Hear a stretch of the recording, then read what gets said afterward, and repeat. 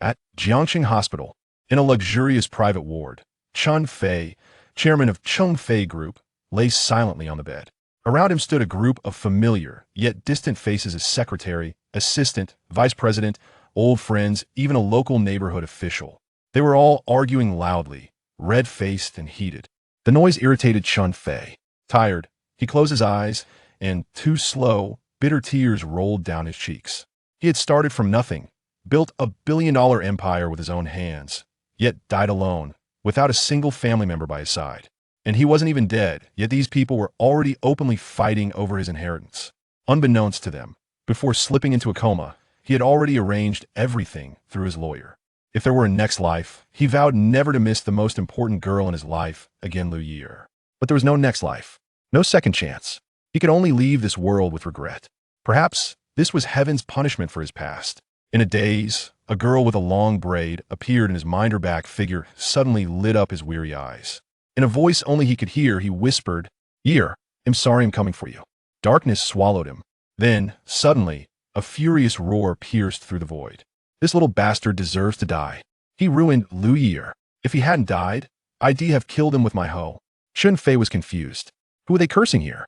The hatred in that voice was as deep as vengeance for a murdered father or a stolen wife. He forced his eyes open just a slit and found himself lying on a broken wooden bed. Beside him, a woman sat curled up, her back to him, wrapped in a tattered coarse cloth blanket, revealing a pale, smooth shoulder. He was stunned. Wasn't he dead? And yet, this scene felt oddly familiar. Outside, chaos reigned. Voices swarmed like bees. What a tragedy. Liu Yeer was such a good girl, ruined by this little bastard. Tell me about it. A fine cabbage was raped by a pig. She was so pure and beautiful. Liu Yeer, the woman who had haunted his heart and regrets his entire life. Chen Fei's mind snapped into focus. He shot upright. What he saw was a shabby rural house, cracked earthen walls, mouse holes patched with rags. On the floor, 2 empty wine bottles.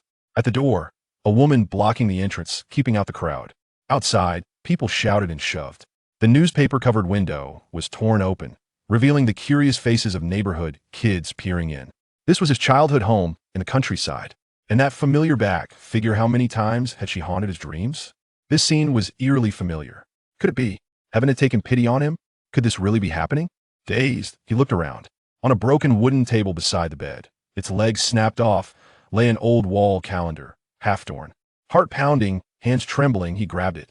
There, clearly written, August 30th, 1981, August 2nd on the lunar calendar. Boom! It hit him like a thunderclap. Chun Feay froze. The calendar was torn one page at a time each day, removed after it passed. There was no doubt now had truly been reborn into the year 1981, right after his girlfriend, Li Shui, had broken up with him. Li Shui was a sent-down youth, and when the rural assignment ended, she desperately wanted to return to the city, fighting for a rare transfer spot. She abandoned their 3-year relationship without hesitation. Chen Fei had begged her to stay, but her eyes were as cold and unyielding as her name. Life in the countryside is too hard.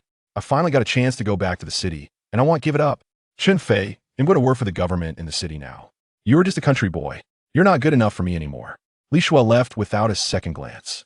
All their past promises, like the torn pages of the calendar, were discarded without care. Devastated, Chun Fei got drunk. Neighbor girl Liu Yeer, seeing his pain, sneaked over the wall to comfort him. But their families had a bitter feud. Chun Fei's father was a traditional herbalist, sometimes dabbling in mysticism.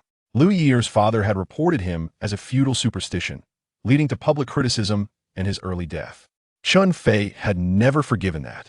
Even though as kids, Liu Yeer had always followed him around, calling him Guga Big Brother. Even when they played house, she had always pretended to be his wife. But after his father's death, Chun Fei had grown cold toward her. That night, all his older sisters had gone to work in the fields.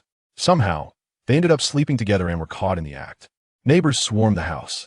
Good people don't live long, but scumbags like him hang around forever. Why didn't he die from drinking? Now that he's awake, let's drag him out and parade him around. He deserves to die. If he doesn't, it's a disgrace to heaven. If he's not dead, he should still be punished. He's at Liumong, at least 10 years in prison.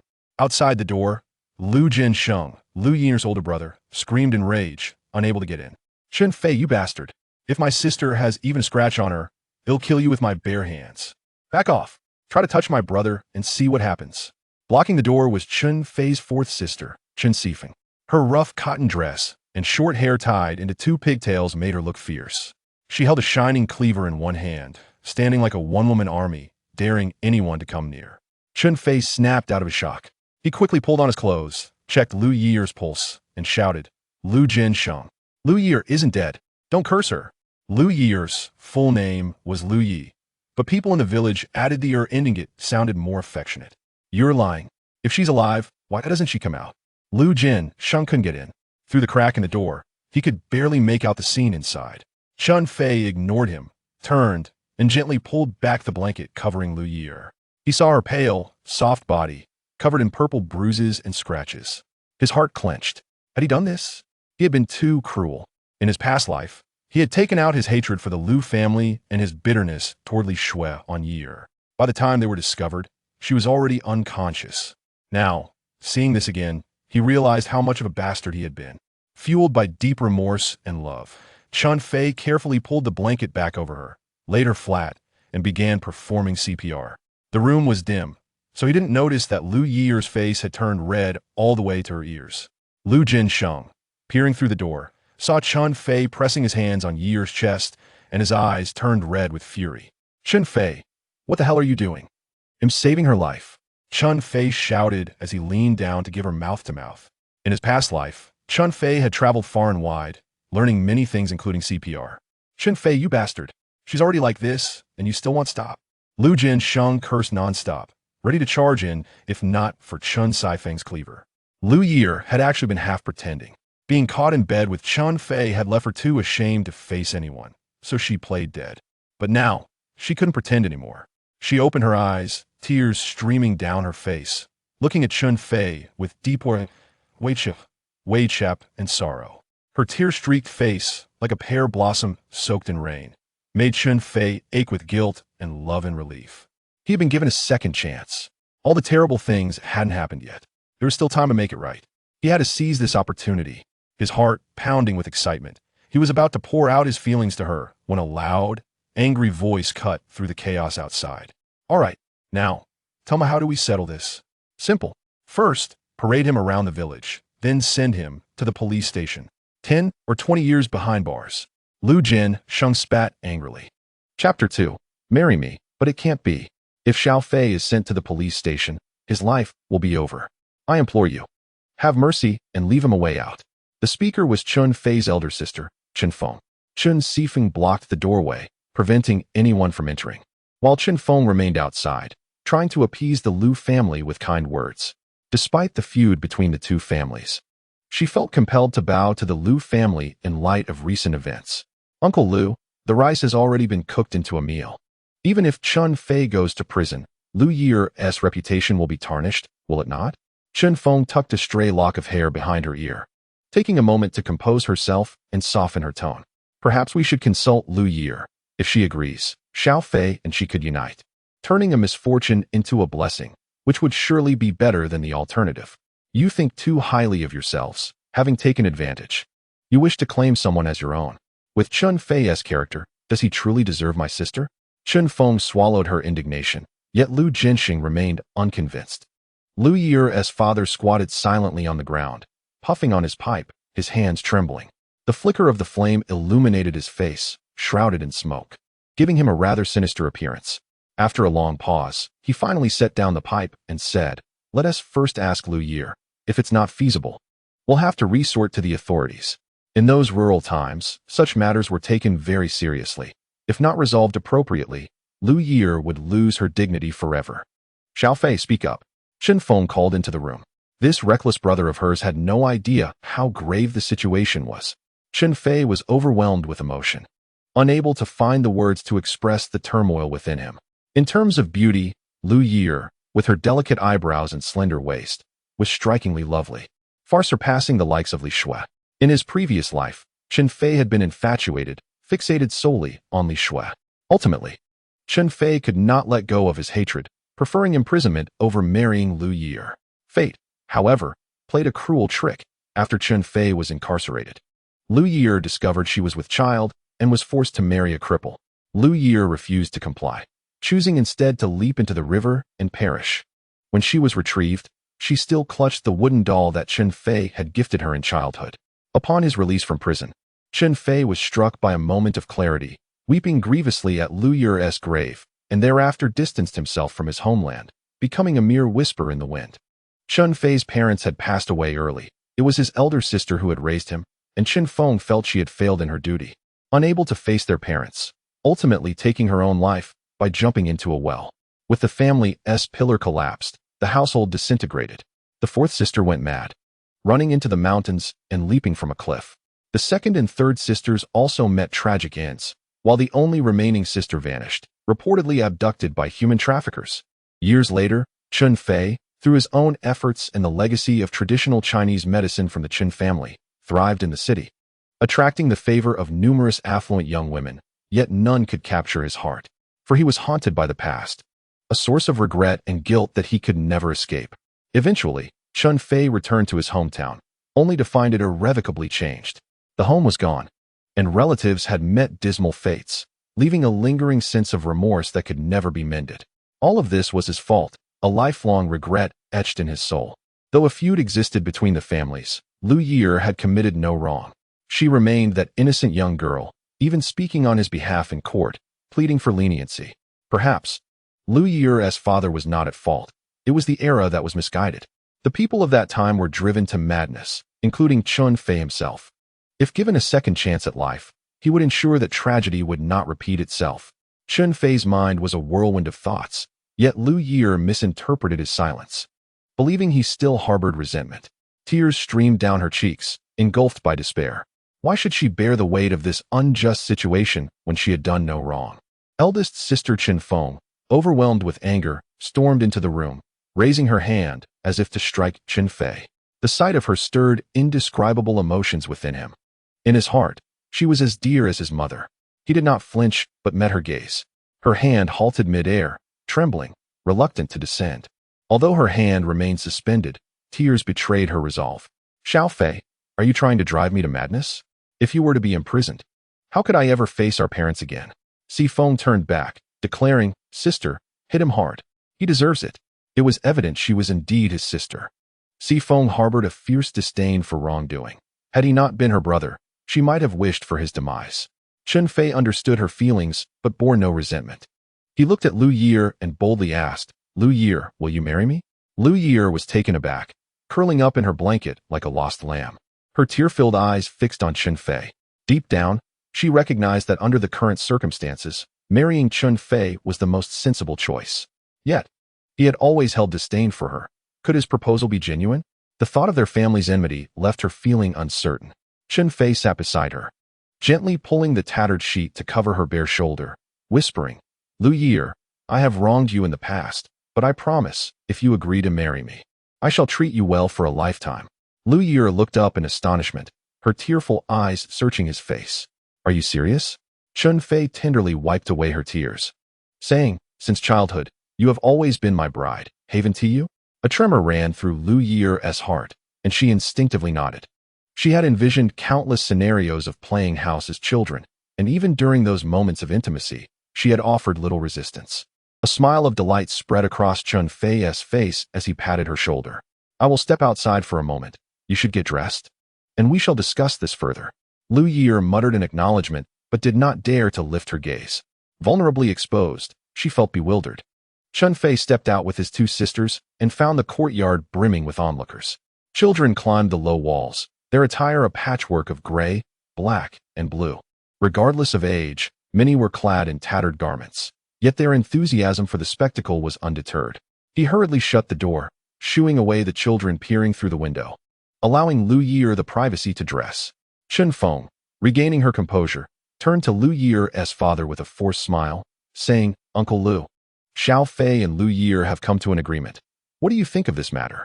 Liu Yeer's father, named Liu Shu, was commonly addressed as Uncle Liu, and the distinction between his name and title often blurred. The willow tree languidly filled the pipe with tobacco, his countenance dark and foreboding. Ultimately, he uttered a sound of resignation, conceding that since Liu Yeer had remained silent, they might as well proceed. They would set a date to resolve the matter. For the sake of Liu Yeer's reputation, He swallowed his indignation. This is the unavoidable plight of a father. Father, we cannot let this matter rest. Liu Jinxing found it unbearable. If everyone were to treat women so poorly and then take them back, would that not set a dreadful precedent? The crowd murmured in agreement. Indeed, if that were the case, I would have acted long ago. Why should he be the one? The injustice of escaping punishment for wrongdoing while acquiring a wife without consequence was unfathomable. It simply could not be allowed to pass unaddressed. Chen Fei inquired, "What kind of resolution do you seek?" The crowd was momentarily silenced, turning their gaze toward Liu Jinxing. Liu Ye'er was his sister. The resolution of this matter rested with him. Yet, Liu Jinxing felt powerless to act. He could not endure this slight. The team leader has arrived. The village secretary, Song Hongjun, and the village chief, Shui Luzhu, rushed over upon hearing the commotion, and the crowd quickly parted to make way. At that time, the production brigade had just transitioned to a village committee, yet the old terminology persisted. The committee was still referred to as the brigade, with production teams beneath it. Even if it were not outright assault, it was a severe breach of propriety. At the very least, a public shaming was warranted. It could not simply be overlooked. Dressed in a stark white shirt, Shui Luzhu stood out amidst the drab colors of the crowd, striding forward with an air of authority. Last year, Liu Ye'er had been paraded through the streets after a quarrel with his mother. Liu Ye'er was known for his idleness. When his mother scolded him, he audaciously retaliated, resulting in public humiliation. A placard reading Liu Ye'er, defiant to his mother, had been affixed to his back, causing quite a stir and earning him notoriety. Many in the crowd rallied in support of Shui Luzhu's stance. The team leader is right. A public shaming is necessary. He should not escape unscathed. A good beating would be a fitting release of our collective frustration. Chun Feay furrowed his brow, sensing that the team leader seemed to be targeting him, though he could not fathom why. Seeing the hostility in Shui Luzhu's approach, Chen Fei turned to plead with Song Hongjun. Secretary Song, we cannot allow a public shaming. It would ruin Xiao Fei. Song Hongjun, a veteran returned from military service, stood tall in his military green attire. He leisurely extracted a pack of premium cigarettes, lighting one as he spoke. In my opinion, a public shaming can be avoided. This situation is not comparable to Liu Ye'er's conflict with his mother. The premium cigarettes, costing 2 to 3 dimes a pack, were beyond the reach of most. Unlike the coarse tobacco Liu Ye'er's father rolled for himself. Shui Luzhu's expression darkened. Secretary Song, is this not unfair? Song Hongjun took a couple of puffs, exhaling a cloud of smoke. I propose that Chun Feay write a letter of guarantee, pledging that he will not reoffend. Should he transgress again, he will face dual penalties and be sent for reform. Chun Feay felt a surge of hope. The secretary's wisdom shone through. With the village secretary's authoritative word, this matter would be effectively quelled. Shui Luzhu remained unconvinced, grumbling persistently. This is far too advantageous for him. He is getting a wife for nothing. Song Hongjun frowned and inquired, so what do you propose? Shui Luzhu's gaze shifted between the two families, and with a sarcastic tone suggested, Liu Jin's eldest nephew is still unmarried. I think Si Feng would be quite suitable. Or perhaps you could exchange brides. Exchange brides? Everyone was taken aback. In those days, many rural families, unable to afford a bride, would resort to such arrangements. Your daughter marries into my family, and my daughter marries into yours. Both sides come out even. But could this work with the Chun and Liu feuds? Chapter 3. Exchange brides? Upon Shui Luzhu's suggestion, Liu Ye'er's mother's eyes sparkled with enthusiasm. I think it's a splendid idea. It resolves Ye'er's situation and conveniently brings a bride back, saving on dowry expenses. This is definitely feasible. Liu Jinxing's eyes lit up as well. I believe it could work. He was in his 20s and had yet to experience the company of a woman. Chen Fei, though fierce, was dressed in rags. Her light blue coarse cloth top bore patches of different colors, and her black trousers had 2 patches at the knees. Despite her shabby garments, her beauty was undeniable. With an oval face, short hair neatly tied into 2 buns, and a healthy wheat-colored complexion from toiling in the fields, her bright, expressive eyes were strikingly beautiful. To marry such a stunning bride would surely be a dream come true. However, Chen Fei immediately grew indignant. You think you're worthy of marrying me? Among her 4 sisters, she was the most spirited, unyielding in labor and conflict. While Liu Jinxing usually felt intimidated by her, he would not back down in front of so many witnesses. Fei, if you marry me, your brother can wed my sister. So why would that be unworthy? If you truly refuse, We can take this to the authorities and have that Chen Fei locked up. Chen Fei bit her lip in silence, realizing that her brother was the Achilles heel of their family. Did this mean she might actually have to marry her enemy? Suddenly, panic washed over her. In the next moment, a reassuring voice broke the tension. My sister will never marry you, and you all know the reason why. Although Lu Shu was not directly responsible for Chun Fei's father's demise, the chain of events leading to it was initiated by him. Even in a rebirth, Chen Fei could not simply erase the past. For Liu Yeer's sake, he could overlook past grievances, but anything beyond that was out of the question. His words fell like ice in boiling oil, creating an explosive reaction. No one anticipated he would openly address the matter. Inside the room, Liu Yeer, who had been dressing, suddenly paused, tears welling in her eyes. What do you intend to do? Lu Shu's face crinkled in distress, resembling the bark of an old willow tree, as he trembled while attempting to fill his pipe with tobacco. After several unsuccessful attempts to strike a match, Lu Zhensheng, red-faced, finally spoke. What is wrong with my father reporting it? Your father is weak, and he didn't kill him, so why does all the blame fall on my father? Shui Luzhu frowned, stating, the past is behind us, we cannot dwell on it forever. Besides, Liu Yeer's father did not err at that time. Chun Fei's expression remained tranquil as he declared that the matter had passed. He intended to marry Liu Yeer. But Lu Zhensheng should not harbor any thoughts about his fourth sister. Such sweet words, but how do you plan to marry her? Lu Zhensheng was vexed, feeling the frustration of a succulent morsel slipping away. Let us not even mention it. You must have a house, right? Look at your family's 2 dilapidated rooms. Where will Liu Yeer live after marriage? Just as Chen Fei was about to respond, he was halted by Chen Feng. I will find a way to renovate the house, she said, though her assertion lacked conviction. Their home, consisting of merely 2 crumbling rooms, was drafty and leaky, with many tiles missing from the roof, allowing one to gaze at the stars above, certainly not suitable for a newlywed couple. At that time, the focus was primarily on earning points. For the same work, a man would earn 10 points while a woman would only receive 7 or 8. Each point was worth 3 cents, totaling a mere 24 cents a day. Even though most men were less capable than Chen Feng, this was the established norm. The Chen family, aside from Chen Fei, was composed entirely of women, and Chen Fei frequently shirked work, offering various excuses to avoid labor. Life was frugal, leaving no funds for home renovations. What about the betrothal gifts? Lu Zhensheng, still contemplating a marriage exchange, pressed on. Surely there must be gifts, new clothes, new bedding, daily necessities. You can't just send my sister off empty-handed. With each demand, Chun Feng's face grew paler. She could not provide any of these items. Yet refusing was not an option. She could only muster the courage to say, we can offer 66 yuan for the betrothal gifts. As for new clothes and bedding, I will find a way to make them. As for everything else, could we not slowly acquire them after the wedding? Lu Zhensheng rolled his eyes in disbelief. Chen Feng, whom do you think you are fooling? Once she enters your home, will she ever be able to leave? The 2 sisters could barely scrape together 48 cents a day, amounting to 14 yuan and 4 cents a month. Not to mention the clothing and bedding. Just the betrothal gifts alone would take half a year of saving without eating or drinking. Chen Fei was immediately incensed. As for the wedding, it is your father and my sister who will decide. Who are you to speak? She threatened. Lu Zhensheng was momentarily intimidated by her fierce demeanor, stepping back. Yet feeling embarrassed, he retorted, have I said anything wrong? You simply wish to gain without giving. At that moment, Liu Yeer emerged, dressed, and intervened. Please, everyone, stop arguing. I can forego the betrothal gifts. All I need is a new quilt.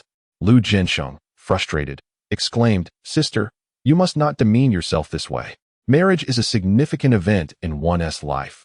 Once missed, it cannot be regained. Liu Yeer managed a faint smile. Brother, I understand what you're saying, but we cannot rely on betrothal gifts for our future.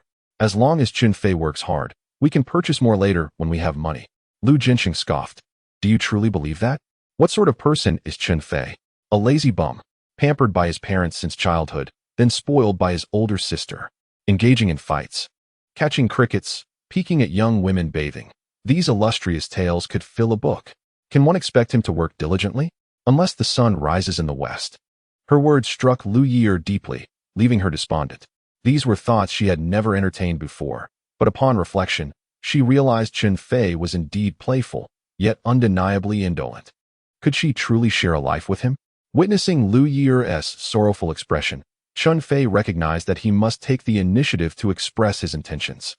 Liu Ye'er, rest assured, new clothes will be provided, new bedding will be acquired, and daily necessities will be ensured.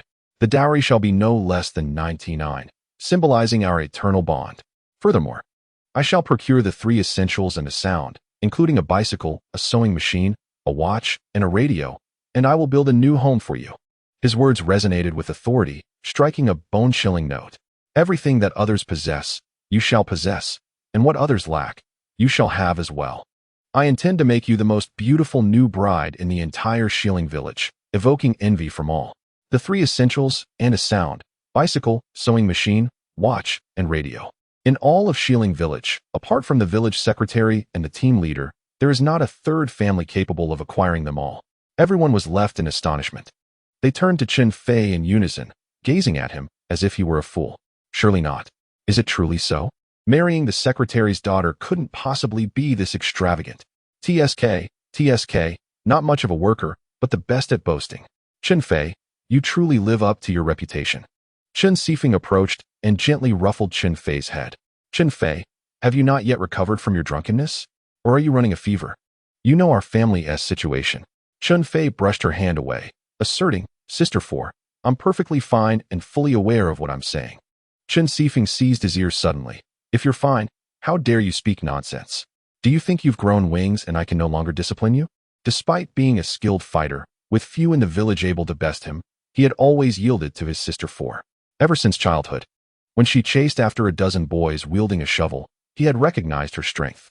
Fiercely protective, no one dared to bully Chen Fei without facing her wrath. Chun Fei feigned pain, clutching his ear. Sister Four, you're tearing my ear off. Please let go. Chen Sifeng held on tightly. Then will you cease your foolish talk? No. No foolishness here. I speak from the heart. Sister Four, you must trust me. Seeing the sincerity in his eyes, Chen Sifeng hesitantly released her grip.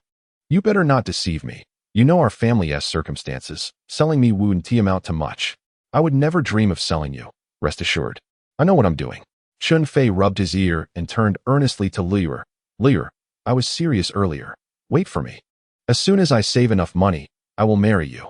Liu Ye'er acknowledged with a simple accepting even if it were mere bravado. For the whispers of those gossiping matrons would otherwise be unbearable. Shui Luzhu, observing this, sarcastically remarked, Don't just talk without action. When will you provide a definite timeline? Chen Fei replied, About a month. I need to prepare and consult for an auspicious date. Shui Luzhu scoffed, still clinging to feudal superstitions. Are we? Upon hearing this, both Chen Fei and Sifeng pointed at Shui Luzhu. Why do you have so much to say? What's wrong with choosing a good day for marriage? Are you footing the bill or chopping our firewood? The feud between the Chun and Shui families had originated from such provocations. Shui Luzhu was clearly sowing discord with ill intentions. Chapter 4. I shall not grant you the opportunity, father-in-law. Enough of this. There is no need for the team leader to concern himself over such matters. Lu Shu stated lightly, turning to Chen Fei, We shall wait for you a month. If you dare wrong Liu Ye'er, I will not let you off easily. Chun Fei fixed him with a deep, meaningful gaze, replying, Father-in-law, I shall not grant you the opportunity. The willow tree let out a huff and turned its head away, indicating its disinterest in conversing. At that moment, Song Hongjun, having finished a cigarette, tossed the butt onto the ground and cheerfully declared, As I see it, this is settled. You, big sister, should prepare early to welcome Liu Ye'er into the family. Chen Feng, wearing a forced smile, replied, Thank you, secretary. I will need to ask you to be our witness at the ceremony.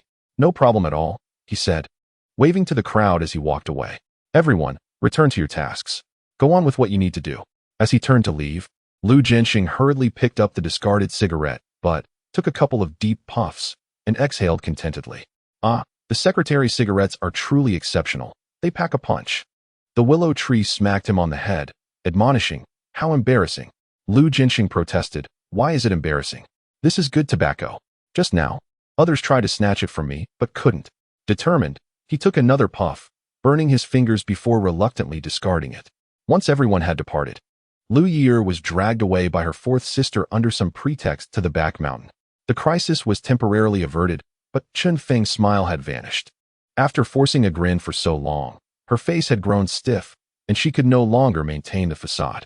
Anxiety weighed heavily on her. Their home was bare. Devoid of money, while there were several nests of mice.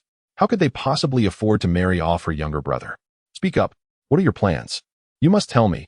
Big sister is quite anxious. Do you understand? As the eldest sister, she had sacrificed much for the family, especially for her disappointing brother. At over 30, she already bore strands of gray hair, and her once smooth forehead was marred by wrinkles, each line a testament to the passage of time. Chun Fei felt a pang of guilt and lowered his head. Big sister, you need not worry about the finances. I will find a way. Chen Fei sighed. Very well. If it comes to it, I shall grit my teeth and borrow a little from each household. Thus, their course was set. The two sisters hurried off to work in the fields, leaving Chen Fei alone at home to draft a letter of commitment. With no paper available, he rummaged through the house until he found an old calendar and a broken pencil.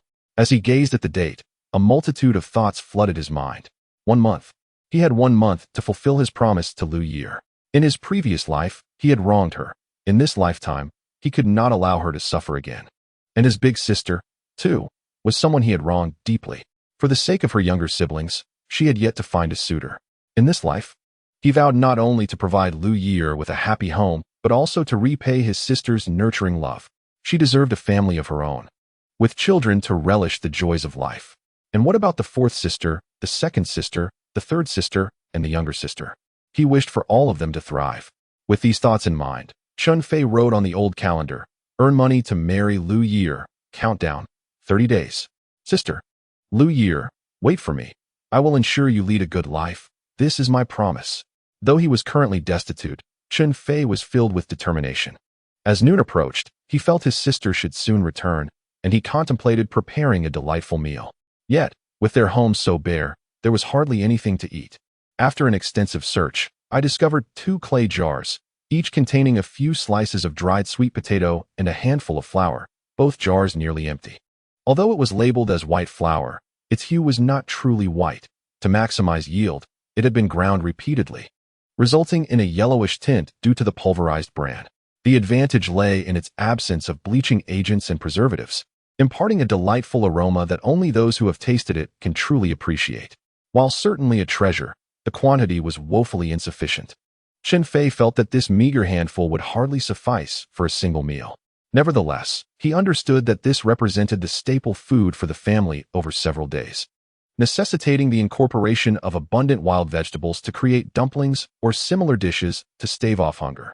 At that moment, a sudden crowing of a rooster caught Chen Fei's attention. Illuminating his thoughts, the household kept 3 chickens, and he resolved to slaughter one to nourish Liu Yeer, who had borne his child in a previous life. In this life, it seemed fitting that history would repeat itself. Without hesitation, he made his way to the chicken coop, located on the western side of the yard. Enclosed by a fence made of wooden sticks, half of which was sheltered from the elements with a mixture of straw and mud, while the other half was covered with branches to prevent the chickens from escaping. Inside the coop, the ground was littered with chicken droppings. As Chun Fei stepped in, he was nearly overwhelmed by the stench. After a flurry of chaotic movement, he successfully caught 1 chicken, his hands now smeared with droppings, and fortuitously collected an egg in the process. He swiftly dispatched the chicken with a decisive cut to its neck, ensuring it would not struggle further before washing his hands. The household boasted 2 clay stoves fueled by firewood, one inside and one outside. The firewood primarily consisted of wheat straw, bean stalks, and corn husks, along with some hardwood gathered from the mountains. A stack of wheat straw stood between the stove and the chicken coop, separated by a narrow space. The corn husks, taking up too much room, were piled against the wall outside the yard. Chun Fei carried a bundle of straw inside, lit a handful to ignite the stove, and then broke the corn husks to fit into the fire. The straw burned quickly but ignited easily, while the corn husks provided a more sustained burn, allowing him to attend to other tasks. Once the water was heated, he immersed the entire chicken to scald it, facilitating the plucking of feathers. After cleaning the innards, he chopped the chicken into small pieces, rinsing away the blood before setting them aside in a bowl. The household had foraged for wild Sichuan pepper and small leaf cloves from the mountains, which would impart a unique flavor to the chicken stew. Chun Fei's elder sister, Chen Fei, was quite adept at managing the household. She had cultivated a small vegetable garden on the eastern side of the yard, featuring peppers, cucumbers, scallions, ginger, and the ubiquitous zucchini. This last vegetable was not favored for its taste, but rather for its high yield, ensuring ample sustenance. He recalled a previous autumn when, while dining at the production team, he endured a month of meals featuring zucchini stewed with vermicelli, followed by vermicelli stewed with zucchini, leaving him with an aversion to the vegetable. As the pan heated, he added a modest amount of oil. Lacking cooking wine, he remembered the 2 bottles of liquor he had found and retrieved them, discovering a small amount of wine remaining, just enough for his needs. The liquor bottles were too useful to discard. They could serve as vinegar or soy sauce containers. He combined the wine with vinegar to eliminate any unpleasant odors, followed by the addition of ginger, Sichuan pepper, and dried chili peppers. Sought ing them until the aromatic essence filled the air. He then added a dash of soy sauce, ensuring that everything was thoroughly mixed. Soy sauce is brewed by the County Food Factory, while the salt is of the coarse variety, which can be somewhat inconvenient to use as it must first be crushed. However, it lacks any technological enhancement, yet the resulting flavor is undeniably aromatic. Chen Fei took a deep breath, and only then did he add water to the pot. The water should not be too much nor too little. It should just cover the ingredients by a couple of fingers. The chicken he raised was rather old, requiring a longer simmering time. Seizing this opportunity, Chun Fei emptied the last of the flour, mixed it with water and a pinch of salt, and covered it with a damp cloth to set aside for later use. As the chicken continued to bubble, he added some firewood to the stove, washed his hands, and stepped outside. The wood fire would burn longer, allowing him to take the chance to gather some side dishes from the back mountain. After crossing a ditch outside the village, he arrived at the back mountain. Here, the Funyo and Song mountains intertwine, creating a unique geographical environment. The sunlight, though still harsh at the onset of autumn, was tempered by the lush trees on the mountains, providing a refreshing coolness. The hills were adorned with a myriad of colorful wildflowers, resembling a green skirt sprinkled with countless floral patterns. However, Chen Fei was not in the mood to admire the scenery. He hurried along and soon spotted 2 figures returning, rushing to greet them. Liu Yeer. Time to head home for dinner. Liu Yeer's complexion had improved significantly. She cast him a glance and softly responded with an affirmative sound. Chen Fei feigned displeasure, glaring at him. You little rascal, can't you even see your own sister? Only asking about Liu Yeer? Chun Fei chuckled. Sister, she has practically family. No need for unnecessary formalities. Chen Fei immediately seized upon his wordplay. So, you're saying Liu Yeer is an outsider? Chen Fei laughed heartily. No? Liu Yeer is my wife. Liu Yeer's face flushed crimson instantly as she murmured, not yet. It's only a matter of time. Observing Liu Yeer with her crescent-shaped eyes and her hair styled in 2 long braids, one cascading down her back and the other resting upon her chest, Chen Fei found himself increasingly fond of her. He couldn't help but reflect on how he had been so foolish in his past life to have overlooked such a wonderful partner. Chasing after someone like Li Shui with such fervor. That's more like it. You ought to treat Liu Yeer better, understood? The entire family had once held high hopes for Chen Fei, yet he remained unyielding in his shortcomings. They hoped that marrying would bring him to his senses. Understood. Do I need you to remind me? I will certainly treat my wife well. Chen Fei continued. Liu Yeer, I just slaughtered a chicken at home. You should nourish yourself. Let us hurry back. Upon hearing this, Chen Fei nearly lost her temper, grabbing his ear. You little scoundrel. We rely on those few chickens to lay eggs for pocket money, and you just went and killed one? As he yelped in pain, Chen Fei replied, Sister, it's a special circumstance. I want to do it again next time. Next time? Chen Fei twisted his ear painfully, causing him to wince. Sister, you can't do this to me. You just said to treat Liu Yeer better, and now you're upset over one chicken? Chen Fei released her grip, awkwardly smiling at Liu Yeer. It's not that I'm unwilling, but you know how it is. It wasn't just Chen Fei's family. Many households relied on raising a few chickens, trading eggs for cooking essentials. They couldn't raise too many for fear of being labeled capitalists, usually keeping only 2 or 3. The thought of slaughtering a chicken tugs at my heartstrings. Chapter 5. Your actions leave me quite disoriented, dear sister. Liu Yeer nodded. And I understood completely. Let us refrain from such acts in the future. Though I spoke of reluctance, a warm feeling blossomed within me. It seemed that Chen Fei had changed in some way. Here, take this, Chen Fei said, handing over a bundle wrapped in coarse cloth. What is it? Chen Fei inquired, taking the package. I was wandering about earlier and realized we had little to eat at home, so I gathered some wild vegetables. I had planned to prepare wild vegetable dumplings for lunch, but that's no longer necessary. With food often scarce, foraging for wild greens was a necessity. and remembering the chicken made Chen Fei feel a pang of regret. Upon opening the bundle, Chun Feay discovered wild amaranth, thorny shoots, and several large, fresh mushrooms, which immediately brought a smile to his face. Wonderful. I was just thinking of making some side dishes. Fourth sister, just wait and see. I promise you'll have your fill today. Chicken stew with mushrooms will be irresistibly fragrant. Most importantly, Chun Feay had discovered a way to generate income.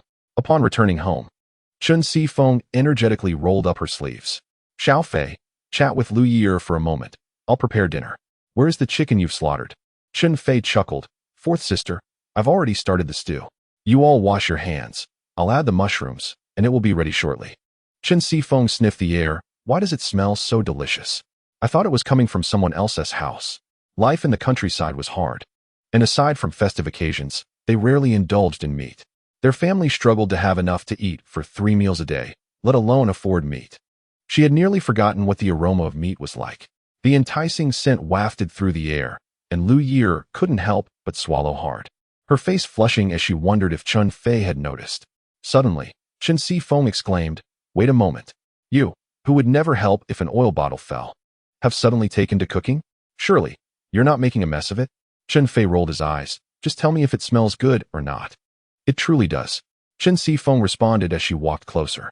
But honestly, you've never cooked a meal in your life, and now you're suddenly learning? It's quite disconcerting for me. Chen Fei grinned. Well, it's because Liu Yeer is dining with us. Chen Fei pouted. No wonder they say men settle down once they have a spouse. It seems to be true. Chen Fei remained silent, first adding some firewood to the stove, then taking the mushrooms to wash them. After cleaning, he cut off the stems, tore them into pieces, and tossed them into the pot to continue simmering. Liu Yeer felt awkward just sitting there, so she approached and asked, "What are you preparing? Can I help?"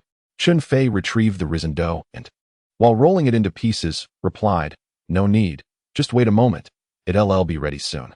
Liu Yeer bit her lip, ready to leave, but paused to glance back at him. Chen Fei shaped the dough into small pieces and rolled them into palm-sized flat discs, applying a layer of oil to each one. Curiosity piqued, Liu Yeer asked, "What are you making?" With a smile, Chen Fei replied, "Just some dough. We'll eat the meat first, then add the noodles. It will be delightful." There wasn't too much dough, only 3 pieces, but today as focus was on the meat, which would suffice. Just then, a voice called from outside, "Fei, where's Liu Yeer? Is the stove ready?" Chen Fei immediately complained, "You lazy girl. How dare you let someone else cook before Liu Yeer has even entered our home?" Chen Fei protested her innocence. "Sister, I didn't tea. It was Xiao Fei who cooked. Liu Yeer and I returned just as it was finishing." Chen Fei's voice turned incredulous. "Xiao Fei can cook? Has the sun risen from the south? With such a delightful aroma, I assumed Liu Yeer was the one cooking." Liu Yeer, blushing, emerged from the stove. "Sister Chun, I can't cook. I was just watching." Chen Fei, placing her hoe against the wall and wiping her sweat with a beaming smile, replied, "Let Xiao Fei take care of it. It's rare for him to cook, and we can't let anyone say the Chun family lacks manners. Sister, please tidy up the table. The food is almost ready." Chun Fei called from the kitchen. "I'll wipe the table," Liu Yeer offered. "You shouldn't bother. Just sit and relax." Chen Fei took a cloth and began cleaning the table, while Chun Fei brought out a steaming pot filled with succulent mushroom chicken pieces, garnished with chopped green onions and vibrant red peppers scattered with flecks of green, the aroma wafting enticingly. Seeing the generous bowl of chicken, Chun Fei quickly pressed her hand to her chest, feeling a pang of sympathy. However, she said nothing and warmly invited Liu Yeer. "You look a bit frail. Eat more. You all should eat as well." In those days, dining in the countryside often happened outdoors. Families would carry their bowls to the door, conversing about everyday matters while eating, a way of finding joy amidst hardships. Some would even walk while eating, visiting several homes in one meal. Liu Yeer, dining for the first time at Chen Fei's home, felt a bit shy, chewing slowly and hesitating to pick up her chopsticks. Chen Fei, with a bold demeanor, sat beside her, continuously serving her dishes, particularly those with generous portions of meat, quickly filling her bowl. As Liu Yeer lowered her head to eat, she stole glances at him. Xiao Fei is so capable and considerate. If it could always be like this, perhaps it wouldn't be so bad. Also, his cooking is truly delicious. Oh my, it's so fragrant. I've never tasted such delectable meat in my life. Today, I am truly blessed by Liu Yeer's presence. Chen Fei devoured her food with gusto, suddenly feigning tears. It hasn't been easy. I've served you for so many years. And today, I finally see the fruits of my labor. Chen Fei, munching on chicken feet, mumbled, "That's nothing. I'll cook for you every day from now on." Chen Sifeng was taken aback. "Please don't. This one meal is equivalent to a month's worth of our family's food. If we continue like this, we'll be left waiting for the wind from the northwest." Chun Fei chuckled with pride. "Sister, I've already found a way to make money. Just wait and see." "What method?" Chen Sifeng's eyes brightened. "Do tell. Is it reliable?" Chen Feng and Liu Yeer also paused to look at Chen Fei. Chen Fei smiled mysteriously. "Let us keep it under wraps for now. You all keep eating while I prepare some noodles." "Noodles? When did you learn to make noodles?" Chen Sifeng exclaimed in surprise. "Not handmade noodles," Chen Fei clarified. He was preparing the dough for stewed noodles, which would taste just as delightful when added to the chicken and mushroom dish. Each piece was brushed with oil to prevent sticking, set aside for later. As the dish was prepared, both hands were used to stretch the ends apart, tugging and flicking until the length was sufficient to immerse it into the pot. After simmering for a brief moment, it was lifted and placed into a large basin brimming with chicken broth, emanating an irresistible aroma. Chun Sifeng relished the experience, declaring it the most delectable meal she had ever encountered. It surpassed even the festivities of the New Year. This single meal was worth a lifetime. Liu Yeer, possessing a modest appetite, noticed Chen Fei still serving her more dishes and hurriedly shielded her plate with her hand. Her cheeks flushed as she implored him to eat instead, confessing her inability to consume any more. Chen Fei, with a bowl of noodles in hand, chuckled and insisted on her to enjoy her meal, expressing his fondness for noodles. It was likely that Liu Yeer was already with child, necessitating a robust intake of nutrients. Ultimately, she could not finish her meal, having received too generous a portion from Chen Fei, leaving her feeling quite full. She longed to burp but hesitated, opting instead to discreetly massage her belly. Meanwhile, in the adjacent house, Liu Jiansheng was nearly brought to tears by the tantalizing scents wafting through, rendering the dish in his own bowl quite unappetizing. Today was an unusual circumstance. The Liu family felt reluctant to dine out, fearing judgment from others. Liu Jiansheng leaned against the wall, peering into Chun Fei's home, but was thwarted by a stack of wheat straw, leaving him to mutter indignantly, "Eat, eat, eat. You'll eat yourselves to death." Liu Ye'er too was oblivious to the possibility of bringing some of the delicious food home. "Don't embarrass yourselves. Hurry back," her father chastised with a glare. "Are you truly planning to let Liu Ye'er marry in a hardship? You know well what kind of character that boy possesses." Liu Ye'er's mother remarked with a hint of reproach towards her husband. Chapter 6. Keep your voice down. Don't wake me. The willow tree sighed, pondering the futility of worrying over trivial matters. At this point, what else can be done? Shall we sacrifice Liu Ye'er's reputation? Shall we forfeit the family name of the old Liu clan? Liu Ye'er's mother sighed, falling silent. She had hoped for her daughter to wed into a respectable family and live a life of comfort. Now, such aspirations seemed dashed. "I shall wash the dishes," declared Chen Sifeng, rising with a hand on her belly after the meal. Chen Sifeng was the type of person who could eat heartily, work diligently, and even fight if necessary. To put it kindly, she was a woman of strength, though one might say she had a bit of a fierce demeanor. Her spirited nature was reflected in her short hair, which she kept for convenience in her labor. In contrast, Liu Ye'er's long braid, while beautiful, required significant time each morning for grooming, delaying her ability to work efficiently. Sister Chen Feng also sported a bob, and Chen Sifeng, finding her hair bothersome as it swayed, opted for 2 neat ponytails secured with rubber bands, practical and efficient. Among the meat dishes, Liu Ye'er had consumed the most, and she willingly helped to gather the utensils. "Sister, you converse with Liu Ye'er. I will handle the washing," Chen Fei said, still engaged in tidying up, having consumed scarcely any meat, only a bowl of noodles. He had tasks to attend to in the afternoon and needed sustenance. The endeavors of constructing a new house and other ventures, while seemingly modest, were significant undertakings at that time. Relying on his elder sisters to earn points would likely take ages. Thus Chen Fei needed to earn money swiftly. "Little Fei, your sudden shift leaves me somewhat bewildered." Both sisters gazed at him in astonishment. The transformation in Chun Fei was so profound that he appeared almost unrecognizable. Chun Fei tidied up the battlefield, wiped his mouth, and said with utmost seriousness, "In the past, I was immature, but from now on, I shall uphold this family and shoulder the responsibilities of a man." Upon hearing these words, Chun Fei's eyes brimmed with tears, Her voice choked as she replied, Xiao Fei. You have finally grown up. Of course, Chun Fei declared, as he carried all the pots and bowls into the yard. Beside the vegetable patch stood a well, shallow yet inviting. He secured a rope to the bucket, lowered it, and with a swift tug, the bucket splashed into the water, emerging full.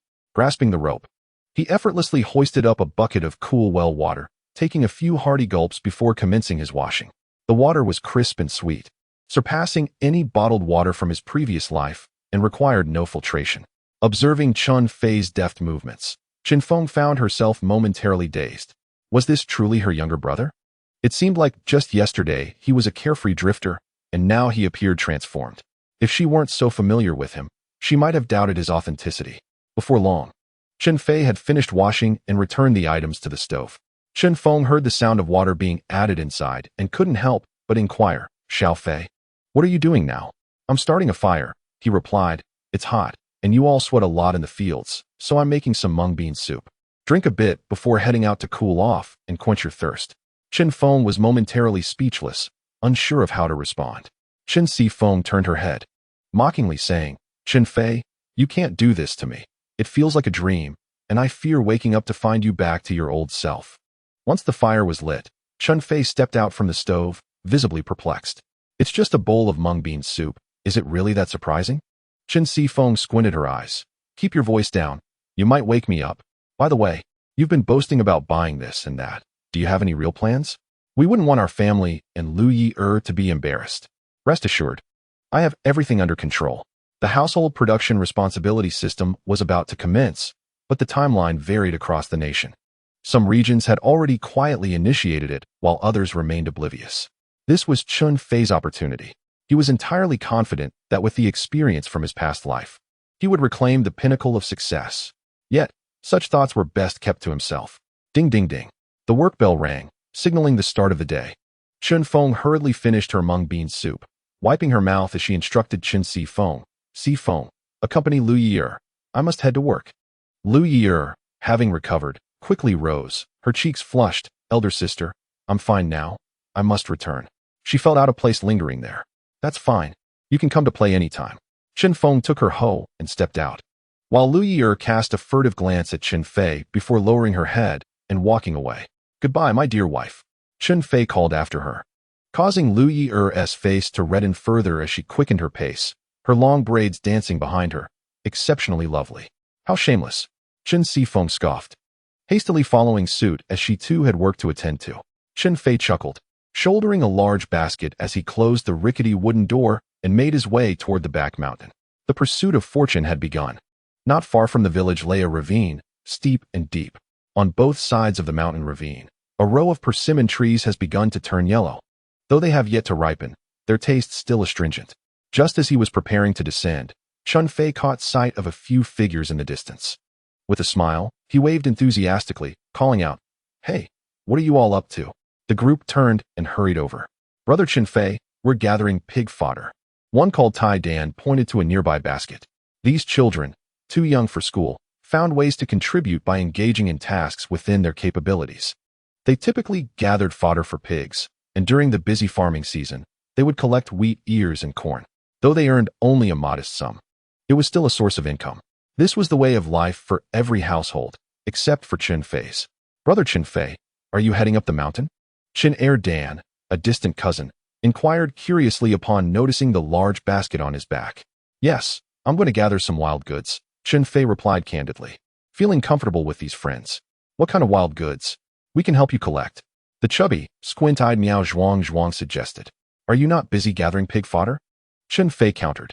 The village raised over a dozen pigs, which were slaughtered during the spring festival, providing meat for everyone. They were nearly finished with the task. As it was manageable, typically half a basket sufficed for half a day unless it was peak farming season. All right, once we finish, we'll collect together. Chen Fei was straightforward, primarily seeking mushrooms. Just remember, don't pick those that are too small or too large. The perfect size is best. The oversized ones tend to decay quickly and lose their flavor. Understood, let us go. They agreed, leaving the basket behind as they marched toward the mountain. Do you all know which mushrooms are poisonous and which are safe? Chen Fei asked as they walked. Of course. Who hasn't eaten mushrooms at home? They retorted. finding his inquiry a bit excessive. In times of scarcity, families often supplemented their meals with wild vegetables, and mushrooms were a common addition. Chapter 7. Into the city before long, they reached their destination, and Chun Feay instructed everyone to disperse for mushroom gathering, with plans to reconvene at a designated spot. In the past, he had been the leader of this group, admired for his cleverness and playful nature. The Funyo Mountains were rich with treasures. Not only wild vegetables, but also an abundance of wild spices such as thyme, rosemary, and Sichuan pepper. His elder sister, Chen Fei, would often venture into the mountains to collect some for home use, ensuring both exquisite flavor and safety, unlike the processed spices of the modern world, often treated with sulfur and laden with additives. Additionally, there were medicinal herbs, a pursuit Chen Fei had shared with his father during his childhood. However, at present, he sought quick earnings and turned his focus to mushrooms, which could be sold the same day without the need for elaborate preparation. Just a pair of hands was sufficient. Wild mushrooms typically grew in clusters, and upon finding a patch, one could gather anywhere from a handful to dozens. Soon, Chun Feay discovered a cluster of porcini mushrooms and began to harvest them with great care, collecting the larger while leaving the smaller behind. Chen Fei ultimately gathered over 20 specimens. He straightened up, delighting in the fruits of his labor. This marked his first earnings since his rebirth. With a bamboo basket on his back, he was about to continue his journey when, inadvertently glancing upward, he spotted several clusters of plants growing on a steep cliff ahead. The flowers, adorned with a white base and purple hues, blossomed in thick stems, alluring and vibrant. They were the highly coveted Dendrobium nobile. This particular variety is renowned as a precious medicinal herb, esteemed as one of the finest in herbal medicine, often referred to as the gold of plants. In folklore, it is hailed as a miraculous herb, ranking among the 9 most revered herbal treasures alongside Ganoderma lucidum. Its worth is beyond question. As for the Dendrobium officinale, while its medicinal properties are inferior to those of the Dendrobium nobile, it possesses a hint of sweetness. In his past life, it was excessively glorified due to market speculation. But in reality, it pales in comparison to the latter. Chen Fei instinctively swallowed hard. This was a golden opportunity. However, gazing at the towering cliff, he knew he must temper his excitement. Wealth is desirable, but life is paramount. A fall from such heights could be disastrous. Who knows if he would have the chance to be reborn again? The likelihood of becoming a mere splatter on the ground, thus earning the title of the shortest-lived reborn individual in history, was quite high. Silently marking the location, he resolved to return the following day. After a moment, Chun Fei discovered another patch of mushrooms, this time chicken leg mushrooms, resembling large chicken drumsticks. Quite splendid. Even more splendid were the golden mushrooms, radiant and shimmering like gold. Highly sought after. Estimating he had gathered enough, Chen Fei called out to his companions. Soon, they all gathered, each having collected a sizable amount. Chen Fei meticulously sorted the various fungi into his basket, checking for impurities along the way. His basket was full of mushrooms, none of which were poisonous, prompting him to give a thumbs up. Well done, everyone. Not a single toxic one among them. Laughter erupted among the group. Of course, they were seasoned foragers. Children from poor families mature quickly. These youngsters were accustomed to mowing grass and feeding chickens, as well as foraging for wild vegetables. Let us head home. We'll continue tomorrow, Chun Fei declared, his hand sweeping like a General S as he led his group forward. Along the way, they picked up pig feed, chatting about tomorrow's collection. Will your family manage to consume all of this? Chun Fei chuckled and shook his head. I'm not keeping it for myself. I plan to sell it. His companions gasped in astonishment. Are you not engaging in speculation? What if you get caught? That could be perilous. Speculation is a grave offense. With some facing years in prison, their anxiety was palpable. Chen Fei remained composed. No worries, I'll handle any issues that arise. By the way, Zhuang, could I borrow your bicycle?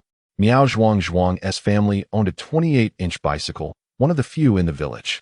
Scratching his head, Miao Zhuang replied, I need to ask my mother. She's rather protective of it. Back then, a bicycle was equivalent to a luxury car in Chun Fei's past life. If the relationship wasn't close, borrowing was typically frowned upon. Chun Fei pondered for a moment and suggested, tell your aunt I'll pay 1 yuan a day. Consider it a rental. What money?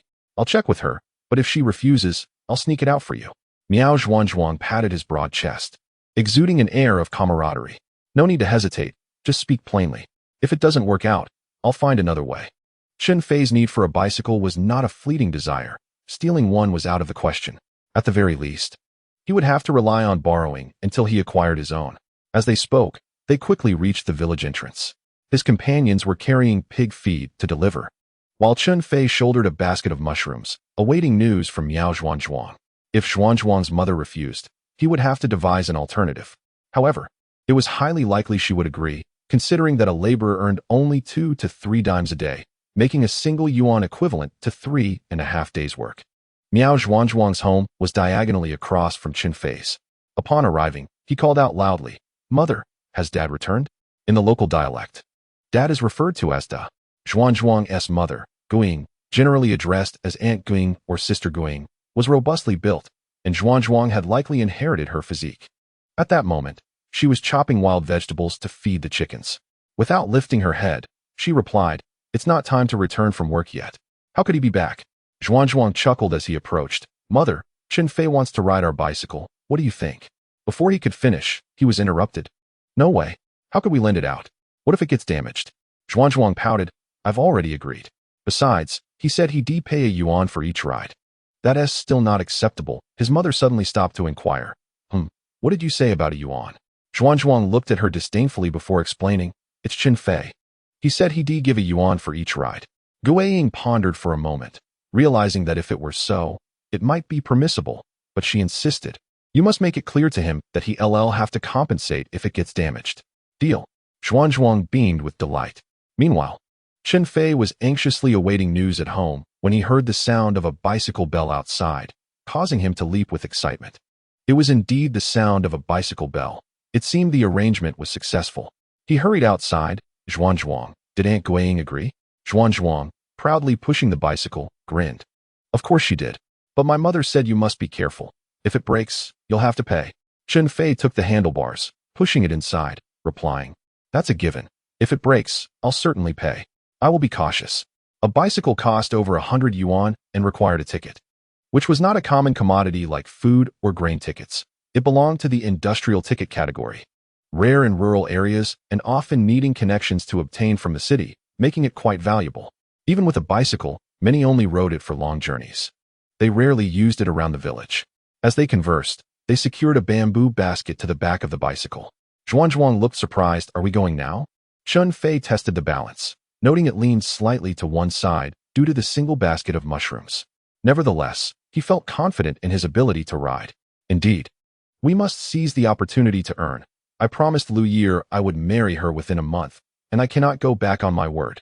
Exiting the eastern end of the village, they found a dirt road leading to the hot springs, approximately 4 to 5 li away.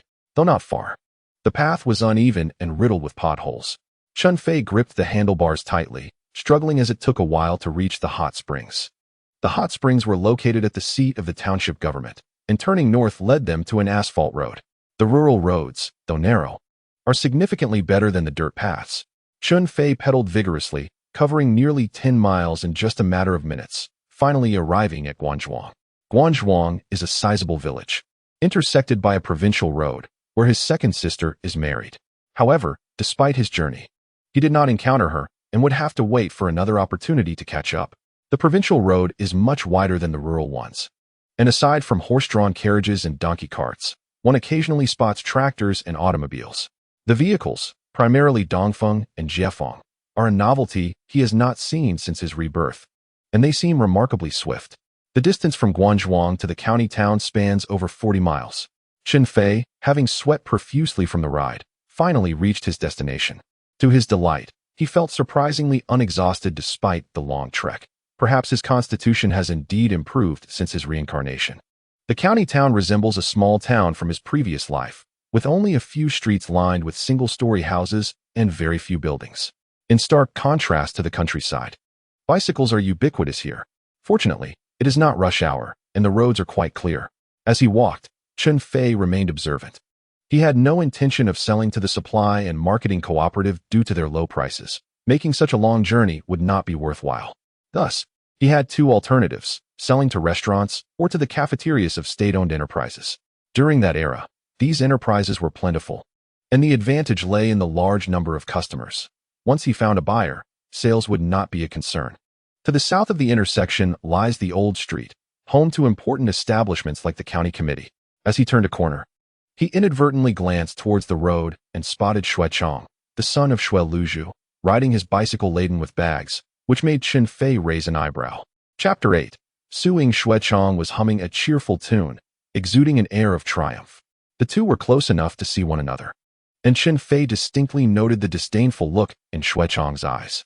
Unfazed, Chen Fei met his gaze and suddenly recalled certain events. In his past life, Shu Chong had proposed to Liu Ye'er on this very evening, only to be thwarted by Chun Feay's earlier arrival. If his guess was correct, Shu Chong had just come to town to purchase goods, aiming to win Liu Yeer's heart.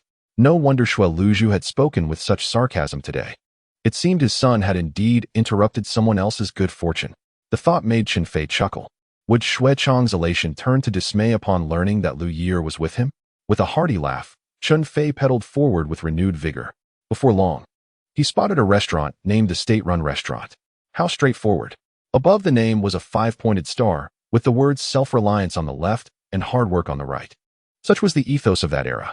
Due to the weight of his bicycle, Chun Fei carefully pushed it onto the sidewalk, leaning it against a tree before entering the restaurant. The entrance was centrally located, flanked by a few tables on either side. Since it was not meal time, there were few patrons dining.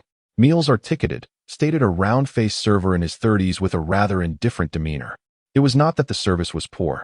Such attitudes were common at the time, where the act of consuming public meals inadvertently fostered a sense of superiority.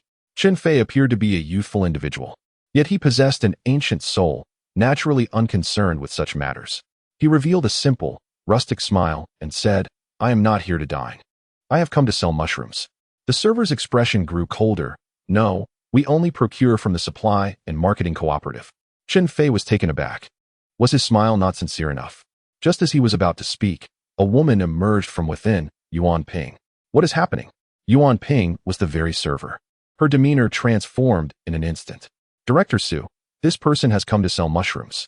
At that time, titles like manager or chairman were non-existent. The leaders of state-owned restaurants were simply referred to as directors. Su Ying was dressed in a crisp white shirt made of fine fabric, blue trousers, and her small leather shoes echoed on the ground. Her short hair framed her face elegantly, exuding a certain charm. In those days, fine fabric was considered luxurious, while rural folk typically wore coarse cloth, unable to afford such attire. "I apologize, young man, but we receive our supplies daily from the cooperative and cannot accept personal sales." Su Ying spoke without a hint of disdain, her words imbued with warmth and grace. Perceiving her amiable nature, Chun Fei took the opportunity to engage further. "Sister, these mushrooms were just picked from the mountains. They are quite fresh. Would you care to take a look?" The term sister made Su Ying chuckle. "You certainly know how to flatter. Let us have a look." "Certainly. Please wait." Chun Fei hurried outside to bring in the bamboo basket, which was covered with a damp cloth to prevent the mushrooms from wilting during the long journey. As he unveiled the cloth, Su Ying was taken aback by the sight of a basket brimming with plump, evenly sized mushrooms. "Young man, these mushrooms are quite impressive." "Sister, I only picked the finest. They are meticulously selected. I dare say, there is no one else like me." Chen Fei seized the moment to boast. Indeed, the mushrooms were of exceptional quality, golden mushrooms, chicken leg mushrooms, and porcini, all categorized neatly, elevating their appeal. Su Ying nodded in satisfaction. "Having seen them, I cannot turn you away. I will take them." Without comparison, one cannot appreciate the difference. After witnessing Chun Fei's mushrooms, Su Ying suddenly found the cooperative's offerings lacking in allure. This was primarily due to the scarcity of resources at that time. There was no worry about sales, creating a sense of urgency akin to a quickly harvested carrot is not washed clean. "Thank you, sister. What price per pound would be appropriate? This is my first time, and I am unaware of the rates." Chun Fei wore an honest smile that warmed Su Ying's heart. She replied, "We receive them at 40 cents per pound from the cooperative. Given your quality, I can offer you 50 cents. Whatever sister says is fine." Chen Fei did not haggle. He intended to cultivate a long-term customer relationship with Director Su. "Yuan Ping, please weigh this young man's mushrooms." With the director's words, Yuan Ping did not hesitate and promptly weighed the mushrooms for Chen Fei. "Director, the gross weight is 55 pounds, after deducting the basket. The net weight is 51.5 pounds, totaling $25.75. Su Ying nodded. "Bring the money." Yuan Ping counted out the cash and handed it to Su Ying, who then passed it to Chen Fei. You may count it to ensure it is sufficient. Chen Fei accepted it and directly tucked it into his pocket, saying, no need to count. With a sister as lovely as you, how could I receive less? Su Ying was taken aback for a moment, then chuckled, with that mouth of yours, it's fortunate that I have some experience. Otherwise, a young girl might easily lose her way. Chun Fei displayed a naive grin. I speak nothing but the truth. I have never seen someone as beautiful as you. He then inquired, so, shall I come again tomorrow? Su Ying paused again. Are you planning to stay for an extended period? Chen Fei sighed. I have no choice. My family is poor. This was indeed evident from his worn laborer's clothing. Su Ying bit her lip, feeling somewhat conflicted. To be honest, you can come once or twice. But over time, I cannot make decisions alone. You understand the dynamics between us two deputy directors, right? Chen Fei immediately comprehended her meaning. The two deputy directors at the state-run restaurant inevitably had to compete, and Su Ying surely did not wish to invite trouble. However, this reminded him of something he had heard in his previous life. The deputy director of the state-run restaurant had been apprehended for some reason, which had caused quite a stir, being broadcast for several days. Glancing at Su Ying's forehead, he sensed an auspicious sign, indicating a potential promotion. In other words, that deputy director would soon be removed, paving the way for Su Ying to be formally appointed. Thus, he smiled and suggested, Sister, what if I deliver for now? There might be a turn of events. Su Ying looked slightly astonished, unsure of what he meant by a turn of events. But she found Chen Fei quite pleasing to the eye and nodded in agreement. All right, let us proceed as you suggested, and if it doesn't work out, we'll discuss it then. Thank you, sister. Rest assured, I won't put you in a difficult position. Chen Fei took the empty bamboo basket and headed outside, noting that it was getting late and he needed to hurry back, as it was quite a distance. Take care, no need to see me off, she said, watching his retreating figure with a smile, before turning back towards the office.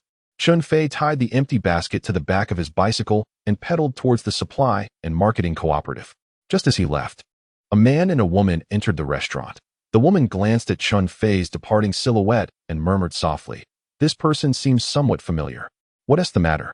The man, around 40, with a round face, small eyes, and a large nose, replied in a tone that felt almost squinting, giving off a rather gloomy impression. Oh, it's nothing. Let us go inside. The woman forced a somewhat unnatural smile before lowering her head and entering. Chapter 9.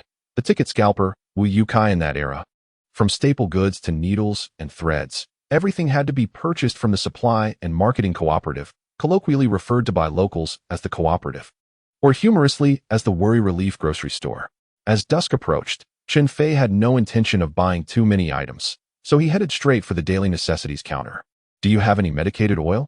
Medicated oil, also known as cooling oil, was considered a treasure at that time. It provided relief when bitten by mosquitoes. After the autumn equinox, the mosquitoes became particularly vicious, so he intended to buy a few boxes for Liu Ye'er and his sister. The medicated oil is 6 cents. How many boxes do you need? The salesgirl, a young woman with her hair tied in 2 buns that hung beside her ears, casually inquired. 5 boxes, please. That will be 30 cents for 5 boxes. This way, you won't need to worry about change. The girl handed him 5 boxes of medicated oil. Is there anything else you need? 3 boxes of friendship snowflake cream. Chun Fei replied, glancing at the counter. This is indeed precious. A box for merely 1 yuan and 2 jiao. Are you certain? 3 boxes would amount to 3 yuan and 6 jiao. Observing Chun Fei's attire, simple cotton garments and laborious trousers that had faded to a dull white, it was hard to believe he was someone who could readily part with a few yuan. When one is impoverished, every penny feels like it must be meticulously divided. It is rare to encounter someone willing to spend several yuan on non-essential items. Absolutely. Take it without hesitation, he replied. At present, Chun Fei possessed 25 yuan and 75 jiao, and with money in hand, his heart was at ease. A hint of a smile graced the face of the young girl with short braids. Very well, 3 boxes for 3 yuan and 6 jiao, plus 3 jiao. That makes 3 yuan and 9. Would you like anything else? Recalling that his household had run out of flour, Chen Fei decided he would like to bring back a bag. I would like some flour, he said. The girl pointed towards a nearby area. Grains and oils are over there. Do you have a ration ticket? Chen Fei clicked his tongue. No? Then there's nothing I can do. A grain ticket is absolutely necessary. She replied apologetically. Never mind, I'll find another way. Chen Fei promptly paid for his items and headed outside. Just a few steps from the door, he was jostled by a young man with shifty eyes. Thief, was Chun Fei's immediate reaction. Instinctively grasping the young man's elbow and twisting it upward, the young man winced in pain, nearly collapsing to the ground, exclaiming, "Ouch, what are you doing?" Chun Fei tightened his grip on the young man's arm, sneering, "Trying to steal from me? You've chosen the wrong target." The young man's face contorted. "Who is trying to steal from you? I merely wanted to ask if you need a ticket." "A ticket?" Chen Fei paused. "Are you a black market ticket seller?" It was surprising to learn that such practices had existed even in earlier times. "What black market? I simply trade in tickets to make a living," the young man said cautiously. "Hey, you're not an undercover cop, are you?" "I am not." Chun Fei released his grip, still reproaching him. "You could have simply asked about the tickets without bumping into me. With that shifty look of yours, who wouldn't mistake you for a thief?" The young man retorted. "Do you think I like looking this way?" Chun Fei glanced around and noticed that the surrounding crowd seemed unfazed. Confirming the young man's identity as a ticket seller and allowing him to breathe a sigh of relief. Earning money was no easy feat, and he certainly did not wish to attract a thief's attention right after making some. "What tickets do you have?" Chen Fei inquired. "I have grain tickets, vegetable tickets, and oil tickets." The young man rubbed his elbow. "You've got quite a grip." Chun Fei chuckled, ignoring the comment, and pressed on. "How many do you have?" 25 pounds of grain tickets, 7 pounds of vegetable tickets, and 5 pounds and 4 ounces of oil tickets, plus some others," the young man recounted proudly, revealing a considerable stock. "How much for the grain tickets?" Chen Fei asked. 2 jiao per pound. I'll take them all for 1 jiao each." Given the scarcity of such tickets, Chen Fei knew he could not let this opportunity slip away. The young man rolled his eyes. "That's quite a cut. I buy them from others for 1 jiao and 5 fun. Then 1 jiao and 1 fun. That's lacking in goodwill, isn't it? The best I can do is 1 jiao and 2 fun. If you want to take it, I'll simply walk away." Chen Fei feigned to turn away. The young man quickly grasped his arm. 1 jiao and 5 fun. Consider it a friendly gesture. 1 jiao and 3 fun. It cannot be more. Chen Fei insisted. "I will be coming frequently. If you cannot accommodate, I will seek someone else." All right. You truly know how to negotiate." Two individuals exchanged money for goods while engaging in casual conversation. "What is your name? Do you frequent this place?" Chen Fei, ambitious and in need of tickets, understood that a stable source was essential. "I am Wu Yukai, and I come here daily.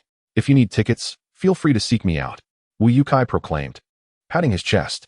"That name is quite distinctive." Chun Fei jested, then added, "My surname is Chun, and I may require a considerable number of tickets in the future. So you must offer me a discount." "Rest assured, Brother Chun," Wu replied. After securing the grain tickets and preparing to enter to buy noodles, he discovered the door was unexpectedly closed. With the workday concluded, Chun Fei had no choice but to mount his bicycle and retrace his route. In Shiling Village, at the Shui residence, upon learning that Liu Ye'er was now with Chen Fei, Shu Chong was seething with rage, brandishing a kitchen knife as he prepared to storm out. "How dare he sleep with my woman? I will kill him. Come back." Shui Luzhu growled. "Are you eager for everyone to know and make a spectacle of yourself?" Shu Chong held Liu Ye'er in high regard, having planned to propose that very evening, only to find Chen Fei had beaten him to it. Fortunately, few were aware of the situation. Should Shu Chong cause a scene, the entire village would soon be informed. And as the village chief, he could not afford such humiliation. "Father, are we just going to let this go? I cannot swallow this indignation." Shu Chong glared fiercely, breathing heavily. "What do you propose to do? They have reached an understanding. What purpose would it serve to assault Chen Fei?" Shu Luzhu retorted. "But I cannot allow him to benefit from this. Liu Ye'er is such a lovely girl, and he has already taken her." The thought of Liu Ye'er's radiant beauty being tarnished by Chun Fei filled Shu Chong with rage, his teeth clenched in fury. It was particularly galling that it happened today, at a time when he should have been celebrating his own success, only to have a bucket of cold water poured over him, dousing his spirits. "What do you intend to do?"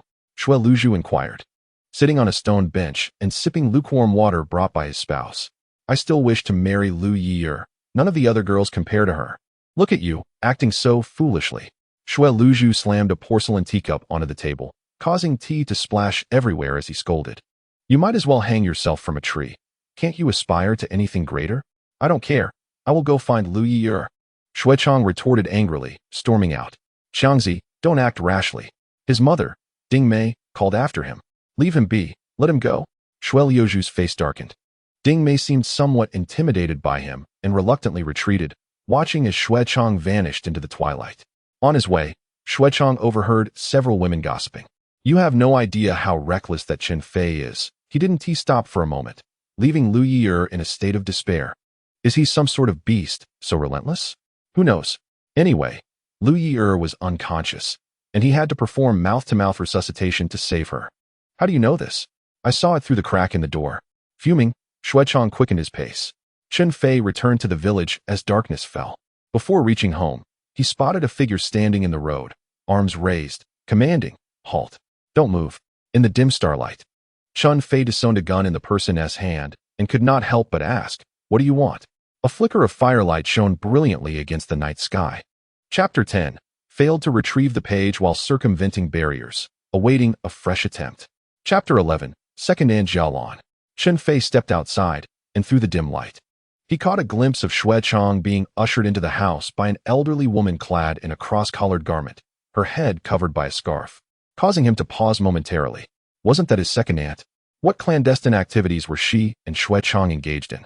Upon returning home, he found both his sisters waiting for him. The moment Chen Fei laid eyes on Chen Fei, she rushed over, reaching out to tug at his ear. "Little Fei, where have you been gallivanting?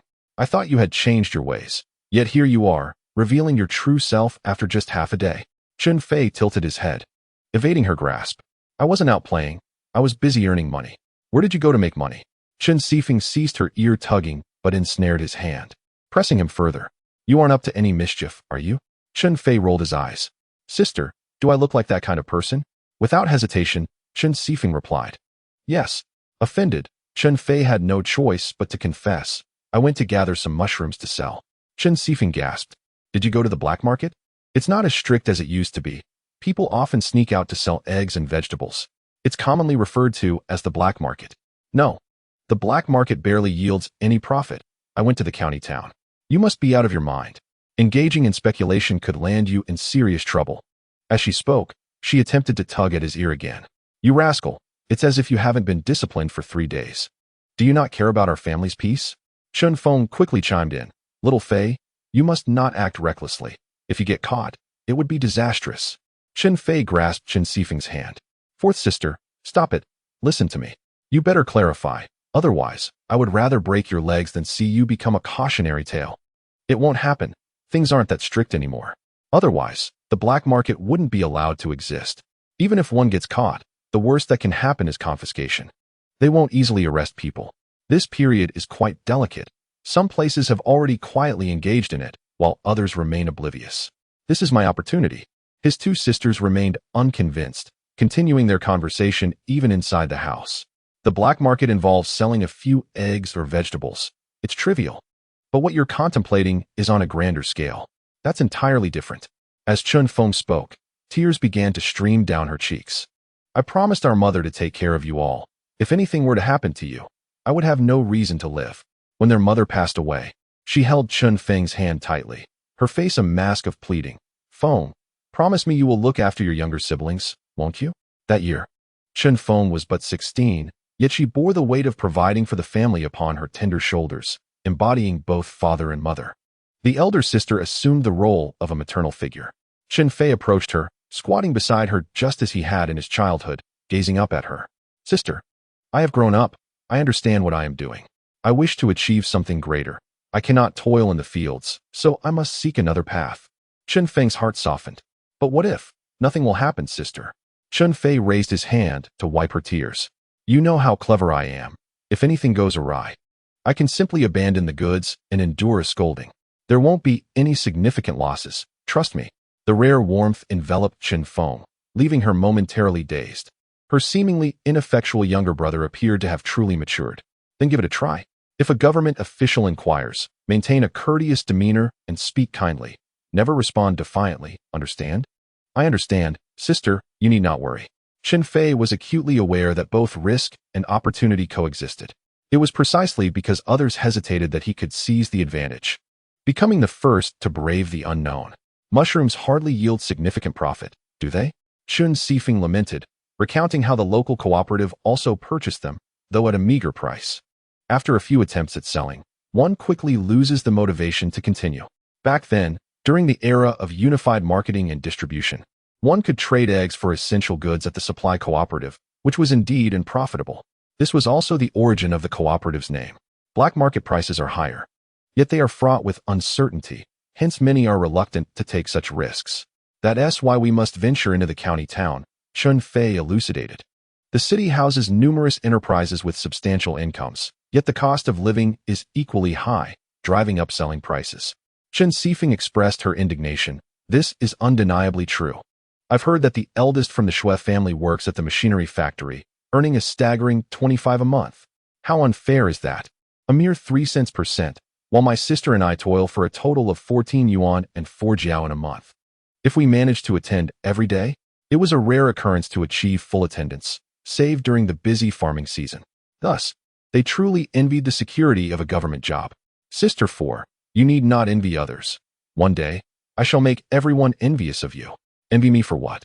For having me as your sister. Chen Fei replied with a touch of sentimentality. I take that to heart.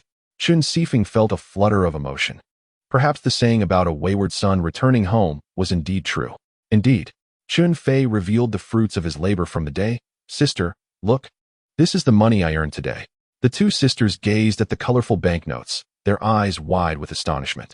So much. How much did you sell? A total of 25 yuan and 75 jiao.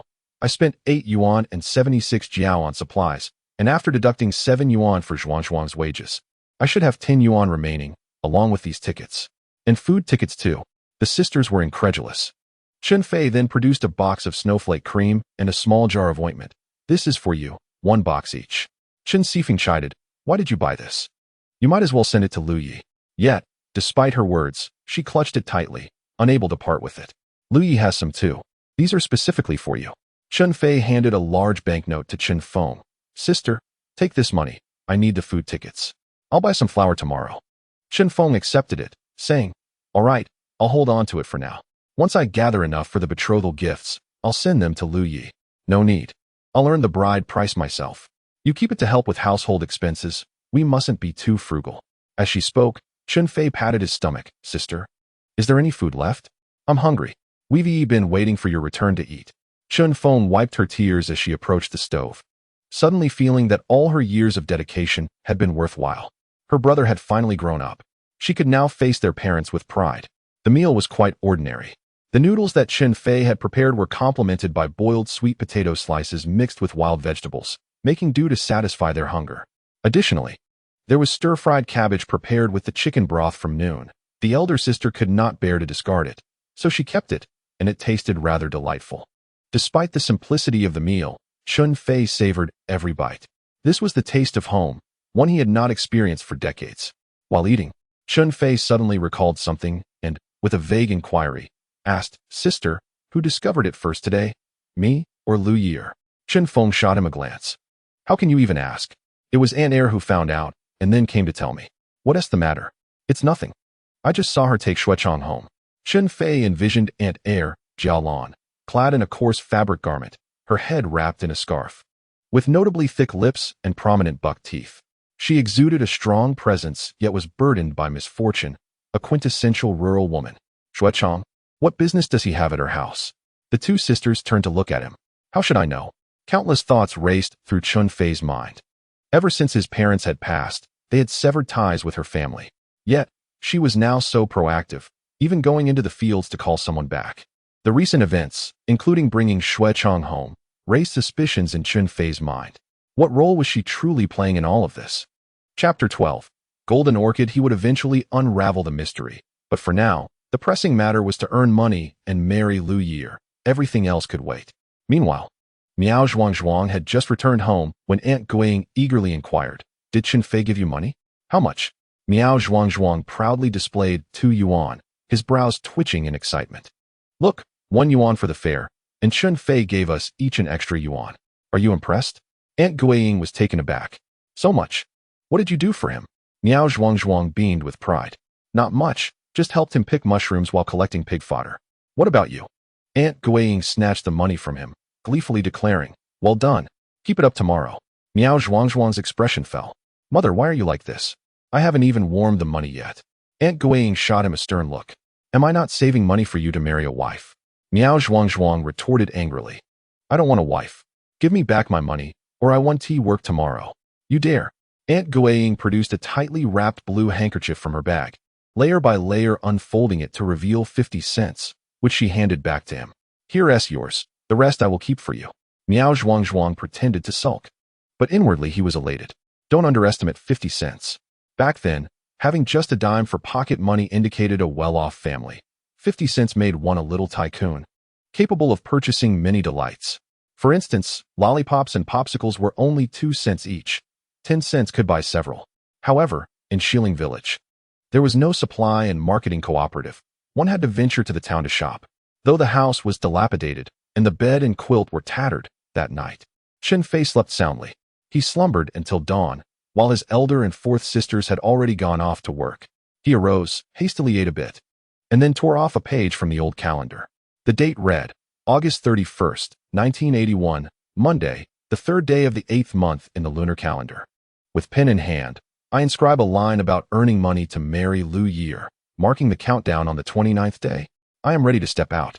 As I reach the center of the courtyard, I rise on my toes to glance towards Liu Yeer's home. Although she is not in sight, my spirits remain undeterred. Upon arriving at the back hill, I find my companions already gathered. Spotting Chen Fei, they rush over, eagerly inquiring, Xiao Fei, are we foraging for mushrooms today?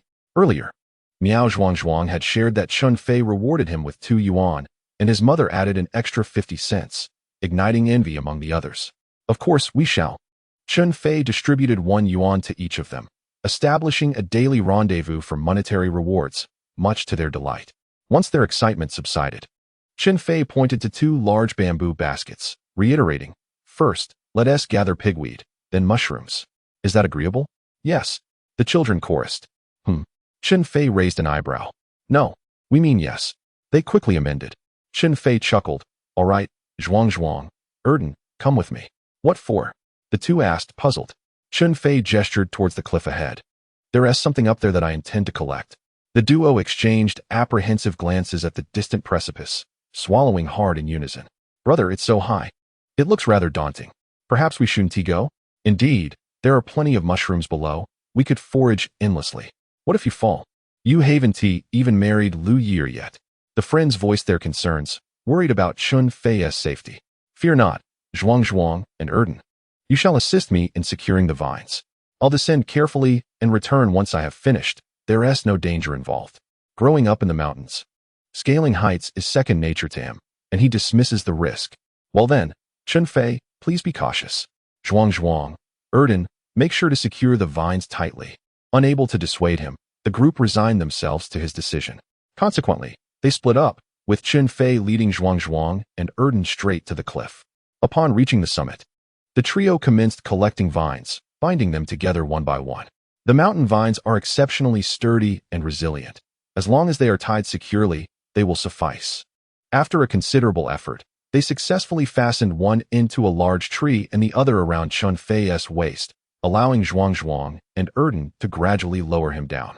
Naturally, Chen Fei ensured they did not exert excessive force, as that would be counterproductive to safety. The vine merely functioned as a safety line while he descended at his own pace. The cliff loomed tall, its depths shrouded in mystery. Yet the habitat of the golden orchid was merely over 100 meters from the summit. Do not underestimate this distance, with its nearly vertical incline and scant footholds. Each step is fraught with peril, akin to walking on thin ice. Fortunately, Chun Fei navigated the descent without incident, ultimately reaching his destination and successfully harvesting the golden orchid. By the time he climbed back up, he was drenched in sweat, yet his smile was inescapable, observing him lying on the ground with a foolish grin. Zhuang and Erden couldn't help but inquire, Brother, is this treasure truly valuable? It can't be, can it? Although the flowers are quite beautiful, they are inedible. Such a precious herb, even those from the mountains might not recognize its worth. Chen Fei smiled as he sat up. This is medicinal material, which indeed cannot be consumed directly. However, it can be sold to hospitals and should fetch a decent price. Is that so? How much could it be worth? It's hard to say. The past and present differ significantly, making it challenging to assess its current value. We will have to take a look. The three of them returned to the foot of the mountain, where Tai Dan and others had finished gathering pigweed and had begun foraging for mushrooms. The group soon filled their bamboo baskets. It was midday, and Chun Fei wished to avoid being seen, so he covered the mushrooms with some leaves. This served to both conceal them and protect them from the sun, as mushrooms are rather precious. If they dried out, they would lose their appeal. As they carried the large and small baskets down the mountain, Chen Fei specifically instructed them not to speak of this to anyone in the village. He was taking the initiative. If everyone in the village were to imitate his actions, he would lose his advantage. Upon returning home, the day's work was done. His elder sister was kneading dough, while his fourth sister was stoking the fire. Chen Fei placed the mushrooms in the shade of a tree, covered them with a damp, tattered bedsheet to prevent them from drying out, and then reminded Miao Zhuang to ride over on his bicycle after lunch. "Sister, what are we having for lunch?" Chen Fei inquired as he approached the stove. "Sweet potato noodles," replied Chen Feng, mixing the dough. "By the way, could you peel some garlic and crush it for juice?" Back then, that was how it was done. Garlic juice with noodles would suffice, perhaps accompanied by some vegetables. Chen Fei felt it was too bland. After preparing the garlic juice, he picked a few chili peppers. He cut the peppers into sections and found a handful of peanuts, frying them in a hot pan before crushing them into peanut crumbs. Soon, the noodles were ready. Chun Fei fetched a bucket of cool well water and rinsed the noodles. Then drizzled them with garlic juice, sprinkled with chili pieces, and topped with hot oil. With a sizzling sound, the fragrance immediately wafted through the air. After mixing everything thoroughly, a bowl of refreshing, spicy, and delectable sweet potato cold noodles was freshly presented. Chen Sifeng took the first bite, her eyes lighting up. "Well, look at you. I never realized you had such skills." Chen Fei smiled and asked, "Is it fragrant?" "Indeed," Chen Sifeng replied, her mouth full, "but this one tea do. You've spoiled my palate. How will I manage in the future?" Chapter 13. Unexpected Events. Chun Fei chuckled. "Sister, rest assured. Our family will live well every day from now on." Chen Sifeng smiled brightly. "I ask for nothing more than to have enough to eat at every meal like this. This is only the beginning. From now on, our family will have meat daily, and there will be plenty of white steamed buns." Chen Fei could not help but reflect on how modest his sister's desires were. 2 bowls of sweet potato noodles had satisfied her. Wouldn't tea that feel like celebrating the new year every day? Chen Sifeng's face was full of longing. "If I could live like that, I would wake up smiling from my dreams." Chen Fei smiled without responding. Was such a life really so difficult? The future was destined to trend in this direction, and by seizing the opportunity, he would only find himself in a better position than others. After their meal, the 2 sisters took the time to rest. It was hot, and they could afford to begin their work a little later. After washing up, Chen Fei took a short nap until Miao Zhuang arrived riding his bicycle. Chen Fei laid 2 wooden rods across the back of the bike and secured them with rope. 2 individuals collaborated to securely fasten a bamboo basket onto a wooden pole, ensuring it remained steady before embarking on their journey. The precious Dendrobium nobile was placed separately in the front basket. Today's burden was double that of yesterday. Yet Chun Fei pedaled with remarkable ease, invigorated by a newfound determination. By the time they arrived at the county town, it was already afternoon. Wiping the sweat from his brow, Chun Fei slowed his pace. Riding leisurely for a while, a bus approached from behind, overtook him, and halted at the bus stop. The vehicle was sparsely populated, with only 2 passengers alighting, a young man and a woman clad in a floral long dress. As the woman stepped off the bus, it suddenly lurched forward, unnoticed by anyone, and her dress became ensnared in the door. She was abruptly yanked down, dragged along by the moving bus, her screams piercing the air, her face drained of color. The young man, alarmed, jumped back several feet, hastily retreating. Bystanders along the roadside were momentarily stunned, paralyzed by the shocking scene, forgetting to intervene. Chen Fei, upon witnessing this harrowing sight, felt a surge of urgency. A life was at stake. The danger of being dragged along could prove fatal for the woman, who might be caught in the wheels at any moment.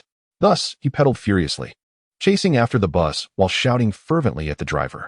Perhaps the noise was overwhelming, as the driver did not heed his calls. Fortunately, the bus was not traveling at a high speed, allowing Chen Fei to catch up. With determination, he managed to free one hand and struck the side of the bus with force. The onlookers snapped out of their daze, joining in a chorus of shouts, while the passengers, sensing the gravity of the situation, stood up to implore the driver to stop. With a screech, the bus finally came to a halt. Without a moment's hesitation, Chun Fei set his bicycle aside and rushed to lift the woman into his arms. Her legs were scraped, and her complexion was as pale as a sheet of paper. She trembled, unable to utter a word, gripping Chun Fei tightly as tears streamed down her cheeks. The driver, upon exiting the bus, was visibly shaken, his legs weak with fright. I didn't see it. I truly didn't see it. The driver, a man in his 30s, stammered incoherently, overwhelmed and unsure of how to assist, repeatedly apologizing. Bystanders and passengers gathered around, chastising the driver while praising Chen Fei. Driver, what were you thinking not paying attention to those disembarking? Thanks to this young man, today could have ended in tragedy. The crowd buzzed with concern. Look at the poor woman. She's bleeding profusely. Amidst the clamor, the driver appeared on the verge of tears. Chen Fei, however, had no inclination to scold him. Instead, he knelt beside the woman, allowing her to lean against him, gently patting her back, offering reassurance. It's all right, dear sister, you're safe now. The woman clung tightly to him, her body shaking uncontrollably, and after a prolonged moment, she managed to voice her fear. I'm not dead, am I? Chen Fei, uncertain whether she meant to ask if she was alive or simply unhurt, responded with comforting words. Sister, you are blessed. You will not perish today, nor ever. Gradually, she regained her composure, furrowing her brow in pain. My foot hurts terribly. Chen Fei examined her injuries. Her socks and pants were torn, her knees, calves, and heels bloodied. Though it appeared that her bones were unscathed, he continued to comfort her. It is but a minor injury, likely not affecting any bones. As he spoke, he looked up at the crowd and called out for a kind soul to retrieve the lady's shoe. A young man hurriedly ran back to fetch the shoe, and Chen Fei took it, asking, Were you the one who alighted just before her? The young man's face flushed red. The suddenness of the situation had startled him. Chun Fei said nothing further. It is human instinct to avoid danger, and it is not a grave misstep. The woman was in pain, unable to wear her shoe, and had to hold on to it for the time being. Chen Fei turned to the driver. Sir, it is your responsibility today. Would it be all right to take the lady to the hospital for a checkup?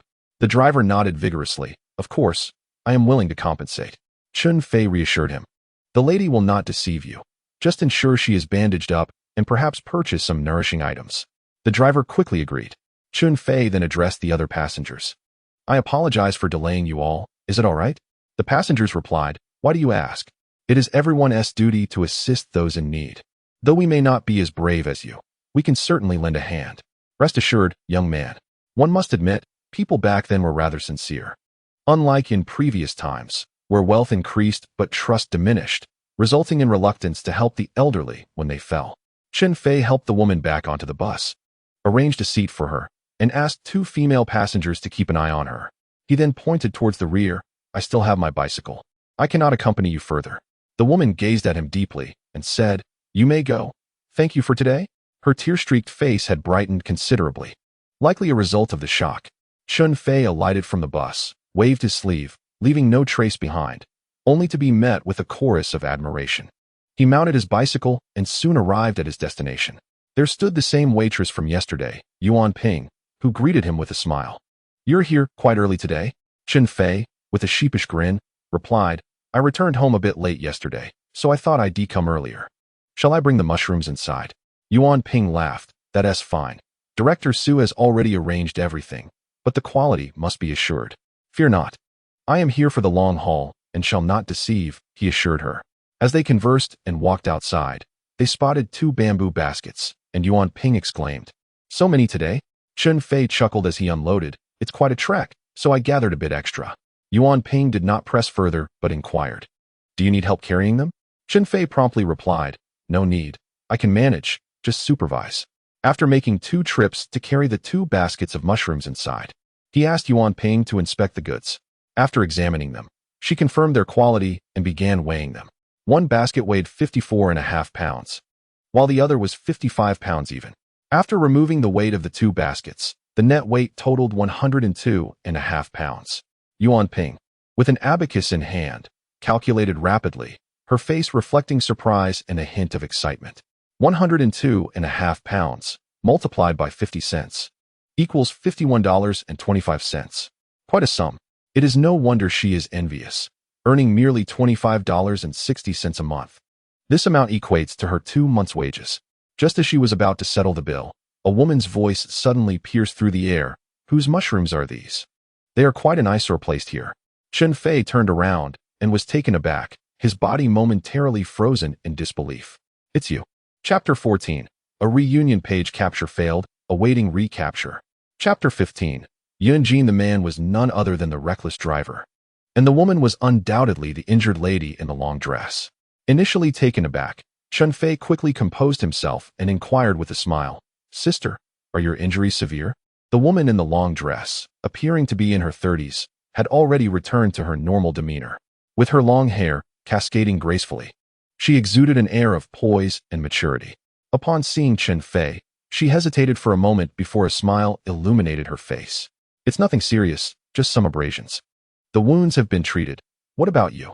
Chun Fei lifted the bundle in his hands, explaining that he had gathered some herbs on the mountain, hoping to exchange them for some money, as the pharmacy was not interested. "What herbs? May I take a look?" "Golden Calliopesis." "Oh." The woman's eyes glimmered with interest. "Open it for me to see." The now composed woman had an elegant presence, and her voice was melodious, reminiscent of a beloved elder sister. Chen Fei thought there was no harm in showing her, so he unwrapped the bundle. The woman's eyes visibly brightened as she examined the contents, picking one up to inhale its fragrance. With a beaming smile, she remarked, "Indeed, it is wild golden Calliopesis. Please wait, I will speak with the pharmacy." Chen Fei was taken aback. "Sister, may I ask who you are?" With a gentle smile, the woman replied, "I am the director here." Chen Fei was astonished. His mouth agape. What a coincidence, to happen upon the director while merely assisting someone in need. The young doctor, upon seeing the woman, quickly greeted her, "Director Yun. I hope your injuries are not too bothersome."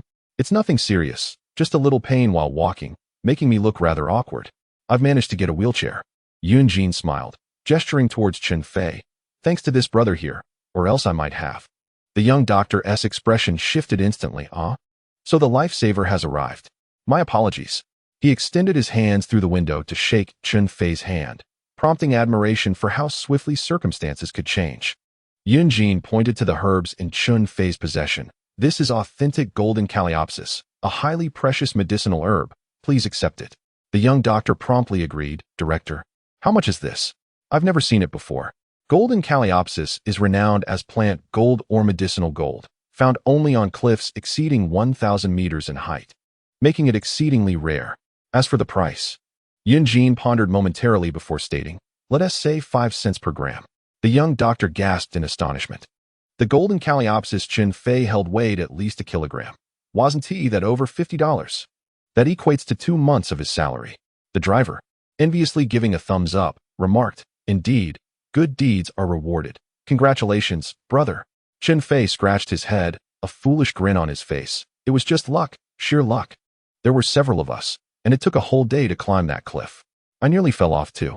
After all, boasting without tax implications doesn't hurt anyone, especially since no one else had witnessed it. Why not indulge in a little embellishment? It only adds to the allure of the golden Calliopesis." Indeed, upon hearing these words, the expressions of the driver and the young doctor shifted, both lamenting the arduous nature of their earnings, which were indeed paid for with their lives. Subsequently, the young doctor measured the golden orchid, reassured by the presence of Yunjene, who kept a watchful eye, and soon enough, he presented the money with an exceedingly agreeable demeanor. "Brother, the golden orchid weighs precisely 1,125 grams. Here are 56 yuan and 25 cents. Please count it." "No need for that. I trust you," Chen Fei replied, accepting the money. He then inquired of the young lady, "The golden orchid is currently unavailable. However, I have encountered several precious medicinal herbs on the mountain. Does the hospital require them?" Yunjene smiled, remarking that Funyo Mountain is abundant with authentic medicinal materials of great value, which the hospital would certainly desire, albeit at a price considerably lower than that of the golden orchid. "I understand. I possess some knowledge of pharmacology. Thank you. At long last, I have discovered a lucrative avenue. Life in the countryside is exceedingly challenging." The director of the pharmacy was indeed worth befriending. Chun Fei swiftly shifted the conversation. "Sister, shall we go out for a meal now? I owe you my gratitude." Remembering how she once held Chen Fei, Yunjene felt a slight blush creeping to her cheeks. "Let's forego the meal. I need to rest for a couple of days, and once I recover, I shall treat you." "That simply won't do. It is imperative that I treat you. "Dear sister," Chun Fei responded, climbing the social ladder with ease as he called her sister with increasing familiarity. Much to Yunjene's delight. "We shall see. My brother-in-law will come to fetch me shortly." Chun Fei chuckled. "Why trouble your brother-in-law to make an extra trip? Where do you reside? I can give you a ride back on my bicycle." Yunjene quickly waved her hand. "No need. Your home must be quite distant. So hurry back." She felt a tinge of embarrassment. Chen Fei scratched his head, beaming with charm. "Very well. It is indeed quite a distance. I shall take my leave then, as I still need to make a stop at the supply and marketing cooperative. There is nothing left to eat at home. Go quickly. Shopping takes time, and it will be dark by the time you return." The two bid farewell with a wave, leaving the driver and young doctor envious, wondering why they lacked such fortune. Soon, they arrived at the cooperative, and just as they reached the entrance, they spotted Wu Yukai lurking about suspiciously. Chun Fei secured his bicycle and approached him directly. "Old Wu, do you have any tickets left?" Wu Youcai's eyes lit up. "Of course. How many do you need?" Chun Fei contemplated. 30 pounds of grain tickets, 5 pounds of oil tickets, 2 pounds of meat tickets, 2 pounds of vegetable tickets, and cloth tickets totaling 2 zhang and 3. 1 zhang equals 10 feet, but saying 23 feet feels awkward. We always say zhang. Wu Yukai was taken aback. "Do you need that much? Do you have it? If not, I will seek others," Chen Fei replied. Wu Youcai's eyes widened. Despite their small size, they still shone with intensity. "You know I'm not exaggerating. In the entire county, no one possesses more tickets than I do. Is that so?" Chen Fei instinctively glanced at Wu Youcai's forehead, noticing a faint darkness there, foreboding ill fortune in the near future. He resolved to keep his distance after today to avoid his bad luck. "Let's settle the payment," Chun Fei stated plainly. "In that case, I want to play games. All tickets are priced at 1 mao 3, totaling 8 yuan and 6 cents. Wu Yukai was astute with his calculations. But when he saw Chun Fei produce several large denominations, his jaw nearly dropped in astonishment. "Well, brother, making such a profit, what's your secret?" Chun Fei vaguely replied. "It's all hard-earned money, nothing worth mentioning. Let us leave it at that then." Chun Fei offered 10 yuan, but was told that 6 fin could be waived. Wu Yukai handed him 2 yuan and inquired if he would need it back tomorrow, joking that he had plenty of tickets. Chun Fei, somewhat noncommittal, expressed uncertainty about making a profit tomorrow, mentioning that the money would need to be submitted. Wu Yukai seemed to realize, understanding that Chun Fei was working for the public, exclaiming that it was no surprise as no individual possessed such wealth. Chen Fei proceeded directly to the grain and oil counter at the supply and marketing cooperative. "I would like 50 jin of white flour, 5 jin of rapeseed oil, 2 jin of potatoes, and 2 jin of pork," he stated. The saleswoman, a middle-aged woman, was slightly plump yet well-groomed, clearly a city dweller. Women of her age in the countryside typically had weathered skin from sun exposure. Initially dismissive, she was taken aback by the quantity he requested and asked, "Are you sure you want this much?" Chun Fei nodded affirmatively. The saleswoman smiled, but reminded him that he needed tickets for the purchase, and that for meat, he would need to go to the meat processing plant.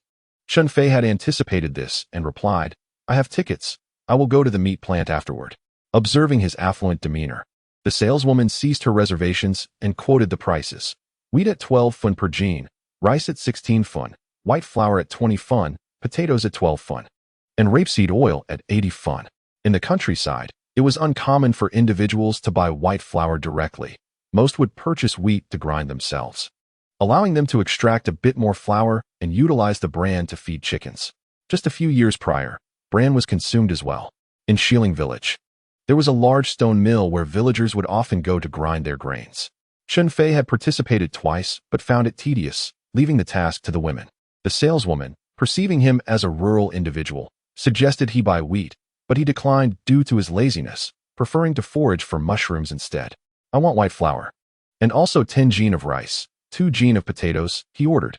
The mention of rice evoked some nostalgia for its taste, while northern cuisine predominantly featured wheat-based dishes. Chun Fei had traveled extensively in his past life and had enjoyed rice more frequently. The rice was sold in bulk, the white flour was available in 50 jin bags, and the rapeseed oil was weighed on site. The large oil barrels resembled gasoline drums, and the oil was transferred into a container for weighing. Lacking an oil container, Chen Fei had brought a clean wine bottle to use.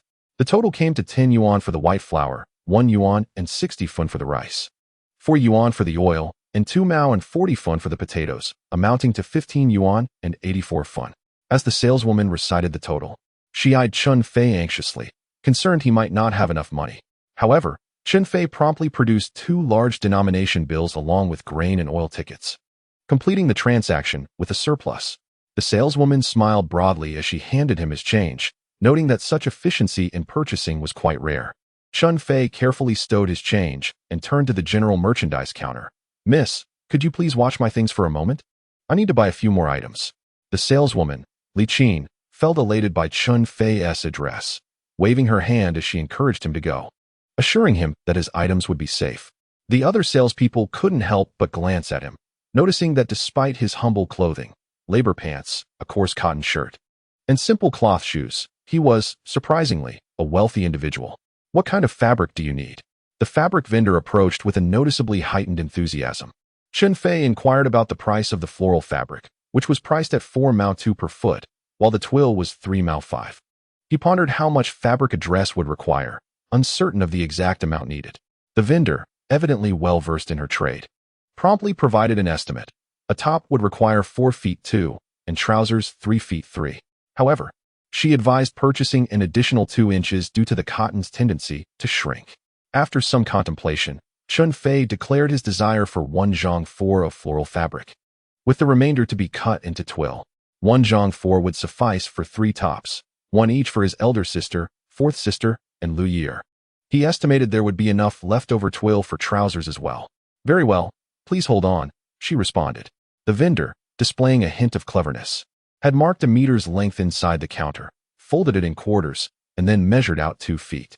After completing the measurement, she made a small 2-inch cut in the fabric, gripping it firmly with her fingers, and with a swift motion, tore it apart, proclaiming loudly, 4 mao 2 for 1 zhang 3, totaling 5 kuai, 4 mao 6.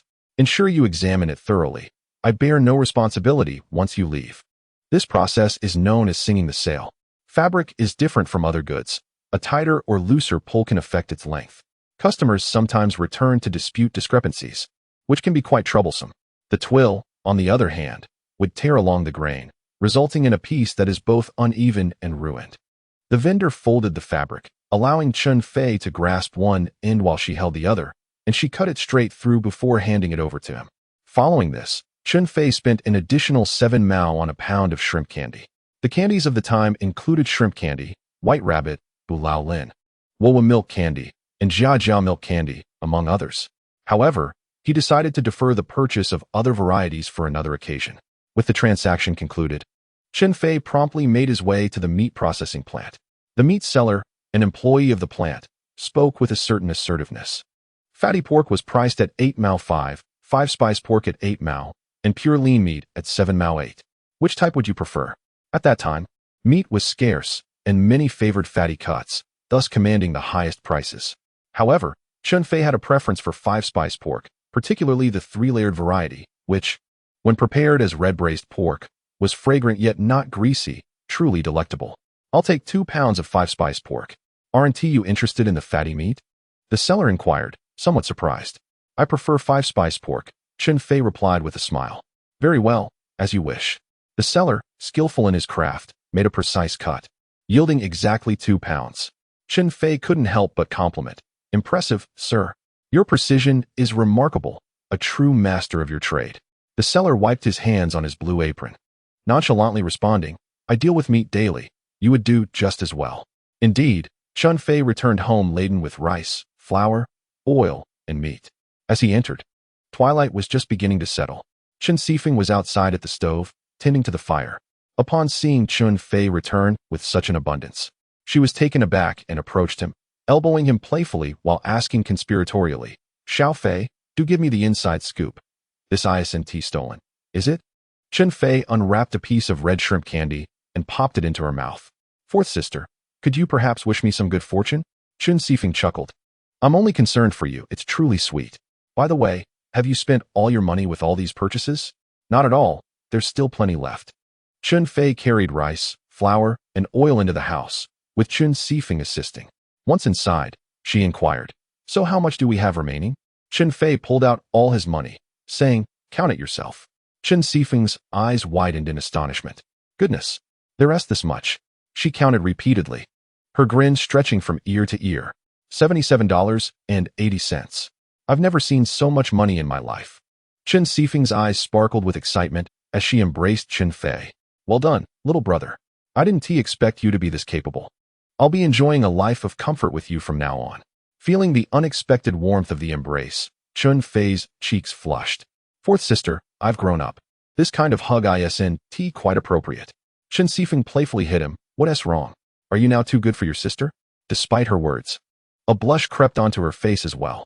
In a remote mountain village, the concept of a bra was foreign. They faced the world in a state of naturalness. At most, as they matured, they might wear an additional layer to prevent any mishaps. It was only later, with the advent of reform and opening up, that bras entered every household. Chen Fei, feeling slightly awkward, changed the subject. Never mind that. I'm going to cook. Chen Fei immediately shifted her focus. What are you planning to make? Over the past few days, Chun Feay's cooking had whetted her appetite, awakening her cravings. I'm going to make braised pork.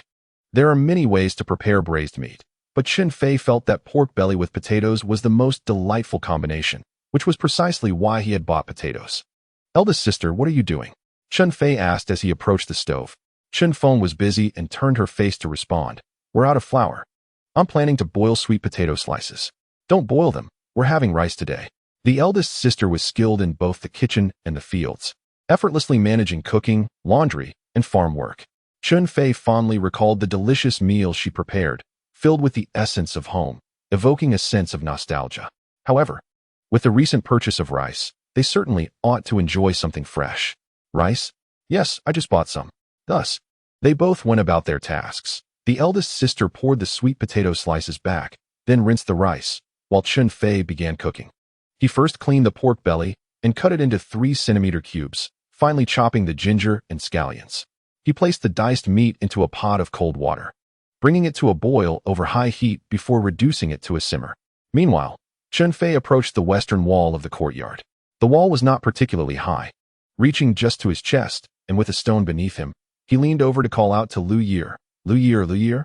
Liu Ye'er lived in one of the 2 rooms adjacent to her kitchen, the other being her dwelling, directly across from Chun Feay's yard, making it easy to climb over. Hearing his call, Liu Ye'er emerged, her cheeks flushed as she approached, asking, What do you want? Chun Fei grinned. Come here. Get a little closer. Liu Ye'er glanced around to ensure no one was watching before she made her way to the wall's base. Little Fei, what are you doing? A piece of unwrapped red shrimp candy found its way into her mouth, and the sudden burst of flavor tantalized her taste buds, causing her eyes to curve into crescent moons. Is it good? Chen Fei asked with a smile. Delicious.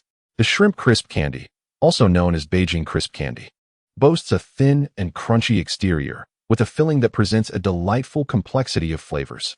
It is fragrant and sweet, leaving no residue or stickiness after consumption. The sweetness penetrates deep into the heart, enchanting the senses. Come over to my house. I have bought an abundance of sweets, and soon I will be serving braised pork. You must taste my cooking, said Liu Ye'er, her tone somewhat bashful. What are you preparing at your place? Chen Fei inquired. Liu Ye'er, feeling a bit shy, replied. I have made some dumplings with sweet potato slices and shredded radish. Sweet potatoes are plentiful, hence they are cultivated the most. To facilitate preservation, I slice them thinly and dry them for later use. With no flour to make steamed buns, I resort to boiling sweet potato slices to stave off hunger. Shredded radish cannot compare to braised pork in flavor. Come on, there's more I want to tell you. Chen Fei coaxed her gently. Finally persuaded, Liu Ye'er whispered. Then wait for me. I shall come over shortly. Chen Fei agreed, casting a glance at the coriander growing in her garden. He beckoned. Liu Ye'er, could you grab some coriander for garnish? Upon returning to the stove, he deemed the meat nearly ready, skimming the froth from its surface before retrieving it from the pot. After discarding the water, he heated the pot again, adding canola oil and sugar. Slowly, he stirred until the sugar melted and changed color, the bubbles in the oil dissipating, indicating the caramel was ready. He swiftly added the blanched pork belly, stirring quickly to coat it in color, and then incorporated soy sauce, vinegar, scallion segments, and ginger slices. Mixing them uniformly, he added enough water to submerge the pork belly, brought it to a boil, then reduced the heat and covered the pot, waiting for the meat to tenderize. Just then, Liu Ye'er arrived, and Chun Fei ushered her inside, presenting a large porcelain bowl filled with the shrimp crisp candy. Liu Yeer, have some candy. She hesitated, fiddling with her hair, feeling shy about reaching out. Chun Feay chuckled. It seems my dear wife enjoys being pampered. He picked up a piece of candy, unwrapped it, and said, Here, open your mouth. Liu Yeer's eyes sparkled. Xiao Fei Gu, you are quite the charmer. Chen Fei grinned. Do you like it? Her cheeks flushed a deep crimson, akin to ripe persimmons in October, as she lowered her head and murmured, I'm not talking to you. Chapter 17. The neighbors were envious of the braised pork with potatoes. Well, my dear wife is rather shy, Chun Fei thought. Not wanting to pressure her, he smiled and said, Just wait here. I will summon my sister to take your measurements. Liu Yeer paused, puzzled. Measurements for what? Chun Fei pointed. Today I acquired some fabric to make a garment for you and your sister. Liu Yeer, noticing the fabric beside her, felt a mix of surprise and delight, yet also bashfulness. She shyly replied, You can make one for my sister and fourth sister. I don't need one. I have clothes. But your clothes are too small. They barely fit anymore, Chen Fei remarked, rising to head outside. Just wait here. I'll fetch my sister. His slightly domineering tone didn't repel Liu Yeer. Rather, it filled her with a sweet sensation. Xiao Fei Gu seems to have transformed into someone else. Yet, this feeling is truly wonderful. Chen Feng washed her hands and entered with Chun Fei to take Liu Yeer's measurements. Liu Yeer possessed an admirable figure, and Chun Fei gazed at her intently, causing her to blush profusely. After measuring Liu Yeer, they proceeded to measure Chen Feng. At that moment, Chun Fei suddenly recalled something. Sister, whose house has a sewing machine. Chen Feng, skilled in needlework, handled all the sewing and mending at home.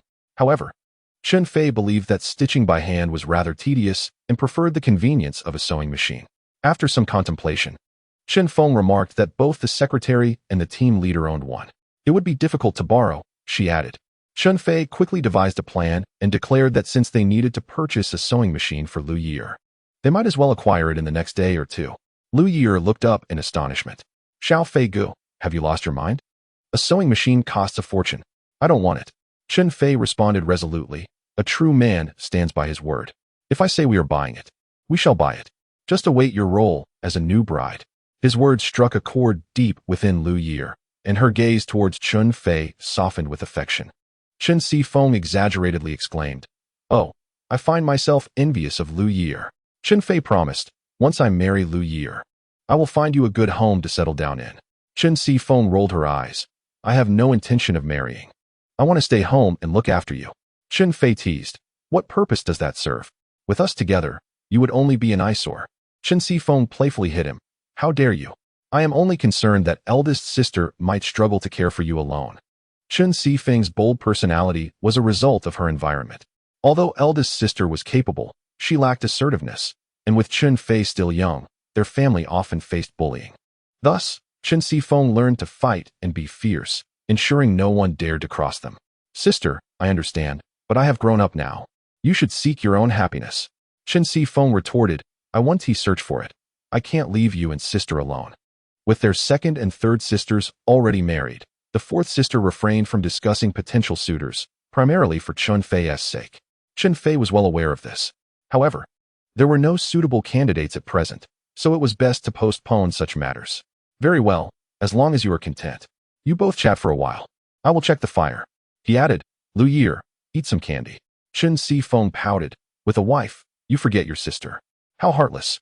Nevertheless, she pushed a box of sweet shrimp candy towards Liu Yeer, urging her to indulge in its delightful flavor. Chun Fei approached the stove, added some firewood, assessed the cooking progress, and began washing potatoes. Xiao Fei, what is this peculiar item? It looks like a sweet potato yet not quite. Chen Feng inquired curiously. This is a potato. It pairs beautifully with braised pork, he explained. It was undeniable that Shilling Village was quite remote. Although potatoes had been introduced long ago, they were scarce in the area, which primarily produced radishes, cabbages, sweet potatoes, and squashes due to their abundant yields. Chen Fei recalled the previous years of communal dining, where they had eaten squash for an entire month, growing weary of it. After washing the potatoes, he cut them into chunks and added them to the pot to continue stewing. Considering that the rich flavor of braised pork might be slightly overwhelming, he decided it best to prepare a vegetable dish to accompany it. Fourth sister, could you fetch a couple of cucumbers for me? He requested. Chen Feng grumbled playfully. Look at you, learning to boss your fourth sister around. She went to retrieve 2 cucumbers, washed them, and handed them to Chen Fei, who then smashed them with a knife and sliced them into pieces. Incorporating minced garlic, chili, along with a sprinkle of chopped scallions and cilantro, drizzled with hot oil. A bowl of crisp and refreshing smashed cucumbers is thus completed. The rice has also been cooked to perfection, its pristine white grains exuding a gentle steam. And the alluring aroma of the rice makes one salivate. As the smashed cucumbers and fluffy rice grace the table, the piece de resistance is the golden, tender braised pork. As soon as it is served, Chen Fei cannot help but drool at the sight. The presentation is so enticing, it makes one crave it. Just as she is about to pick up her chopsticks, Chun Fei has already taken the initiative to grab a piece and offers it to Liu Ye'er, urging her to eat. Liu Ye'er's face flushes crimson as she insists, "I can manage on my own." However, Chun Fei persistently brings the meat to her lips, compelling her to gently take a bite. The meat is tender and succulent, rich without being greasy. Liu Ye'er swears she has never tasted such delectable pork before. As the fragrant feast continues, the neighbors cannot help but be drawn in. Liu Zhensheng, holding a bowl of dough ball soup, finds it utterly tasteless. Liu Ye'er, too, is indeed enjoying a lavish meal at Chen Fei's home, seemingly oblivious to her parents. Liu Shu slams the table and shoots him a glare. "Mind your own meal. The soup isn't going to fill your mouth." Liu Zhensheng disdainfully picks at the shredded radish. "Dad, we haven't had meat in ages. Can we get some tomorrow?" Liu Shu extends a hand toward him. "Sure, but you need to give me the money." "I don't have any," Liu Zhensheng pouts. "You two are hoarding all the cash, aren't you?" Liu Ye'er's mother chimes in. "We're saving for your future wife, so stop complaining and eat."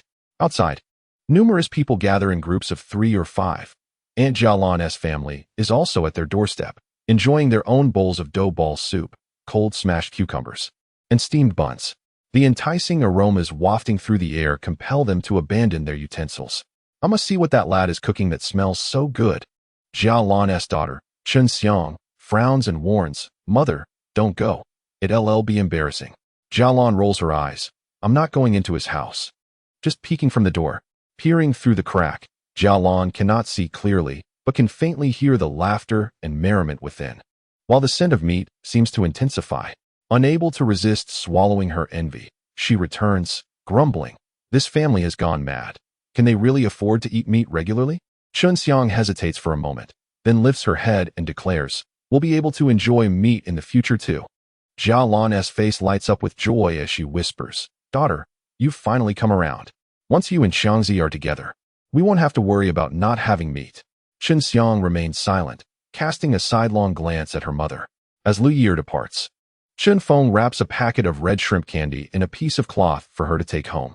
Liu Ye'er hurriedly declines, "Sister, I'm full." Chen Fei, grinning mischievously, interjects, "It's just a snack. If you can't sleep at night and think of me, you can have some candy."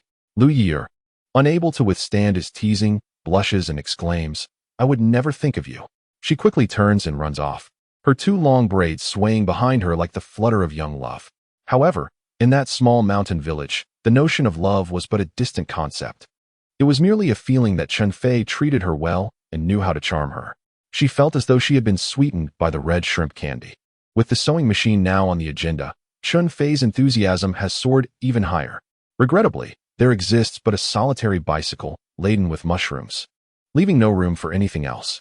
The general medicinal herbs lack the preciousness of the golden-flowered dendrobium, and carrying fewer of them hardly justifies the journey. Covering several dozen miles is no trivial endeavor. Reflecting on this, Chen Fei realized he was merely indulging in baseless worries. The demand for medicinal herbs is certainly not as pressing as that for food. A few days' delay would pose no significant issue. Chen Fei contemplated that the earnings from tomorrow should suffice to purchase a sewing machine, and in a couple of days, he would acquire a bicycle. As he pedaled along, Liu Yi sat behind him, embracing his waist, her face nestled against him. That scene was so enchanting that Chen Fei couldn't help but smile broadly.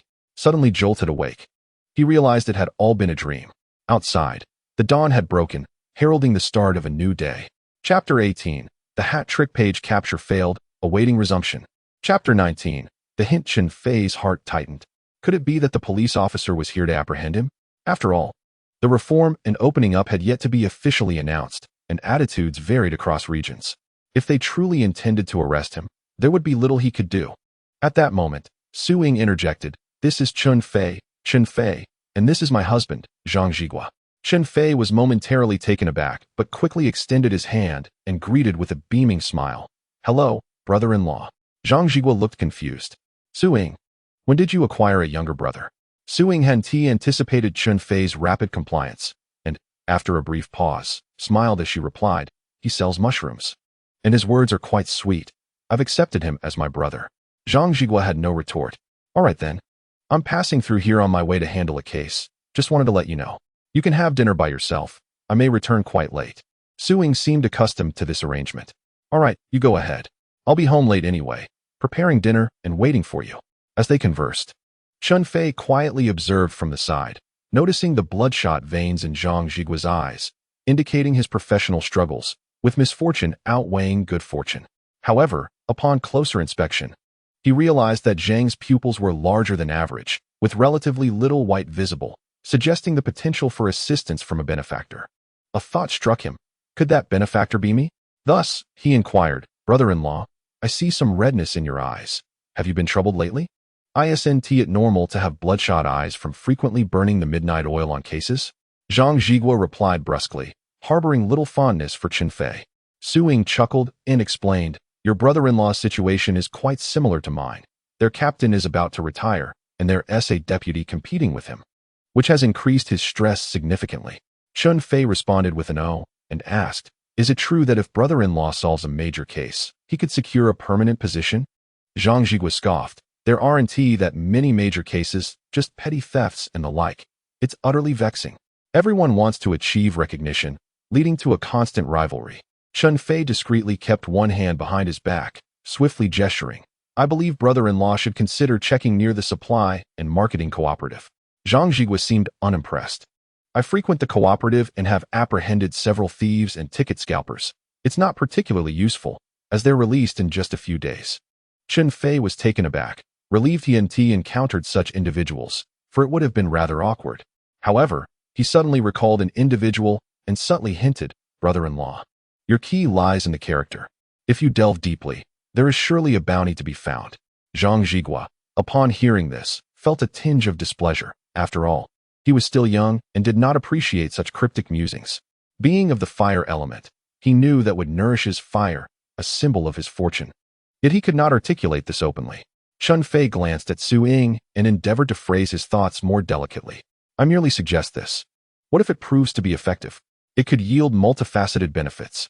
Su Ying nudged Zhang Zhigua and said, "Why not give it a try? There's no harm in it." "Very well, I shall give it a go," he conceded, as his partner had spoken. "By the way, sister, do you have any ready-to-eat delicacies that are convenient to carry?"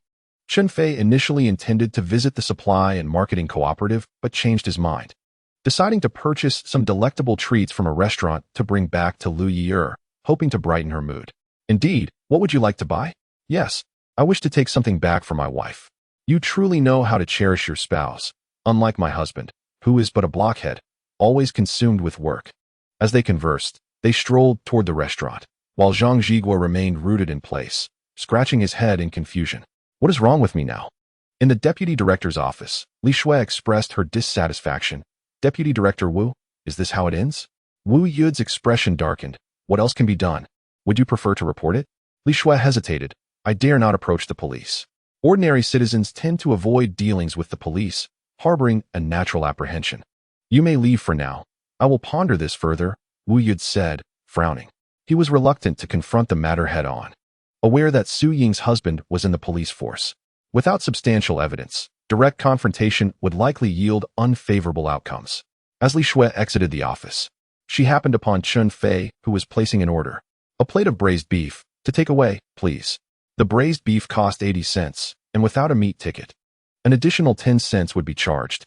Su Ying replied affirmatively, but upon turning, she spotted Li Shui and smiled. "Li Shui, please wrap it in craft paper for the guest." "Me?" Li Shui pointed at herself, incredulous. "You want me to do it for him?" She felt too proud to oblige.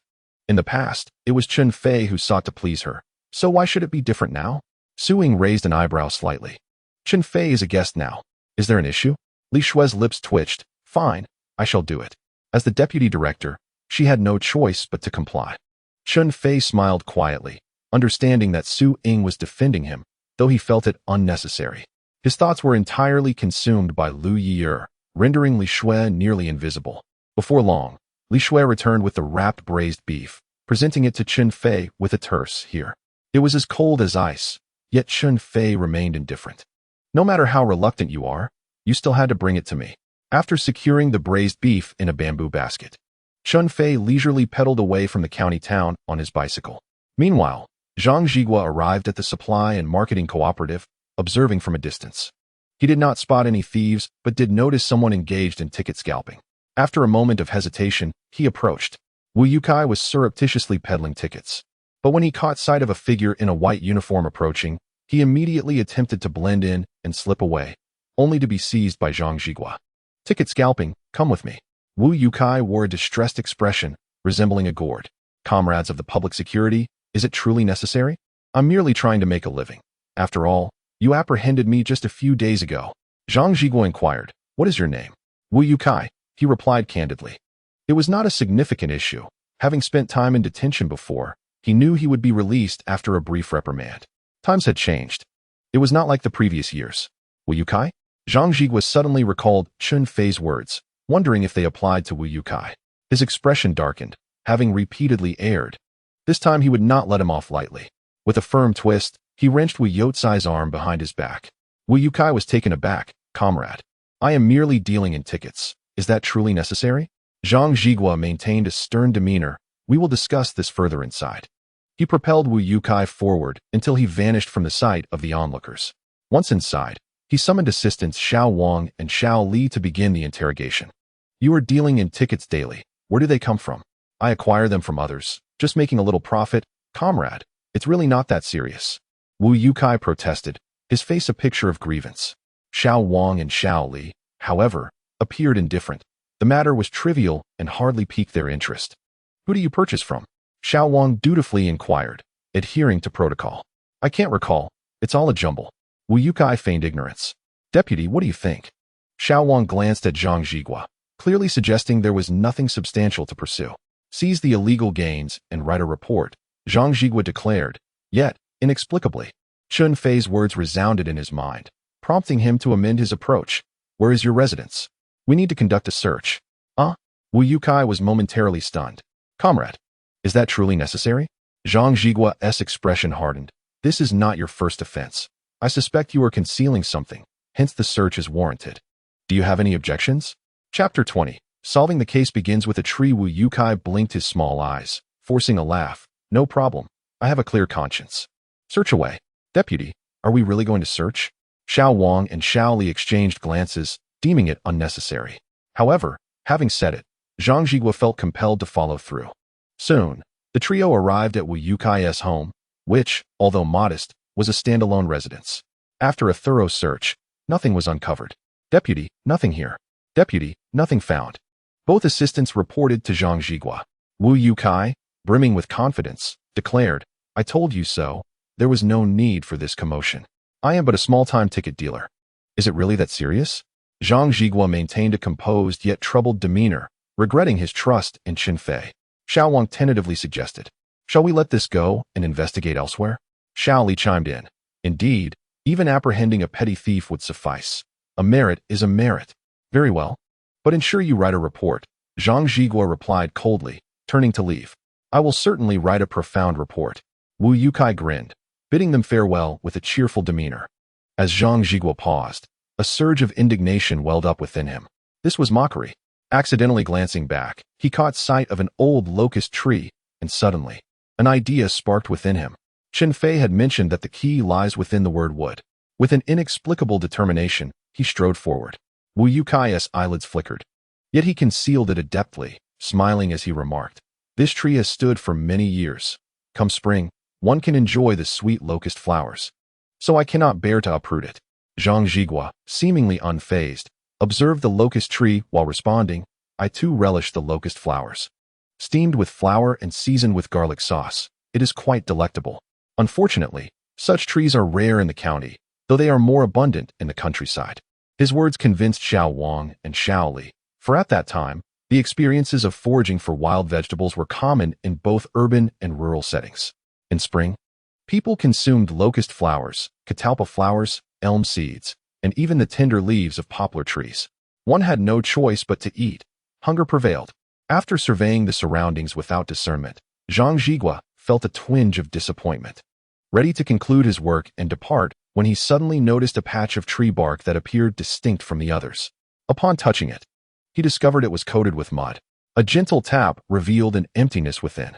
Wu You'er's expression instantly shifted, and he forced a smile, explaining, "This tree, over time, has become infested with insects, so I sealed it with mud to prevent further decay." Zhang Zhigua remained silent, directly shattering the mud clump to unveil a small opening. The tree hollow was modest, barely accommodating an arm, yet it was surprisingly spacious inside. As Zhang Zhigua reached into the hollow, his fingers found nothing. Wu You'er discreetly exhaled, nervously laughing. "I told you, there is nothing. It's merely for pest prevention." Silence, the old man thought, knowing that a mere glance or word could betray the criminal's thoughts. At this moment, Zhang Zhigua was increasingly convinced that the tree harbored secrets. Thus, he endeavored to probe deeper, exploring both the upper and lower sections. Indeed, he soon encountered something unusual above, a tightly wrapped oilcloth bundle. When Zhang Zhigua extracted the item from the tree hollow, beads of sweat cascaded down Wu You'er's forehead. Zhang Zhigua, toying with the oilcloth bundle, wore a mocking smile and inquired, "What is this?" Wu You'er stammered, I do not know," still attempting to dispute. Zhang Zhigua snorted coldly, "Xiao Wang, unfasten the bundle." Xiao Wang and Xiao Li, suddenly invigorated, swiftly opened the package, only to be astonished. It contained numerous tickets, grain tickets, meat tickets, vegetable tickets, industrial vouchers. Such a multitude must weigh several tons. "Deputy, you are truly a master detective." The two gazed at Zhang Zhigua with admiration. He felt a twinge of bashfulness. Had he not recalled Chun Feay's words and fortuitously conducted this search, he would have missed it entirely. A few petty tickets for sustenance were not a concern, but for an ordinary person to possess such an abundance was utterly implausible. This was a significant case. Xiao Wang, Xiao Li, commenced verification immediately. Yes. As they began their examination, Zhang Zhigua patted Wu You'er's shoulder, a sardonic smile playing on his lips. "Wu You'er, will you confess willingly? Or shall we interrogate you at length? With this many tickets, I believe they are sufficient for multiple death sentences." Wu You'er's legs weakened, trembling all over. "I am timid. Please do not frighten me. Do you think I am trying to scare you? Do you comprehend the significance of tens of thousands of tickets? In times of scarcity, these tickets serve to impose limitations.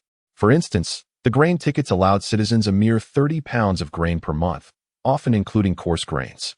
Such a vast quantity of grain tickets could sustain 2,000 to 3,000 individuals for an entire month.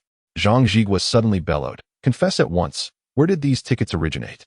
Wu You'er, with a mournful expression, protested, "I truly do not know. I am innocent. You cannot wrongfully accuse me." Still uncooperative, Zhang Zhigua recalled Chen Fei's words. Perhaps this could serve a dual purpose. Only the couple had been present at the time. Could it be that this thought lingered in his mind, refusing to dissipate?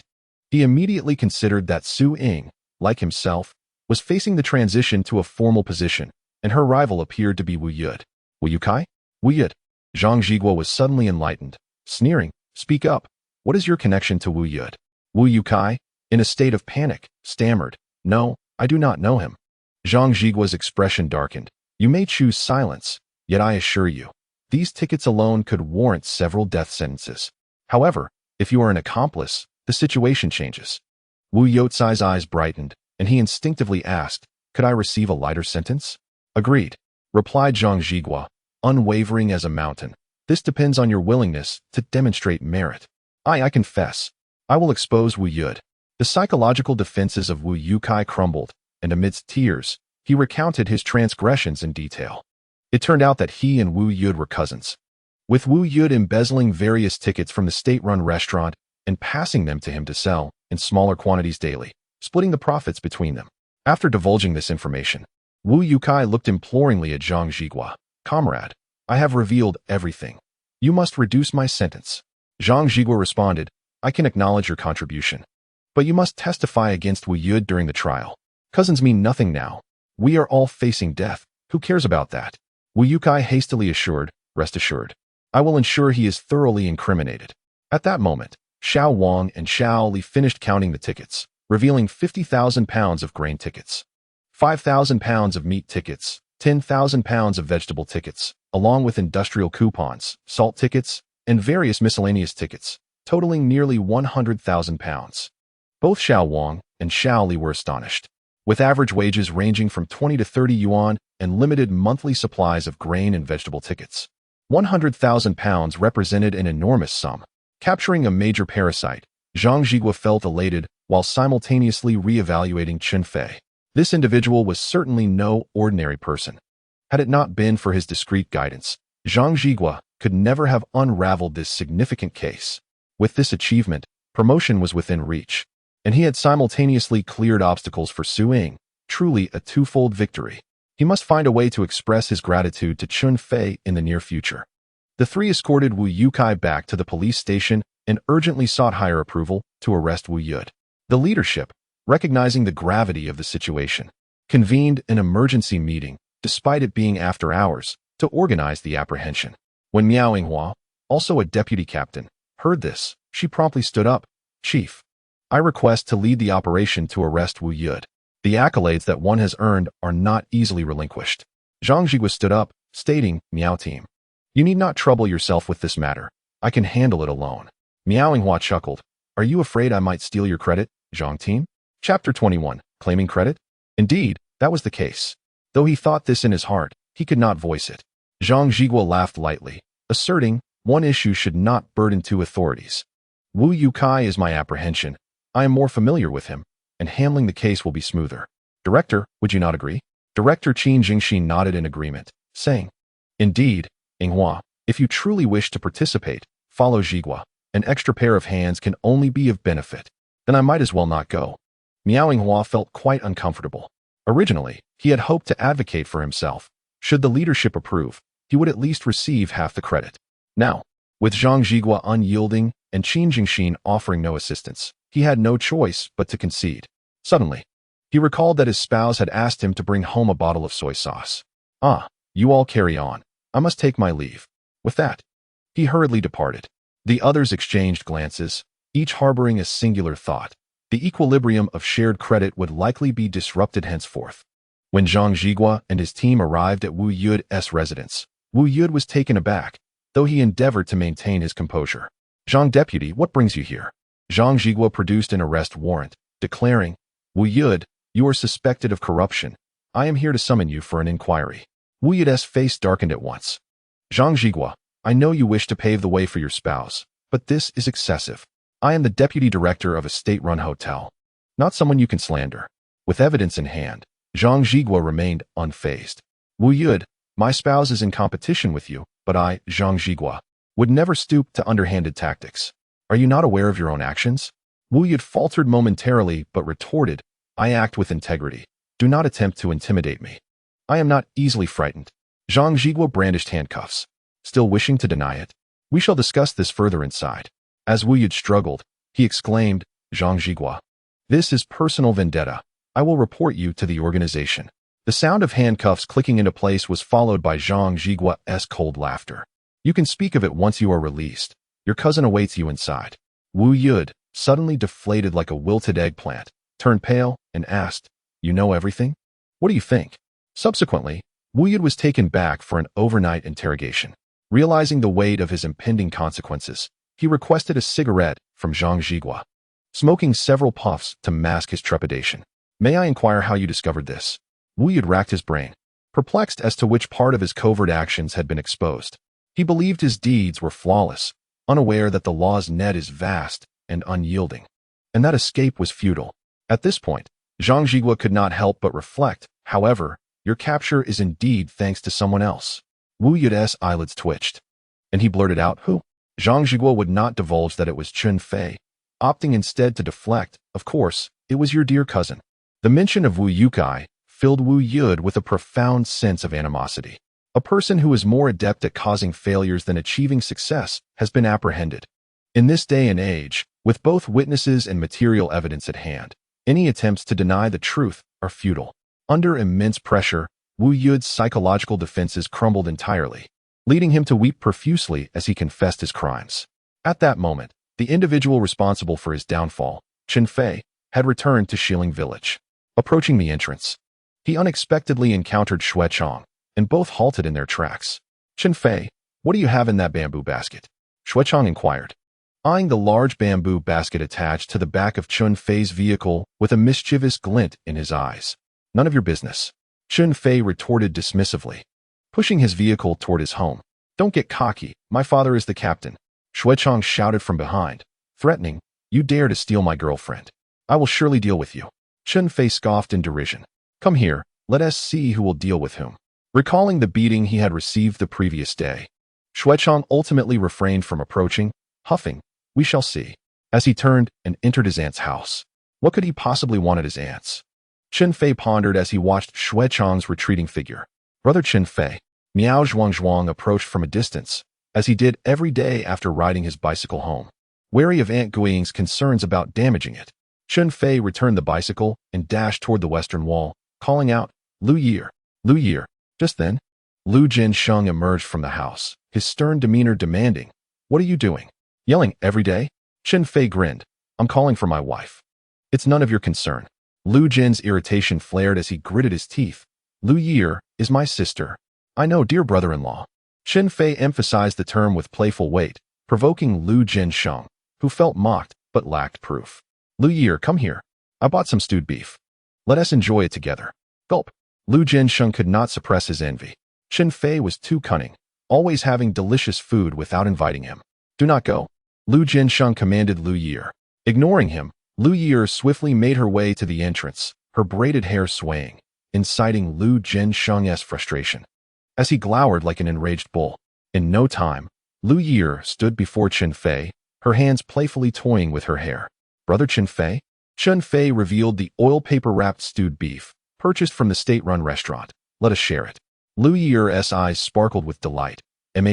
She affirmed, following Chun Fei inside.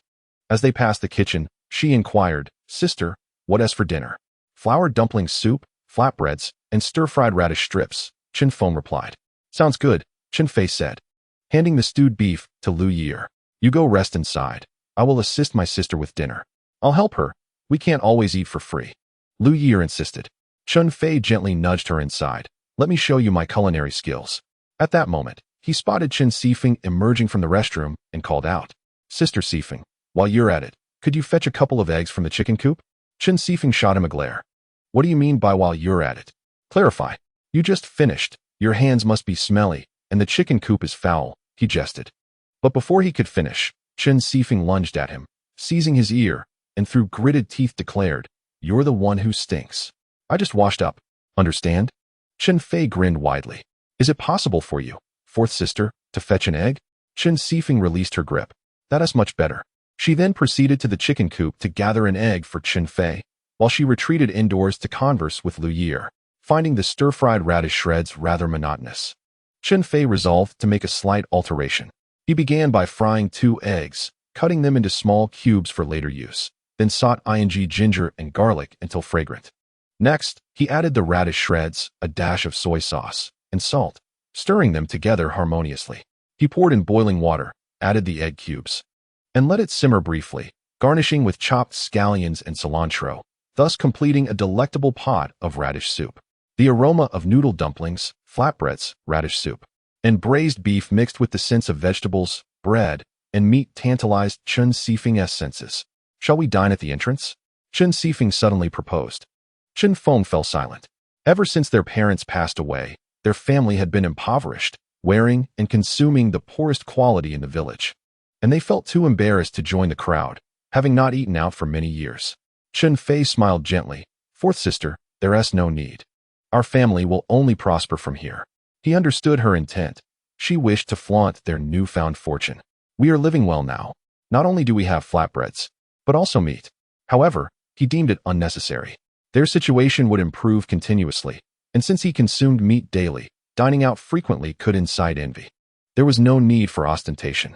"Very well then, I shall indulge," Chen Sifeng exclaimed, waving her hands as she prepared to grab her chopsticks. Yet, Chen Fei was quicker. snatching up 2 pieces of braised beef. Liu Yeer, you should eat. Must it always be like this, fourth sister? Have you forgotten your sister after marrying? And we aren't even wed yet. The meal was savored heartily, with Chen Fei delightfully indulging, and Liu Yeer beaming with happiness. The braised beef was exquisite, and the egg radish soup was equally delightful. Though both dishes featured radish, none could compare to their own. Brother Chun Feay is truly skilled. Today, Jialan's family also refrained from dining out.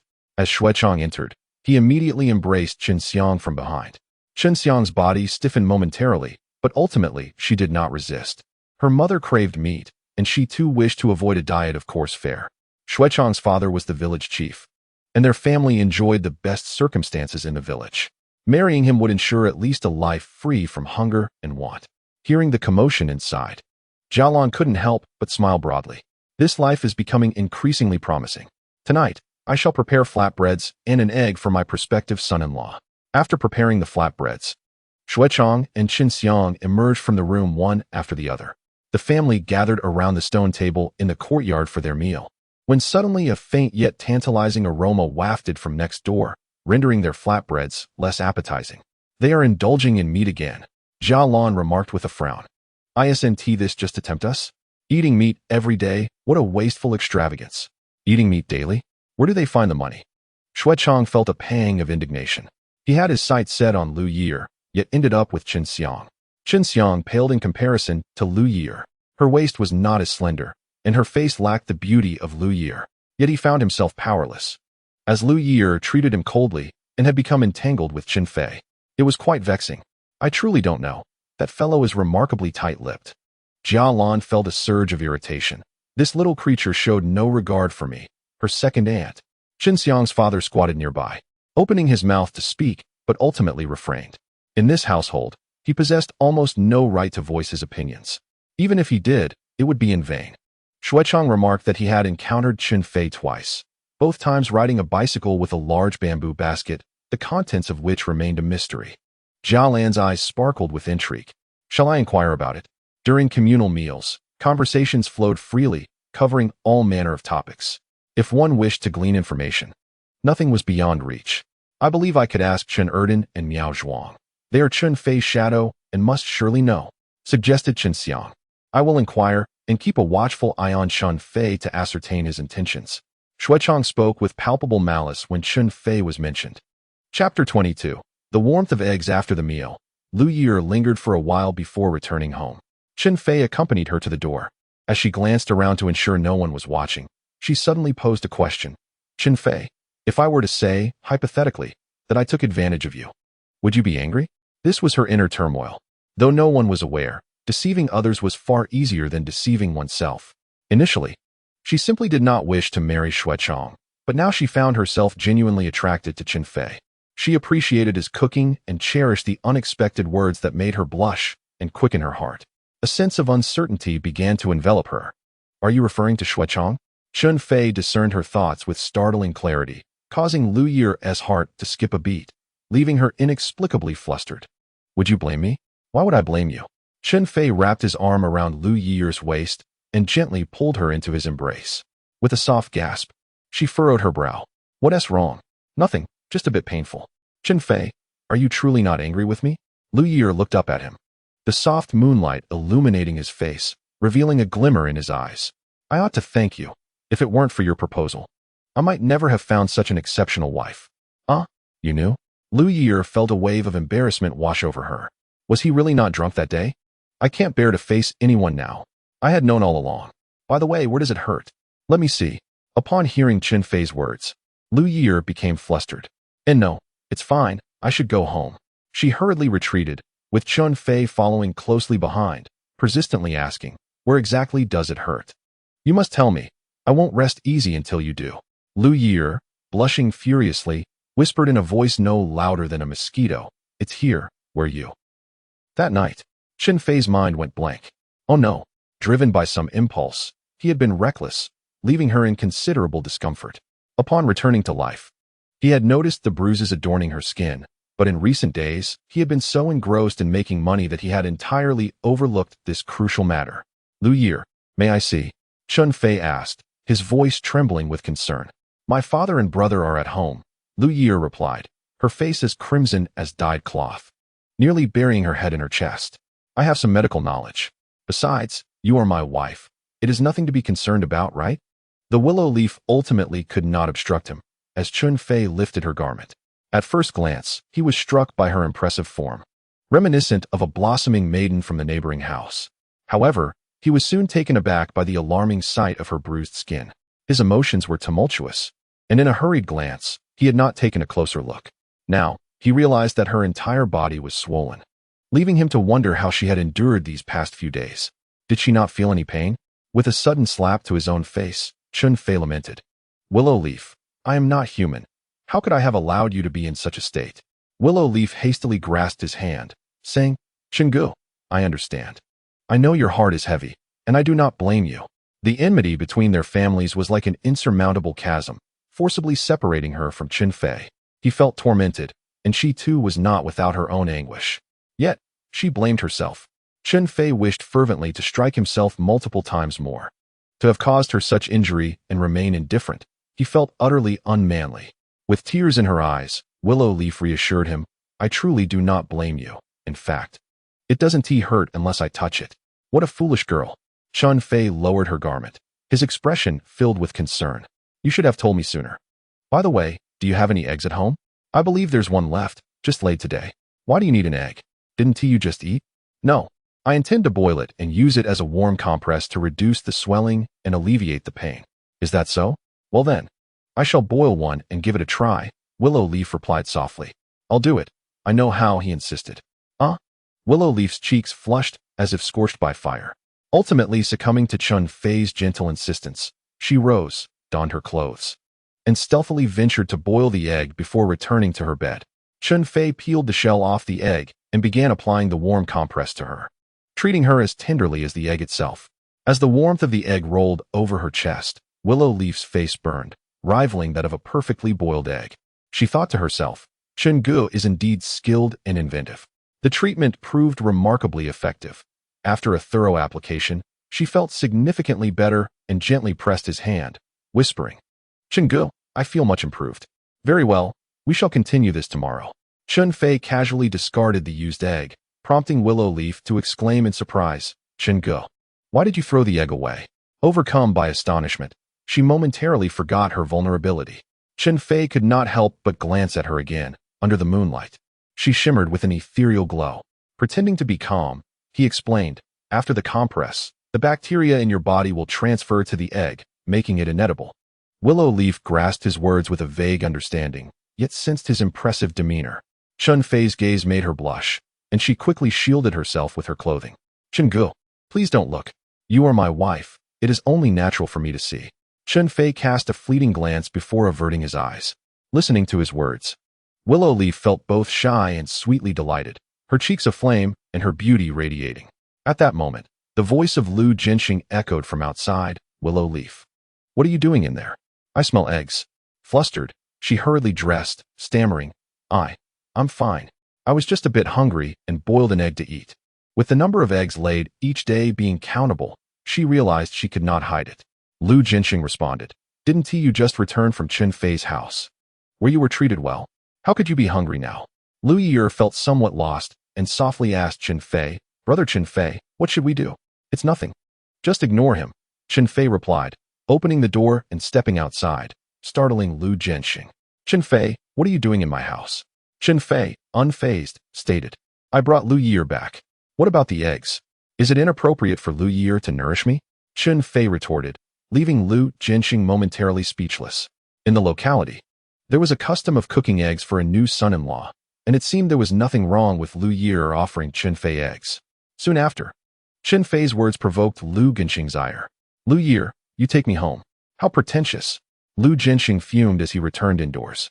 Wasn't it pointless to shuttle back and forth with just a wall in between? Perhaps so, yet isn't that the nature of romance? Liu Ye'er, somewhat foolishly, escorted Chen Fei back home. At Chun Fei's doorstep, they exchanged seemingly significant yet utterly vacuous words, when suddenly, her lips were silenced by something warm, rendering her weak and her mind blank. Coughing, Shu Chong emerged from Chun Xiang's residence and happened to witness this scene, turning his face a shade of green.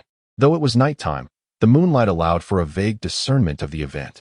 Upon hearing the noise, Liu Yeer, like a startled bird, quickly pushed Chen Fei away and scampered back home, slamming the door behind her with a loud bang. Under the moonlight, her face flushed as if painted with dye. "Brother Chen Fei, how wicked of you to suddenly do that. Scoundrels!" Shu Chong cursed indignantly. "Why do you meddle so much, you dog?" Chun Fei dismissed him. "What's wrong with us sharing a kiss? Haven't your parents ever kissed?" "Chen Fei," Shu Chong bellowed. "Do you dare say that again? I merely speak the truth. Why get angry?" Chun Fei glanced at Chen Xiang, who had accompanied him, a smirk gracing his lips. "Well, aren't you two getting awfully close? Is there a commitment? If not, it's quite scandalous. As if it's any of your concern," Shu Chong retorted, angrily brushing past Chen Xiang. "Can't you at least show a little decency?" Chen Xiang, somewhat irked, remarked. "Oh, cousin, why didn't you speak up when Shu Chong was criticizing me?" Chen Fei shot back. "I won't stoop to your level." Chen Xiang huffed, returning home and shutting the door. Chun Fei chuckled, suddenly experiencing a revelation, realizing some crucial truths. No wonder Aunt Air had been so eager to inform the elder sister. It all made sense. Undoubtedly, the neighbors had been summoned by this gossiping woman. With Liu Yeer and himself cornered under the covers, Shu Chong would naturally refrain from proposing to Liu Yeer. Seizing the opportunity while Shu Chong was angry, he brought him to his own home, allowing Chun Xiang to comfort him, which seamlessly turned into a fortunate circumstance. This illiterate Aunt Air had indeed played a clever game. Nevertheless, Chun Fei felt gratitude towards her. If not for her commotion, he might never have found such an admirable wife in Liu Yeer. Without further ado, he decided to return home and sleep. Engaging in disputes with such a woman was futile. It would be better to rest early, perhaps even dream of Liu Yeer. Yet, he was unaware that the next day, as he rode his bicycle away from home, Jialon quickly ran off to inform Shu Chong through a shortcut.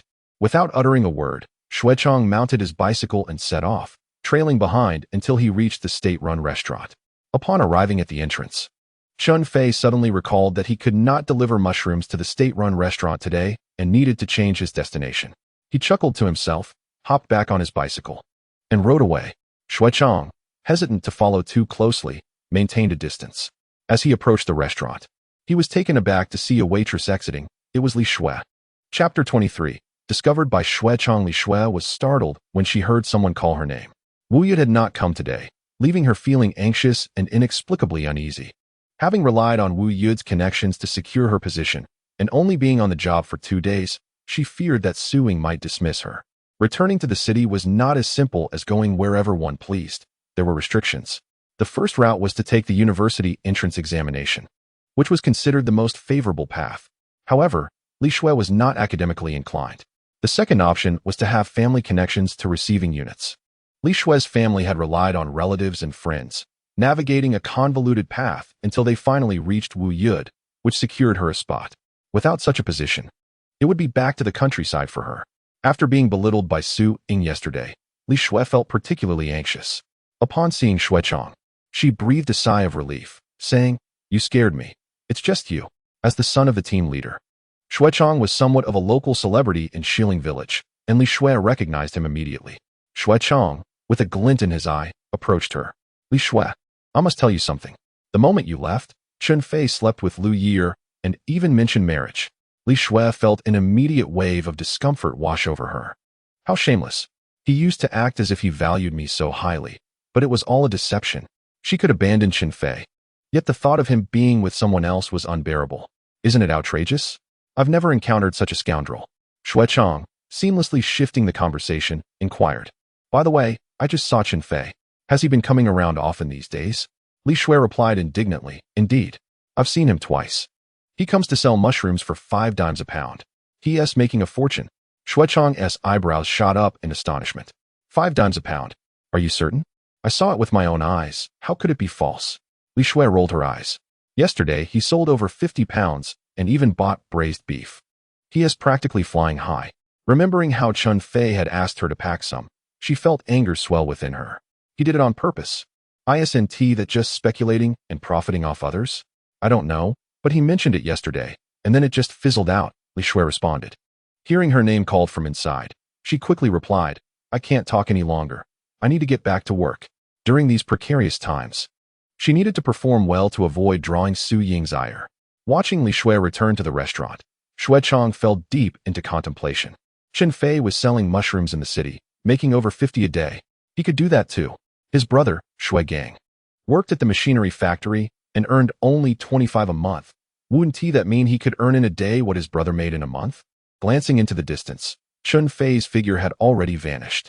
He decided not to pursue him and instead retraced his path, pondering who could assist him in this endeavor. Chun Fei, with a furtive demeanor, certainly harbored intentions of monopolizing the situation. He, too, desired this. The knowledge of such matters ought to be confined to a select few. 2 or 3 individuals would suffice. The comrades in the team were quite suitable for this purpose, as they shared a cordial rapport. Thus, Shu Chong made his way directly to the youth station.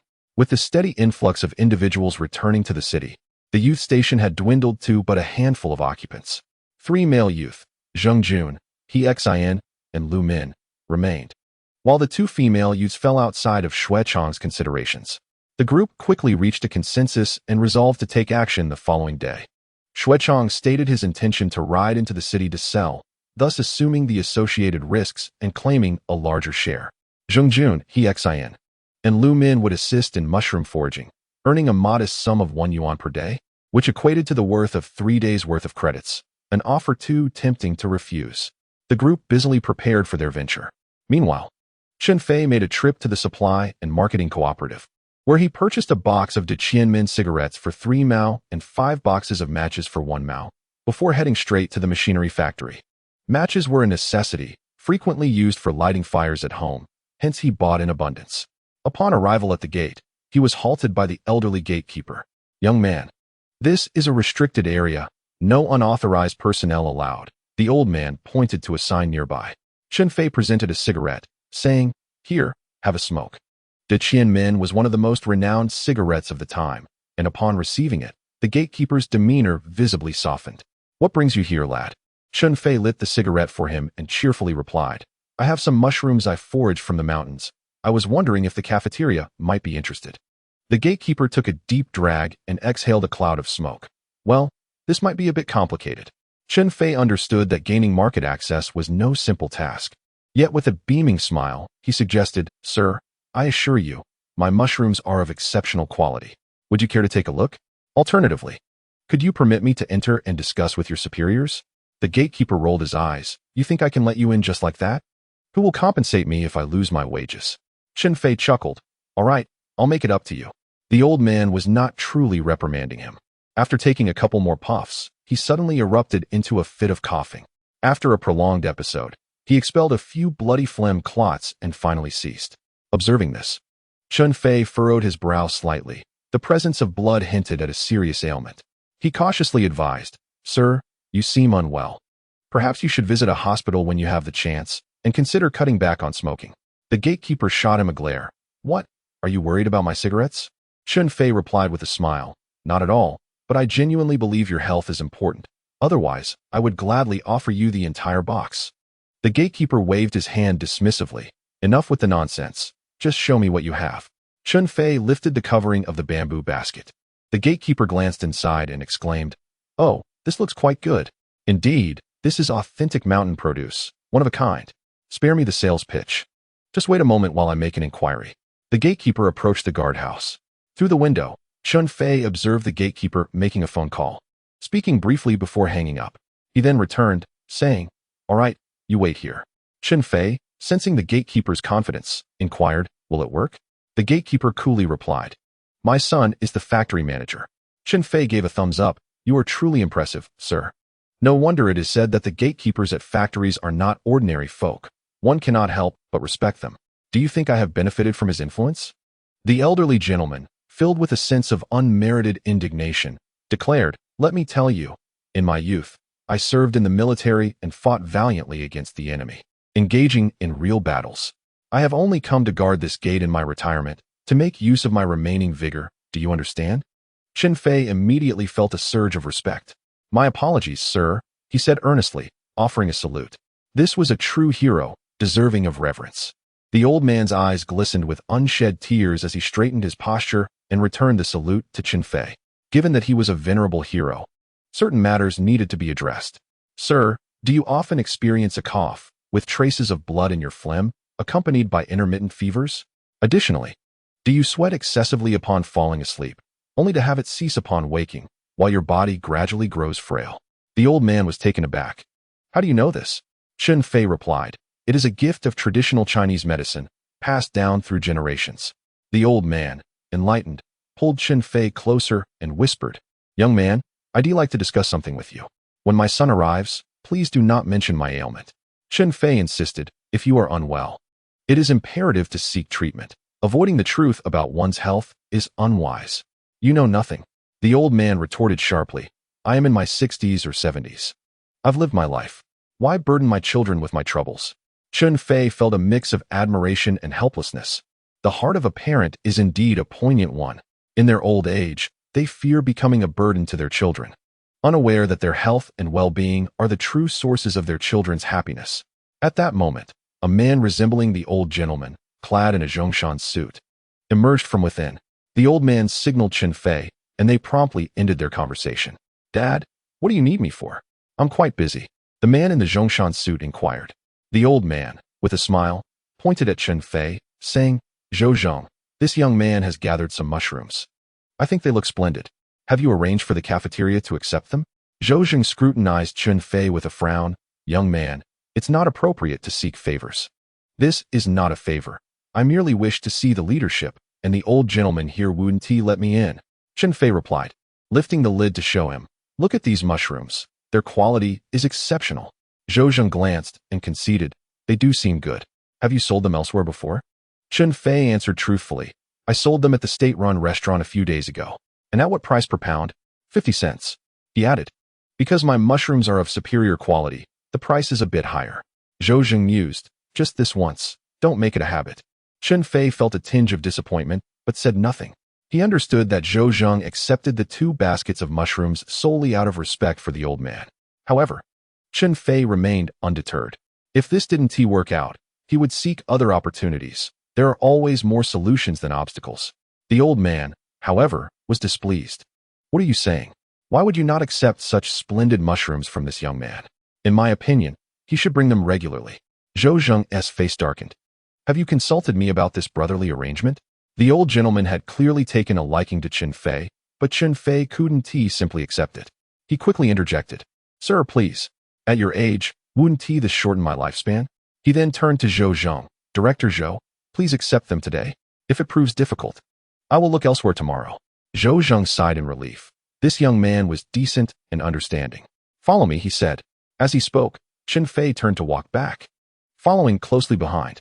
After some contemplation, he felt it prudent to offer a reminder, quickening his pace to draw nearer to Zhou Zhong, and in a hushed tone suggested, Director Zhou, I noticed the elder was coughing quite severely earlier. I recommend a checkup, lest it develop into a more serious ailment. Is that so? Zhou Zhong halted, turning to face Chen Fei. Are you merely saying this to promote your mushrooms? It's quite normal for the elderly to cough occasionally, isn't it? I do wish to sell mushrooms, but I would never resort to underhanded tactics. Chen Fei replied candidly. My intention stems from respect for our elders. Each of these heroic figures is a treasure of our nation, and we should strive to preserve them as much as we can, wouldn't you agree? Zhou Zhong regarded Chun Fei with astonishment for a moment, clearly taken aback by his words. It seemed he had underestimated him. However, he refrained from expressing his belief or disbelief, and Chun Fei chose not to press the matter further. Such conversations are best left succinct, as excessive discussion can be tiresome. After navigating a couple of turns, they arrived at the cafeteria. Just then, a young man, appearing to be around 25 or 26 and clad in blue work attire, emerged and greeted Zhou Zhong with a smile. Director, are you here to inspect the cafeteria?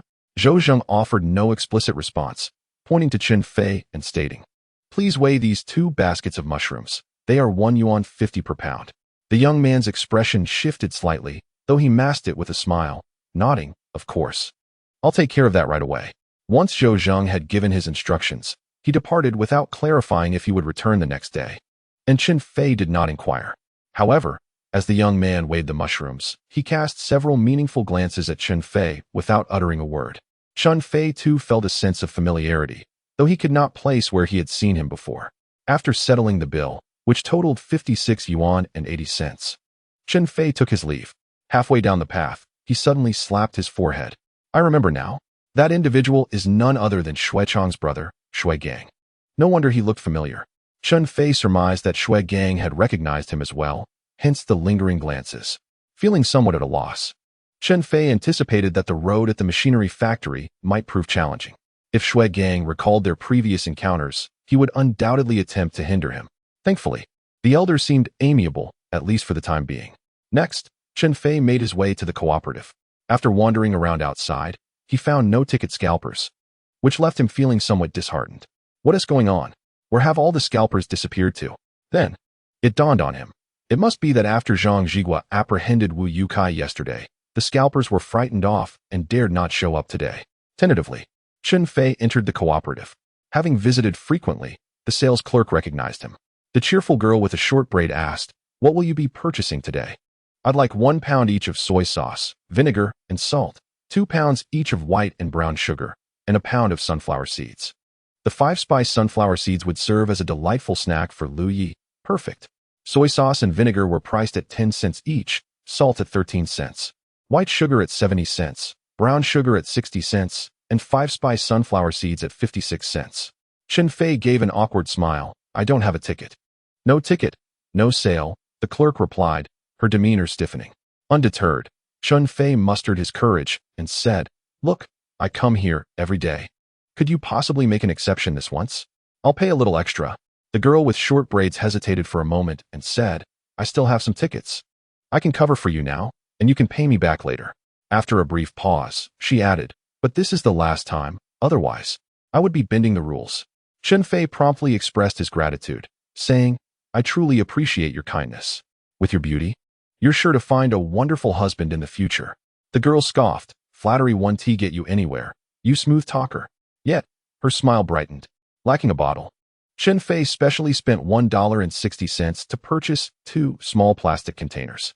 It must be noted that, at that time, soy sauce and vinegar were made entirely from pure grains, and their flavors were truly delightful. The only drawback was their short shelf life. During the summer, vinegar would develop white mold within 20 days. After spending $5.65, he was well prepared. The dirt road from the hot spring to Shilling Village was bordered not far from the Jian Mountain Reservoir. The reservoir was vast, shimmering under the sunlight, with a refreshing breeze wafting through. After cycling back and forth, drenched in sweat, Chen Fei, in a fit of enthusiasm, pushed his bicycle to the reservoir's edge, stripped off his clothes, and with a splash, leapt into the water. Just as he was enjoying his swim, he felt something brush against him. Turning around, he was astonished to find a fish swiftly darting into the weeds. "Trying to sneak away, are you?" Chen Fei dove forward, hands outstretched. But alas, the fish slipped away, leaving him with nothing. Undeterred, Chen Fei pursued and spotted many more fish: grass carp, silver carp, crucian carp, and catfish.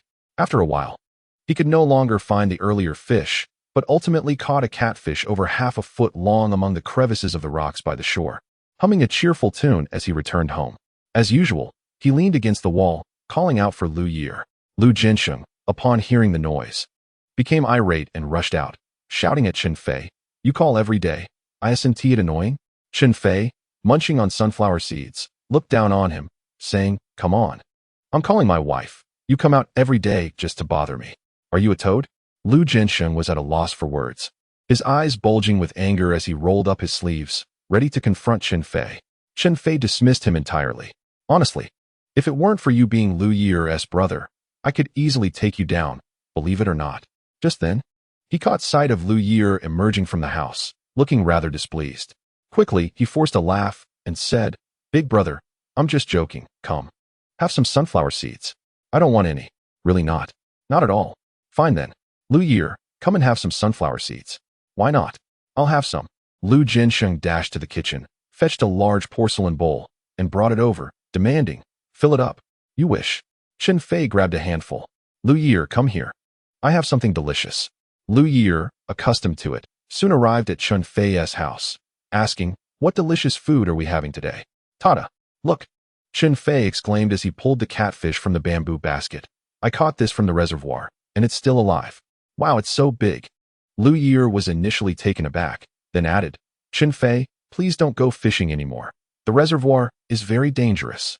Chen Fei, unfazed, reassured her, don't worry. I'm a strong swimmer. But that is not acceptable. Liu Ye'er grew anxious, stating, if you don't promise me, I won't eat. All right. I promise not to fish next time.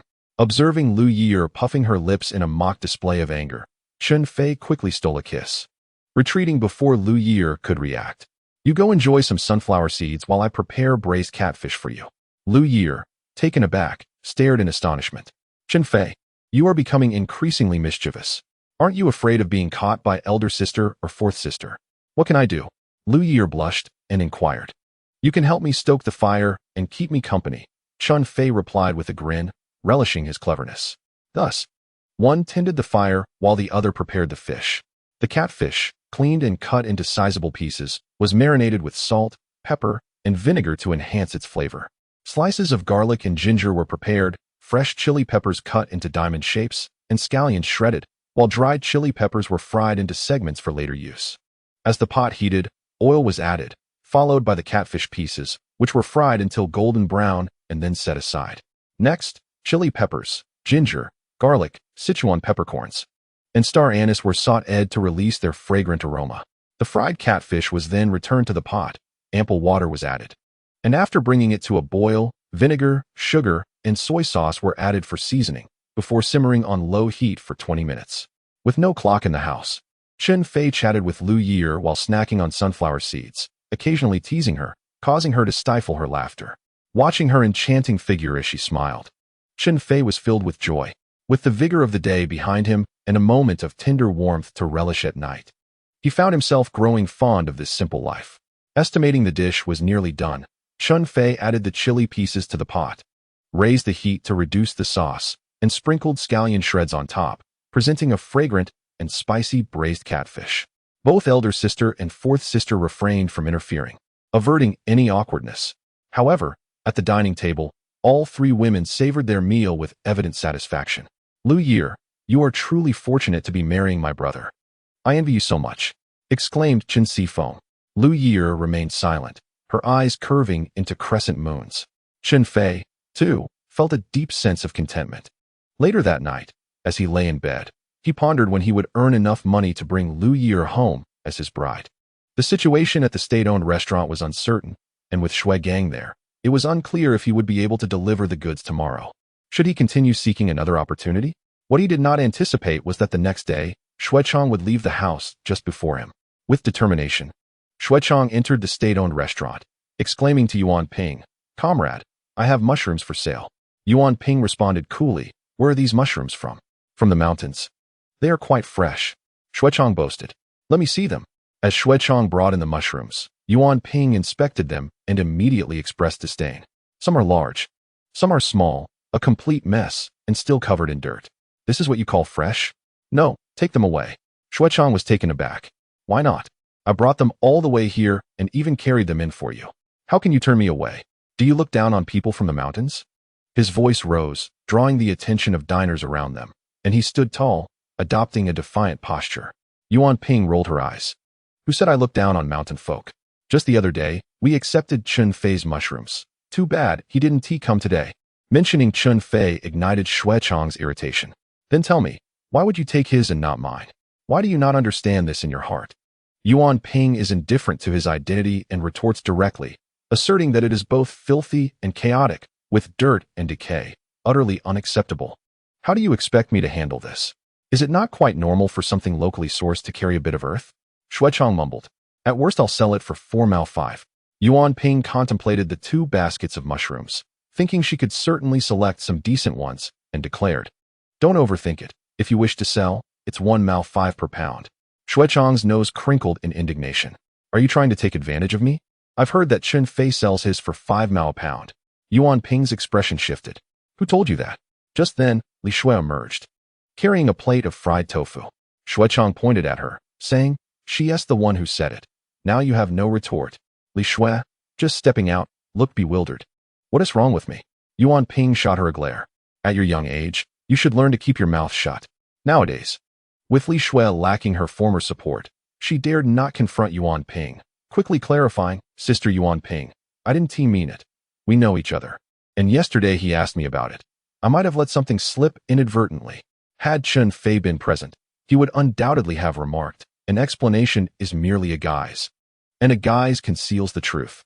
However, Yuan Ping was unfamiliar with such phrases, merely huffed, "This is the price. Either you sell it at this rate or not at all. I refuse to sell even if I have to throw it away." Fuming, Shu Chong stormed out, walking a short distance before a light bulb moment struck him. Wait a moment. He thought of the state-run cafeteria. My brother works at the machinery factory's canteen. Such a large cafeteria, with thousands dining, requesting 100 or 80 pounds of mushrooms is hardly a trivial matter. Truly, one can possess a gold mine yet beg for food. What was I thinking? Thus, Shu Chong took a turn and headed straight for the machinery factory. Upon arriving at the entrance, he was halted by the old guard. "What do you want, kid?" Shu Chong dismounted his bicycle, stating, "I'm delivering mushrooms to the cafeteria." The guard frowned. "How rude. You're far from being as courteous as Chen Fei." With the mushrooms uncovered, the guard glanced at them and remarked, "These mushrooms might not be suitable." Now, Shu Chong was certain that his mushrooms were inferior to Chen Fei's, yet he maintained a smile, saying, "No problem, I can lower the price." The guard, growing impatient, pointed to the sign at the entrance. "This is a restricted area, no unauthorized personnel allowed." Shu Chong quickly replied, "I am not an idle person. I am a busy one. By the way, my brother works at the cafeteria." The guard frowned again but said nothing further. "Fine, you may enter." Shu Chong entered the cafeteria with enthusiasm and happened to see Chun Feay emerging from within, causing his heart to skip a beat. "Chen Fei, you are actually here selling mushrooms?" Chen Fei, holding 57 yuan and 1 mao in his hand, watched his smile gradually fade. "Do I need to inform you where I sell mushrooms? Who are you?" He had tried his best to conceal this, but still, someone began to mimic him so quickly. It was easy to imagine that once the news spread, the villagers would be in an uproar. Today, Shui Gang had not troubled him. But Shui Chong's arrival changed the situation. Shui Chong walked in with his head held high, and Shui Gang was taken aback upon seeing him. "Xiangzi, what brings you here?" Shui Chong replied, "I'm selling mushrooms." Shui Gang slightly furrowed his brow. "You're late. We just collected over 100 pounds. Shui Chong chuckled. "Your cafeteria is so spacious, even an extra 100 jin would be consumed. Since I am here, just accept it." Shui Gang could only nod in agreement. "All right then. Come earlier next time." "Great." The two swiftly proceeded to weigh the mushrooms. 115 jin. As for the price, Shui Gang hesitated momentarily. His eyes were not blind. He could clearly see that Shui Chong's mushrooms were nowhere near as good as Chun Feay's. Yet, he was his own brother. Hence, he settled on a price of 50 cents. Shui Chong's face lit up with joy. "Thank you, brother. Can you calculate how much that is?" Shui Gang pulled out an abacus and clacked away, 57 yuan and 50 cents. Shui Chong's grin stretched from ear to ear.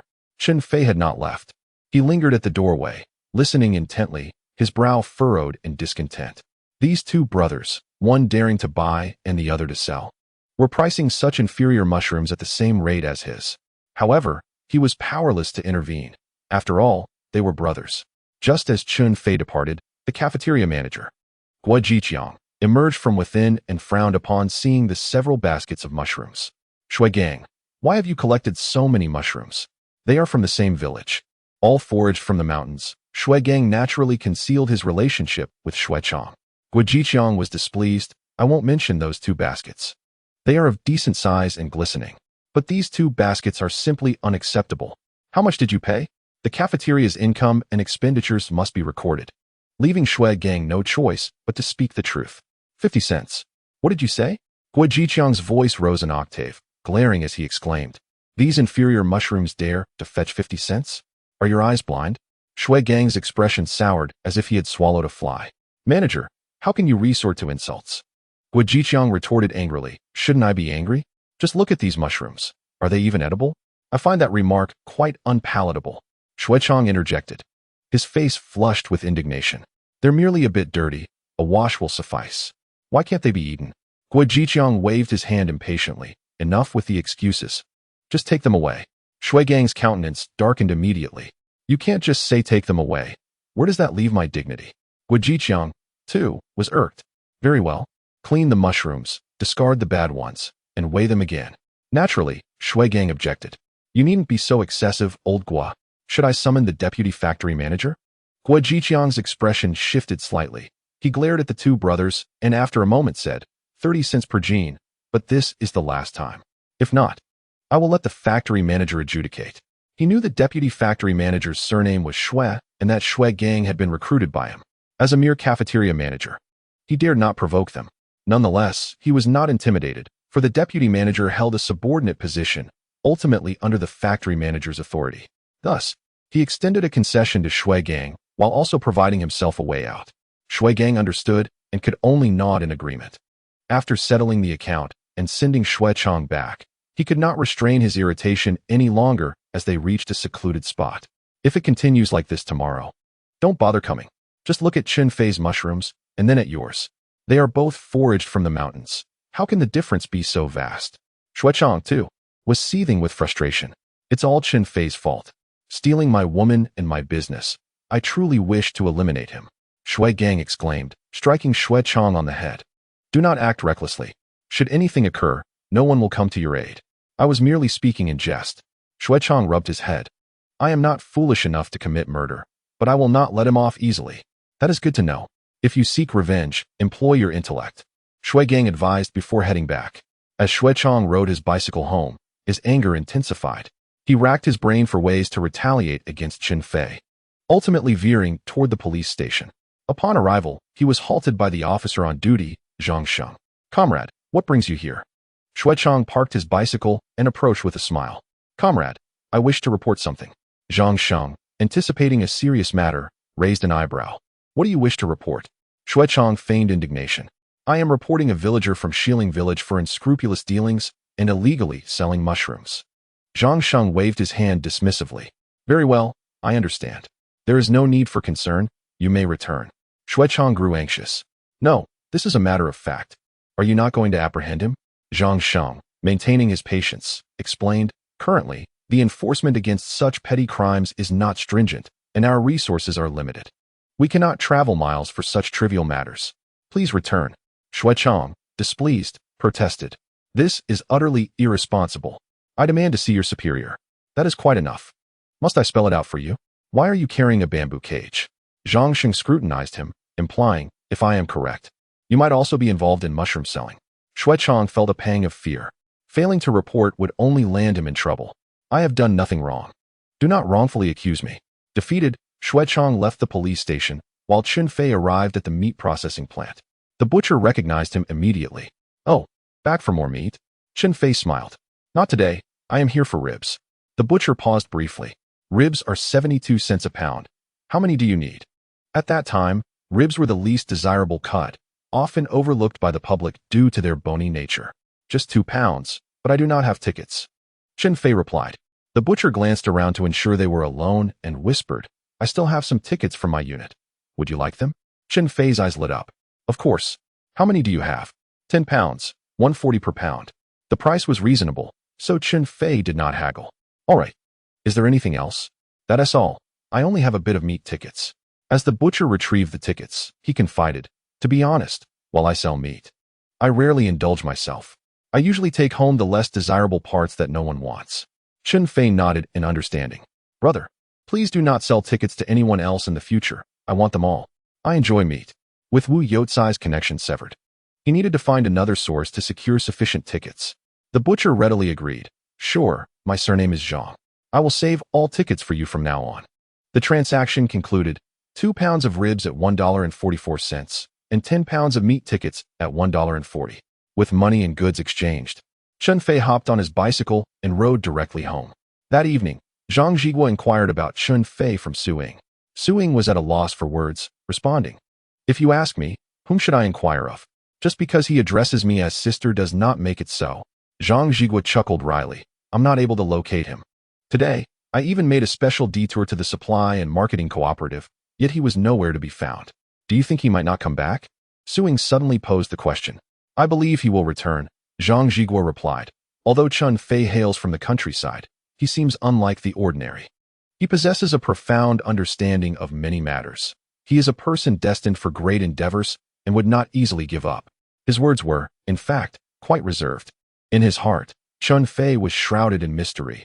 A mere utterance from him could pinpoint critical details and unravel a major case. By now, Su Ying had officially become the director of the state-run restaurant. and Zhang Zhigua had also received commendation from superiors for solving a significant case, increasing his chances of securing a permanent position. In truth, Chen Fei is a benefactor to both of us, Zhang Zhigua said, wrapping his arms around Su Ying from behind. I wish to thank him in person, but I cannot find him, so I must ask you. Su Ying's cheeks flushed slightly. Please refrain from moving. The child is outside doing homework and has yet to sleep. Zhang Zhigua's hands grew somewhat restless. I haven't moved. It was you who reminded me. Su Ying pressed down on his hands, suggesting, why not call him tomorrow? All right, Zhang Zhigua agreed, but I reckon there might not be a telephone in his village. I can only reach the township. I know the chief of the Wunquan Township Police Station.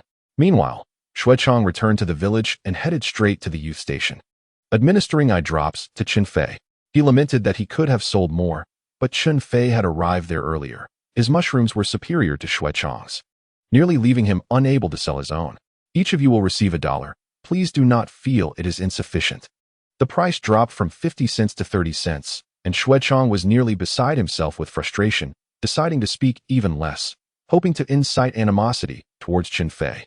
Zheng Jun, He Xin, and Lu Min were indeed incensed, asking what he intended to do. Shu Chong, filled with indignation, declared, if we cannot succeed, he shall not either. I will tell my father to arrest him as an example. Lu Min immediately voiced his support. Indeed, if he obstructs our livelihood, he should be apprehended. He Xin, however, expressed skepticism. Is that feasible? These days, it is not like a few years ago. People aren't easily arrested. Shu Chong sneered. If one desires to arrest, there is no one who cannot be caught. Just wait. I shall return immediately. Chapter 27. The widow Yang Hua and the militia captain. One must say, the human psyche is quite peculiar. If only Shu Chong had taken a moment to refine his mushrooms, Shui Gang could have openly purchased them at a premium. However, Shu Chong, blinded by greed, chose to confront Chen Fei instead of contemplating how to enhance quality. Upon returning home, Shui Luzhu had just come back from outside, and as soon as Shu Chong saw him, he impatiently exclaimed, Father, please help me to capture Chen Fei. This person is always sabotaging my efforts. It is infuriating. Shui Luzhu paid him no heed, walking to the makeshift stone table in the yard, picking up the large ceramic jar handed to him by Ding Mei, and took a couple of hearty gulps before glancing at Shu Chong with a sidelong look. What is it now? He asked.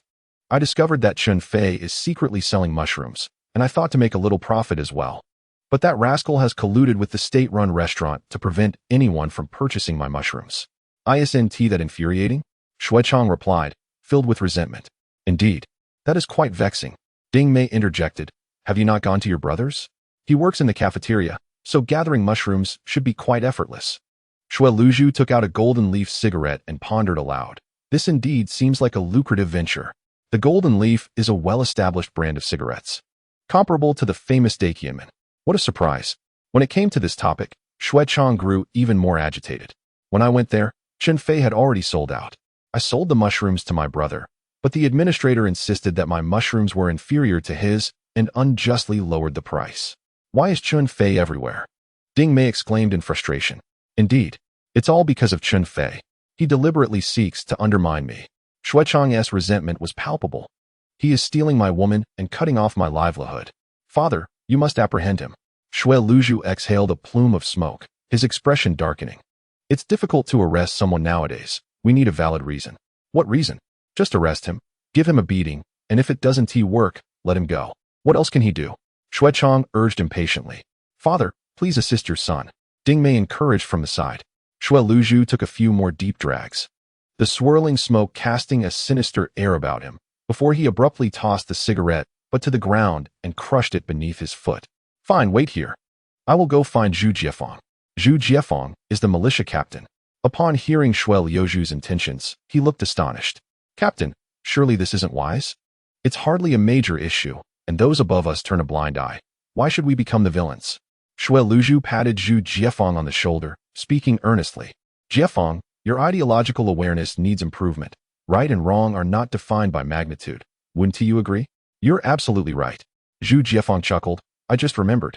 Last night during our patrol, we saw your son Shu Chong peeping at a female educated youth bathing. Should we arrest him? Shui Luzhu's face immediately darkened. Don't slander me. I have witnesses. Feeling defeated, Shui Luzhu forced a laugh and said, well, He is still a child. It was probably mere curiosity.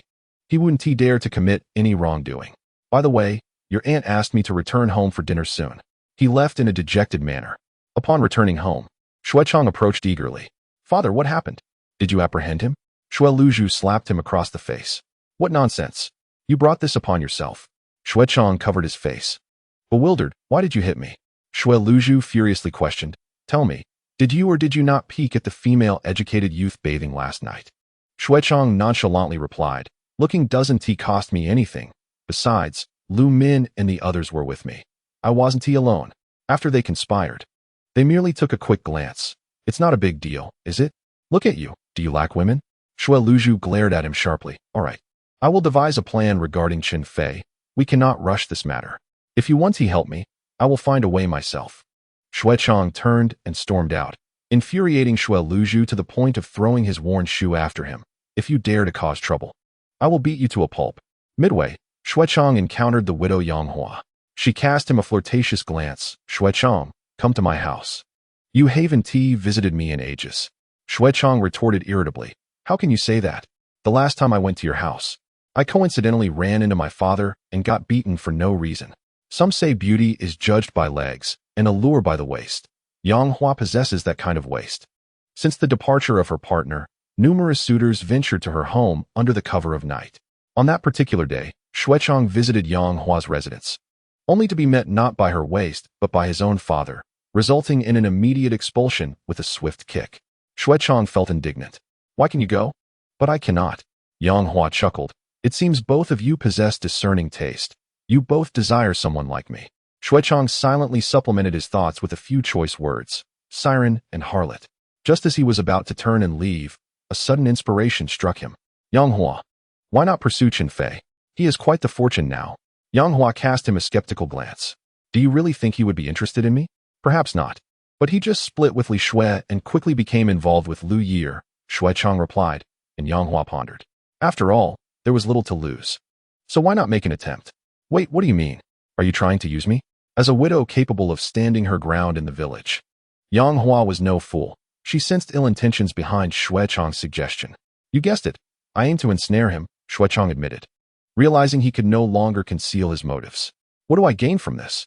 Yang Hua inquired. Shu Chong produced a single yuan, lure him to the pig farm. And this is yours. The brigade raised a few pigs, and it was Shu Chong who, against the majority's opinion, had entrusted this task to Yang Hua. Those in the know understood that she had earned it through her own merit. Yang Hua scoffed. Who do you think you're belittling? A single yuan? No way. That's offensive. With determination, Shu Chong pulled out a larger note and handed it over. Surely this will suffice? Now that's more reasonable. Yang Hua huffed with satisfaction. But let me be clear. Regardless of the outcome, the money is non-refundable. Shu Chong reassured her. Rest assured. As long as you bring him to the pig farm, our dealings will be concluded. The two conspirators whispered furtively, unaware that a figure had approached from the small alley, only to retreat upon overhearing them, waiting until they departed to emerge. As Chun Feay returned home as usual, he drew a bucket of cold well water and began washing ribs when he caught a glimpse of movement outside, instantly alert. Who's there? Who's outside? Chen Fei had been tallying his earnings over the past few days.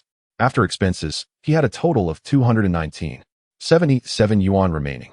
This was a substantial sum, equivalent to many people's annual income. As the saying goes, it's not the theft that worries one, but the thief's interest in one's possessions. And being targeted could lead to trouble. Chun Fei swiftly grabbed a broom, flung open the door, and dashed outside, where he spotted a shadow by the wall. Who's there? Step forward. I promise not to harm you. The shadow sheepishly emerged from the shadows. Chen Fei, it's me, Zhu Jiefeng. What are you doing lurking at my door? Are you planning some mischief? The militia sometimes patrolled at night, calling out fire and theft prevention warnings. But Zhu Jiefeng's behavior seemed suspicious. Rubbing his head, Zhu Jiefeng replied, I came to warn you. Liu Ye'er might be plotting against you, so be cautious. Also, I just saw Shu Chong with the widow Yang. Chen Fei was taken aback. Why are you helping me? Zhu Jiefeng stammered. It's nothing, just looking out for fellow villagers. By the way, where's your fourth sister? My fourth sister? Chun Fei suddenly recalled that in his previous life, after the fourth sister jumped off the cliff, it was Zhu Jiefeng who discovered her remains at the bottom. It was said that he cried like a child at that moment and never married, living out his days in solitude. Could it really be? Was it possible that someone cherished the fierce and spirited fourth sister? This was truly an eye-opener for him. Chen Fei's gaze towards Zhu Jiefeng immediately shifted. Just as he was about to say something, Chen Sifeng rushed out like the wind, the kitchen knife in her hand gleaming ominously in the twilight. Xiao Fei, who is at our doorstep? Chun Fei hurriedly pressed down the knife. Fourth sister, it's nothing. Jiefeng Good just wants to have a word with you. Turning around, he wondered, where did Jiefeng go?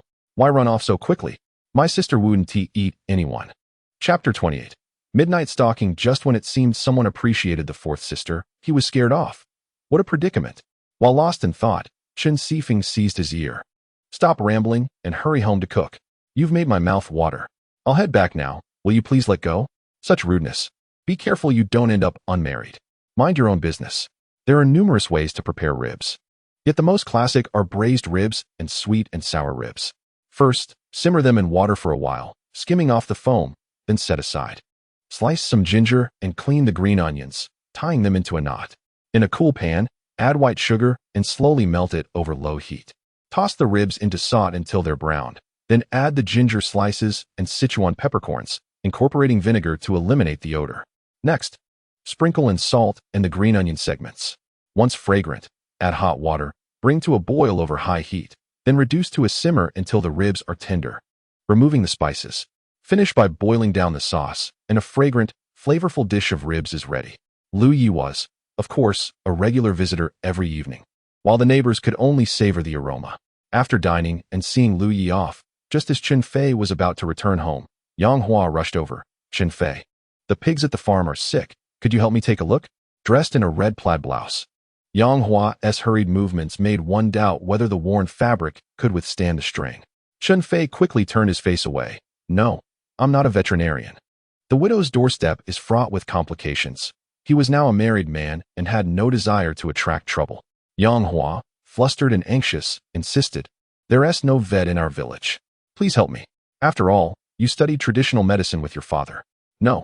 Chun Fei urgently interjected. I'll still call you aunt. Even if Uncle Daju is no longer around, we shouldn't confuse kinship. Daju had been Yang Hua's husband, deceased for several years. Yang Hua tossed her hair, giving him a reproachful glance. We're not blood relatives. It's just neighborly terms. Why take it so seriously? Even so, this is a matter for the village. Why involve me?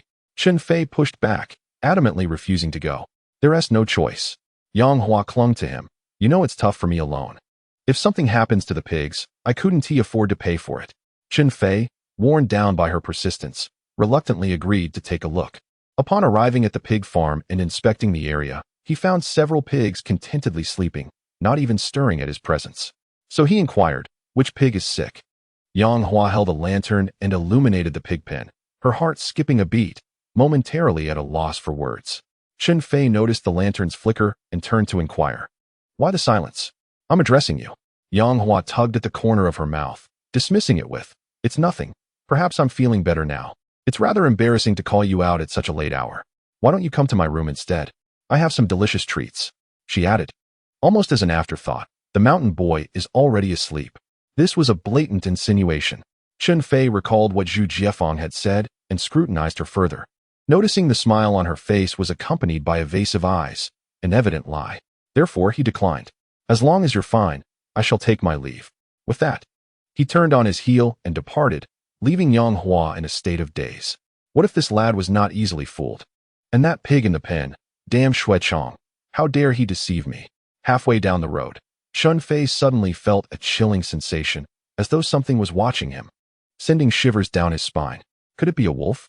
Shilling village was adjacent to the mountains, where wild wolves occasionally ventured into the village to steal food and even attack people. Chun Fei's hair stood on end. He swiftly turned around, ready to confront whatever awaited him.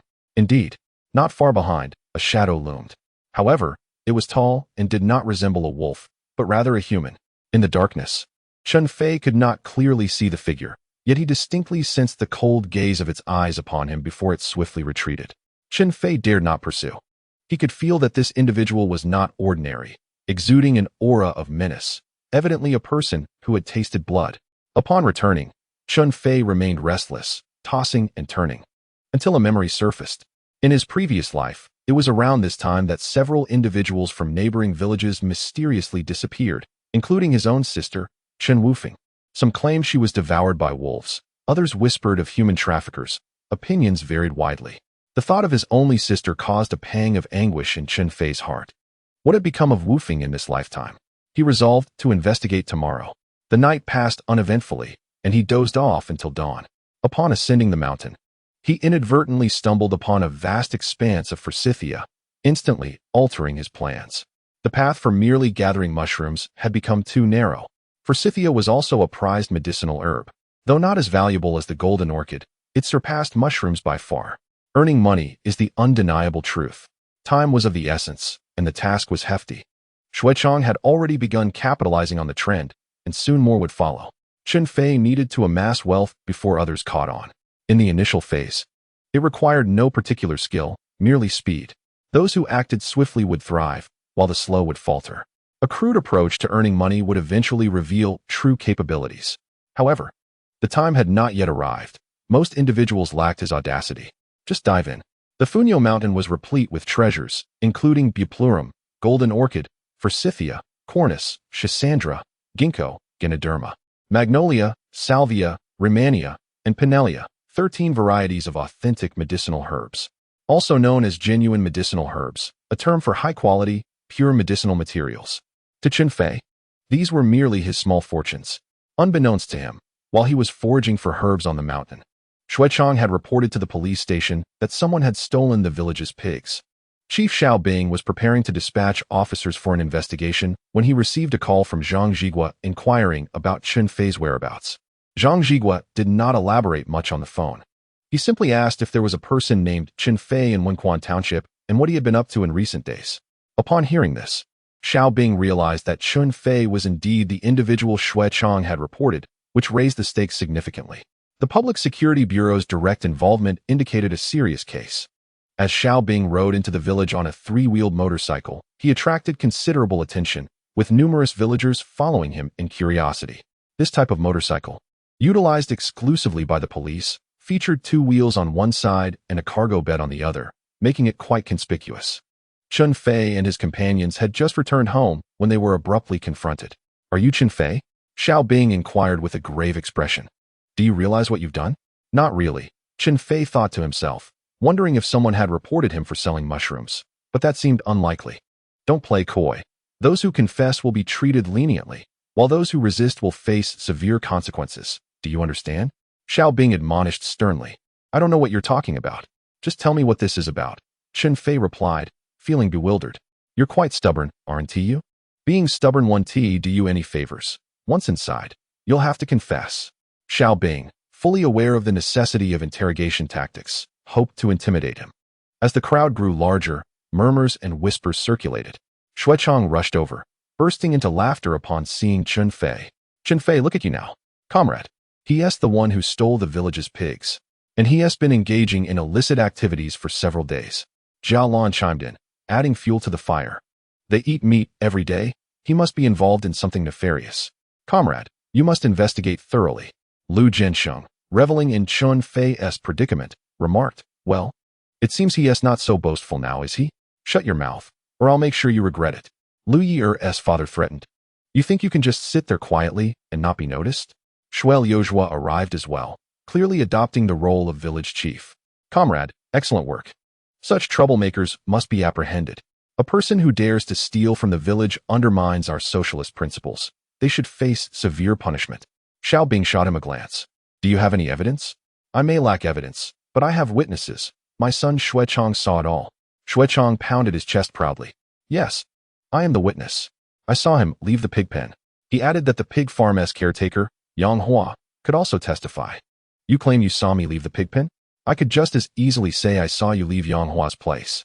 Chun Fei retorted, casting a cold look at Yang Hua. It appeared that Zhu Jiefeng had been correct. This woman had ulterior motives for approaching him. Yang Hua, holding a child, quickly turned her body to conceal her face behind the child. "He*s the thief.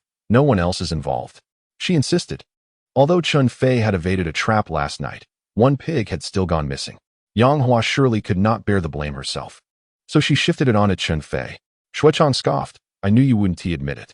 Thankfully, I'm not alone. He Xin and Lu Min will corroborate my account. He Xin and Lu Min immediately stepped forward, raising their hands in affirmation. We witnessed Chun Feay stealing the pig last night. There is no doubt about it. Now what do you have to say for yourself? Xiaobing pressed. I have nothing to say. The innocent will clear themselves. Chun Feay remains unperturbed. He has committed no wrongdoing. And mere accusations by these individuals cannot substantiate any claims against him without tangible evidence. Shui Luzhu, pointing at Liu Ye'er who had just fled from her home, suddenly realized. I understand now. Chen Fei is hastily preparing a betrothal gift for Liu Yeer, which is why he resorted to such desperate measures.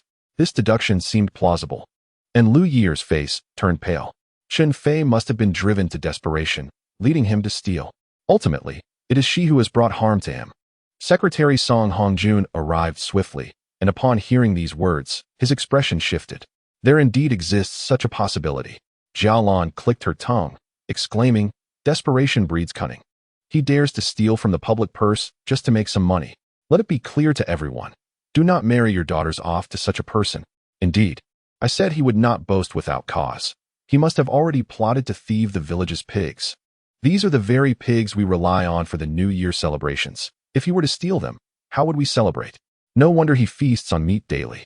This scoundrel is incorrigible. It is entirely justified to capture him. Voices erupted, particularly from Jia Lan and Shu Chong, who were the most vociferous. Yang Hua relentlessly pursued Chen Fei, demanding, confess honestly, do you have accomplices? Xiao Bing inquired. Upon hearing this, Aunt Guiying and Heir Dan's mother grew anxious. Their children had been foraging mushrooms alongside Chen Fei. Would they be apprehended as well?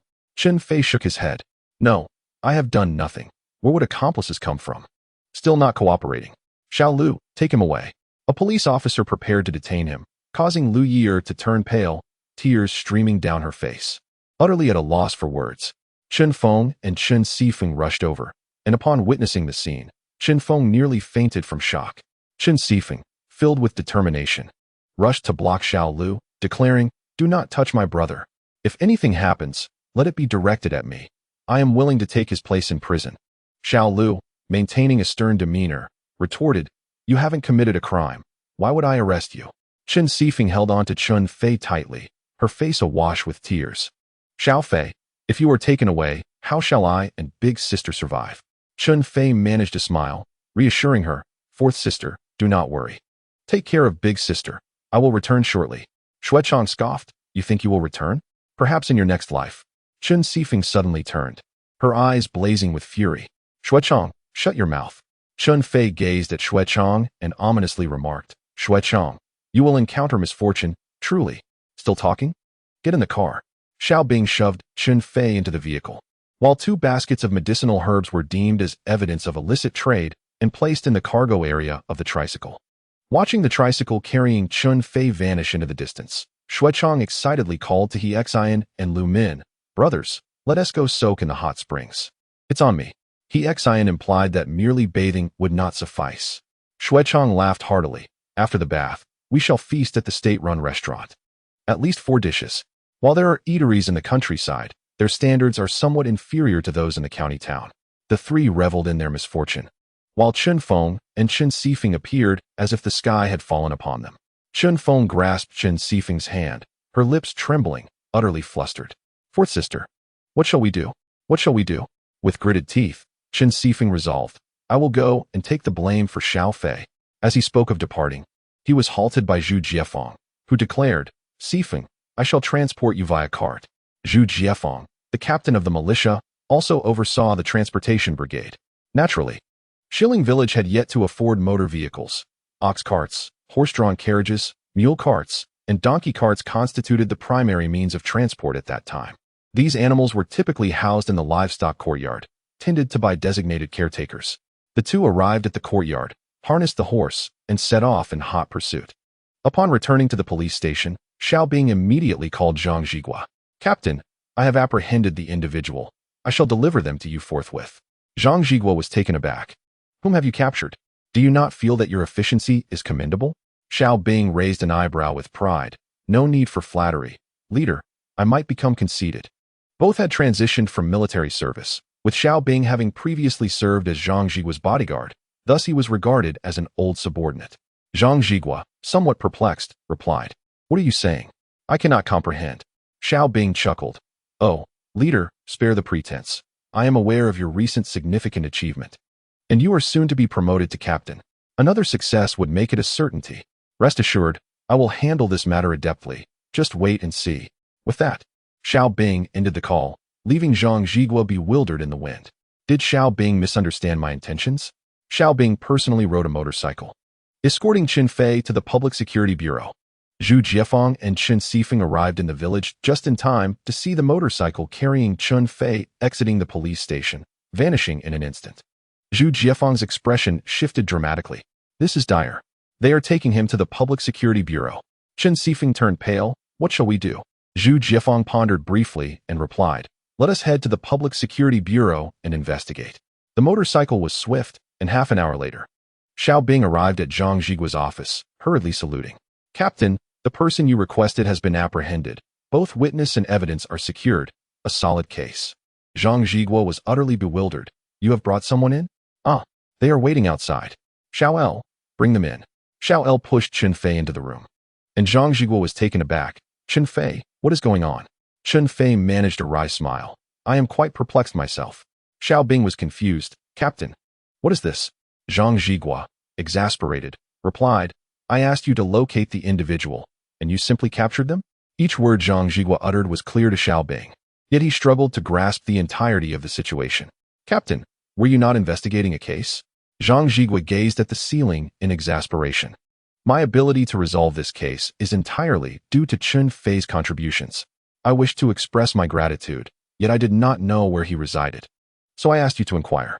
Instead, you went ahead and arrested him." Xiao Bing felt as though struck by lightning.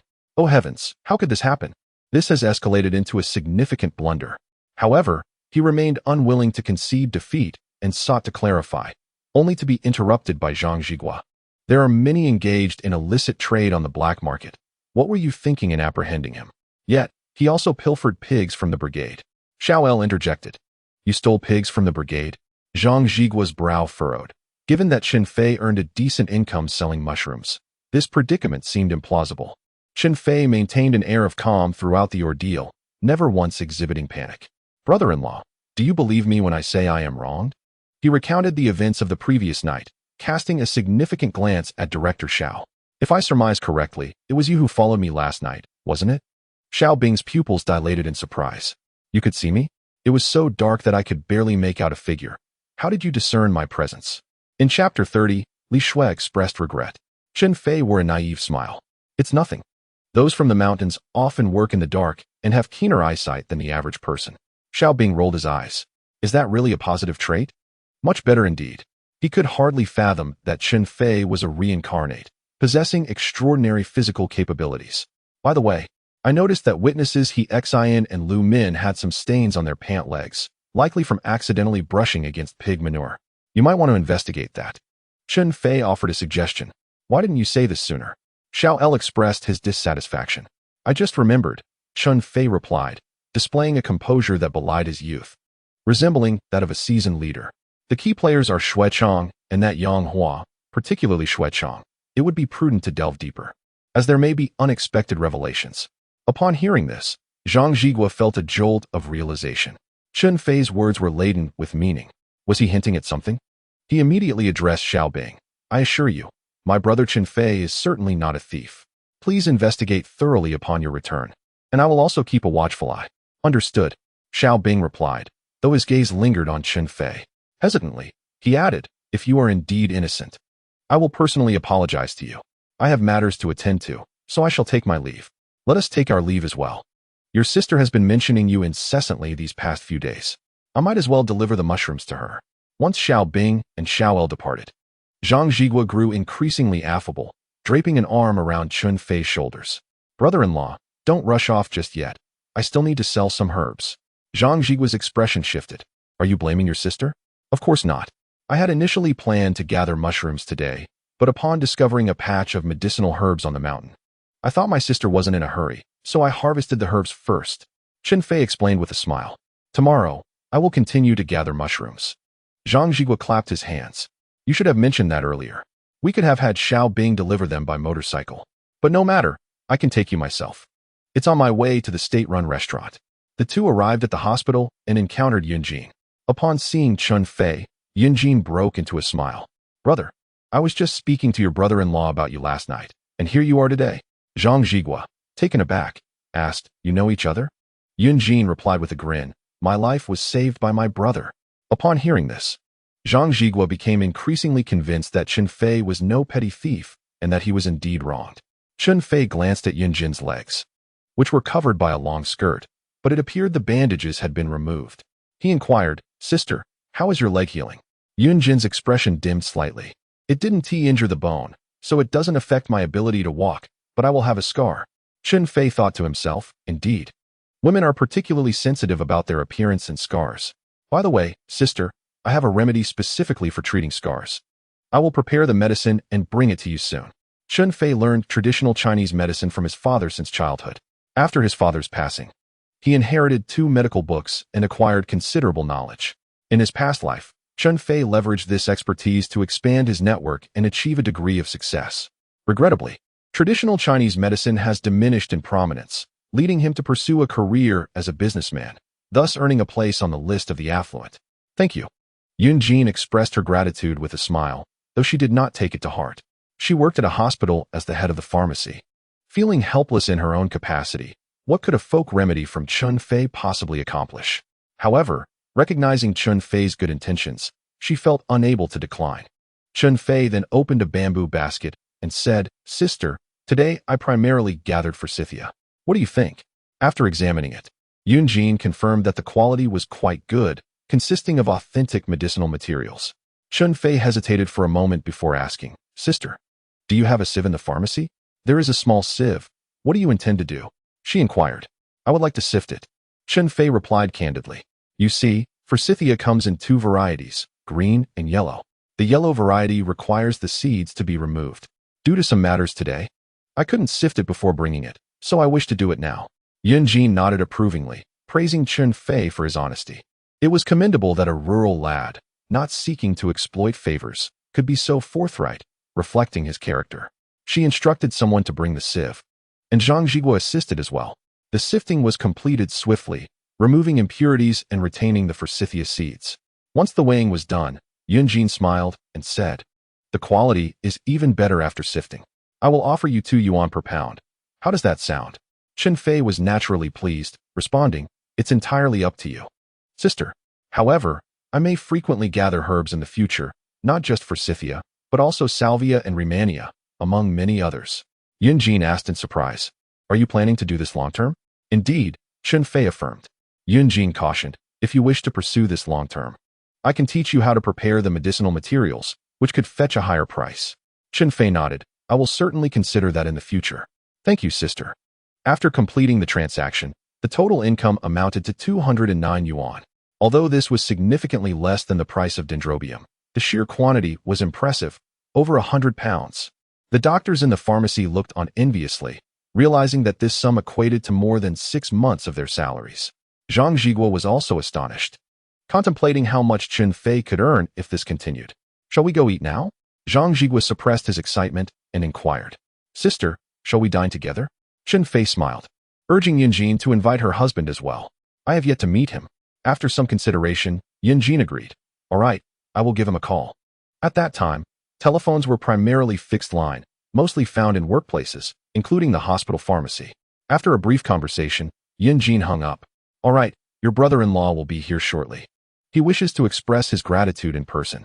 Meanwhile, Chen Sifeng and Zhu Jiefeng hurriedly arrived at the police station, gesturing and inquiring whether anyone had seen Chen Fei at the gate.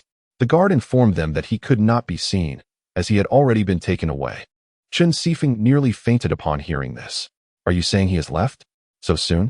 Is there no announcement before execution? The guard, amused by her reasoning, clarified. When I said taken away, I meant he was genuinely taken away. Our captain left with him. Only then did Chen Sifeng realize her misunderstanding. Where did they go? She asked. The captain did not specify their destination, the guard replied. The gatekeeper was unaware, and the two had no choice but to aimlessly drive their horse-drawn cart through the streets.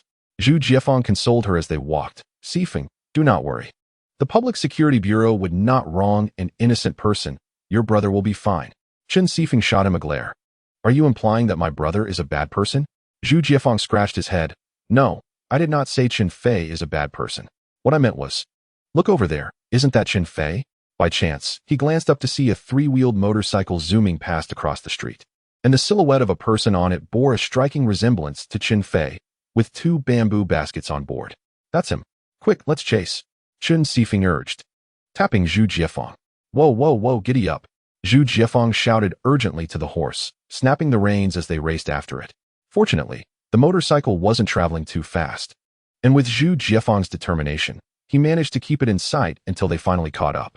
However, by the time they arrived, Chun Fei had already entered with a man in a large hat, and a woman in a dress had gone into the state-run restaurant. Fearing that the horse might misbehave, Zhu Jiefang parked the cart a bit farther away, tying it to a tree. Chen Fei eyed the state-run restaurant apprehensively. Zhu Jiefang, do you think we can go in? Of course. As long as we pay for our meal, we can enter. Zhu Jiefang had traveled far for deliveries and had been to restaurants before. For someone from a small mountain village, the county seat was considered quite the journey.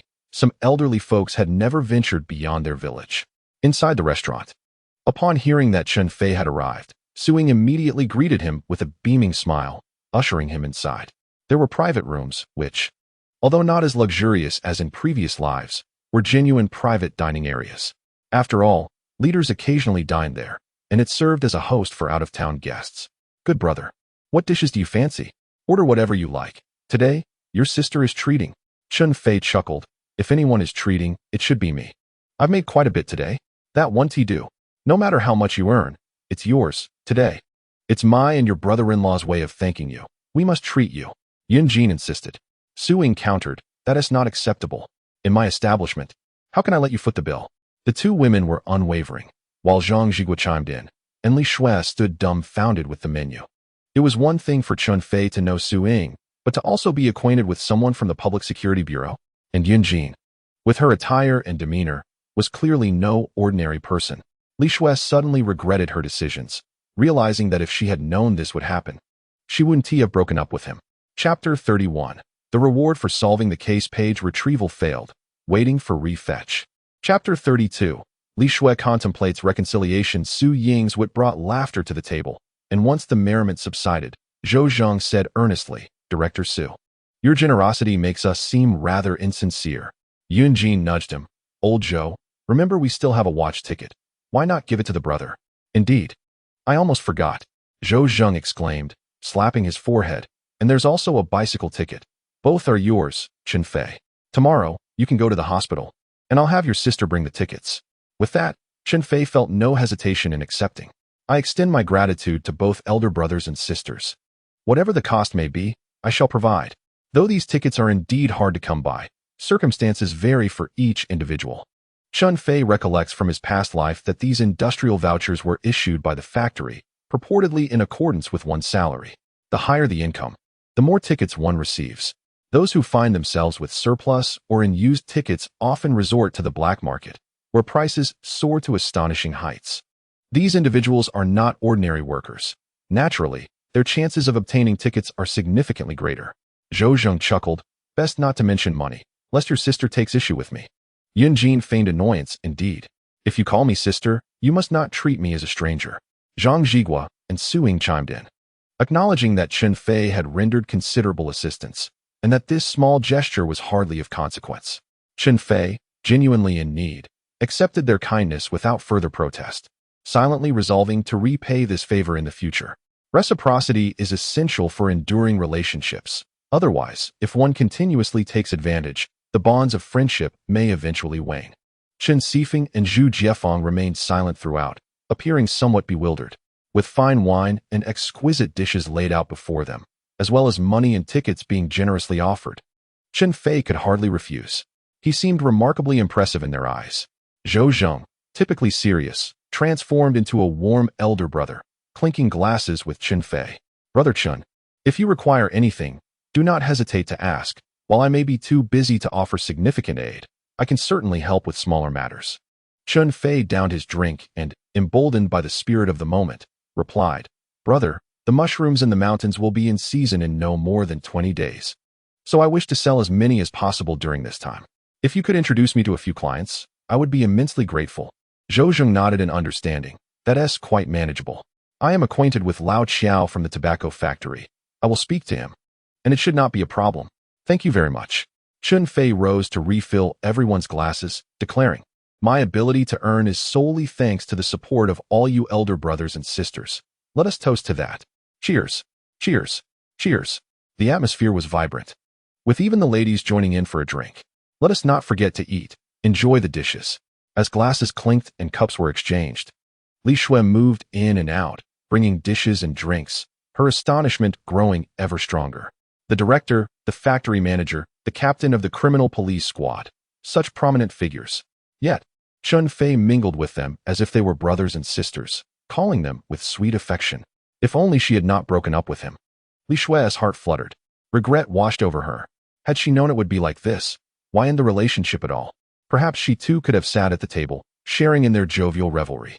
Promotions and raises might have been within her grasp. Unlike now, when she could only watch from the sidelines, repeatedly serving dishes. The feast was a joyous affair, with both hosts and guests reveling in delight. As they departed, Chen Fei even took a portion of braised pork knuckle to take home for Liu Yeer's enjoyment. Seizing a moment when no one was watching, Li Shui quietly detained Chen Fei.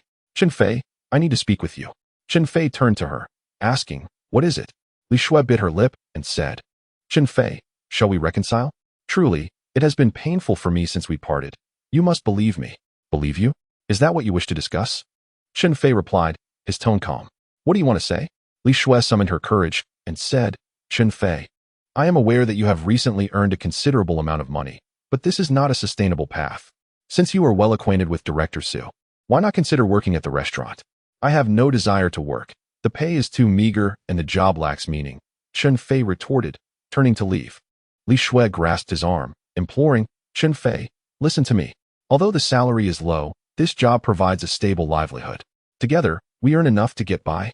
The reason she had initially been drawn to Chun Fei was due to her solitary existence, having moved from the city to the countryside, feeling desolate and impoverished.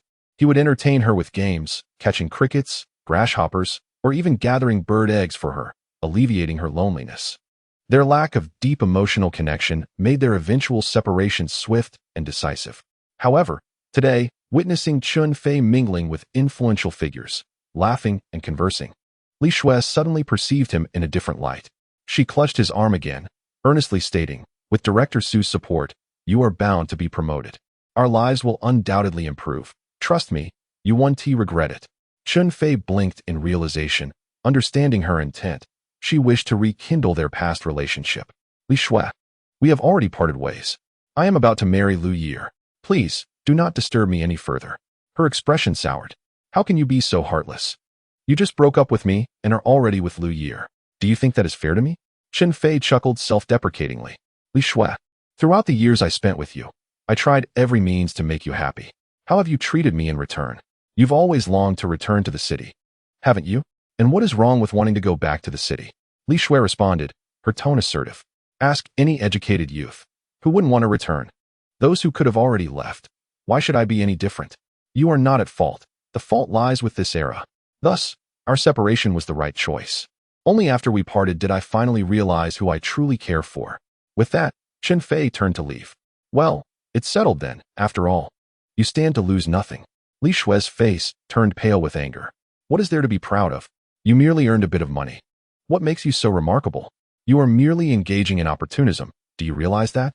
Chen Sifeng observed this scene, but restrained himself from intervening. As Chen Fei walked away, he could no longer contain himself and asked, "Xiao Fei, what did Li Shui say to you? I must remind you. Do not betray Liu Yeer." Chen Fei rolled his eyes. "Do I seem like that kind of person?" Chen Sifeng scrutinized him intently for a moment. "That's not certain. Who was it that once declared they could not live without you? You don't understand." Chen Fei thought to himself, realizing he could not reveal that he had been reborn. Thus, he sidestepped the topic and addressed Zhu Jiafeng. "Brother Jiafeng, you and my sister return home first. I will stop by the supply and marketing cooperative to buy some items." Before Zhu Jiafeng could respond, Chen Sifeng seized Chen Fei's arm. "What are you buying?" "My sister has never visited the county. Take her along." Chen Fei had earned a substantial sum today. Buying a bicycle and a sewing machine was more than feasible. I planned to buy them directly to avoid lingering thoughts about it. The fabric I purchased a few days ago is still at home, and it weighs on my mind. I just haven't had the means to get tickets. It has been quite a hassle. Now that I have tickets, I must make haste to purchase them. Chen Fei's eyes widened in excitement. Are you really going to buy them? Is there any doubt? Chen Fei replied confidently. When a man makes a promise, he must fulfill it. Chen Fei clicked her tongue twice, exclaiming how fortunate Liu Yeer was to encounter such a fine man. Chun Fei cast a glance at Zhu Jiefeng and remarked, implying that there were indeed many good men, such as brother Jiefeng. Chen Fei scoffed, her lips curling in disdain. Him? What else can he do besides driving a cart? Zhu Jiefeng scratched his head, pondering for a moment before declaring, I can shoot. My aim is quite precise. As a militia captain, he trained with real firearms and occasionally participated in shooting practice, ensuring his skills were commendable. Yet, it was of little practical use, as there were no villains to confront. Chen Fei dismissed his claim, saying, what good is that? It won't put food on the table. Look at my brother. He can earn money and cook delicious meals. Zhu Jiefeng blushed and retorted, I can cook too. I can make cornmeal porridge with sweet potatoes and noodle soup. Chen Fei rolled her eyes. Isn't that something anyone can do if they have hands? Are you two going or not? Chun Fei quickly interjected, if you're not going, I'll go by myself. This Zhu Jiefeng is truly frustrating. He can't even charm a woman. How is it up to me, the younger brother, to worry? Of course we're going.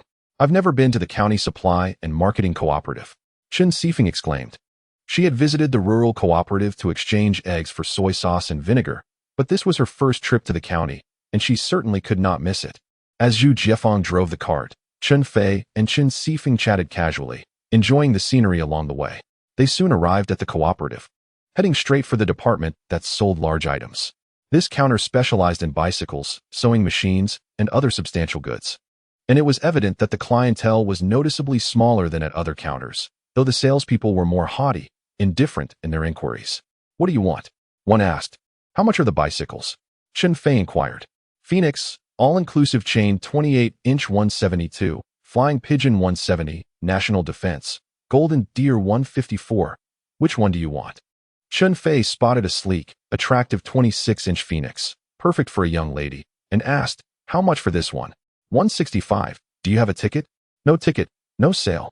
As Chen Fei was about to confirm he had a ticket, he was suddenly interrupted by a derisive laugh. Lady, don't be ridiculous. He is a country bumpkin. Where would he get a ticket? Chapter 33. I wanted all. Chen Fei turned around, his brow raised in recognition. It's you. Indeed, it is I. Shui Gang strode in confidently, accompanied by a woman dressed in military green with short braids, her fair complexion indicating she was a city dweller from a well-off family. In those days, clothing was predominantly gray, black, or blue, with the occasional white shirt or green military uniform considered quite fashionable. The girl cast a glance at Chen Fei, noting his coarse cloth shirt and labor trousers, which bore a patch on the knee. Chen Fei and Zhu Jiefeng appeared similarly attired, with patches adorning their clothes, eliciting a sense of disdain from her as she casually asked, do you know them? Shui Gang offered a somewhat sycophantic smile. We're from the same village. Not very familiar, but I believe they're just here to look around, not to buy? Lin Na replied with an indifferent "oh," indicating her disinterest in conversing with Chen Fei. Let us focus on our own shopping. Chen Fei had no intention of engaging her, and they each resumed their own browsing. Suddenly, Shui Gang sneered. I knew you were just here to look, just to satisfy your curiosity. Chun Fei cast a sidelong glance at him, questioning. How do you know I won't buy? Shui Gang scoffed. Even if you wish to purchase, you must possess a ticket. Without it, no transaction can occur. Who do you look down upon? Chen Fei, like a protective hen, flapped her wings, insisting, Xiao Fei, show him the ticket. He is not a vendor. Why should he show it? Chen Fei's words dripped with hidden malice, infuriating Shui Gang. Don't forget, you still need to sell mushrooms in the cafeteria. Chen Fei grinned. Whether I sell mushrooms or not is not for you to decide. A pang of concern struck Shui Gang. His tone softened. Are you related to Director Zhou? If they were indeed kin, he would have to reconsider, but if not, he could easily be manipulated. Chen Fei raised her chin. We are not related. But, Chun Fei hastily interrupted, but my mushrooms are of excellent quality. You cannot dispute that, can you? Though he felt no guilt. He knew that certain words could twist meaning, and if it affected Zhou Zhang, he would be embarrassed to face anyone. Thus he refrained from speaking recklessly. Upon hearing this, Shui Gang regained his assertiveness. You need not worry. I will remind Xianzi to improve things. Shui Gang, why are you discussing so much with them? Are you buying or not? Lin Na urged impatiently. Buy. Let us make the purchase. Shui Gang hurriedly quickened his pace to keep up. I think this Phoenix 26 bike is quite nice, don't you? Lin Na inquired. I also find it splendid. It would look marvelous on you. Shui Gang beamed. Shall we then purchase it? All right, Lin Na replied, producing a bicycle ticket. Please, cover the cost for me. I'll repay you slowly once I receive my salary. She handed over a bicycle ticket, but the money fell short. Just then, Shui Gang mentioned having savings, leading him to step forward. No need to repay. I am more than happy to buy it for you. He promptly pulled out the cash, deliberately glancing at Chen Fei while proclaiming loudly, Comrade, we shall take this one. Coincidentally, Chun Feay declared, Comrade, I will take both this sewing machine and this bicycle. The saleswoman, Shang Wan, was momentarily taken aback, forgetting to shell her sunflower seeds. What did you say? Chen Fei reiterated. I said I want both the sewing machine and the bicycle. Are you certain? Shang Wan pressed further. The bicycle and sewing machine together cost over 300, and you need a ticket. Is this something a farmer can afford? This situation seemed almost absurd. Chun Fei produced a substantial sum of money. Sister C, please help me count this. As Shang Wan and Shui Gang beheld the colorful stack of cash, their eyes widened in disbelief. There's so much money. It must be several hundred. Reflecting on his earlier words, they felt as though they had been slapped, their faces burning with embarrassment. Lin Na was equally dumbfounded, glancing between the pile of cash and the patches on Chun Fei's trousers, utterly perplexed. How could someone so poorly dressed possess such wealth? Chun Feay, trembling with excitement, attempted to count the money, but after several tries, she faltered. Xiao Fei. I didn't graduate from elementary school. I can't keep track. It was manageable if the amount were small, but with so much, she felt flustered. This was the first time she had encountered such a vast sum, and it overwhelmed her. At that time, the highest denomination was 10 yuan.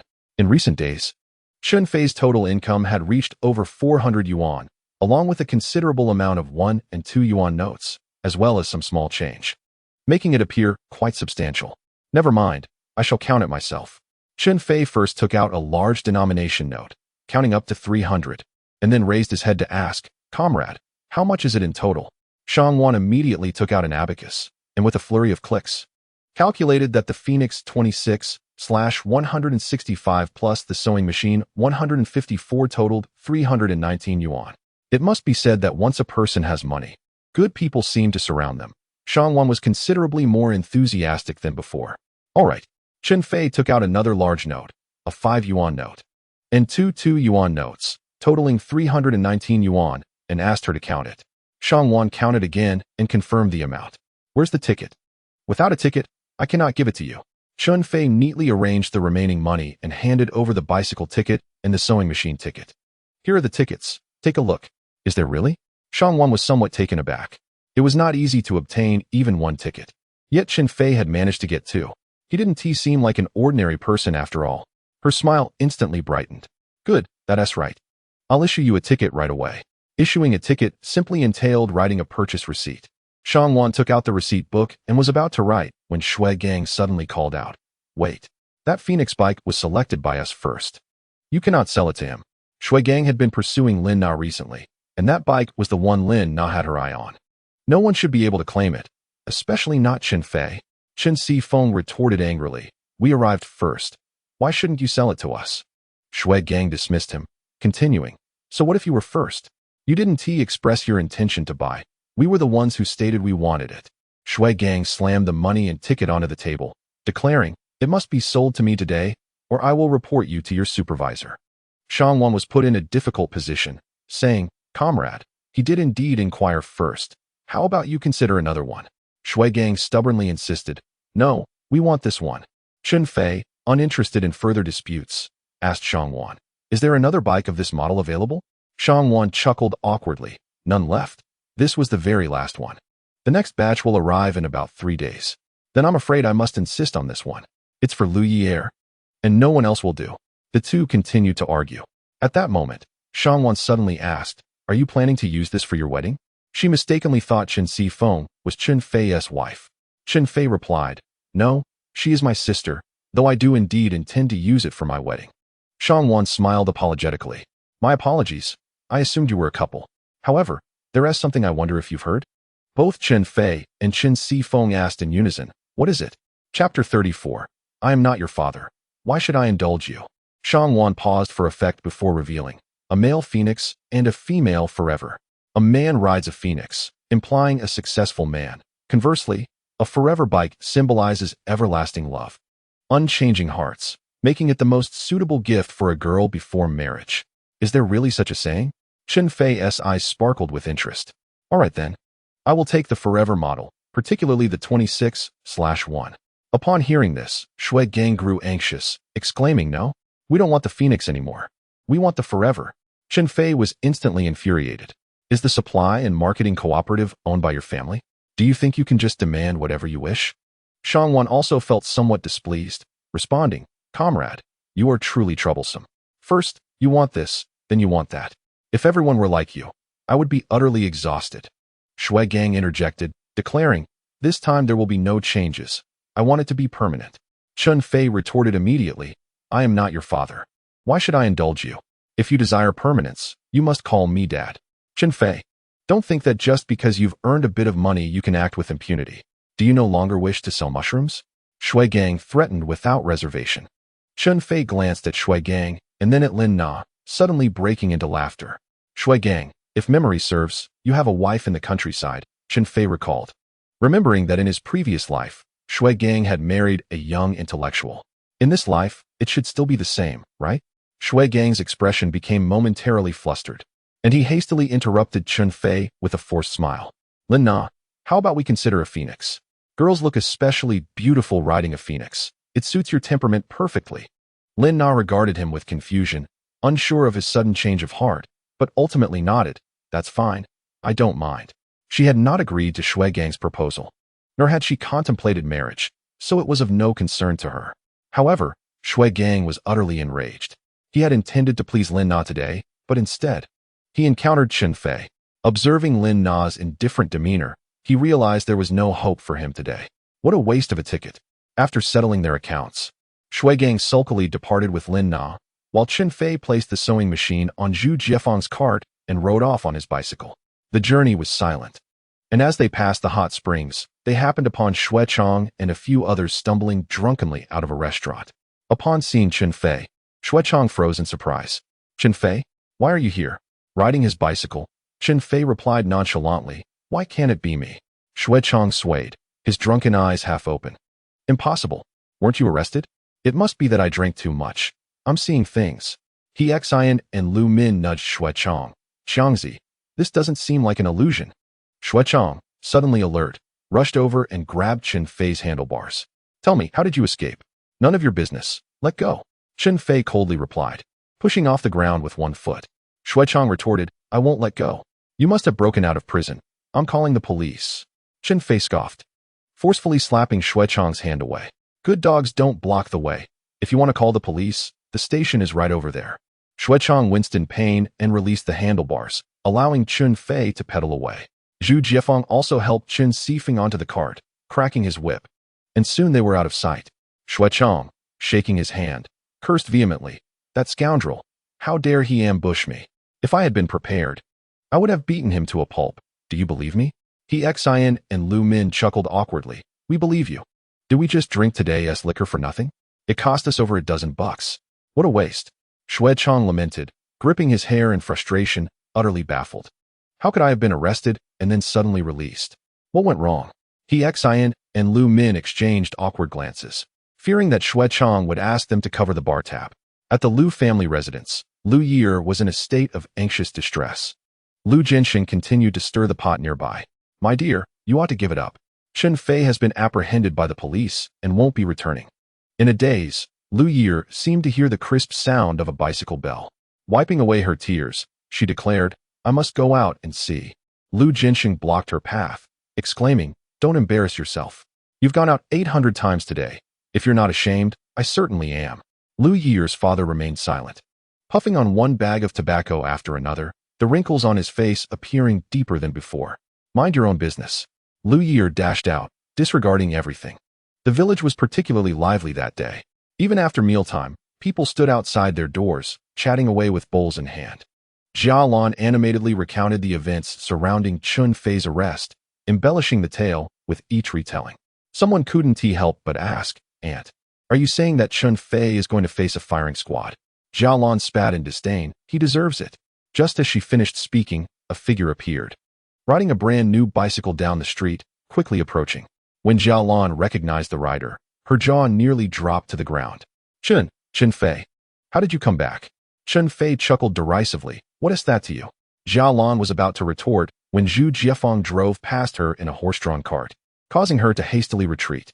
The cart halted, and Chun Feay jumped down, exclaiming, "Oh, my first long journey, it nearly rattled my bones." Despite her words, the excitement on her face was unmistakable. Neighbors gathered around, clamoring with questions. "Feay, where did you get the bicycle and the sewing machine? That must have cost quite a bit." Chun Feay proudly placed her hands on her hips. "Of course, I bought them. It was only 330, plus 2 tickets. My brother said that it's no big deal." "What? Over 300? Good heavens. Chun Fei must be earning a fortune." The entire street buzzed with excitement, acquiring both a bicycle and a sewing machine at once. This was a sign of soaring success. Didn't they say he was facing a firing squad? What is going on? A few neighbors, who had been holding their tongues all day, finally seized the moment to gloat. What else could it be? He was wrongfully accused. Jia Lan remained unconvinced, but he was definitely taken by the police at noon. "I believe he must have escaped." Aunt Guiying scoffed. "I just don't understand, Jia Lan. Chen Fei is your own nephew. Why can't you bear to see him do well?" Jia Lan indignantly replied, "Aunt Guiying, don't misinterpret me. I haven't said anything." "Enough, mother, stop talking." Chen Xiang pulled her back. Ignoring the cacophony around him, Chun Fei called out to Chun Feay, "Sister 4, go home and tell big sister I'm taking the bicycle to Liu Yeer." Chun Fei, Chun Feng, and Liu Yeer, hearing his voice, rushed out from their homes and embraced him, weeping. Chun Fei comforted them. "Sister, don't cry. I'm perfectly fine." Turning to Liu Yeer, he presented the bicycle. "This is for you. Do you like it? I heard from city folks that a male phoenix and a female permanent bike symbolize our everlasting bond, a lifetime as husband and wife." Liu Yeer, smiling through her tears, bashfully responded, "Who said anything about becoming your wife?" Chun Fei replied with a grin, "If not husband and wife, then as a couple. Being the mother of our children is just as good." The willow-faced girl blushed like the fiery clouds in the western sky. Chen Feay had become increasingly mischievous. "In front of so many people, how embarrassing. I won't talk to you anymore." Willow Leaf was flustered and attempted to run away, but was swiftly pulled back by Chen Fei. "Don't run. I've bought you some braised pork knuckle. After we eat, I'll teach you how to ride a bicycle." Despite her bashfulness, her body betrayed her, revealing that she had grown accustomed to Chun Fei's indulgence. "Xiao Fei, I want to learn too." Chen Feay was eager to join. "I don't have time. Let Jiefengji teach you.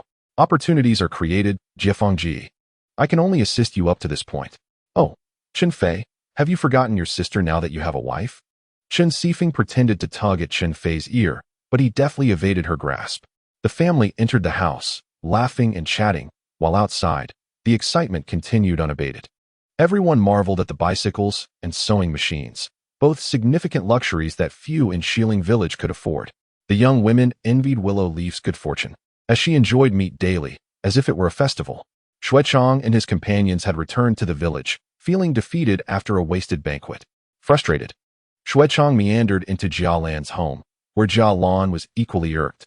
They quickly conspired together. Although they couldn't thwart him directly for now, they couldn't allow him to prosper unchecked.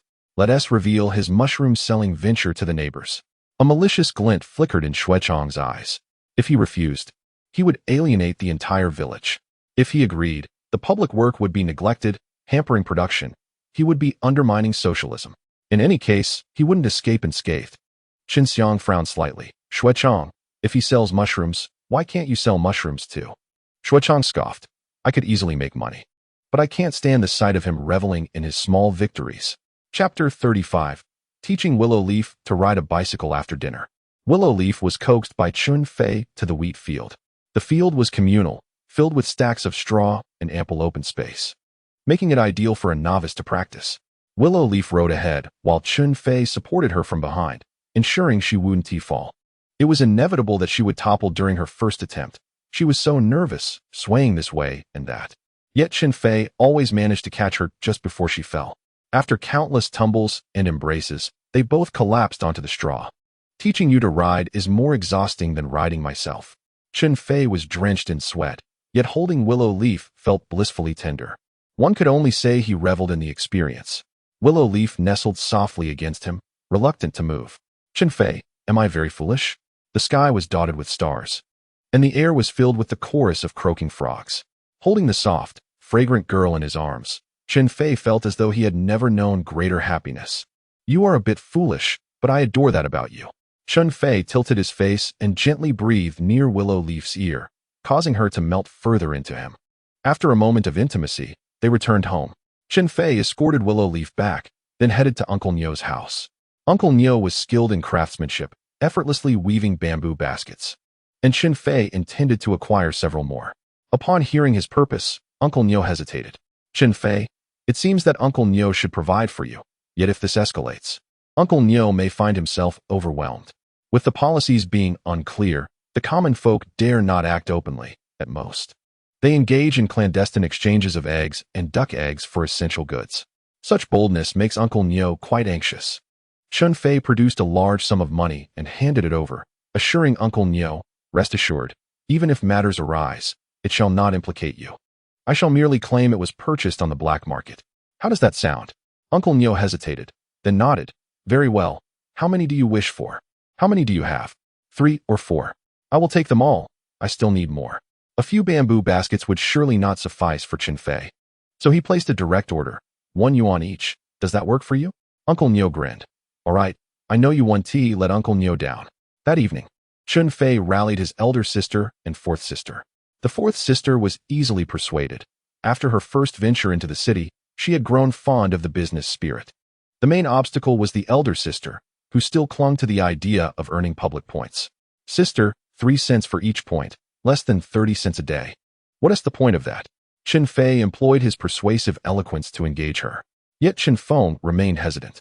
That may be so, but what if someone reports us for undermining the public? Sister, we need to have a fallback plan. No fallback is necessary. Policies will soon change. Chen Fei reasoned with emotion and logic. Moreover, our family lacks manpower. If you don't assist me, I will have to hire help. Wouldn't that be right? Unable to counter his arguments, Chen Feng reluctantly agreed. Subsequently, Chen Fei mentioned their younger sister, expressing a desire to visit her. Chen Feng assented, saying she would pick 2 squash and gather some mushrooms to take along, as arriving empty-handed would be improper. Chen Fei interjected, no need. Just bring back 2 pounds of white sugar from the city tomorrow. White sugar is far more precious than wild vegetables and conveys a sense of generosity. With 3 new allies, Chun Fei felt empowered. He divided his team, one group led by his elder sister to gather mushrooms while he ventured out to collect medicinal herbs. He had promised to procure scar medicine for Yunjene, and he was determined to fulfill that commitment. Financial gain could be secondary, yet promises must be honored. Unintentionally, while foraging for herbs, Chun Fei stumbled upon a patch of reishi mushrooms beneath a cluster of decaying trees, filling him with joy. These are highly valuable. The reishi mushroom is the foremost among the 9 immortal herbs, renowned even beyond the golden-threaded dendrobium. Fortune was smiling upon Chen Fei. After gathering the herbs, Chen Fei made his way home. Upon arrival, he began the meticulous process of preparation, concocting, simmering, and incessantly stirring until the mixture transformed into a paste-like consistency, which he then allowed to cool before wrapping it in cowhide paper. Shortly after, his sisters returned with 6 baskets brimming with mushrooms. Chen Fei instructed his elder sister to keep watch at home while he, along with Zhu Jiefeng and Chen Xifeng, set off for the city. There was no need for him to visit the state-run restaurant and machinery factory, as it had been previously arranged for the fourth sister and Zhu Jiefeng to handle those matters. However, a visit to the hospital was imperative to deliver medicine to Yunjene and to sell the reishi. Upon reaching the hospital, Yunjene had already prepared the bicycle ticket and watch ticket. When she saw Chun Fei produce a cowhide paper package, claiming it contained the scar medicine, she did not take it seriously. My dear brother, your thoughtfulness warms my heart. At my age, a few scars are inconsequential, even if your brother-in-law were to disdain me. It matters not. Though words may be spoken, I shall accept it graciously, for it is a gesture of kindness from Chen Fei. He spoke little, merely advising her to apply the ointment 2 or 3 times daily, before skillfully diverting the conversation to showcase the reishi mushrooms he had foraged. Yunjene was taken aback. Purple reishi is indeed a precious find. Where did you gather so many? She inquired. Chun Fei sheepishly scratched his head and chuckled. Perhaps fortune smiled upon me. I stumbled upon them while procuring scar cream. Yunjene, with a sense of wonder, remarked that these mushrooms were quite aged and offered to buy them at 10 cents per gram. What do you think? Chen Fei replied with a smile. Whatever my sister says goes.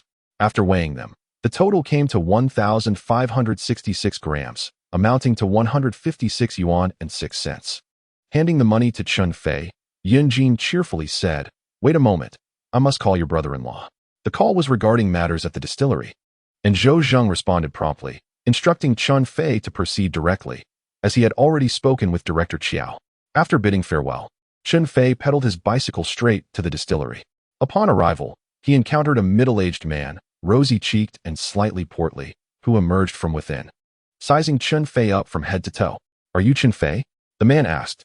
When Chun Fei affirmed, the man smiled and introduced himself as Qiao Guozhu, a classmate of old Zhou. I hear you intend to sell mushrooms long-term?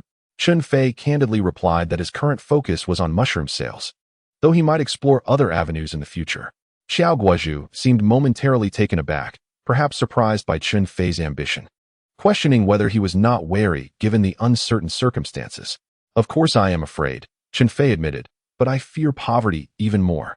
Qiao Guozhu erupted in hearty laughter, exclaiming, Well said, well said. As they conversed, they proceeded into the cafeteria, where Qiao instructed the administrator to weigh Chun Fei's mushrooms and mentioned that he would be visiting daily. The administrator, taken aback, assumed Chun Fei to be a relative of Qiao Guozhu and regarded him with newfound respect. However, Chun Fei noticed an unusual redness on Qiao Guozhu's face and a pimple on the tip of his nose. While acne is common, it is rather unusual for a middle-aged man. Typically, pimples appear on the sides of the nose, rarely on the tip. In terms of physiognomy, this is termed a bad luck pimple. Coupled with the abnormal flush on his forehead, Chun Fei surmised that misfortune loomed over him, potentially heralding calamity. Yet, as it was their first meeting, he refrained from voicing such observations, deciding to keep it to himself and inform Zhou Zheng later, hoping he might relay the message discreetly. After settling the account, which totaled 56 yuan and 2 cents, Chun Fei visited the supply and marketing cooperative to purchase 2 kilograms of sugar before making his way home. Today, he had a crucial task, to fetch his younger sister, Wu Feng, home. He had intended to do so yesterday, but unforeseen circumstances had delayed him, and he was determined to bring her back today, for his concern was unyielding. The 2 kilograms of sugar were a gift for his aunt. As one should never be remiss in courtesy, his aunt resided in Wenquan town, where Wu Feng attended junior high school. The daily commute was inconvenient, prompting his elder sister to suggest that Wu Feng stay with their aunt. When Chun Fei arrived at Wenquan No. 1 Middle School, dusk had already fallen, and students trickled out in groups, largely unaccompanied by anyone to collect them. Upon seeing Chun Fei gazing at the school gate, the elderly guard scrutinized him as if he were a thief, leaving Chun Fei utterly speechless. Have you ever encountered such a dashing rogue? As the sole secondary school in the vicinity, Wenquan No. 1 High School was teeming with students. After searching through the crowd for quite some time, Chun Fei finally spotted a frail figure bearing a tattered, patchwork backpack. Unlike the exuberance and excitement typically exhibited by other children after school, this one exuded only fatigue and weariness. A pang of sorrow gripped Chun Fei's heart as he pondered what hardships his younger sister had endured at such a tender age. Wu Feng was strikingly beautiful, resembling their elder sister, yet she was painfully thin, her body akin to a fragile bean sprout, her hair dull and lifeless, almost begging for the 4 words, malnourished. Clad in a black garment adorned with 4 or 5 patches, its original color was scarcely discernible. Chun Fei felt as though a knife had violently sliced through his heart, rendering him breathless with anguish. Though poverty was a common plight during that time, with many families struggling to make ends meet, it was a norm for the eldest to pass down clothes that had become unwearable to the second, and so on, until the garments were merely a patchwork of rags, held together just enough to conceal their imperfections. As the youngest, Chen Fei could not recall Wu Feng ever donning new clothes. Ironically, despite their family's dire circumstances, his elder sister had always endeavored to procure him new garments. He felt an overwhelming sense of indebtedness to his family. As Chen Fei wiped his face and prepared to approach, he suddenly noticed a young boy beside Wu Feng, hurling insults at her while poking her face with his finger. "It's your fault. Why didn't you help me finish my homework sooner? I ended up being late." Wu Feng attempted to explain softly, "I did my best. But there was too much homework, and my hand hurt from writing." The boy, undeterred, continued to berate her. "You're useless, a waste of space." He then kicked her, leaving numerous shoe prints on her legs. Wu Feng, too frightened to evade, endured the blows, while the boy further tugged at her collar. With a ripping sound, the already tattered fabric gave way, exposing Wu Feng's frail shoulder. In an instant, Chun Fei was consumed by uncontrollable rage. Wu Feng's eyes brimmed with tears. Her lips pressed tightly together, desperately holding back her sobs, her face betraying her evident fear. Chun Fei strode over in a few swift steps and delivered a swift kick to the boy's abdomen. The boy fell back, sprawled on the ground, wailing, "You dare hit me? I'll go home and tell my mom." Chun Fei, with a stern expression, retorted, "Go ahead and tell your mother. It won't change the fact that you need to apologize to my sister." The boy, Wang Fugui, was the son of Chun Fei's aunt. At that moment, he showed no signs of remorse, dismissively stating, "I didn't do anything wrong. Why should I apologize to her?" Chen Fei pointed at Wu Feng's shoulder. "You tore her clothing. Shouldn't you apologize for that?" Wang Fugui, defiantly, responded, "It's her fault for wearing such ragged clothes." Finally, Wu Feng could no longer hold back her tears, which cascaded down her cheeks uncontrollably. She had so few clothes to begin with, and if they were ruined, she would be unable to attend school. Chun Fei's anger reached its peak. Had it not been for his aunt's presence, he would have ensured that Wang Fugui's mother would scarcely recognize him after he was done. Wang Fugui was so frightened that he cried, scrambling to run home. "Brother?" Wu Feng seemed to have suddenly found a family, throwing herself into Chun Fei's arms and sobbing uncontrollably. Chun Fei, suppressing his fury, took off his shirt and draped it over her, assuring her, "Everything will be all right. I will take you home now, and if anyone dares to bully you again, I shall deal with them severely. But Uncle's house, I am afraid." Wu Feng's frail body trembled slightly, clearly filled with fear. Chun Fei gently comforted her, reaching for her hand, but upon contact, her body stiffened. His immediate thought was that this was not the hand of his sister. When he finally saw her hands clearly, tears streamed down his face. What a pair of hands they were. At merely 14 or 15 years of age, her hands were as rough as tree bark, covered in calluses and fissures. Though it might be understandable in winter, it was now August, just entering autumn, indicating that last year's frostbite had yet to heal. She was still just a child, a schoolgirl. Chen Fei could not fathom what his sister had endured. "Let us go, grab your things. We are leaving your uncle's house immediately." Chen Fei's heart was heavy with regret. He should have come to retrieve his sister much sooner, but he had delayed, allowing her to suffer for several more days. Wu Feng laughed through her tears. "Brother, really? I won't have to stay at uncle's house anymore." No one could comprehend the grievance and helplessness of a child living under someone else's roof. Now, with her brother's arrival, she could return to her own home. Though poverty-stricken, it was a home with her brother and sister. That was enough. As Chun Fei rushed out to confront Wang Fugui, the old man at the gate merely observed, saying nothing. What prowess did a boy possess in bullying a girl? However, as a mere gatekeeper, he did not wish to intervene too much. Now that someone had dealt with Wang Fugui, he found amusement in the spectacle. After taking a few steps, Wu Feng suddenly recalled something. "Brother, you aren't going to stop me from going to school, are you?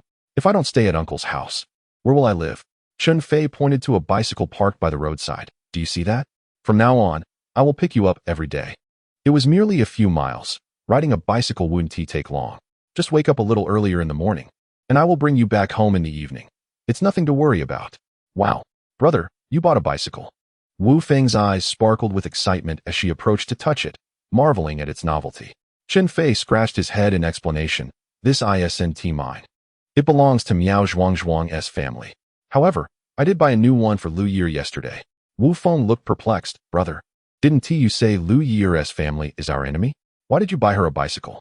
Chen Fei felt a bit embarrassed. Wu Feng was still just a child. He could not very well explain that he had become romantically involved with Liu Yeer, hence the need to marry her. That was a complicated matter. In any case, you will have to call Liu Yeer sister-in-law from now on. "Oh." Wu Feng still didn't quite understand, but did not press further. Walking silently beside him, Upon arriving at her uncle's house, Chen Fei told Wu Feng, "You go inside and gather your things. I will take care of the bicycle." Wu Feng hesitated before entering, only to be met with the furious face of her uncle, Wang Defa, emerging from the house, with Wang Fuguei trailing behind him. "Wifing, why have you only just returned? Do you not know how to prepare a meal? Moreover, have you washed the clothes?" Upon seeing Wang Defa, Wifing felt a surge of panic and instinctively replied, "Uncle, I will cook first, and after we eat, I will wash the clothes." "What do you mean by eat? You must cook while washing. You need clothes for tomorrow, and if you don't finish, you shall not eat." Wang Defa thundered, "How dare you? You even called your brother to strike my son. You reside in my home and eat my food. What gives you the audacity?" Wifing stood there, trembling, too afraid to move or retort, tears welling in her eyes, yet unable to cry. She had grown accustomed to silently enduring everything. But Chen Fei could not tolerate it any longer. Upon hearing those words, he rushed forward. "Uncle, your statement is unjust. Wifing is merely staying in your home. Yet she contributes daily. Furthermore, our family frequently delivers vegetables to you. Am I mistaken?" Wang Defa's countenance darkened upon seeing Chen Fei. "You rascal! How dare you come to my house and defend your cousin? You've certainly gained some audacity." Chen Fei glanced around and noticed a large basin filled with garments beneath the eaves, children's clothes, as well as adult ones. Among them were foul socks and, to his dismay, a red pair of underwear. It was unmistakably Wang Defa's. His face turned dark with suppressed fury as he declared, "Uncle, I came to escort Wifing home. I happened to witness your son assaulting her at the school gate, tearing her clothes. I couldn't restrain myself and kicked him." Seeing Wifing's tattered attire confirmed the truth of Chun Fei's words, yet Wang Defa appeared indifferent. "It's merely a torn garment. The fabric is ruined. Can you truly blame my son? As for you, at your age, behaving like a child, do you not feel ashamed?" The neighbors, drawn by the commotion, began to emerge, some chastising Chen Fei. "Indeed, how can an adult strike a child? Such behavior is unacceptable." It became evident that every unruly child has an equally unruly parent. Chen Fei felt a surge of indignation and spoke without courtesy. "First, I am 19 this year, and my cousin is nearly 16.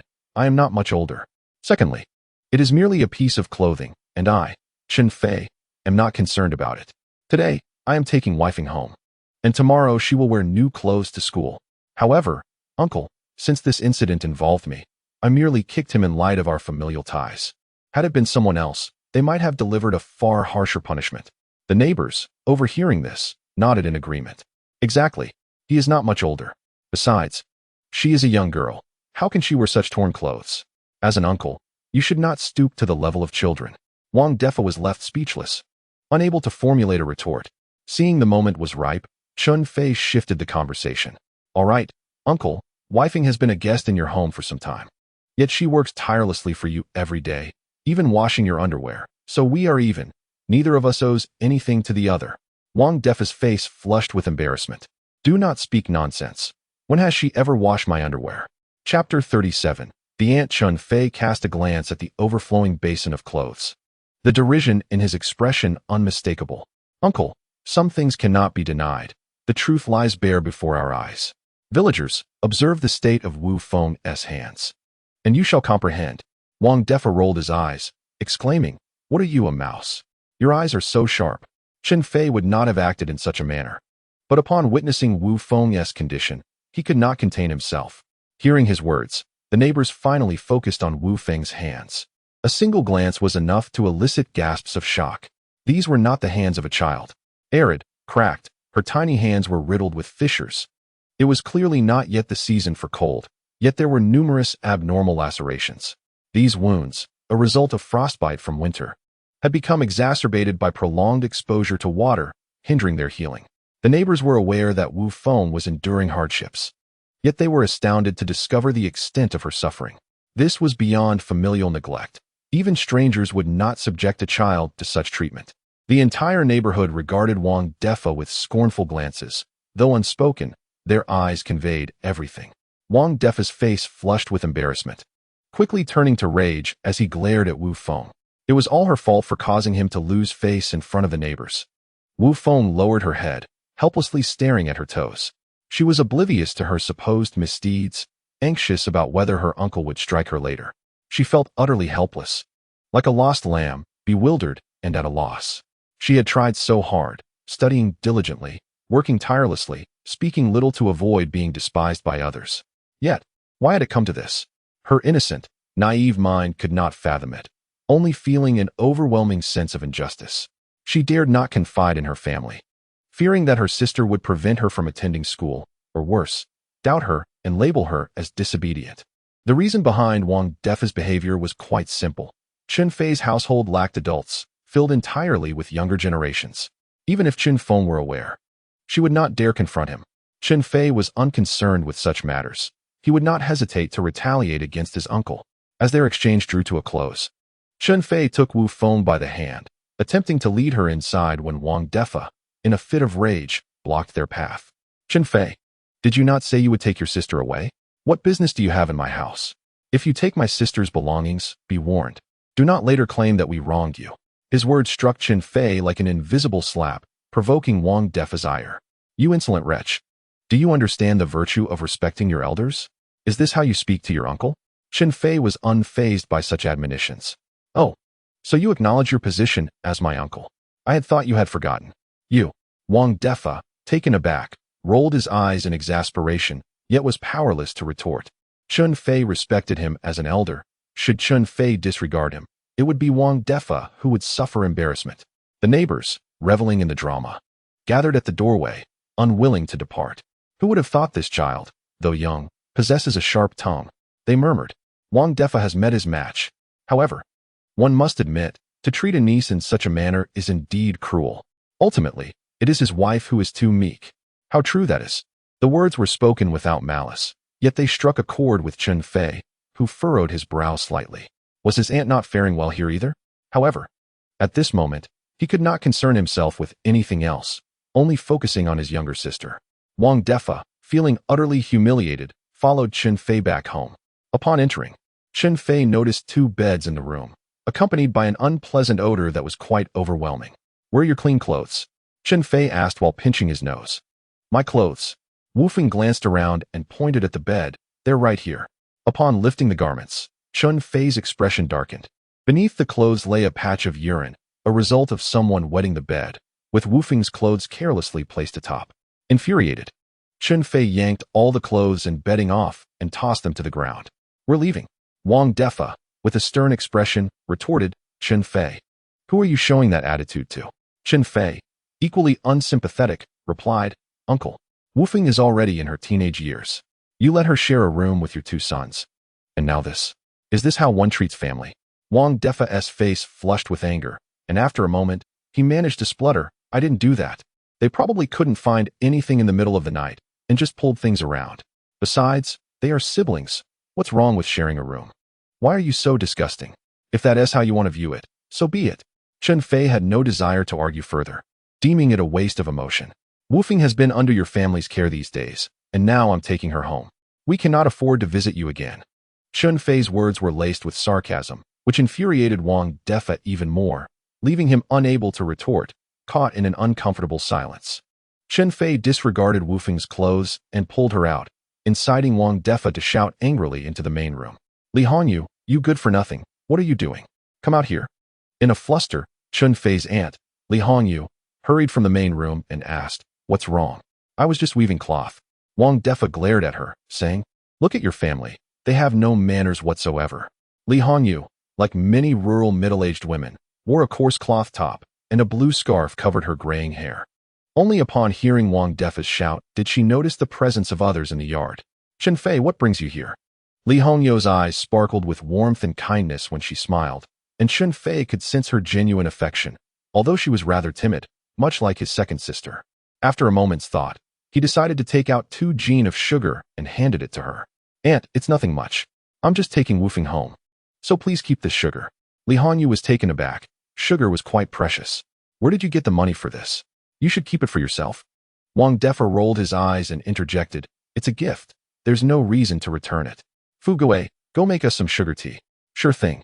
Wang Fu Gui snatched the sugar from Li Hongyu's hands and dashed into the house to prepare the tea, leaving Li Hongyu awkwardly rubbing her hands. Xiao Fei, that it. You don't need to say anything. I understand. We'll be on our way. Chen Fei pulled Wu Feng along, but paused for a moment to say, Aunt, Don't be too hard on yourself. Li Hongyo's eyes brimmed with tears, wiping them as she replied, Good child, you've grown up. I am not wronged. I'll come to visit you when I can. Chen Fei nodded and turned to walk out. Auntie is in her 50s and has 2 sons. It seems this is the way things must be, and they will have to make do. Uncle Wang Defa dared not hinder Chen Fei. As an elder, it would be unbecoming to quarrel with a younger generation, and should he provoke Chun Fei to anger, he would be at a disadvantage. Thus, he feigned ignorance and allowed Chun Fei and his sister to depart. Wu Feng was pulled along by Chen Fei, tears streaming down her cheeks. For the first time in many days, someone stood up for her. It was the first moment she felt that she had someone to rely on. This long-lost warmth stirred her emotions, making it hard for her to contain her tears. As the saying goes, a child finds solace in their mother.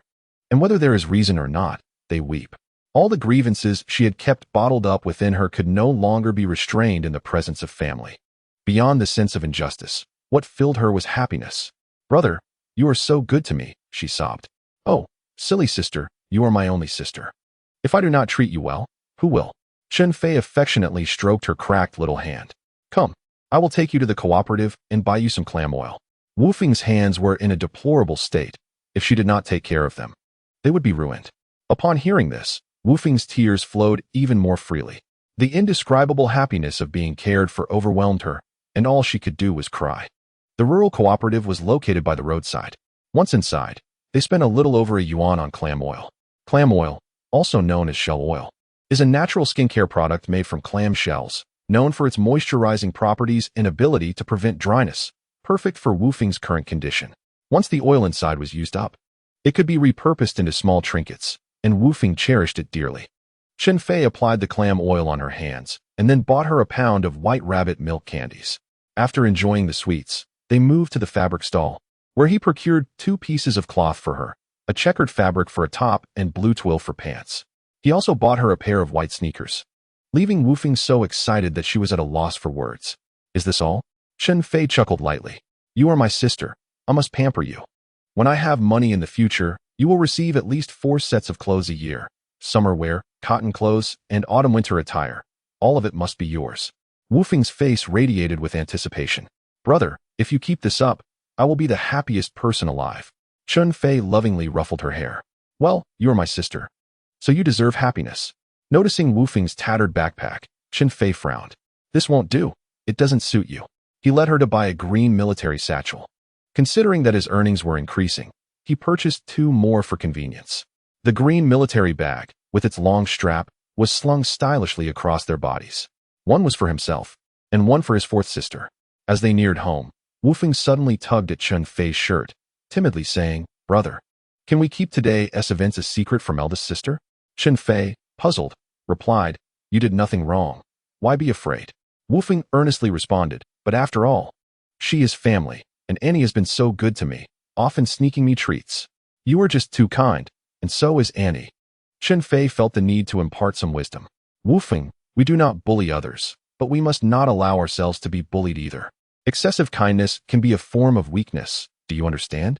Wu Feng appeared somewhat perplexed, prompting Chen Fei to reiterate that he would escort her to and from school each day. He advised her to avoid Wang Fuguei whenever possible, and if he dared to bully her, she should inform him so he could confront Wang directly. Wu Feng, with a puzzled expression, wondered if it wouldn't be more appropriate to inform a teacher.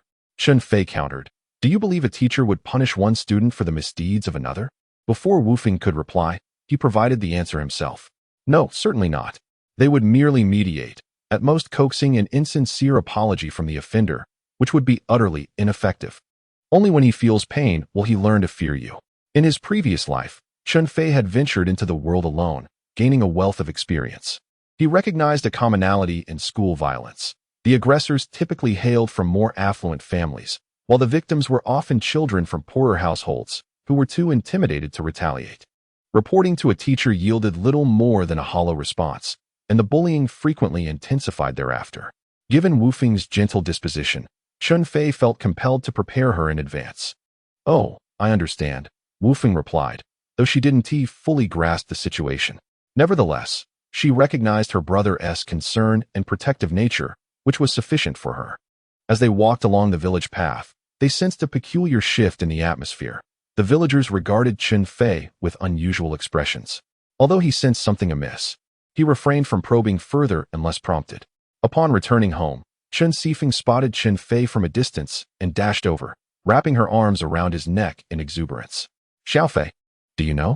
I sold 112 pieces today. It's the first time I've earned so much. It's exhilarating. Chun Fei quickly extricated himself from her embrace, exclaiming, Sister, Liberation Brother is watching. Unfazed, Chen Fei retorted, So what? Am I supposed to hide when talking to my own brother? Chun Fei swiftly shifted the topic. Sister, I've brought Wufeng back. Chen Fei, astonished, inquired. Isn't Wufeng supposed to be in school? Our family has finally produced a scholar. We mustn't hinder her. It won't be a problem. I'll take her to and from school, Chen Fei assured her. By the way, where's the eldest sister? I've bought some fabric to make Wufeng a couple of outfits. Chen Fei clicked her tongue in envy. Xiao Fei, you're making me want to be your sister too. How about I call you brother, and you'll buy me some new clothes? All right, let us hear you say it first, he teased. No sooner had he spoken than she playfully tugged at his ear. 3 days without a beating makes one bold. Are you trying to take advantage of me? Do you wish to be ostracized? Chen Fei protested. Sister, it was your suggestion. How can you blame me? I merely wanted you to agree. Despite the playful banter, Chun Feay relented, releasing him to affectionately grasp Wufeng's hand. Wuying, have you missed your sister? Wufeng chirped in response. Yes. Come. My sister has made new clothes for me. Let us go and take a look. The two sisters entered hand in hand, while Chun Fei turned to Zhu Jiefeng. Liberation Brother, you must be quite tired today. Zhu Jiefeng, grinning broadly, replied, Tired?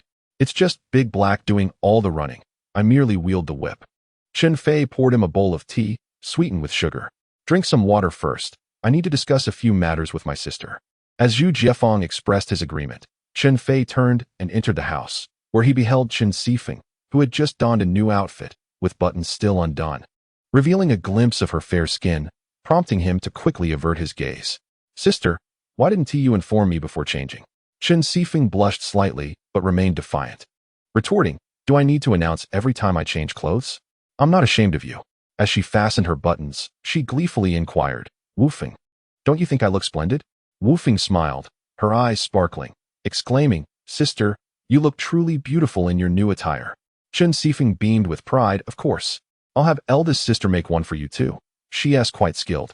She learned to use the new sewing machine after just one visit to Aunt Wang's. The sewing machine was a rare luxury, requiring finesse to thread and operate, yet Chen Fei possessed a natural talent, mastering it effortlessly. Chun Fei remarked, Eldest sister, Wufeng's clothes are torn. Please make them tonight. Chun Fei cheerfully lifted her head from the sewing machine. I will certainly have them ready.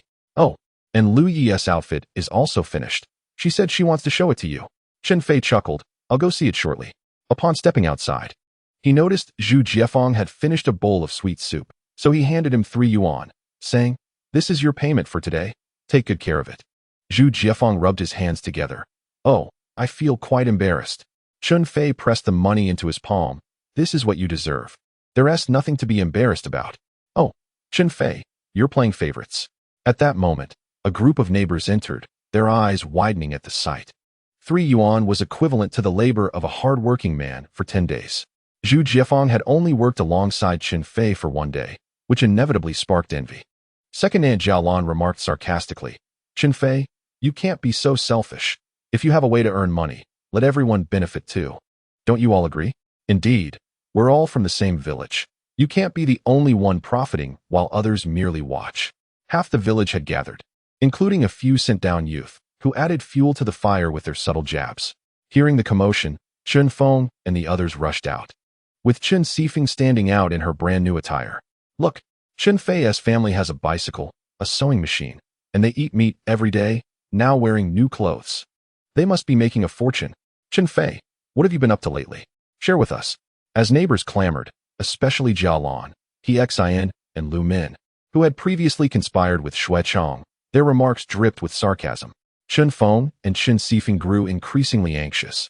This was a situation they could not refuse, lest they offend the entire village. Chun Fei furrowed his brow. He had anticipated this day, yet not so soon.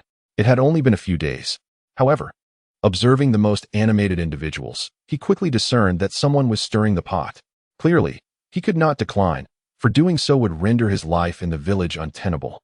Yet, he could not acquiesce either. With so many following him to gather mushrooms, not only was it impractical, but it could also hinder productivity. A mere label could lead to dire consequences. As the chairman of a billion-dollar company in his previous life, Chen Fei was not easily daunted by such trivial matters. He chuckled and began to speak. I know everyone is eager to make money, and so am I, but for now, it is not feasible. Jialan, casting a sidelong glance, inquired, why is that? Are you afraid that others will encroach upon your financial pathway? Chun Fei dismissively returned the ball. My financial avenue cannot be usurped by others. However, the production team has tasks. If everyone wishes to earn alongside me, they must obtain a permit from the production team. As long as it does not interfere with production, I have no objections. Upon hearing this, most people deflated. How could the production team possibly grant them a permit? Jia Lan's eyes darted around and landed on Zhu Jiefeng. With a forced smile, remarked, isn't Zhu Jiefeng following you? If he can succeed, why can't others? Indeed, we all belong to the same village. Why should he succeed while others cannot? Chen Fei, you must not show favoritism. One must be fair-minded. Just now, I saw you give Zhu Jiefeng 3 yuan. What? Are you trying to curry favor with him because he is the militia captain? Zhu Jiefeng, blushing and scratching his head, stammered, no, Chun Fei did not curry favor with me. It's just that I. He struggled to articulate his thoughts. What do you mean by just? Speak up. They pressed him, sensing his reluctance. Shu Chong and a few others seized the opportunity to stir the pot, making it harder for Zhu Jiefeng to reply. What if I admire your sister? Chun Fei wished he could shout it out for him, yet Zhu Jiefeng lacked the courage and could only stand there anxiously. Stop your baseless speculation. If anyone is to curry favor, it should be with your family, Shui, for your father is the captain. Chun Fei countered, leaving Shu Chong speechless, rolling his eyes in silence. Chun Fei continued, I asked Brother Jiefeng for help because he assisted my sister yesterday, and I am grateful. As for how some people treat me, I need not elaborate. You all are aware in your hearts. I will state this clearly. I have no objections to everyone earning together, but certain individuals should not harbor such thoughts. Have some dignity and do not compel me to expose you in public. It would not be a pleasant sight for anyone. Upon uttering these words, the atmosphere erupted. Chapter 39, Withdrawing to Advance. Jia Lan's expression immediately darkened, her face contorted. You little rascal, who are you referring to? I speak of those who know themselves. Chun Fei retorted without mercy, exposing her. Second aunt, I have never wronged you. Yet how have you treated me? Yesterday, without any evidence, you were jumping around, accusing me of stealing pigs from the production team. You truly are a wonderful second aunt. The last phrase was laced with heavy sarcasm, evident to anyone listening. Jia Lan felt the sting of his words, her face turning crimson as she exclaimed, that was something Yang Hua said. What does it have to do with me? Chen Fei scanned the crowd and noticed Yang Hua was present, cradling a child, and quickly averted his gaze. With no evidence at hand, he chose to ignore her, only to catch sight of He Xin and Lu Min. And you too, in cahoots with Shu Chong, must have been thrilled when I was taken away. Even celebrating with a meal in the township. Now that I am back, are you not disappointed? The two shuffled their feet awkwardly, quickly denying any wrongdoing. That is not true. We just happened to be dining out. Oh, really? How much do you earn in a month that allows you to dine at a restaurant? They both turned as pale as if they had swallowed a fly, stammering and unable to articulate a response. Shu Chong was already infuriated, glaring as he exclaimed, we are merely here to celebrate. What can you do about it? Don't think that just because you have emerged, you are in the clear. The case remains unsolved. And you are still a suspect. You will eventually be apprehended. Not necessarily. Chen Fei replied, casting an extra glance at Shu Chong. Have you forgotten what I told you? Misfortune awaits you, truly. The fact that these individuals had yet to be captured suggested that Xiao Bing had not found sufficient evidence. And Chen Fei did not mind ruffling feathers. Shu Chong felt an inexplicable sense of guilt, pointing a finger at Chun Fei and retorting, we'll see about that. Chun Fei seized a stone, declaring, Shu Chong, get as far away as you can. You are a nuisance here. Shu Chong, his face cold, snorted and turned to merge into the crowd, slipping away. He Xin and Lu Min hesitated for a moment before reluctantly joining the throng. Observing the situation, everyone felt somewhat awkward. Aunt Gui Ying and Air Now's mother applauded, praising Chun Fei's actions, asserting that such people should not be indulged. Who he chooses to earn money with is his affair. It is not for others to dictate. Rest assured, aunties, we support you. The children of these families, following Chen Fei, earned more than their parents. Thus, they were keen to defend him. However, they remained a minority, as many others were discontented. Led by Jiao Lan, they remarked sarcastically, your children earn money with Chen Fei, so of course, you would say that. Chen Fei, maintaining a nonchalant demeanor, inquired, what would you suggest? Should I share my earnings with you? Jiao Lan's eyes lit up. If you wish to honor me, I have no objections. Chen Fei scoffed, second aunt. Your face is as white as flour. How is that possible? Jiao Lan, unabashed, replied, I know you are reluctant to part with your money, and I wouldn't ask for it without cause. Let heir go and heir Xiang accompany you. That should suffice, right? Jiao Lan had 4 children, the eldest, Go Sheng, followed by Chen Xiang, heir Go, and heir Xiang. Although heir Go, now 18, could certainly gather mushrooms, Chen Fei was unwilling to take him along. There were too many eager individuals, and he could not afford to accommodate everyone. It was also unwise to refuse everyone outright, as that would create animosity. To all my uncles and aunts, my neighbors, I shall speak plainly, Chen Fei declared. Hiding the truth is futile. I have indeed earned some money these past few days, but my opportunities are limited. If everyone follows me to gather mushrooms, to whom shall I sell them? There isn't such a vast market. Implicitly, he suggested, surely. You wouldn't want me to incur losses, would you? Chen Fei's inquiries left everyone momentarily speechless. Aunt Gui Ying and others seized the opportunity to support him, stating, indeed, with so many of us, how could we sell thousands of pounds each day? Mushrooms are not a necessity. In a small county, there isn't a demand for so many. Aren't you being deliberately difficult for Chun Feay? We are all from the same village. Is this how you behave? Seizing the moment, Chun Feay clarified. It's not that I refuse anyone. It's just that I genuinely cannot accommodate so many. I hope everyone can understand. Moreover, everyone knows how to gather mushrooms. If you wish to earn money, you can seek your own opportunities, perhaps selling to cooperatives or in the black market. It only requires a bit of risk. With this strategy of retreating to advance, he deliberately mentioned the black market to convey that while he needed help, he truly could not manage such a large number. You can undertake it yourself. As long as you are unafraid of risks, go ahead. In recent years, numerous individuals engaged in speculative ventures have faced legal repercussions, leaving a profound impression on everyone and instilling a sense of fear. Chen Fei's remarks caused many to reconsider their intentions, which could be seen as unfavorable. Engaging in covert activities for a bit of pocket money may be acceptable, but taking it too far could lead to serious trouble if caught. I often remind myself that as farmers, we should focus on our work in the fields and refrain from overthinking. This sentiment resonated with Chen Fei, who aimed to dissuade them from pursuing risky endeavors while ensuring not everyone withdrew entirely.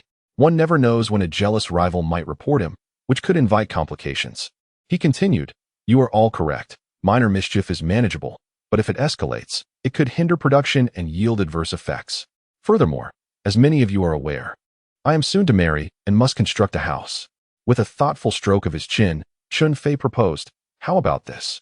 Once the house is built and my bride is brought home, I shall immediately expand my workforce. I am considering hiring boys aged 14 to 18. What do you all think? This age group is ideal since, in rural areas, most individuals conclude their education after junior high, with few pursuing high school. The crowd quickly began to murmur in agreement, recognizing the validity of Chun Fei's logic. It seemed most suitable for the children, even if authorities were to intervene. They would likely receive lighter penalties as minors. The secretary, present among them, was asked for his opinion. Song Hongjun stepped forward, speaking deliberately, in my view. Chun Fei's suggestion is feasible. It neither disrupts education nor affects production, and it allows the children to earn a bit of pocket money. A commendable plan indeed. Upon hearing this, the crowd felt reassured, bolstered by the secretary's endorsement. Let us proceed with this, they declared. Chen Fei, my son Mao Mao counts as one. My son Shirtu as well. And my son Xiaobing. Families eagerly volunteered their children, and Chun Fei noted down their names. Most were cheerful, though a few wore glum expressions. Their offspring either were too young or had already reached adulthood, rendering them ineligible. Jiao Lan's face darkened with displeasure. Chen Fei, what do you mean by this? You know ergo has surpassed 18. Was this intentional? One cannot be all-encompassing. Rules are rules. He retorted. Besides, ergo is merely a few months younger than I am. He could manage on his own, couldn't he? Chen Fei was quite resolute in his rejection, asserting his position with confidence. Jialan, still unsatisfied, pressed, "What about heir Xiang? She is only 17. I'm afraid I can only accept boys. Daughters are not needed." Chen Fei replied. Jialan's face turned crimson with indignation. "Isn't Sifeng a girl?" Chun Fei deftly countered. "Sifeng is my sister, and she wouldn't require payment. If heir Xiang were to work for free, that could be arranged." "You wishful thinker," Jialan exclaimed, her anger boiling over. "You little rascal. How can you treat your own aunt this way? Aren't you afraid of divine retribution?" With a light-hearted chuckle, Chun Fei replied, "Not at all. If you, my dear aunt, endure without consequence, how could I possibly be affected?" Jialan was about to launch into another tirade when Qin Xiang intervened, urging, "Mother, please refrain from scolding. The more you yell, the worse it becomes." As an elder, Jialan's quarrel with Chen Fei was not one that would lead to her disadvantage. Yet her frustration only intensified, causing her to raise her voice in the direction of the crowd behind. "Chen Quan, you scoundrel! Your wife has been bullied to this extent, and yet you do not step forward? Alas, how unfortunate I am to be married to such a spineless wretch." Chen Quan emerged from the crowd with a darkened expression. Stammering, "Child, why do you berate your aunt so? Are you not afraid of being the subject of ridicule among the neighbors?" Chen Fei was somewhat taken aback. In his previous life, his second uncle was a meek individual, incapable of uttering a single retort. What could have caused such a transformation? Could it be that his rebirth had altered the course of his life? Confused, Chun Fei nonchalantly replied, "It's nothing. I have a thick skin and am not afraid of mockery." Chun Quan's face flushed, and he composed himself, adopting a demeanor befitting an elder. "Refrain from speaking ill, and heed my advice. Allow heir Go and heir Xiang to accompany you, but do not offer them too much. 3 yuan each per day will suffice." Chapter 40. Do not present that face to me. You are unworthy. Chun Fei's expression immediately shifted, and he inadvertently uttered a phrase from his past life's internet vernacular. "Second uncle, what nonsense are you spouting?" Chen Quan's eyes widened. "What did you say?" "I mean, that is impossible. Without rules, there can be no order. If we open that door, others will come seeking either to take or not to take." Chen Quan replied sternly, "Is it not different? I am your uncle, and heir Go and heir Xiang are your blood relatives." Chun Fei retorted without hesitation. "For all these years, have you regarded us as your nephews? Did you ever inquire about our family's hardships? Did you ever glance at us when we struggled to make ends meet?" He laid bare Chen Quan's hypocrisy, stating, "So, do not present that face to me. You are unworthy." "Good. What Xiao Fei said is right." Chen Sifeng exclaimed loudly, applauding. Chen Quan's face turned a shade of green with fury. "Dare you speak to me in such a manner? Do you not fear I shall strike you?" Chen Fei scoffed, "If you dare to lay a hand on me, I shall retaliate. Dare to try and see if I can bring you down. You are infuriating me." Chen Quan's face turned the color of liver. Yet he did not dare to make a move. Chen Fei was notorious for his fighting prowess in Xiling village, and he genuinely feared being bested. What would become of his reputation if he were to be bested by his own nephew? Enough of this commotion. How shameful. Qin Xiang urged, pulling the two apart. Nearby, Chen heir Go, filled with indignation, remarked, "Sister, what are you afraid of?" "I am not afraid of him in a fight." Being in the prime of youth, heir Go was naturally fearless. Qin Xiang shot him a glance. Chen Fei has a fearsome reputation, and Qin Sifeng is even more ruthless. Do you truly think you can best them? Not necessarily. We have 3 or 4 people in our family. Worst case, we can call brother back. Despite his bravado, a hint of trepidation crept into his heart. Fighting would not solve their problems. Winning could lead to a visit to the police station, while losing would only bring suffering upon oneself and invite ridicule. Shall we simply let this go? Ergo protested. The one who stands out is the one who gets shot. Do not be deceived by his current splendor. Who knows when he might find himself in trouble? Qin Xiang observed keenly, understanding that no one wished to take action. They all sought to avoid risk. In the event of an arrest for speculation, it would be troublesome indeed. When Ergo heard this, he laughed. I see now. In essence, you want Chen Fei to bear the brunt of it. If something goes awry, he'll be the first to be taken. Other families were merely comprised of young ones, unlikely to face severe consequences. But as the leader, Chen Fei would certainly face several years if anyone pursued the matter seriously. Just wait and see how long he can bask in glory. Qin Xiang remarked coldly. Chen Fei was oblivious to the family's thoughts, yet he remained indifferent.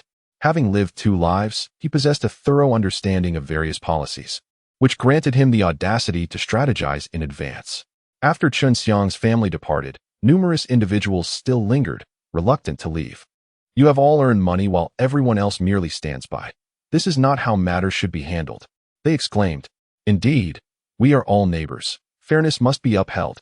Chun Fei pondered for a moment and spoke candidly. I comprehend your sentiments, yet earning money does not necessarily entail mushroom picking.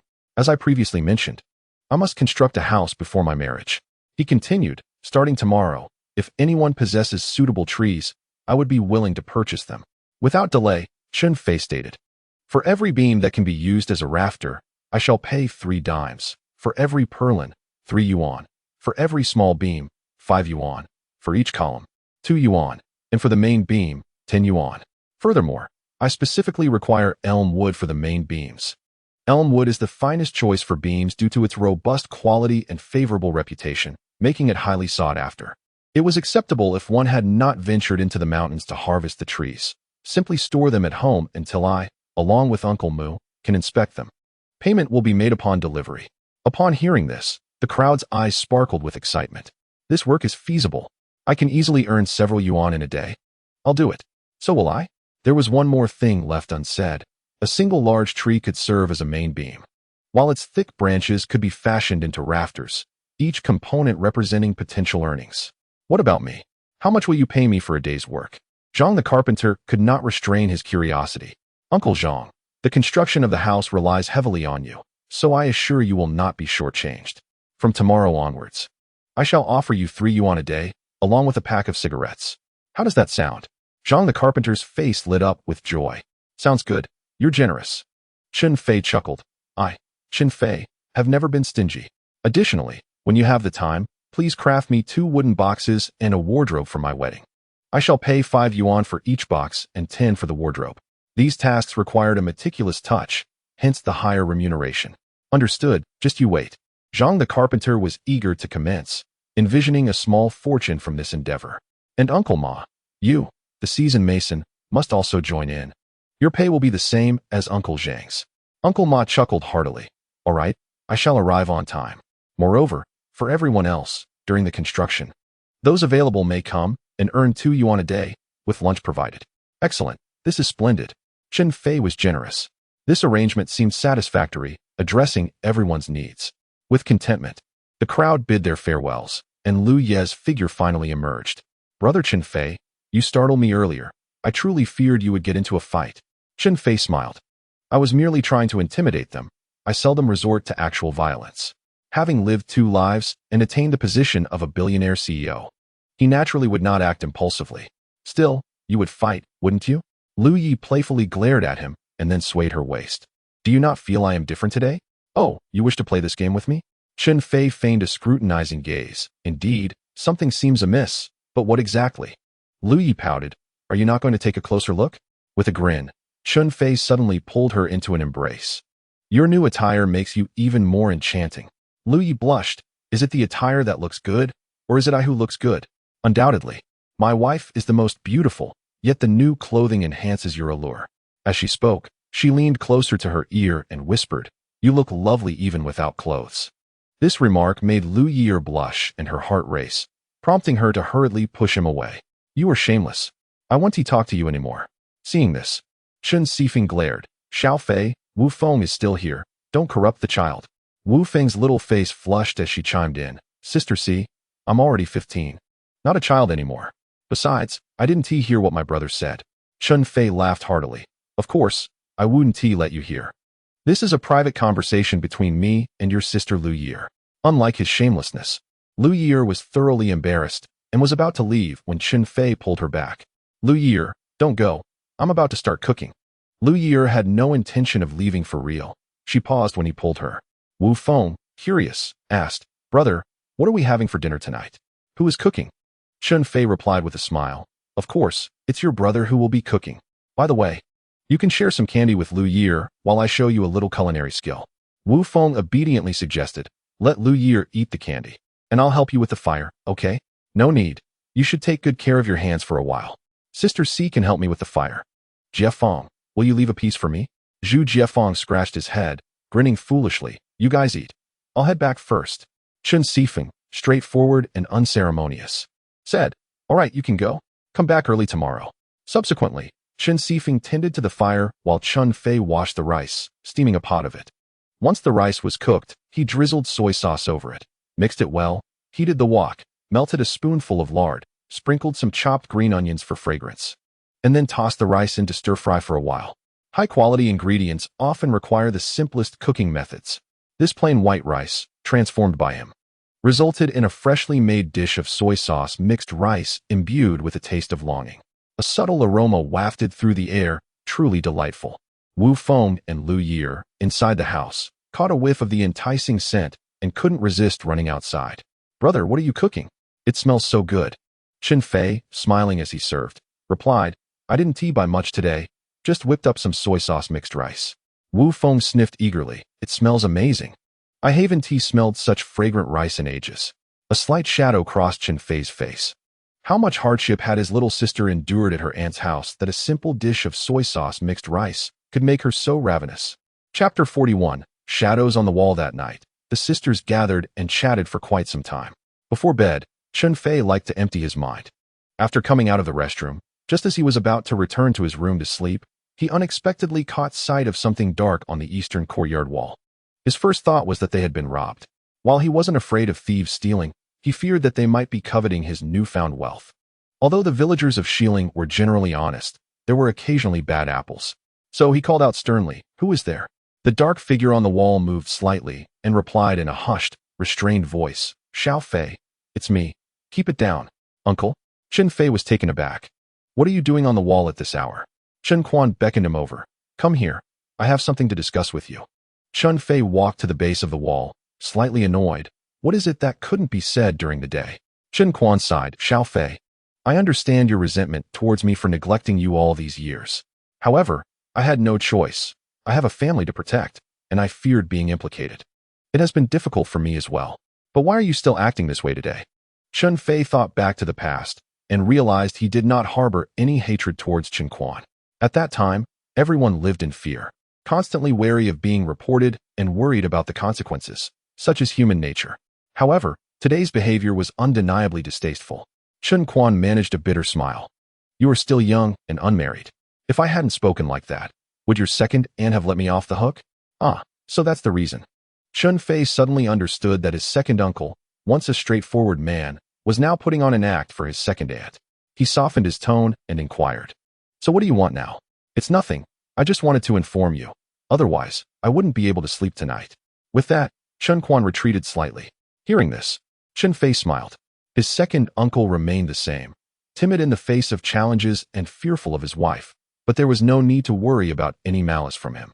Such a person could not first overcome their own mental barriers. Yet, his second aunt was indeed formidable. Marrying such a woman was quite a trial for him. In a small courtyard in the county town, Yunjene returned home from work. After washing up, she sat on the couch and suddenly remembered the ointment Chun Fei had given her. She felt it would be rude to disregard his kindness, so she decided to try applying it to her injury. As soon as she did, a refreshing coolness enveloped her, accompanied by a faint medicinal fragrance that was quite comforting. Being a doctor herself, Yunjene instinctively sensed that this ointment was likely effective. Indeed, the next morning, when she woke up, she glanced at her leg and noticed signs of scabbing. Surprised and delighted, she eagerly applied it again, patiently waiting until noon when she finished work. Upon checking again, the scabs had fallen off, revealing brand new skin, smooth and flawless, with only a slight pink hue indicating where the injury had once been. Overjoyed, Yunjene applied it once more. When she next saw Chen Fei, she could hardly contain her excitement, declaring that her injury had completely healed and twirling around in delight, prompting Chen Fei to remark that women truly are contradictory creatures. They may claim indifference, yet they care deeply. After settling the payment for the medicinal materials, Chun Fei prepared to leave, casually asking, "Sister, how is the relationship between Director Qiao from the distillery and my brother-in-law?" Yunjene replied, "They have been classmates from elementary through high school and were even neighbors." "Why do you ask? Is old Qiao not interested in your mushrooms?" "Not quite," Chen Fei clarified, carefully choosing his words. "I noticed he seems to be going through a rough patch lately, and I wanted to offer a reminder, but I fear he might misunderstand. So it would be best if my brother-in-law spoke to him." Yunjene looked at him in surprise. "Brother, are you secretly giving him a fortune-telling?" Chun Fei responded ambiguously. I'm just taking a casual look. Yunjene glanced around to ensure no one was listening before whispering. I see you have some understanding of traditional Chinese medicine, right? Chen Fei did not deny it. Yes, my father was an old Chinese medicine practitioner. I often accompanied him to gather herbs as a child, which is how I became familiar with medicinal materials. Yunjene nodded knowingly, then made a point to remind him. Brother, I must advise you that while you may claim to possess medical knowledge, it is prudent to refrain from dabbling in esoteric practices. Should someone report you, it could lead to significant complications. I understand. Hence, I merely wish to mention this in passing. For those with whom we share a close relationship, perhaps your brother-in-law could offer a gentle reminder. For acquaintances, let us consider this as if I never spoke of it. Chen Fei's father faced repercussions due to a report, leading to a series of unfortunate events, and he is well aware of the gravity of such matters. Very well, I shall speak to your brother-in-law. Whether they heed the advice is their concern, so let that be. Yunjene now genuinely regards Chun Fei as a brother and seeks to guide him. I possess some knowledge of traditional Chinese medicine as well, yet I refrain from discussing esoteric practices. You must learn from your sister. I understand. Sister only wishes the best for me. Without knowledge of traditional medicine, Yunjene would not be capable of serving as the director of the herbal pharmacy. However, the depth of one's understanding varies. As long as you are aware, that suffices. By the way, your brother-in-law has already communicated with the cafeteria manager regarding the delivery of mushrooms by sea foam. This matter does not fall under Shui Gang's jurisdiction. Should he act recklessly, he will certainly face consequences. I appreciate your brother-in-law's concern. That is his responsibility. If he does not manage affairs within his own factory, who will? On that day, Yunjene conveyed Chun Fei's words to Zhou Zheng. After much contemplation, Zhou Zheng decided to invite Xiao Guozhu under the pretense of a gathering that evening. The two families sat together, sipping inexpensive beer and snacking on sunflower seeds, and before long, the conversation turned to Chen Fei. Xiao Guozhu set down his glass, fixing his gaze on Zhou Zheng. Old classmate, speak honestly. What is your connection to Chen Fei? You and your spouse frequently mention him. Zhou Zheng recounted the circumstances of his acquaintance with Chen Fei, concluding with praise. Do not let his rural origins and youth deceive you. He possesses remarkable discernment in speech and actions, truly not an ordinary individual. Xiao Guozhu was not overly concerned, though he did not find the praise entirely warranted. You simply do not know him well enough. Once you experience certain events, you will understand. Emboldened by the effects of the alcohol, Zhou Zheng leaned closer to Xiao Guozhu. Old classmate, there is something I wonder if I should mention. Xiao Guozhu, with a laugh, urged him to speak candidly. If you have something to say, say it. In the past, Zhou Zheng would have dismissed such esoteric beliefs entirely. However, given his understanding of Chun Fei as a man of integrity, he feared regret should he remain silent, and thus decided to be forthright. Old Xiao, according to Chen Fei, you may have encountered some misfortune recently. It would be wise to remain vigilant. Xiao Guozhu furrowed his brow. Old Zhou, I have been quite fortunate lately. Do not heed his nonsense. Superstition is detrimental. He felt a twinge of displeasure. Yunjene, standing nearby, interjected. What you say is unjust. He means no harm. Simply heed the advice. How can it be deemed superstition? Xiao Guozhu's wife, Xin Yuhuan, nudged him. You are being unreasonable. He is merely offering a kind reminder. What harm is there in being cautious?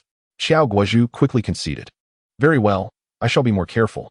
But what should I pay attention to? I cannot be so cautious as to trip over my own feet. You are just being contrary. Xin Yuhuan shot him a disapproving look, then turned to Yunjene. Yunjene, what do you think old Xiao should be wary of?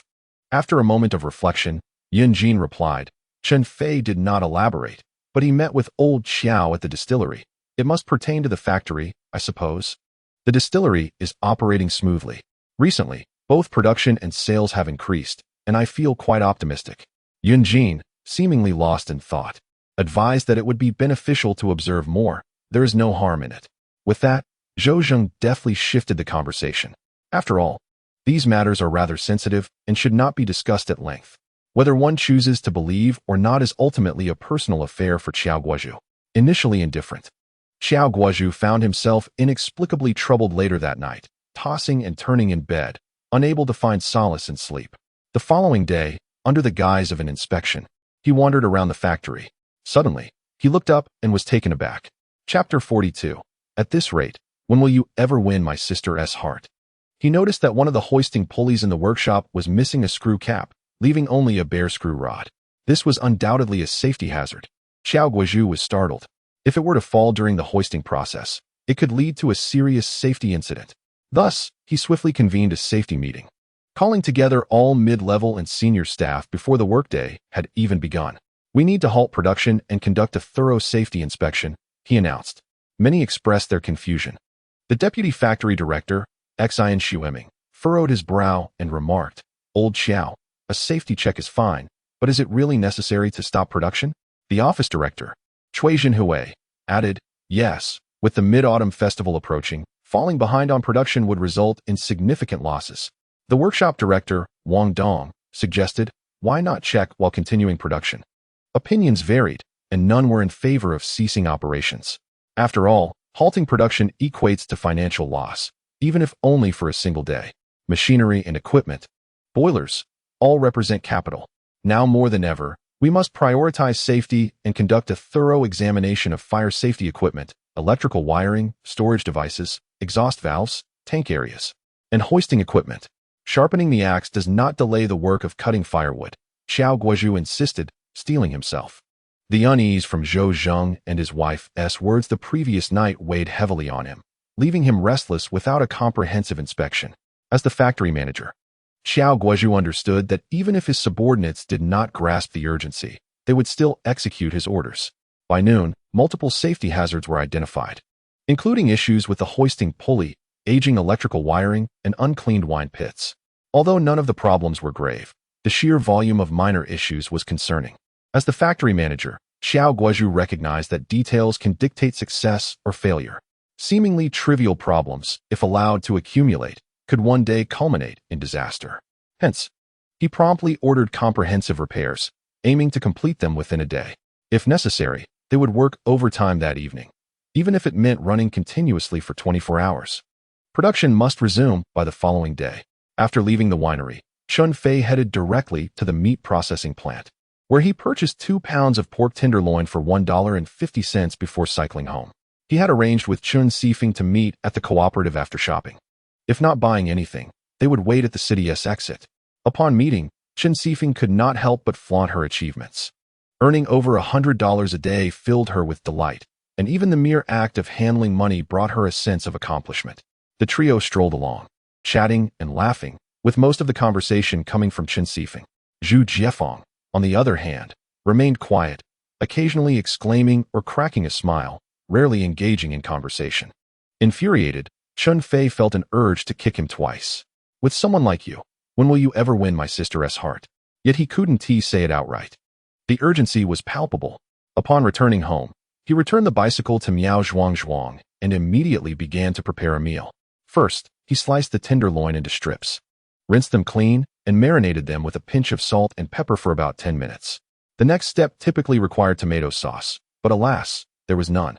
However, he found solace in the presence of fresh tomatoes. He picked 2 ripe tomatoes, boiled them briefly in hot water, and gently scored them to peel off the skin entirely.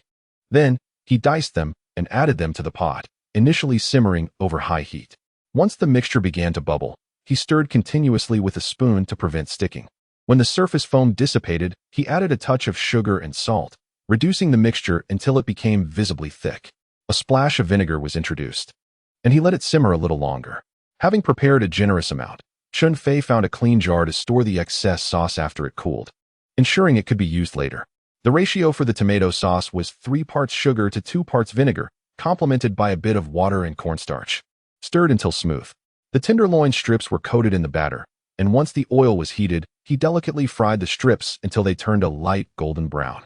He removed them, increased the oil temperature, and fried them once more before setting them aside. With a bit of oil remaining in the pan, he poured in the prepared tomato sauce, sauteing it briefly before adding the fried tenderloin, tossing it until it gleamed with a golden hue. Thus, a delectable sweet and sour tenderloin was born. A sprinkle of sesame seeds would elevate it even further. One dish, of course, was insufficient. Chen Fei also prepared smashed cucumbers in a spicy sour cabbage dish, accompanied by fluffy steamed buns and millet porridge, making for a hearty family meal. Although rice could have been served, the northern rural folk preferred steamed buns. Chun Feay sang his praises, and Liu Ye'er's south eyes curved like crescent moons. In the few days since Wu Feng returned, her face had begun to fill out. Observing their blissful expressions, Chun Fei felt a profound sense of contentment. Happiness was indeed so simple. Being well-fed and warmly dressed sufficed. Now, Chun Fei could no longer indulge in late mornings, for he needed to take Wu Feng to school and then embark on his busy day. However, this arrangement allowed him to collect mushrooms early for their trip to the city. As previously arranged, he did not meet with Xiao Guozhu, opting instead to sell the mushrooms directly in the cafeteria. The following day, most of the brewery had completed its repairs and resumed production. Xiao Guozhu felt a weight lift from his heart. Although a day had been lost, the safety hazards had been addressed, allowing for peace of mind going forward. In the afternoon, Chun Fei met with Xiao Guozhu, who, with a hearty laugh, expressed his gratitude. Yet, Chun Fei sensed a lack of genuine concern. What factory could be entirely devoid of safety risks? It was akin to a person, who among us is free from minor ailments. For instance, most suffer from hemorrhoids or digestive issues. It struck Chen Fei that Xiao Guozhu was perhaps overreacting. After all, he suspected that Xiao Guozhu's concern stemmed from a desire to sell more mushrooms. Having lived 2 lives, Chun Fei could read his expressions with considerable accuracy. However, Xiao Guozhu's complexion did not appear to have improved post-inspection. Instead, it was marked by a pronounced red glow, overshadowed by a dark aura. This was perplexing. If safety checks had been conducted, why was there an apparent worsening? Something was amiss. The underlying hazards remained unresolved, simply overlooked by him. After careful consideration, Chen Fei ultimately decided to offer a reminder. Otherwise, it would be too late for regrets. Director Xiao, I believe your safety inspections are not thorough enough. Have you considered any areas that may still require improvement? Xiao Guozhu appeared somewhat displeased. He had conducted a comprehensive examination and addressed every minor issue. What more could be done? Xiao Chun, both Lao Zhou and his wife hold you in high regard, and I have a good rapport with Lao Zhou as well. I appreciate your reminder, but you are being overly cautious. Perceiving the dismissive tone, Chun Fei understood that his concerns were not being taken seriously. However, if he were to leave without further action, it seemed that Xiao Guozhu would struggle to overcome the challenges of the day. Thus, with a smile, he proposed, Director Xiao, I have yet to see how the distillery operates. May I have a tour? After a moment's contemplation, Xiao Guozhu nodded. If you wish to observe, you may, but only from outside. Entry requires changing into protective clothing, which is rather cumbersome. In truth, he was reluctant to allow Chen Fei inside. But out of respect for Zhou Zhong, he expressed himself more delicately. Very well, I shall observe from outside. Chun Fei understood the sterile production process inside, recognizing the need to avoid contamination. As they approached the production workshop, Chun Fei noted that nothing seemed amiss from his vantage point at the entrance. Let us explore elsewhere. They proceeded to the wine vat, where most of the cleaning had been completed overnight, leaving only 2 vats that were still being attended to. Suddenly, Chun Fei caught sight of something amiss, and just as he was about to speak, a cry of alarm pierced the air. Zhu Caixia has fainted. Old Ma has also collapsed. Xiao Guozhu's expression shifted to one of alarm as he rushed over. What happened? How could this be so careless? Director, our supervisor Wang Dong is sweating profusely. One of the workers attempted to explain, but Xiao Guozhu interrupted. Enough talk. Quickly save them. 2 workers, Zhu Ding and Wu Ren, immediately descended the ladder to assist. However, after struggling for some time, they too succumbed to fainting, collapsing into unconsciousness. Panic gripped Xiao Guozhu as he felt his legs weaken. This is disastrous. Lives are at stake, and not just one. The gravity of the situation weighed heavily upon him. Several lives could lead to severe consequences. Chapter 43. Artificial respiration. At that moment, a voice rang in his ears. What are you thinking? Why did you descend without proper protective measures? Turning his head, Xiao Guozhu saw Chen Fei at his side, instinctively asking, what should we do? Chen Fei's gaze fell upon a water hose adjacent to the wine vat, presumably for cleaning purposes. Ordinarily, the vats should first be filled with water to sufficiently dilute any toxic gases before cleaning. Clearly, this protocol had been overlooked. Quickly, fetch a fan to blow air inside. Time was of the essence. Adding water now would be too late, but a fan could serve a similar purpose. However, it was uncertain if the distillery possessed one. Yes. Hurry and get a fan. Xiao Guozhu snapped back to reality, shouting. It was evident that the distillery had such equipment. Soon, someone brought a fan and plugged it in, setting the wind power to maximum. directing it towards the pool of alcohol. Chun Fei nodded in approval. It was a reasonable decision. Otherwise, these few individuals would surely face dire consequences. 2 individuals descended, donning protective masks, while the others remained above to assist. Very well, let us proceed as he suggested, said Xiao Guozhu, who had merely been momentarily flustered. But upon Chun Fei's reminder, quickly regained his composure. Wang Dong, what on earth is happening? You are cleaning the alcohol pool without water and without wearing protective gear. How can you call yourself a responsible leader? Xiao Guozhu berated. Wang Dong, the person in charge of the alcohol pool, wept in despair. Director, I am equally despondent. The previous workers emerged unscathed. I had no inkling that the last 2 would encounter trouble. Such incidents are commonplace. In an effort to save time and skip a few steps, a grave situation can arise. When all goes well, everyone laughs and thinks nothing of it. However, when disaster strikes, both the responsible individual and the director cannot evade blame. Enough, enough. Hurry and follow Brother Chen's instructions. Do you wish to perish? Oh.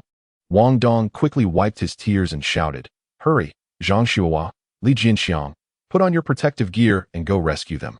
I will descend personally. The group sprang into action, some preparing ropes while others hastily donned protective gear. Meanwhile, Xiao Guozhu urgently called for an ambulance, urging them to dispatch help at once. Before long, Wang Dong and the other 2 workers, equipped with protective masks, descended and secured ropes around the victims. Those above cooperated enthusiastically, pulling the individuals up with great effort. The first to be rescued was Zhu Caixia, who was already in a state of severe unconsciousness. The ambulance had yet to arrive. Xiao Guozhu was as anxious as an ant on a hot pan, wringing his hands incessantly. The 2 deputy directors and the workshop manager also arrived, their faces dark with concern, feeling utterly helpless. Clear the way, get the person outside, Chen Fei exclaimed as he carried Zhu Caixia outside. Regardless of whether it was carbon monoxide or carbon dioxide poisoning, the first step was to ensure proper ventilation, allowing the patient to breathe easily. Naturally, since she was already unconscious, the second step was necessary, cardiopulmonary resuscitation. Whether Zhu Caixia was light or Chun Fei was strong, he moved swiftly like the wind. Once outside, he gently laid her on the ground, kneeling on her right side to unfasten her outer garment. Zhu Caixia still wore a tank top beneath her work uniform, and he refrained from removing it out of respect. Is there still hope? Xiao Guozhu, drenched in sweat, inquired anxiously. We need to perform artificial respiration. Whether we can save her depends on these few minutes. Chun Fei replied, examining Zhu Caixia's breathing and pulse without lifting his gaze. Upon hearing this, Xiao Guozhu clenched his fists tightly. She must not die. At that moment, Lao Ma was also carried out, and Chen Fei instructed them to lay him flat a few meters apart, urging bystanders to stay clear. Is there anyone who knows how to perform CPR? If not, follow my lead. Chen Fei positioned the base of his palm on the lower third of Zhu Caixia's sternum, crossing his hands to begin compressions. She had seemed light in his arms, but upon contact, he realized how soft and fragile she was. Yet, Chun Fei remained focused and dedicated, resolutely performing cardiopulmonary resuscitation.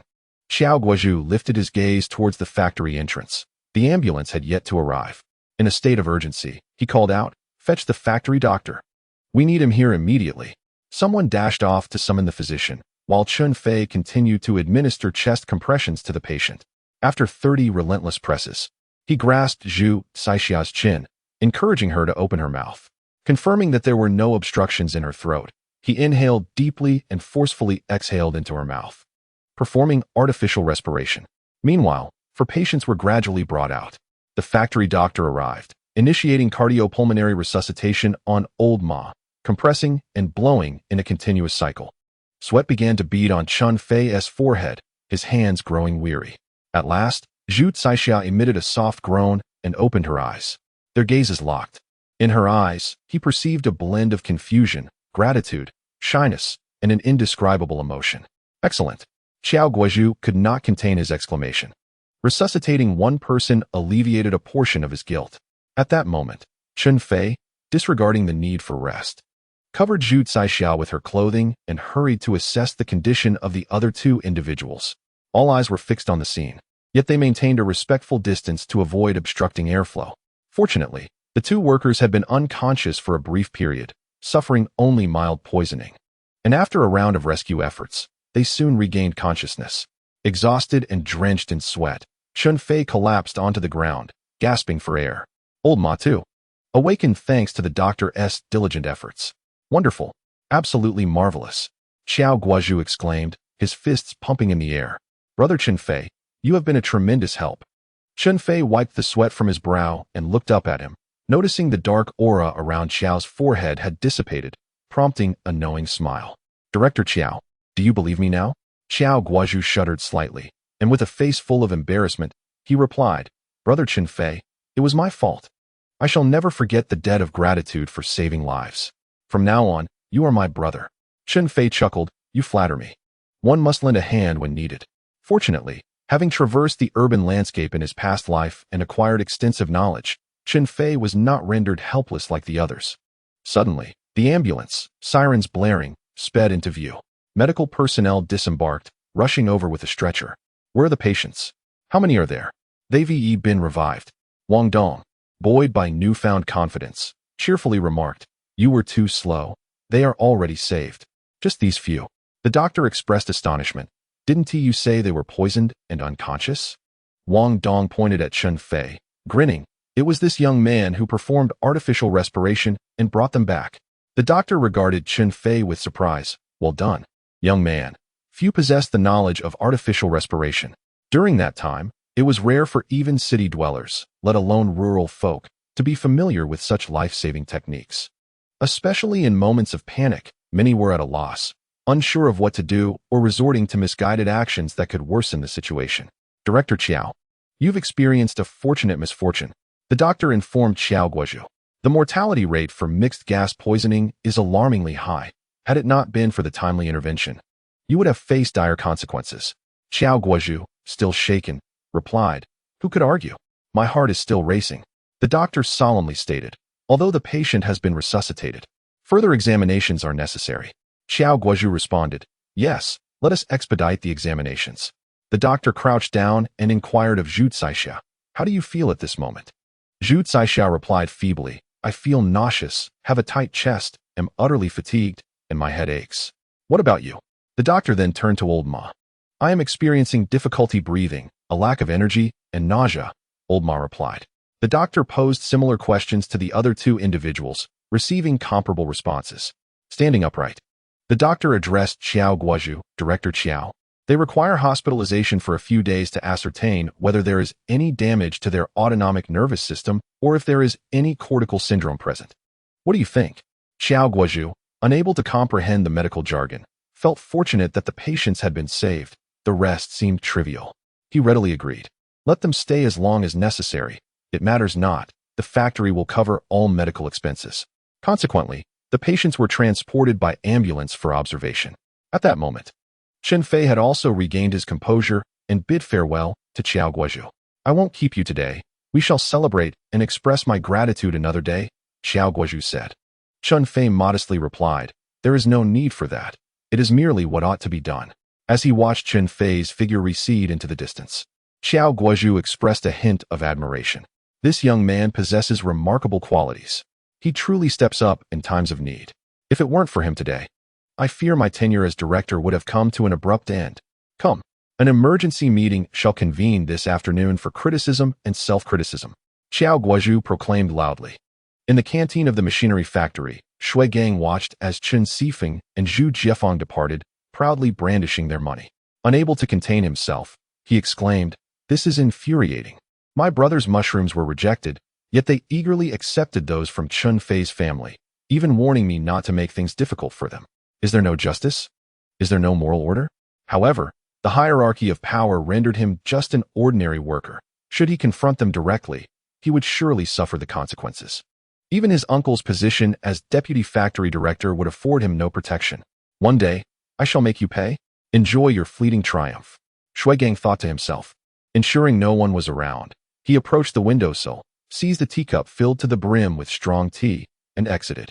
Chapter 44. Great fortune awaits. Tonight we feast. On this day, as was customary, Chun Fei was returning home with Wu Feng when he was suddenly surrounded at the doorstep. Chen Fei, all the lumber from each household has been prepared. When shall you come to inspect it? Zhang the carpenter cheerfully inquired. while others looked on eagerly at Chen Fei. In recent days, families had felled considerable amounts of timber, and they worried about what would happen if Chun Fei chose not to purchase it.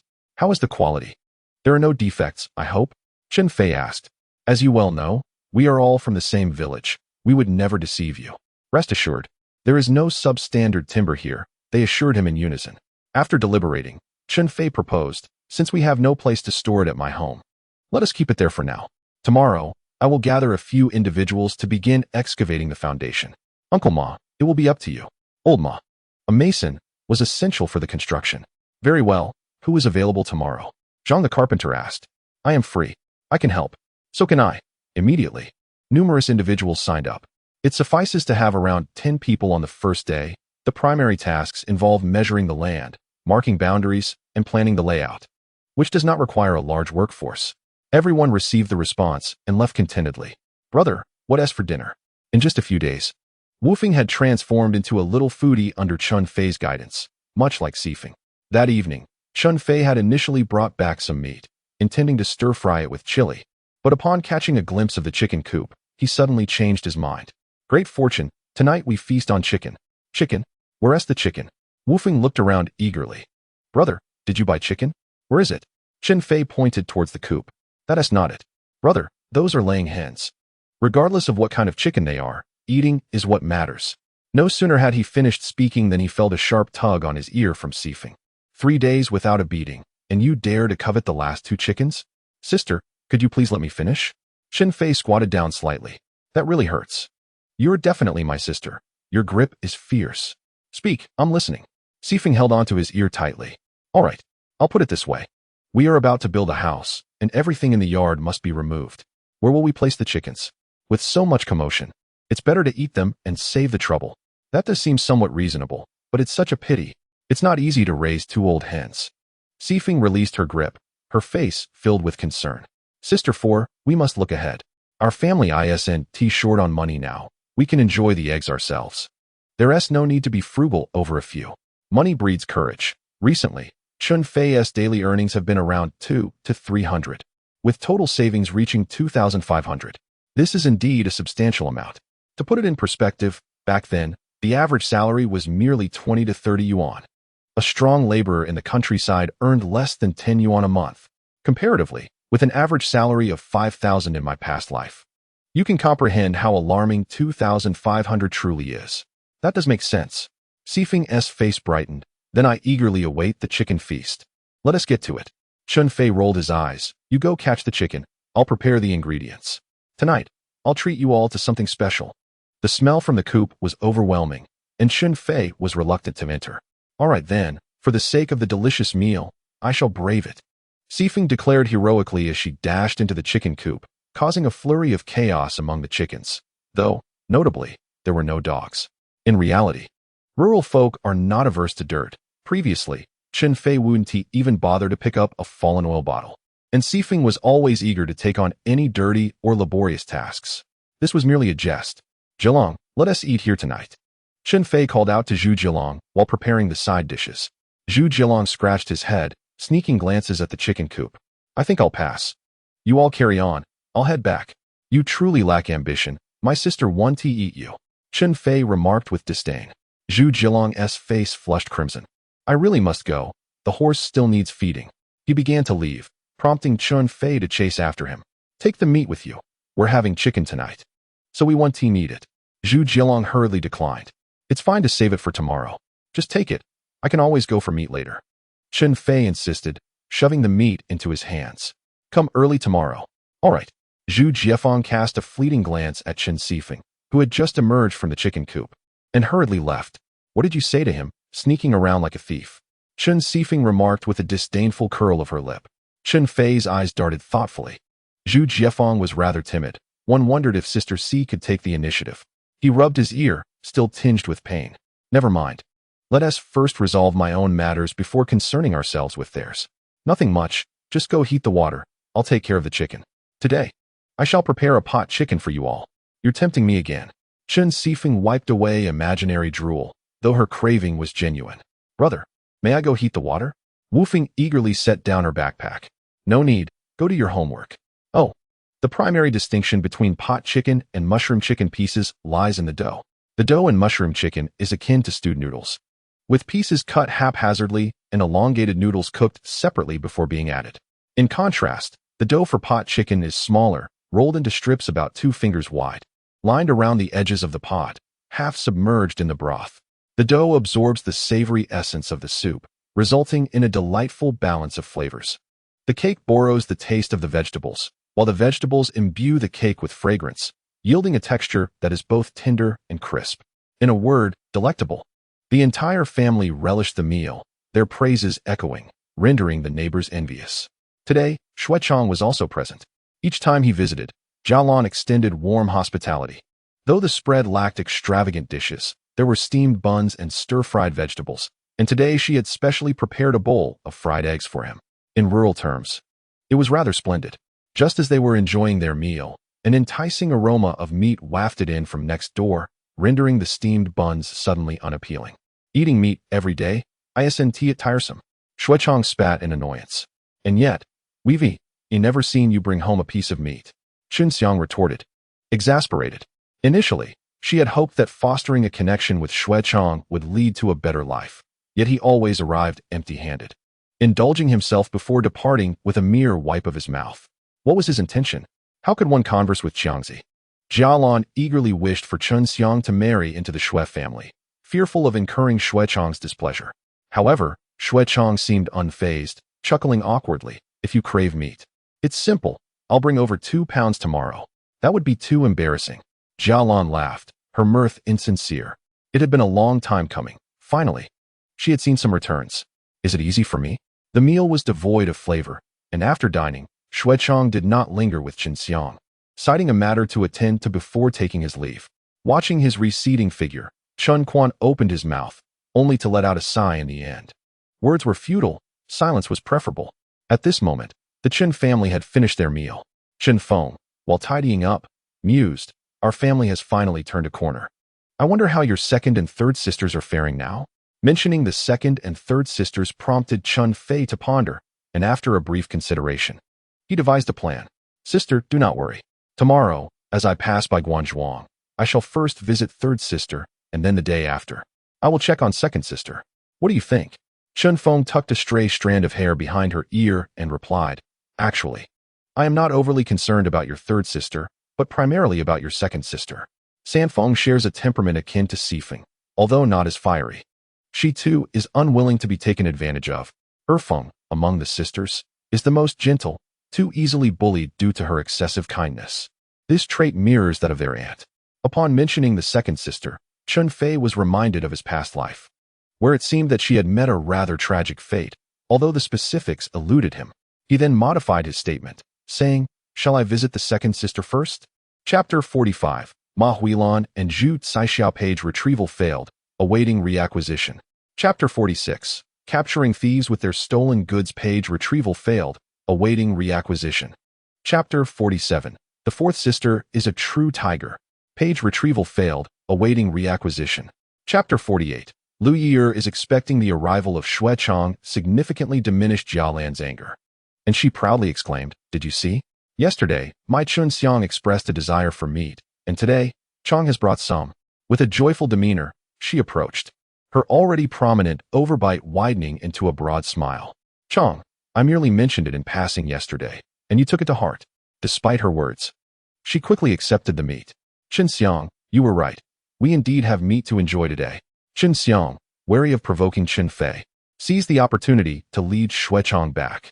Shu Chong cast a distant glance at Chen Fei, snorted lightly, and wrapped his arm around Chun Xiang as they entered. Jialan followed behind, snorting in response. This matter is far from over. After taking a few steps, she suddenly turned back and kicked Chen Quan harshly. Why are you still here? Get home. Chen Quan, having been unjustly kicked, rose and walked home without a hint of anger, secretly relieved that a confrontation had been averted. Chen Fei, are we still building the house? Observing Jialan's family depart, Lao Ma and the others found themselves in a bit of a predicament. This family was rather troublesome. Chen Fei chuckled lightly. No worries, we'll continue tomorrow. Everything is planned out, correct? Lao Ma nodded affirmatively. Yes, we have planned 3 main rooms, 3 southern rooms, and side wings. The main room, referred to as the hall, is the principal dwelling. Chen Fei's home faces south, with the southern rooms adjacent to the road, and the wings denote the side rooms. Chen Fei remarked impulsively, "Does that mean I won't be able to climb over the wall to visit Liu Yeer anymore?" Liu Jinxing interjected, "Is that polite?" Liu Yeer blushed, responding, "You haven't climbed over the wall in days. You merely call me from the top." However, she noted how Chun Fei's audacity had grown, unabashedly declaring such sentiments in front of so many. Chen Fei, as always, tugged at Chun Fei's ear. "You rascal, can't you aspire to something greater?" Chen Fei chuckled. "Actually, it's fine. Just remember to leave a gap." "Goodness!" the crowd exclaimed in admiration. This was a clear indication of his longing to scale the wall. "Chen Fei, my brother." Liu Ye'er felt her face grow warm, nearly burying her head in her chest. "Oh," Chen Fei sighed. "My wife has such a sweet tongue. Come, dear. I bought mooncakes. You should try one first." With that, he approached the bicycle parked by the roadside, opening the bamboo cage to reveal an array of mooncakes, white sugar, and liquor. The neighbors were left utterly astonished. Has he lost his mind? Buying so much? How much did this cost? Will they even finish all these mooncakes? And there's sugar and liquor. This lad has truly made something of himself. Chen Fei smiled. "Fourth sister, take the liquor home. Liu Yeer, enjoy the mooncakes." Chun Feay pouted. "Is there really a need for such differential treatment?" Chun Fei chuckled. "Sister, you are my own sister. Just know that." Chun Feay lifted a box of wine, grasping another with her left hand, while Zhu Jiefeng, struck by a sudden inspiration, hurriedly picked up the other box. "I'll carry it." Chun Feay glanced at him without uttering a word and turned to walk inside. Liu Yeer held a piece of 5-nut mooncake, feeling somewhat embarrassed. "Chen Fei, let me take the mooncake." "No need, you enjoy yours." The mooncakes came in sets of 4, totaling 8 boxes, which was quite cumbersome for one person. Chen Fei quickly stepped in to assist, while Wu Feng carried some sugar. "Oh, what is this?" Wu Feng exclaimed upon spotting a long metal object, her face filled with curiosity. "This is a flashlight. The kerosene lamp is too dim for you to see your homework. This one is bright." Chen Fei explained with a smile, causing Wu Feng's eyes to curve into crescent moons. "Brother, you are truly wonderful." "Of course." Chen Fei called out to Miao Zhuang Zhuang, Zhuang Zhuang. "Push the cart back. We'll continue tomorrow." "Sure thing." "Old Ma, what is it?" "Tomorrow morning, we'll break ground. I'm going to buy some firecrackers at the hot springs." "All right." The Chen family moved in with their bundles, and Liu Yeer hesitated for a moment before following them inside. She had grown accustomed to being pampered by Chen Fei. She found it difficult to enjoy her own meals. "Wu Feng, big sister, you should try the mooncake too." Once home, Chun Fei encouraged his sisters to eat the mooncakes. Upon seeing the treats, Zhu Jiefeng put down her belongings and left. Chen Fei, holding a mooncake, felt tears welling up in her eyes, as if she were in another world. How long had it been since she had tasted mooncakes? She could hardly remember. Although they cost only a few dimes, for her family, they were akin to luxuries. With so many varieties, which one should I choose? Wu Feng gazed at the heap of mooncakes, her eyes dazzled. Chen Fei smiled indulgently. "Eat whatever you like. You can indulge every day if you wish. I can afford it." Delighted, Wu Feng picked one up. "Can I have the egg yolk today and the nut one tomorrow?" "Absolutely," Chen Fei replied with a laugh. "They're meant to be enjoyed. Feel free to eat as you please." Chun Fei interjected. "The 15th day of the 8th month is approaching. Let us save a few for the moon festival." Chun Fei responded generously. "If you like them, eat to your heart's content. We can buy more if needed." Chun Feay chimed in. "In truth, mooncakes are just that. It's merely a tradition." Indeed, many people in prior lives echoed this sentiment, simultaneously criticizing the taste of mooncakes while indulging in their purchase. Every year, as summer transitioned into early autumn, a plethora of mooncakes flooded the market. Today, Chen Fei had brought home 4 dishes: stir-fried shrimp, braised carp, spicy peanuts, and savory ribs. Xiao Guozhu and the others, being respectable individuals, naturally did not engage in the usual quarrels over food. Meanwhile, Zhu Caixia and her companions, attending a thank-you banquet and seated with their superiors, felt somewhat restrained and hardly touched their meals. The peanuts required no fuss. They were ready to be enjoyed. Chen Fei briefly heated the remaining 3 dishes and paired them with steamed buns and congee, completing the meal. However, Liu Yeer, after a few bites, suddenly ceased eating. Her brow furrowed. "Why have you stopped? Is it not to your taste?" Chen Fei quickly set down his chopsticks to inquire. Liu Yeer gently shook her head. "No, I just feel a bit nauseous." Suddenly, She began to retch. How could this happen? Had she perhaps eaten something that disagreed with her? The three sisters were thrown into a state of panic, but Chun Feay experienced a moment of clarity. Could it be that Liu Ye'er was pregnant? He had his suspicions. As in his previous life, it had occurred quite unexpectedly. However, there had been no signs in recent days, leaving him uncertain. Now, upon seeing her, it seemed rather plausible. He seized Liu Ye'er's wrist and discreetly took her pulse. Moments later, a smile blossomed at the corners of Chun Fei's mouth. Sister, do not panic. Liu Ye'er is expecting. What? When did this happen? Chen Fei reached out, intending to tug at Chun Fei's ear.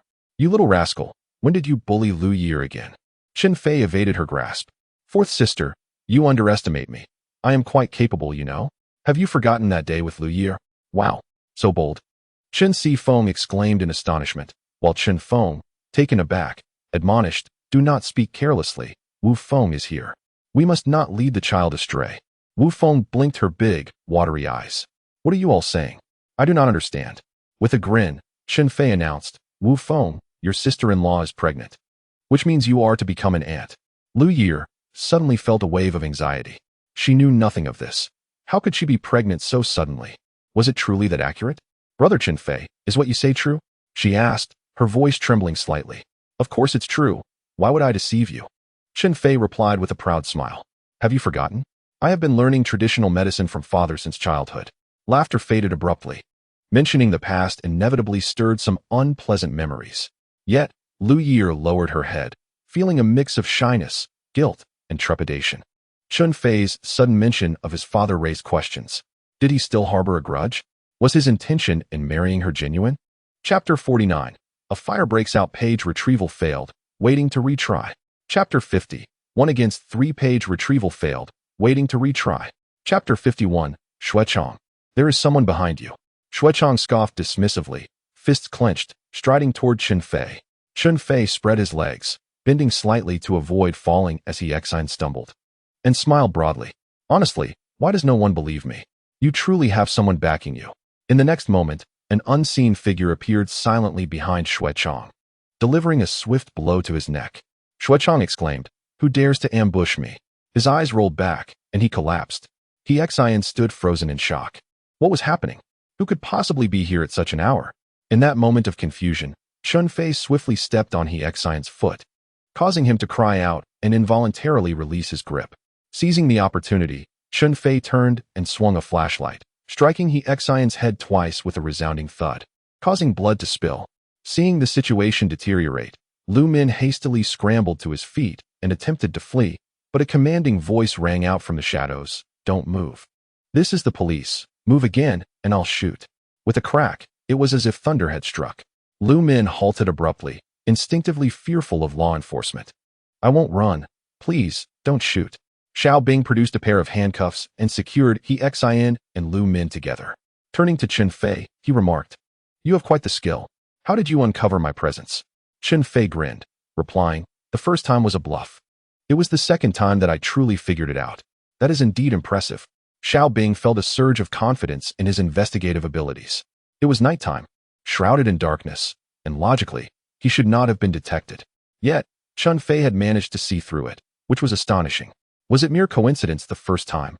And again the second? One could only conclude that Chun Fei possessed remarkable talent. Moreover, facing 3 adversaries, he remained remarkably composed, sustaining no losses while managing to leave Xian with a bruised head and Lu Min severely beaten. Such prowess was enough to earn Xiao Bing's respect.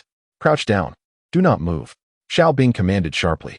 Xian obediently crouched down, muttering to himself, I one team move. In his mind, he was acutely aware that his crimes were minor, but fleeing would change the stakes entirely. Xian and Lu Min were now inextricably linked. Neither could escape. As for Shu Chong, he remained unconscious. Chen Fei approached and delivered a couple of hard kicks. Director Xiao, I believe it would be prudent to bind Shu Chong as well. Chen Fei sought a small measure of revenge. After you set my house ablaze. You think I would let you off easily? Very well. Xiao Bing moved to bind Shu Chong's hands behind his back. Chen Fei, come here. I have something to discuss with you. Xiao Bing stepped aside, and Chen Fei followed, walking several meters before Xiao Bing halted and spoke in a lowered voice. Regarding the previous incident, the evidence was insufficient. That is why I did not act against them. You should have sought me out sooner. Chen Fei understood he was referring to the pig theft incident. Had Xiao Bing approached him earlier, perhaps he could have offered some guidance. However, it mattered not. The arson case was severe enough to keep them occupied. Would seeking you out have been of any use? Although Zhang Zhigua mentioned that you once assisted him in solving a case, I feel it was merely coincidental. Xiao Bing remained skeptical. Nevertheless, since Chun Fei and Zhang Zhigua were on friendly terms, he refrained from being dismissive and pondered for a moment before continuing. Recently, 2 more individuals have gone missing from nearby villages, and the police station has been investigating. Your matter can be temporarily set aside. Another disappearance? Chen Fei was taken aback. In comparison to a mere pig theft, cases of missing persons were indeed far more significant. Alarm bells rang in his mind. In his previous life, Wu Feng had been abducted and lost to the unknown.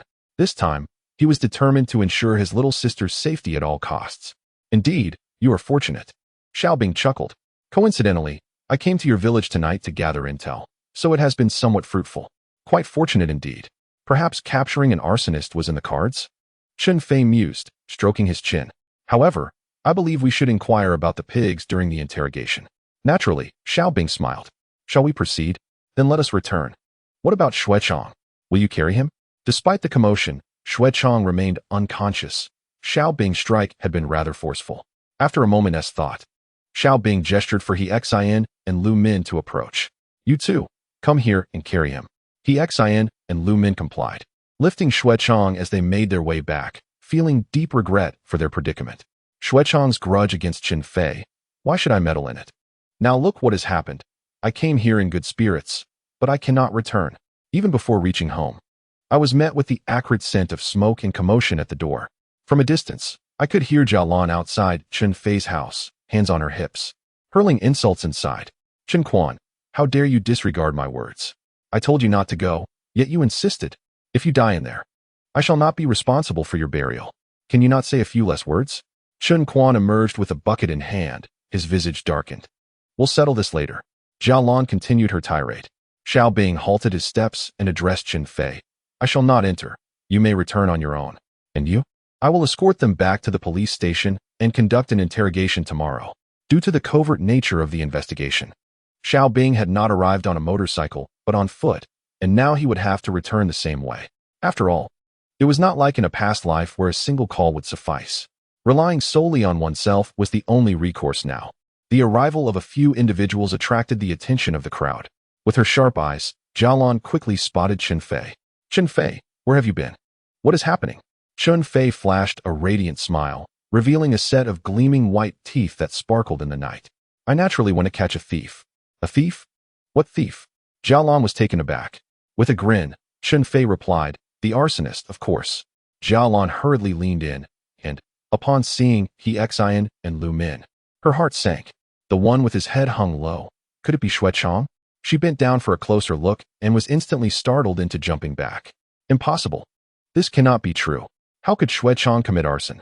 I caught him red-handed, and the director of the police station, Xiao, is present. Chun Fei remarked with a click of his tongue. Auntie, an arsonist. Do you think Shu Chong could face the death penalty? Jialan, gripped by fear, stumbled back 2 steps. Her mind racing. This can't be right. How could this happen? She had devoted herself to the idea of marrying Chun Xiang into the Shui family, even depriving herself of food to nourish Shu Chong. And this was the outcome? Had all her sacrifices been in vain? At that moment, Shu Chong groaned, opened his eyes, and shook his head, mumbling incoherently. Damn, who ambushed me? He Xian and Lu Min quickly whispered a warning. Brother Chong, cease speaking. The police are here. As Shu Chong shifted, he realized he was bound. Chen Fei and Xiao Bing observed coldly, and he suddenly felt a surge of panic. It was over. Caught in the act. Would he face execution? After all, murder and arson were grave offenses. Not well versed in the law, Shu Chong was simply terrified. Upon spotting Jialan, he saw her as a lifeline and shouted desperately, Jialan, no, mother-in-law. Quickly, go find my father. Save me, please. Chapter 52. True feelings revealed in times of adversity. Shu Chong, in his haste, initially called out her name, then quickly corrected himself. Jialan, eager to see Chen Xiang wed to Shu Chong, conveniently overlooked the details and nodded fervently. All right, wait here. I shall go at once. She took off to inform Shui's family, and Chun Fei let out a cold laugh beside her. Auntie, alerting them is a crime. Do you wish to spend a couple of days in the police station? Jialan abruptly withdrew her foot, trembling as she gazed at Xiaobing, nearly on the verge of tears. I am not who you think I am, she stammered, fearful and hesitant. If even the educated youth like He Xian and Lu Min dared not oppose him, how could she, a mere village woman, muster the courage? As long as you understand. Xiaobing replied noncommittally. In truth, this matter could not remain hidden for long. Whether it be formal detention or arrest, the family would need to be notified by tomorrow. Yet, notification was one thing, and what others said was another. Jia Lan stood frozen, her usual defiance completely diminished. Xiaobing had no intention of making things difficult for her. He nodded to Chen Fei and led Shu Chong and the others away. At that moment, several sisters, along with Zhu Jiefeng, emerged from within. Upon spotting Chen Fei, Wu Feng burst into tears. Brother, our home has burned down, she wailed. Chun Fei gently patted her head, comforting her. It's all right. Perhaps it's for the best. We won't have to tear it down ourselves. In a few days, we will build a new house. And you will have your own room. Wu Feng looked up through her tears, her voice trembling. Really? Indeed. When have I ever deceived you? Chen Fei replied. Wu Feng smiled through her tears, exclaiming, Then I want a big bed. Currently, the three sisters shared a single bed, which was quite cramped. And they often dreamed of having a spacious one. This remark reminded Chun Fei of the importance of marriage. One simply could not wed without a new bed. Tomorrow, I shall speak with Uncle the carpenter and ask him to make several beds. Once the new house is completed, we will move in. Yes, yes. Wu Feng nodded vigorously like a chick pecking at grains. Xiao Fei, Chun Feng, and Chen Feng approached, and the family embraced one another. Chun Feng's eyes glistened with tears, her voice quivering as she said, Xiao Fei, I'm so relieved you're unharmed. I was terrified just now. Chen Feng wrapped her arms around Chun Fei's neck and scoffed. What could possibly happen to him? You're just scaring yourself. Chen Fei chuckled. So? You're not afraid? What is there to fear? Chen Feng brandished a kitchen knife, declaring, See this? I'm not afraid of anything. If you're not afraid, then why do you tremble? Do I? You do. Say that again. Fourth sister, that's exactly how you are. Chun Fei thumbed up in approval. Chen Feng acknowledged her excessive anxiety that night with a huff, saying, It's not just for you. I was worried you might lose the money and be unable to marry. This statement rang true. Both the eldest and fourth sisters genuinely wished well for Chen Fei, albeit in their own distinctive manners. The villagers watching could only shake their heads in admiration. Though the sisters were young, their hearts were undeniably united, especially Chen Fei, who seemed transformed from his former self.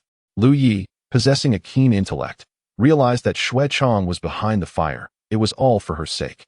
Shu Chong's opposition to Chun Fei stemmed from his feelings for her, and even his act of arson was motivated by her. She never anticipated that Shu Chong would harbor such a petty grudge and seek revenge after all this time. She longed to seek solace from Chen Fei, just as the sisters did, to comfort him. Yet, suddenly, she felt a wave of shame wash over her. As she toyed with the ends of her hair, she hesitated in her steps. At this moment, Chun Feng released her embrace, facing the crowd, and bowed deeply. Thank you, dear villagers. Thank you all for your assistance. Si Feng and Wu Feng followed suit, bowing to those around them. Chun Fei surveyed his surroundings, noticing that the villagers wore expressions of deep concern, their faces smeared with soot as they clutched various buckets and basins. In the dead of night, some had even emerged bare-chested. To his astonishment, his uncle Chen Quan, who was notoriously fearful of his wife, was also among them. Additionally, Liu Zhensheng, known for his incessant chatter, stood in the crowd holding a water bucket. Though their efforts were modest, Chun Fei felt a profound sense of gratitude. He clasped his hands together in a gesture of respect and, after surveying the gathering, spoke aloud. Dear villagers, I shall not belabor my gratitude. This kindness shall remain in my heart. Turning back to his home, he noted that the cooking fire had been extinguished, making even a sip of warm water a challenge. Wufeng? He called. Yes, Wufeng sweetly replied, promptly gathering the mooncakes to distribute among the children and the elder women. Without hesitation, she dashed back into the house. I shall assist you. You cannot carry them all alone, Chen Feng declared, following her. Chen Fei remained still, feeling a pang of sympathy, yet saying nothing. Soon, the two sisters emerged, arms laden with mooncakes, and began to hand them out to the children and the elder women, allowing everyone to sample a taste, albeit in small portions. As Chun Fei distributed the mooncakes, he proclaimed, "Tomorrow, I shall procure cigarettes and sweets to express my gratitude to all of you. Chen Fei, there is no need for such formality. We have done little more than carry a few buckets of water. Your family has just suffered a calamity. It is no easy matter," the villagers humbly insisted. In times of hardship, true sentiments emerge, and the sincerity of the mountain folk shone brightly in that moment. Chen Fei smiled and spoke candidly. "Although we have faced a disaster, the losses were minimal. The chicken coop and cooking fire were to be dismantled anyway, merely a day earlier than planned. It amounts to the loss of some firewood and utensils. Not to worry, I shall replace everything by tomorrow." Upon reflection, the villagers acknowledged the truth in his words and ceased their refusals. 8 kilograms of mooncakes may seem ample, yet with so many present, there was scarcely enough to go around.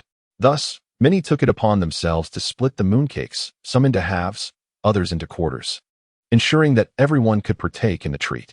When it was Chun Quan's turn, Chen Fei gazed at him for a few moments longer. "Uncle, thank you, but I shall not give you a mooncake. Let air go and air Xiang have a taste instead." Chun Quan responded with a hearty smile. "No worries. I did not contribute much." At that moment, his wife, Jia Lan, suddenly snapped to attention and exclaimed, "What do you mean you didn't help? You've done a great deal. Just look at your clothes and face, caked in dirt. Is soap free?" In those times, people were straightforward. Items from abroad often carried the prefix yang, foreign. For example, matches were called yang hua, soap yang ez, and tomatoes yang shizi. Chun Quan stammered, "Why discuss this? It wasn't just me." Jia Lan's expression turned playful. "If we're not talking about this, then what are we to discuss? Hand it over." She reached out and snatched the last piece, mumbling, "You should show respect to your elders. I, your second aunt, have not tasted mooncakes in years. I shall have my share." Chun Fei shook his head in resignation. If he had truly wished, Jia Lan could not have taken it from him. Yet, given that his uncle had indeed put in effort tonight, sharing with her seemed inconsequential. "All right, it's late now. Everyone should head back to rest."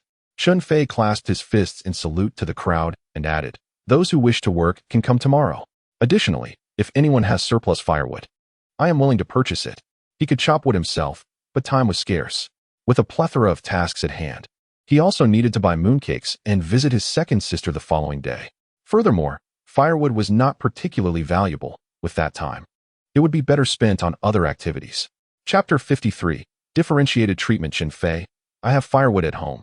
Why not come over for dinner tomorrow?" Liu Ye'er finally seized the opportunity to speak.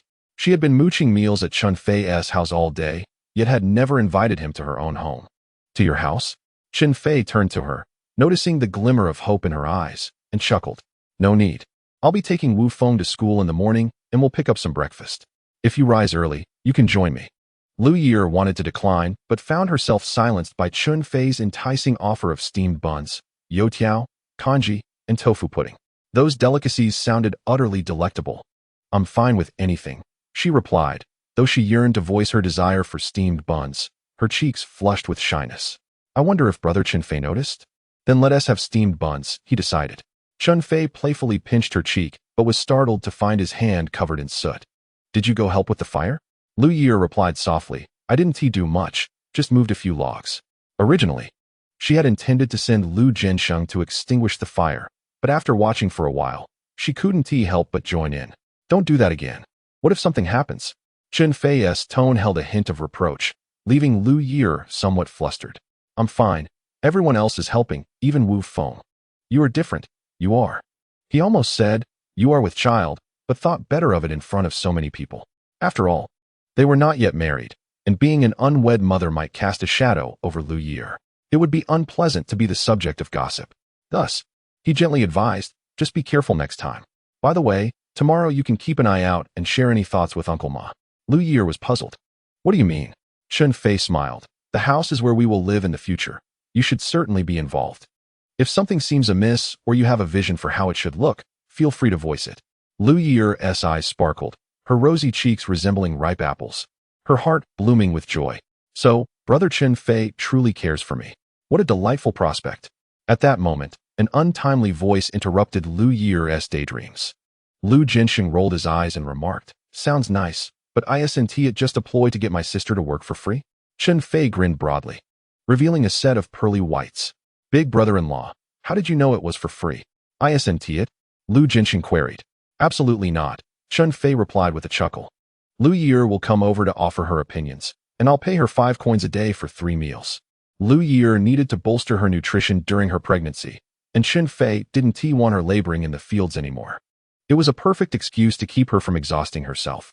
5 coins a day? What a fantastic deal. Liu Jinxing's eyes widened in astonishment. What about me? Can I join?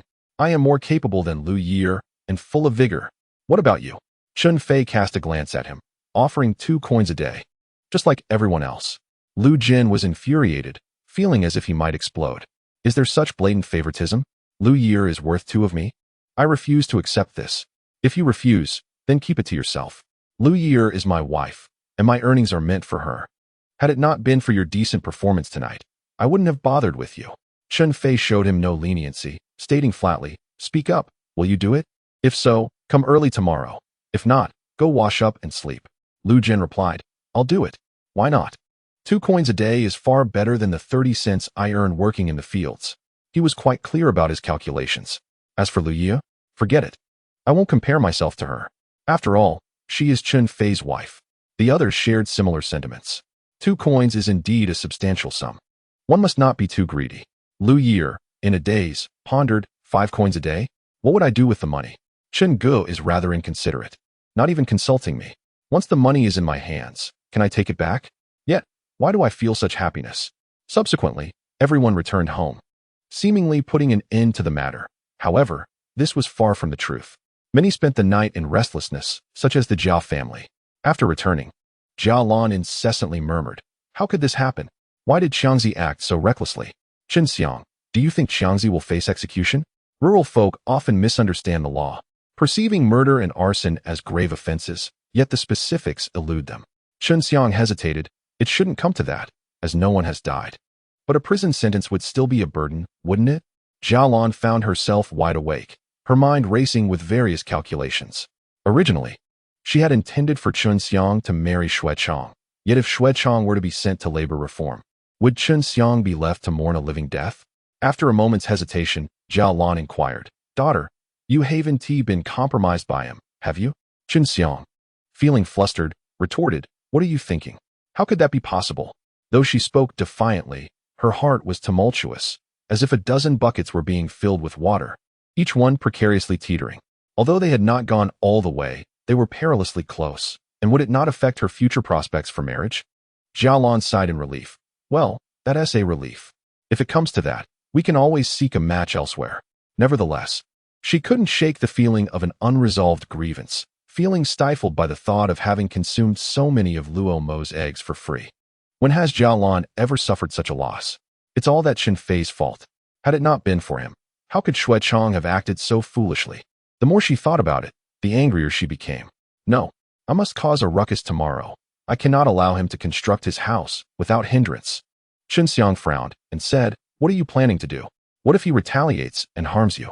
Jiao Lan rolled her eyes. Our family is not one to be trifled with. You, Xiang, ergo, along with your father and myself, can we truly fear him? Chun Quan squatted in the corner, his brow furrowed in concern. This doesn't seem right. We are all family. If we don't help, must we also bicker and provide fodder for the villagers' gossip? Be silent. Your opinions hold no weight here. Jiao Lan tossed her headscarf at him, calling him a coward. No, tomorrow I will summon the eldest son back, along with his wife. With our family of 7, we shall surely overcome him. Chen Quan's brow furrowed deeper. What a calamity. What shall we do? Meanwhile, Shui Luzhu was also sleepless throughout the night. Although Jiao Lan had been stopped, the news still reached Shui Luzhu's ears. He and Ding Mei woke up in shock, unable to believe what they had heard. What? Shu Chong set fire to Chen Fei's house and was arrested by the police? This ungrateful child. How impulsive. Shui Luzhu got up from bed, pacing barefoot across the floor, exasperated by his son's thoughtless actions, which had turned disastrous. It infuriated him. Ding Mei wiped her tears away. What good does saying this do now? Chong has never suffered. Do you think I, as his father, don't care? Shui Luzhu retorted angrily. This is all his own doing. He has been arrested. What good does my sympathy do? Ding Mei cried. Don't you have connections in the village? Can't you ask someone to help? By the way, isn't Xiao Qin's boyfriend at the police station? Talk to him. What if it works? Shui Luzhu frowned, saying, Xiaoqin isn't even married yet. Using her boyfriend now would only create a debt of gratitude that is hard to repay. But we can't just watch Chong suffer. Ding Mei insisted angrily. If you won't go, I will. I will swallow my pride to plead with him. That's unnecessary. Shuo Luzhu said as he approached the 8 immortals table, pouring himself a cup of hot water to calm his nerves. After taking a few sips, he declared, "It's merely a matter of negotiating a lower bride price for future marriage talks. I will first discuss it with Xiaoqin and then think of a plan." Chapter 54. A brush with fate. The next day, at the break of dawn, Chun Fei rose early. As usual, he accompanied Wu Feng to school, giving her 50 cents to buy breakfast later. It was still a bit early. The state-run restaurant wouldn't be open for business yet. Nevertheless, the prices were quite reasonable. A large steamed bun stuffed with pure meat cost only 10 cents, with a thin skin and generous filling that made each bite incredibly delicious. Vegetable buns were 2 for 10 cents, mainly filled with chives, eggs, and vermicelli. All were quite affordable. Watching Wu Feng enter the school gates, Chen Fei pushed his cart back home. As the cooperative would soon open, he chose to walk instead of ride. As he strolled along, he suddenly sensed something unusual. He looked up abruptly to see Shuo Luzhu riding his bicycle from the opposite direction. Their eyes met, but Shuo Luzhu quickly averted his gaze, pretending not to see him. Chen Fei's lips curled into a slight smile. "Your son's arrest is of his own making. I bear no blame. You are angry, and so am I." Although pots and pans may not be worth much, combined with the mooncakes, they still cost a fair amount. And there were so many favors to repay. They passed each other without a word. As Chun Fei hurried to the cooperative, he glanced back and noticed Shuo Luzhu seemingly heading towards the police station, causing him to furrow his brow slightly. What was he planning? To plead for Shu Chong? Or to ask a familiar face for help? Chen Fei was not well acquainted with Shuo Luzhu's family matters, but as the village head, he surely knew some influential people in the area. However, considering that the arrest was personally conducted by Xiao Bing and the evidence was irrefutable, he felt less anxious. The only distinction was between a light sentence and a heavy one. An acquittal was out of the question. As I pondered upon this, a wave of tranquility washed over me. Just then, the door of the cooperative swung open, prompting Chen Fei to hastily park his vehicle and stride inside. The salesperson who had opened the door cast a curious glance his way, questioning the urgency of his visit. "What brings you here?" Chen Fei replied, opting for brevity as he was not well acquainted with the salesperson. He ventured further into the shop. The rural cooperative was not as expansive as that in the county town. Staffed by only 2 salespeople, one handling groceries and the other daily necessities. The salesperson accompanying Chun Fei specialized in household items, offering a complete range of pots, bowls, and pans. With most of his cooking utensils in disrepair, and having salvaged an iron pot from the outdoor stove, he decided to purchase more. The yellow porcelain bowls are 3 dimes each, fine porcelain bowls are 5 dimes, and the Western-style porcelain bowls are also 5 dimes. Which would you prefer? The Western-style porcelain bowls, akin to enamel bowls, were quite fashionable at that time. "I'll take the Western-style porcelain bowls," Chen Fei declared. They were durable, resistant to breakage, and exceedingly practical. "How many do you wish to acquire?" 10, he replied. 10 makes for straightforward accounting. The salesperson raised an eyebrow in mild surprise, but refrained from probing further, instead inquiring about other items. "What about a ladle? Do you prefer plastic or the gourd type?" The gourd ladle, derived from a halved gourd, is the inspiration behind the saying, "one gourd, 2 ladles." "I'll take 2 plastic ones," Chen Fei responded. His household utilized a gourd ladle for drawing water, which remained intact in the water bucket.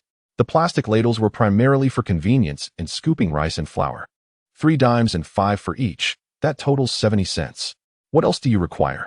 "Additionally, I need an enamel basin." "No, make it 2, and a block of soap." Soap was essential, especially with a large family and the need for washing hands. The enamel basin cost 3 dimes each, while the soap was 2 dimes and 6 cents. "Very well. Also, I would like a large iron pot, complete with a steamer." At that time, stainless steel was nearly non-existent, and the traditional large iron pot was the norm. The steamer is used for steaming buns. The entire set amounts to 5 dimes and 5 cents. "Is there anything else?" The salesperson picked up an abacus, preparing to tally the costs. "I also wish to purchase mooncakes and sugar," Chun Fei stated. "Let us settle this bill first." The salesperson responded, somewhat skeptical. "Such a substantial purchase must be quite costly. You hardly appear affluent." "Indeed, how much is it?"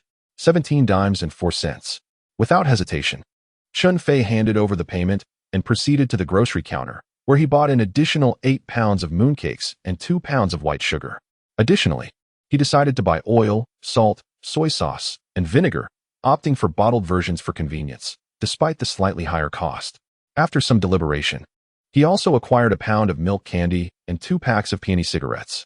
Although peony cigarettes were not as renowned as the Qianmen, they were still quite popular and produced in various regions across the country. The peony brand he selected was locally sourced and priced under 20 cents per pack. This was already quite satisfactory, as many laborers still resorted to smoking hand-rolled tobacco or even leaves. Being able to afford packaged cigarettes was a sign of relative prosperity. In total, his purchases amounted to 15 dimes, bringing the entire expenditure for the pots, bowls, and condiments to just over 35 dimes.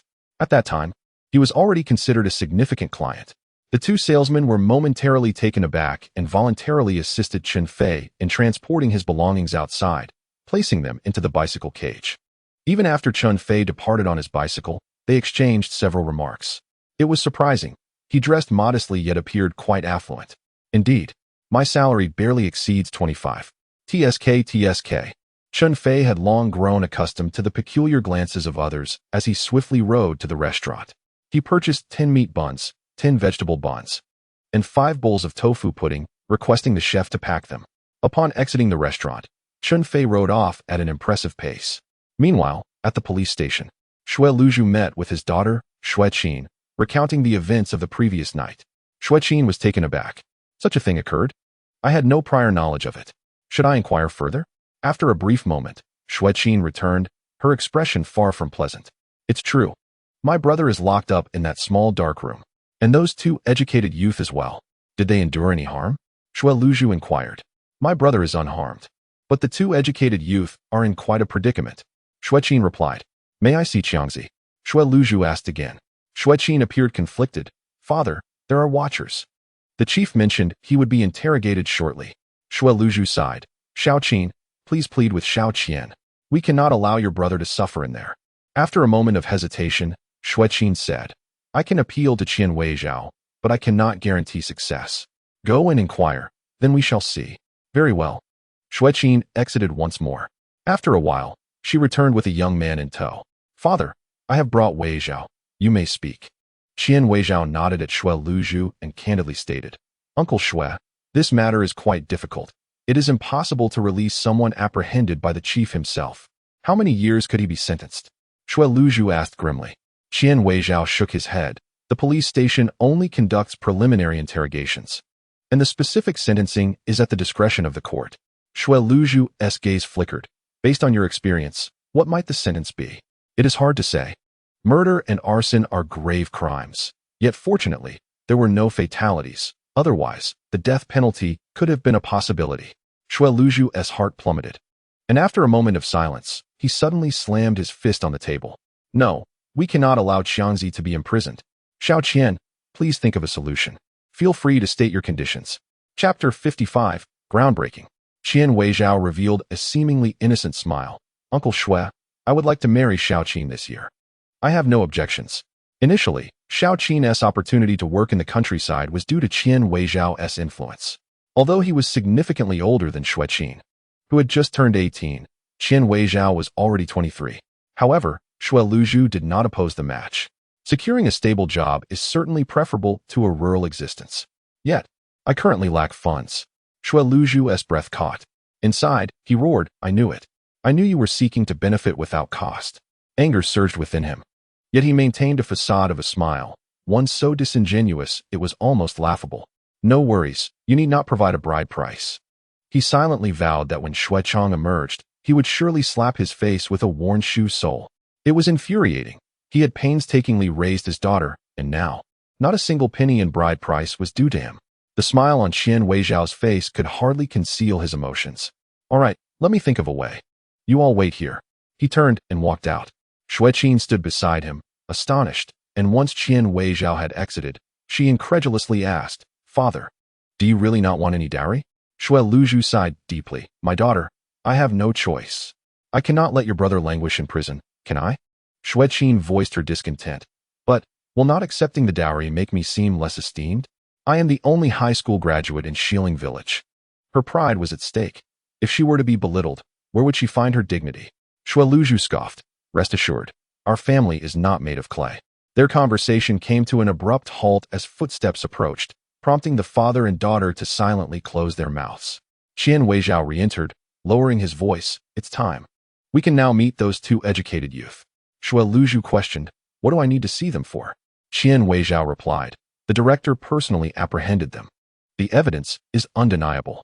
Our only course of action is to approach this matter from both ends, and it will certainly require financial expenditure. Shueluju's face turned pale, as if he had swallowed a fly. This time, spending money would cost him his pride. What a calamity! Meanwhile, Chen Fei was unaware of Shueluju's predicament. Upon returning home, he summoned his two sisters to gather their belongings. What have you bought? The sisters curiously surrounded him. There were pots, bowls, and all sorts of essentials, along with food. As he opened the bamboo basket, one side revealed daily necessities while the other was filled with edibles. The buns, wrapped in paper, released an enticing aroma upon being unveiled. Chen Fei could not help but inhale deeply. What large buns! I am so fortunate, she remarked, already taking a hefty bite. The savory flavors danced on her palate as she squinted her eyes in delight. This is the best breakfast I've ever had, sister. You must try it too. Chun Feay lifted an enameled basin, revealing a stack of enameled bowls, and smiled gently. I will finish moving everything before eating. The craftsman will be arriving shortly. I'll help too. Chen Fei, unwilling to relinquish her bun, began to assist with the moving. Chen Fei chuckled. You all continue. I will go fetch Liu Yeer. Chen Fei, are you looking for me?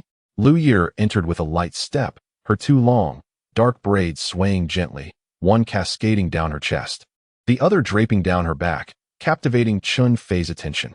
His own wife, he could hardly gaze enough. Liu Yeer, slightly bashful under his scrutiny, played with the ends of her hair, her eyes sparkling. Chen Fei, let me help with the items. You should eat the bun while it's hot.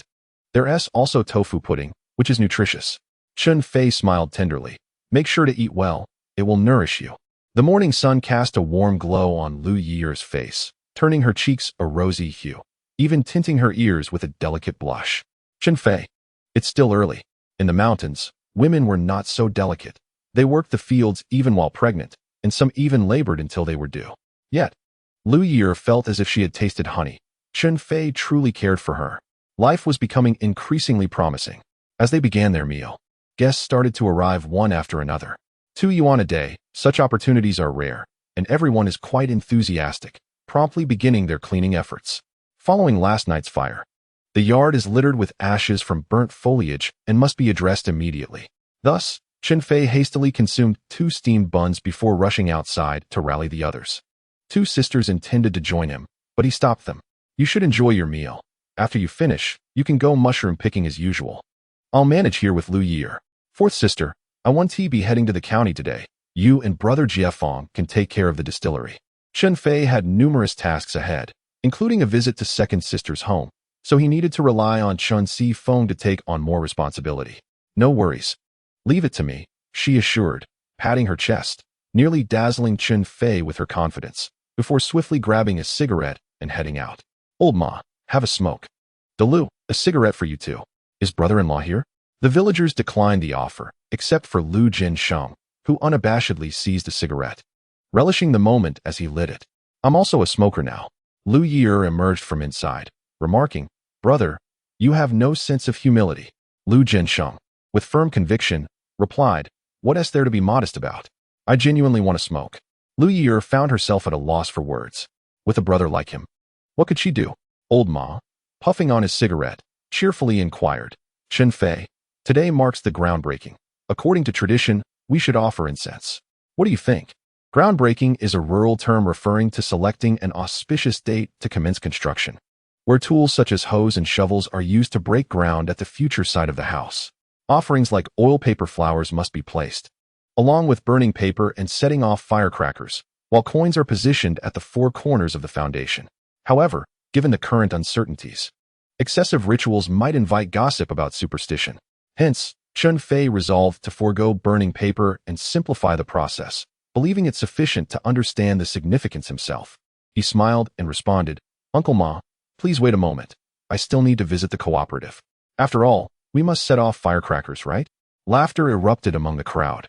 As this tradition has persisted for thousands of years, who doesn't set off firecrackers for such occasions? Go ahead, no one will criticize you for it. Chen Fei nodded. Relieved. That's settled then. I'll head to the cooperative to buy firecrackers. Eldest sister, will you prepare some fried oil flowers? Fried oil flowers are neither fried dough sticks nor oil buns. First, the dough must be rolled into thin sheets, then shaped into various forms using a knife and chopsticks.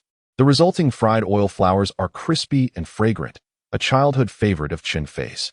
In the countryside, food is scarce, and it is a luxury to have fried oil flowers during house building or festive occasions. Chen Fei nodded. I'll go gather some firewood first and then fry them. Liu Ye'er hurriedly interjected, Eldest sister, we have firewood at home. I'll handle the frying. Just leave it to me. Liu Zhensheng rolled his eyes. Liu Ye'er. All the firewood at home is carried back by me, bundle by bundle, brother. All right, I won't say anything further. Liu Zhensheng conceded. In front of his sister, he had no retort. If he felt frustrated, he simply suppressed it. Chen Fei gave Liu Ye'er a thumbs up and pushed his cart toward the exit. Just as he reached the doorway, someone approached him. Chen Fei, wait a moment. I need to speak with you. Chapter 56. Expected yet unexpected. Chen Fei. I have something to discuss with you. Shui Luzhu managed a feeble smile as he entered the room. Speak quickly. I am quite busy. Chen Fei responded curtly, offering no warmth. Shui Luzhu's arrival was both anticipated and surprising. He had not expected him to come so soon. Shui Luzhu paused, feeling a surge of frustration. This little brat was not giving him any face. He felt angry, yet had to maintain a smile, albeit a forced one. Chen Fei, last night was merely a misunderstanding. Could you possibly show leniency and provide a letter of understanding for Shu Chong at the police station? He pulled out a box of cigarettes, offering one as a peace gesture. He had bought these specifically for this occasion. Under the eaves, one must bow their head. For the sake of Shu Chong. He was compelled to speak kindly to Chen Fei. Is that what you were planning all along? Chen Fei scoffed, gesturing to the mess inside and outside the house. My home is in ruins, and you dare call this a misunderstanding? Captain, this is not how one bullies another. Shui Luzhu was at an impasse. Accepting or declining the gesture seemed equally difficult. Chun Fei raised his voice, causing everyone present to stop and turn their gaze towards them, the unspoken tension palpable. As a captain, who dared to disregard him? Yet now, the cigarette he offered went unaccepted. This was utterly humiliating. Shui Luzhu felt an urge to turn and leave, cursing inwardly. You little brat, you better not fall into my hands again. But thinking of Shu Chong, he found himself unable to move. After a moment's hesitation, he reluctantly withdrew his hand and forced a smile. Shu Chong is still young and acted impulsively. I apologize on his behalf. An apology is of little use. What need do we have for the police then? Besides, I recall that Shu Chong is actually 6 months older than I am. Chen Fei replied bluntly. You may leave. I will not issue a letter of understanding. You. Shui Luzhu's face turned ashen. What will it take for you to let Shu Chong go? Why should I let him go? Chen Fei retorted. Do you realize that last night, those three intended to kill me? Had I not fortuitously encountered Director Xiao, I might very well be a corpse by now. His tone was stern, his voice booming. Tell me, why should I let him go? His words fell like a thunderclap, shaking Liu Ye'er to her core. She had not known that Chen Fei had faced such peril the previous night, nearly not returning at all. Yet, he spoke of it so gently, without a hint of bitterness. Liu Ye'er bit her lip, tears welling in her eyes, blurring her vision. All those working in the yard were equally astonished. What hatred could warrant such violence? Shu Chong was utterly despicable. Shui Luzhu trembled, disbelief etched on his face. This had to be a misunderstanding. While Shu Chong had a stubborn temperament, he certainly did not intend to harm anyone. Suddenly, a thought struck him, recalling his earlier actions, and he quickly revised his statement. Chen Fei, in fact, Shu Chong was incited by He Xian and Lu Min. They were envious of your success in selling mushrooms and conspired to take revenge on you. However, there was no intention to harm you. It was merely an impulsive reaction. Prior to this, Shui Luzhu had reached an agreement with the two educated youths, persuading them to confess as the principal offenders while relegating Shu Chong to the role of an accomplice. Naturally, the condition was monetary, substantial sums of money. In this world, there is nothing that cannot be resolved with wealth. In his desperation to save his son, Shui Luzhu was willing to go to great lengths. However, merely resolving matters with those two youths was insufficient. Without the forgiveness of the victim, Chen Fei, Shu Chong could not hope to be released anytime soon. Captain, I am not a child of 3, so there is no need for such patronizing words. Chen Fei, having lived 2 lives and risen to become the president of a billion-dollar corporation, had experienced far too much. Such trivial tricks were laughable attempts to deceive him. Shu Liu's facade began to falter, and the forced smile on his face could no longer be maintained. In a voice laden with repression, he asked, "What must I do for you to let him go?" Chen Fei, impervious to reasoning, appeared unyielding. If it were not for the necessity of obtaining a letter of understanding to expedite Shu Chong's release, Shu Liu might have been inclined to unleash his frustration upon that insufferable face. Yet, for now, he could only swallow his indignation. With a grin, Chun Feay leaned closer to Shu Liu and whispered conspiratorially, "Captain Shu, I am curious. How much did you pay to bribe those 2 youths?" Shu Liu's face twitched in shock. "No, do not slander me," he protested, for he Xian and Lu Min were detained at the police station, and this matter could not be acknowledged under any circumstances. "Forget it, then." Chun Fei stepped away, his expression one of disdain. "Captain, as you can see, I am quite busy and have no time for games." He began to push his bicycle away, but Shu Liu grasped the handlebars firmly, gritting his teeth and speaking in a voice barely above a whisper, 500. "I will give you 500 yuan if you provide a letter of understanding for Shu Chong." His words were muted, barely audible to those nearby. But Chen Fei certainly heard him, and was taken aback. Is the captain's family so affluent? Chen Fei stared at Shu Liu for several seconds before speaking. "Captain, I am not in need of money. 800? 1,000? 1,500? Shu Liu persisted, refusing to relinquish his grip on the bicycle. "Name your price. I will not haggle." Goodness, the Shu family truly possesses wealth. Chun Fei marveled, astonished at the unexpected fortune of Shu Liu's family. Over 1,000 yuan was indeed a substantial sum. "Do you possess such riches?" Chen Fei could not help but inquire. Shu Liu replied, "My elder brother is the deputy director of the machinery factory, and both my son and daughter are employed, so we do have some financial means." This statement seemed intended to validate his wealth, yet Chun Fei sensed an undertone of defensiveness. What was Shu Liu trying to conceal? It was a puzzle he could not decipher in that moment. However, one thing was clear. Shu Liu was indeed willing to invest significantly for the sake of Shu Chong. Given this, should he not take advantage of the situation? After all, it was a considerable sum. The average income in rural areas was merely a few dozen yuan, while urban workers earned around 23 yuan. Due to stagnant wages, there was a saying in the community, 36 is the new high. Earning 36 yuan was considered a lucrative salary. The annual income barely exceeded 400 yuan. 1,500 yuan was undoubtedly a fortune. "You think you can deceive me with such paltry sums? My life was nearly forfeit, and now you offer me such meager compensation, assuming my youth renders me gullible?" Chun Fei sharpened his knife, preparing to strike at the sheep and pigs. After all, he had nothing to lose. Why not slaughter if there was no cost? Truly insatiable greed. Shu Liu felt a gnawing resentment, forcing a smile on his face, which made for quite a spectacle. 2,000. I can only offer 2,000 at most, not a penny more. If you refuse, I can't help it. I might as well let Shu Chong stay in prison for a few years. They provide meals there. Shu Liu felt a pang of regret. If Chun Fei did not relent, he was prepared to abandon the negotiation. Rather than hang on to this single opportunity, he would be better off considering alternative solutions. "All right, it's a deal. Out of respect for the captain's sincerity, I shall reluctantly agree. With 2,000 yuan, many matters could be resolved, even without issuing a letter of understanding." It was unlikely that Shu Chong would be incarcerated for long. It was wiser to secure the money first. Shu Liu sighed in relief. "All right, you write the letter of understanding first, and I will go home to gather the funds. That won't do. Payment must be made in full before the goods are delivered. There's no way I'm letting you walk away empty-handed." Chapter 57. The second kick. I can't possibly carry 2,000 yuan with me. Shu Liu felt a sharp pain in his liver from frustration. 2,000 yuan was no small sum. He needed time to gather the money. "I don't care until I see the money. I want to write the letter of understanding," Chun Fei declared, preparing to get into his vehicle. At that moment, Secretary Song Hongjun approached with his sons, Song Jinhua and Song Jinrong, who were laboriously lifting 2 large buckets. Secretary Song kindly expressed his condolences. "Chen Fei, I heard about the disaster at your home this morning. I hope the losses weren't too great."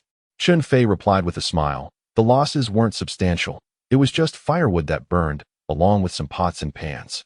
I just went out to buy replacements. Song Hongjun nodded. As long as you are safe, that is what matters.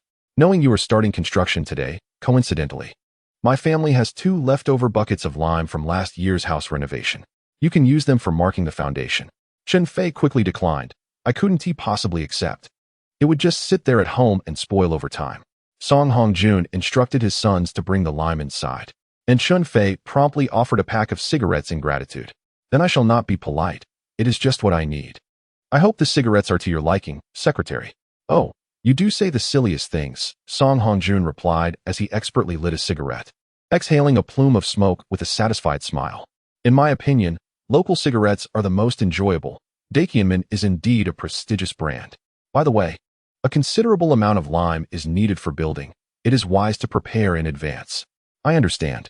I am visiting my second sister today and will stop by Beipo to buy some lime.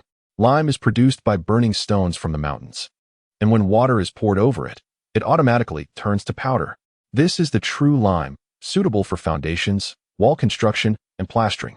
That sounds good. As Secretary Song turned around, he seemed to just notice Shui Luzhu. Oh, Captain Shui is here too. Are you here to lend a hand? I think that's the right approach. After all, as the captain, you should integrate with the villagers. It was deliberate. He must have done it on purpose. Shui Luzhu's face darkened.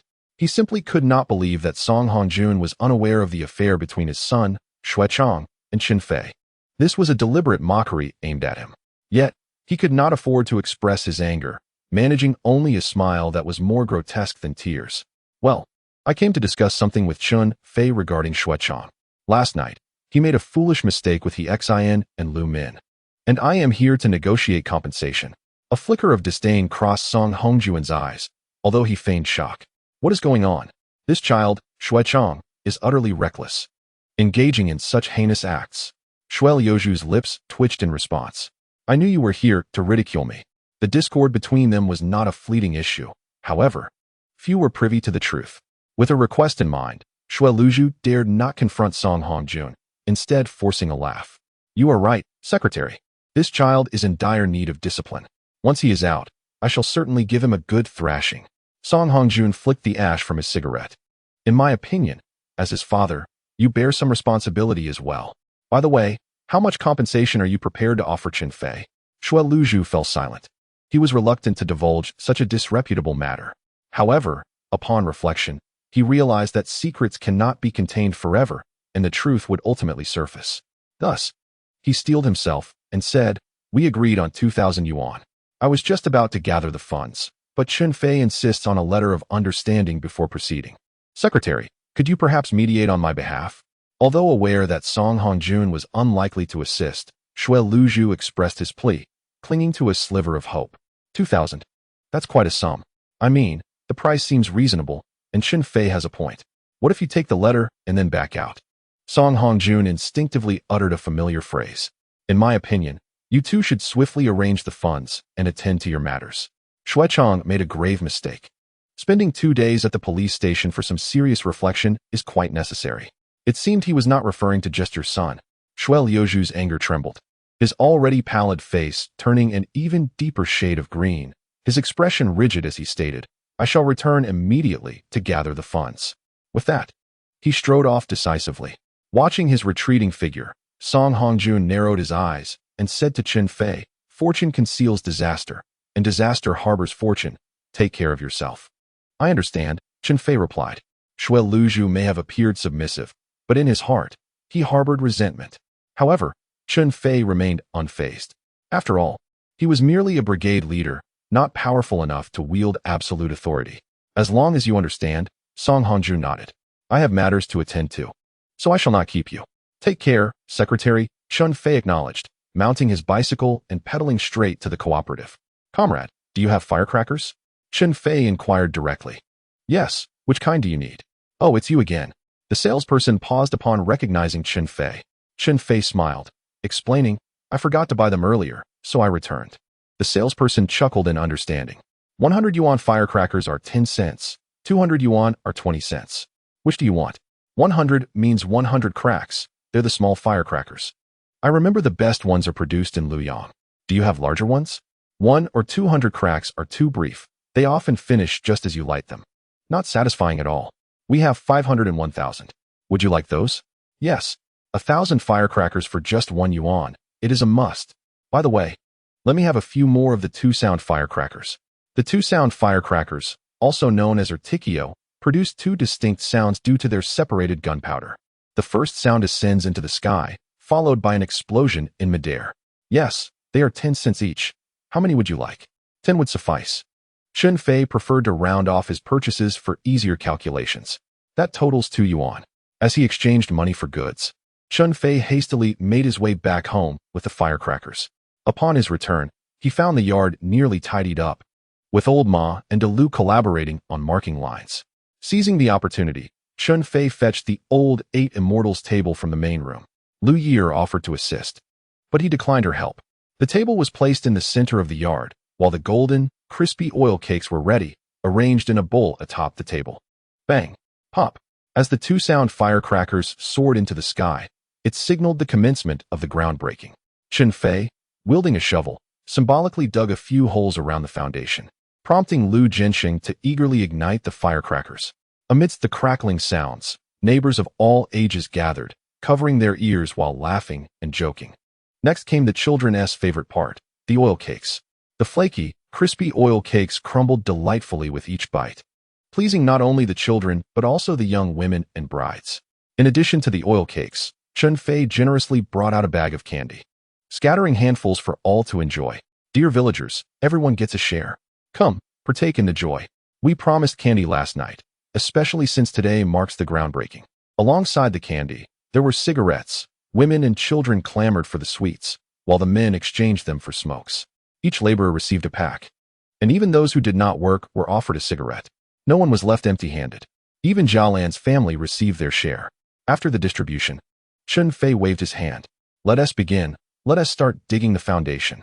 A considerable number of workers had shown up today, with over 20 arriving in the morning and nearly 20 more trickling in, totaling more than 40 people, bustling inside and out. Old Ma took on the role of leader, assigning tasks. Liu, you and your group will dig the front eaves. Zhuang, you and your group will handle the back eaves. Jiansheng, you and your group will dig the west wall. Lao Chun, you and your group will work on the east wall. The west wall was shared between Chun Feay's and Liu Gensheng's families, making it most fitting for Liu Gensheng to lead.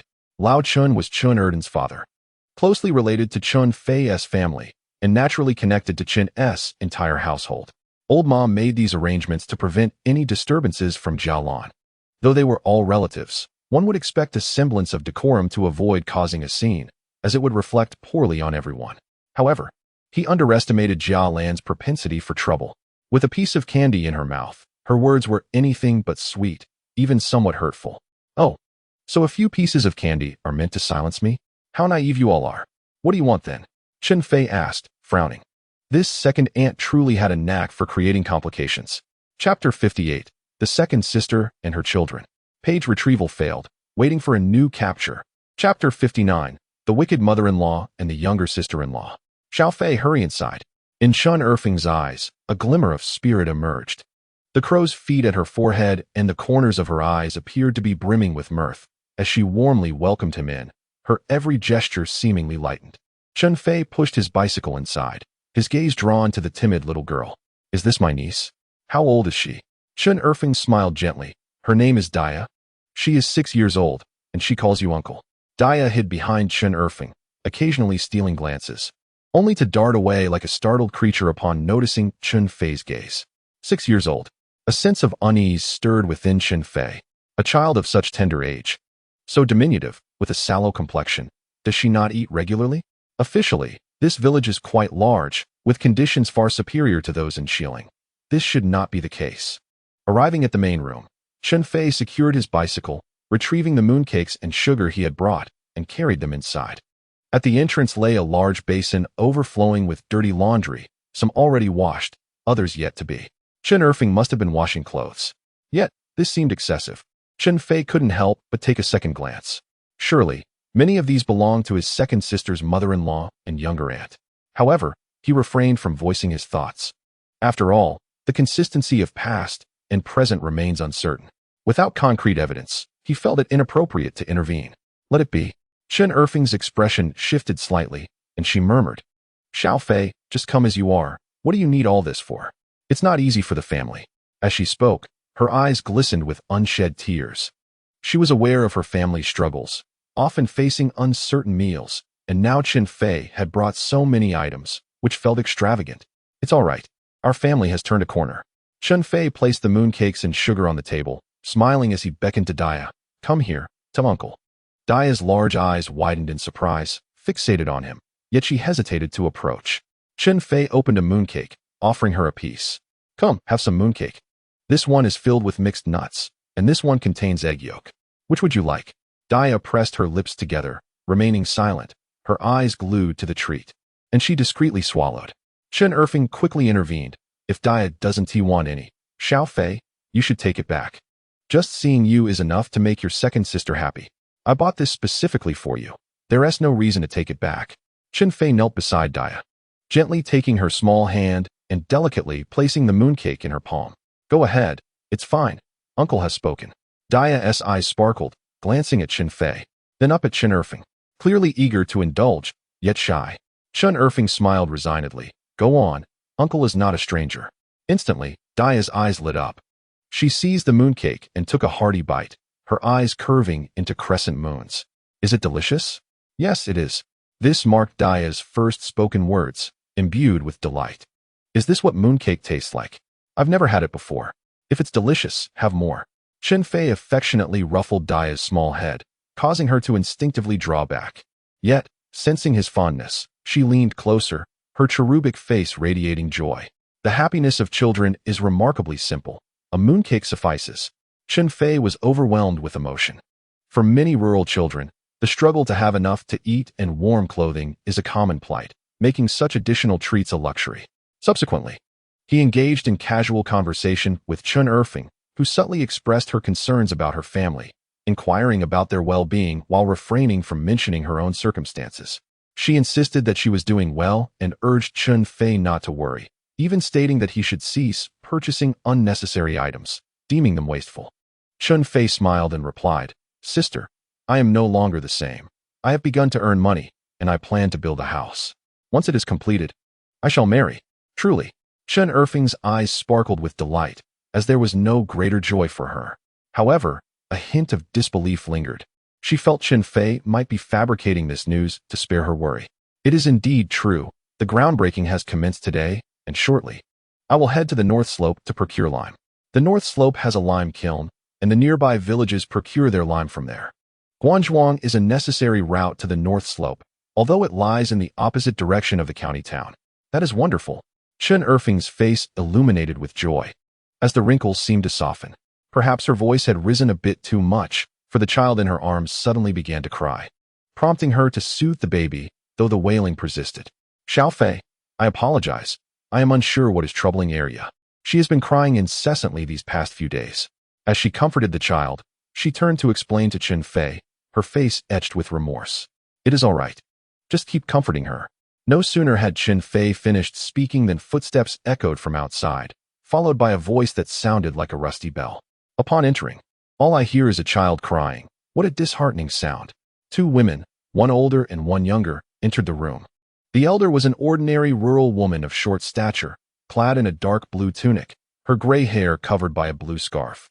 This was a typical appearance for older women in the countryside, appearing quite unremarkable. Her most distinctive feature was her long, dark face, coupled with a fierce gaze, as if she were perpetually ready for an argument. The younger woman beside her wore a plaid shirt and gray trousers, her complexion a deep red, and her eyes swept over the room like searchlights, filled with disdain and arrogance. However, upon seeing Chun Feay, she appeared somewhat surprised, seemingly unprepared for the presence of a stranger. Upon the arrival of these two women, Chun Erfing seemed as startled as a frightened rabbit. Mother, the child has not been feeling well these days, which is why she is crying. I am trying to soothe her. She will soon stop. Despite her efforts, Arya's cries only intensified, growing more desperate and hoarse. Crying, crying. Cry yourself to death. Chen Erfing's mother-in-law, Ma Hainiu, uttered venomous words in a voice as grating as a rusty bell, making it difficult to bear. Chun Erfing dared not retort. She merely continued to soothe Arya, hoping to bring her cries to an end. Arya, ultimately, did not cease her weeping. Instead, her cries grew increasingly louder, resonating with a heart-wrenching intensity. "Stop wailing. You sound like a funeral dirge," remarked her aunt, Cui Yuhuan, with evident disdain. "Chen Erfing, have you washed the clothes? Prepared the meals? You spend all day cradling that child, whose offspring is as precious as hers." With tears glistening in her eyes, Chen Erfing softly retorted, "I just washed a few things. My brother arrived. And what of it? Your brother is nothing but a good-for-nothing leech. What purpose does he serve in our home?" Ma Hanyu expressed her contempt unabashedly, showing no mercy even for family. Chen Fei, having long harbored discontent towards her, felt a surge of anger upon hearing those words. "What business is it of yours if I am merely existing? Have I consumed your rice or drunk your soup?" Ma Hanyu, feeling insulted, leapt up, her face contorting with ire, and bellowed in a voice like a broken gong. "How dare you speak to me that way? Is this how you address your elders? Is there no sense of propriety?" Chapter 60. Is a daughter married off akin to spilled water? Page retrieval failed, awaiting refetch. Chapter 61. Do not rush to criticize. It is easy to face repercussions.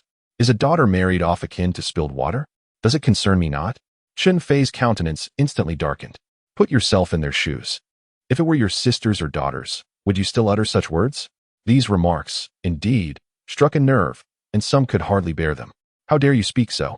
Chen Fei, steadying his bicycle, placed it down and lifted Liu Ye'er down, scoffing in disbelief. "Is this truly intolerable? It seems your grievances only apply to others, not to yourselves." The crowd found themselves at a loss for words, unable to formulate a rebuttal. Seizing the moment, Chun Fei continued, "I understand your inclination to assist neighbors. But should you not first comprehend the situation before voicing your opinions? Why would I wish to take my sister away? Do you truly lack any awareness of her character or that of her mother?" His words were reasoned and coherent, prompting many present to regain their composure. Indeed, Shurgun's wife is such a gentle and kind-hearted individual. Yet Ma Hanyu and her daughter are far from admirable. As the tide turned, Ma Hanyu grew visibly flustered. She abandoned her howling, scrambling to her feet, and shouted with her hoarse voice, "Do not heed his nonsense. Today's events are absolutely not our fault." Cui Yuhuan immediately echoed her sentiments. "Yes, it is not our fault. They pilfered my family's mooncakes, and when my mother merely remarked upon it, they acted as if the world was ending. This is nothing but bullying while my brother is away." Upon hearing this, the crowd murmured, "Young man, this is indeed your misstep. Even as guests, one must not steal. The hosts provide what they can, and one must show humility. For it is not only your sister, but an entire family involved, is it not?" Chen Fei laughed in exasperation. "You truly have short memories. What did I just say? One must ascertain the facts before offering opinions. Speaking out of turn without understanding can lead to being publicly shamed."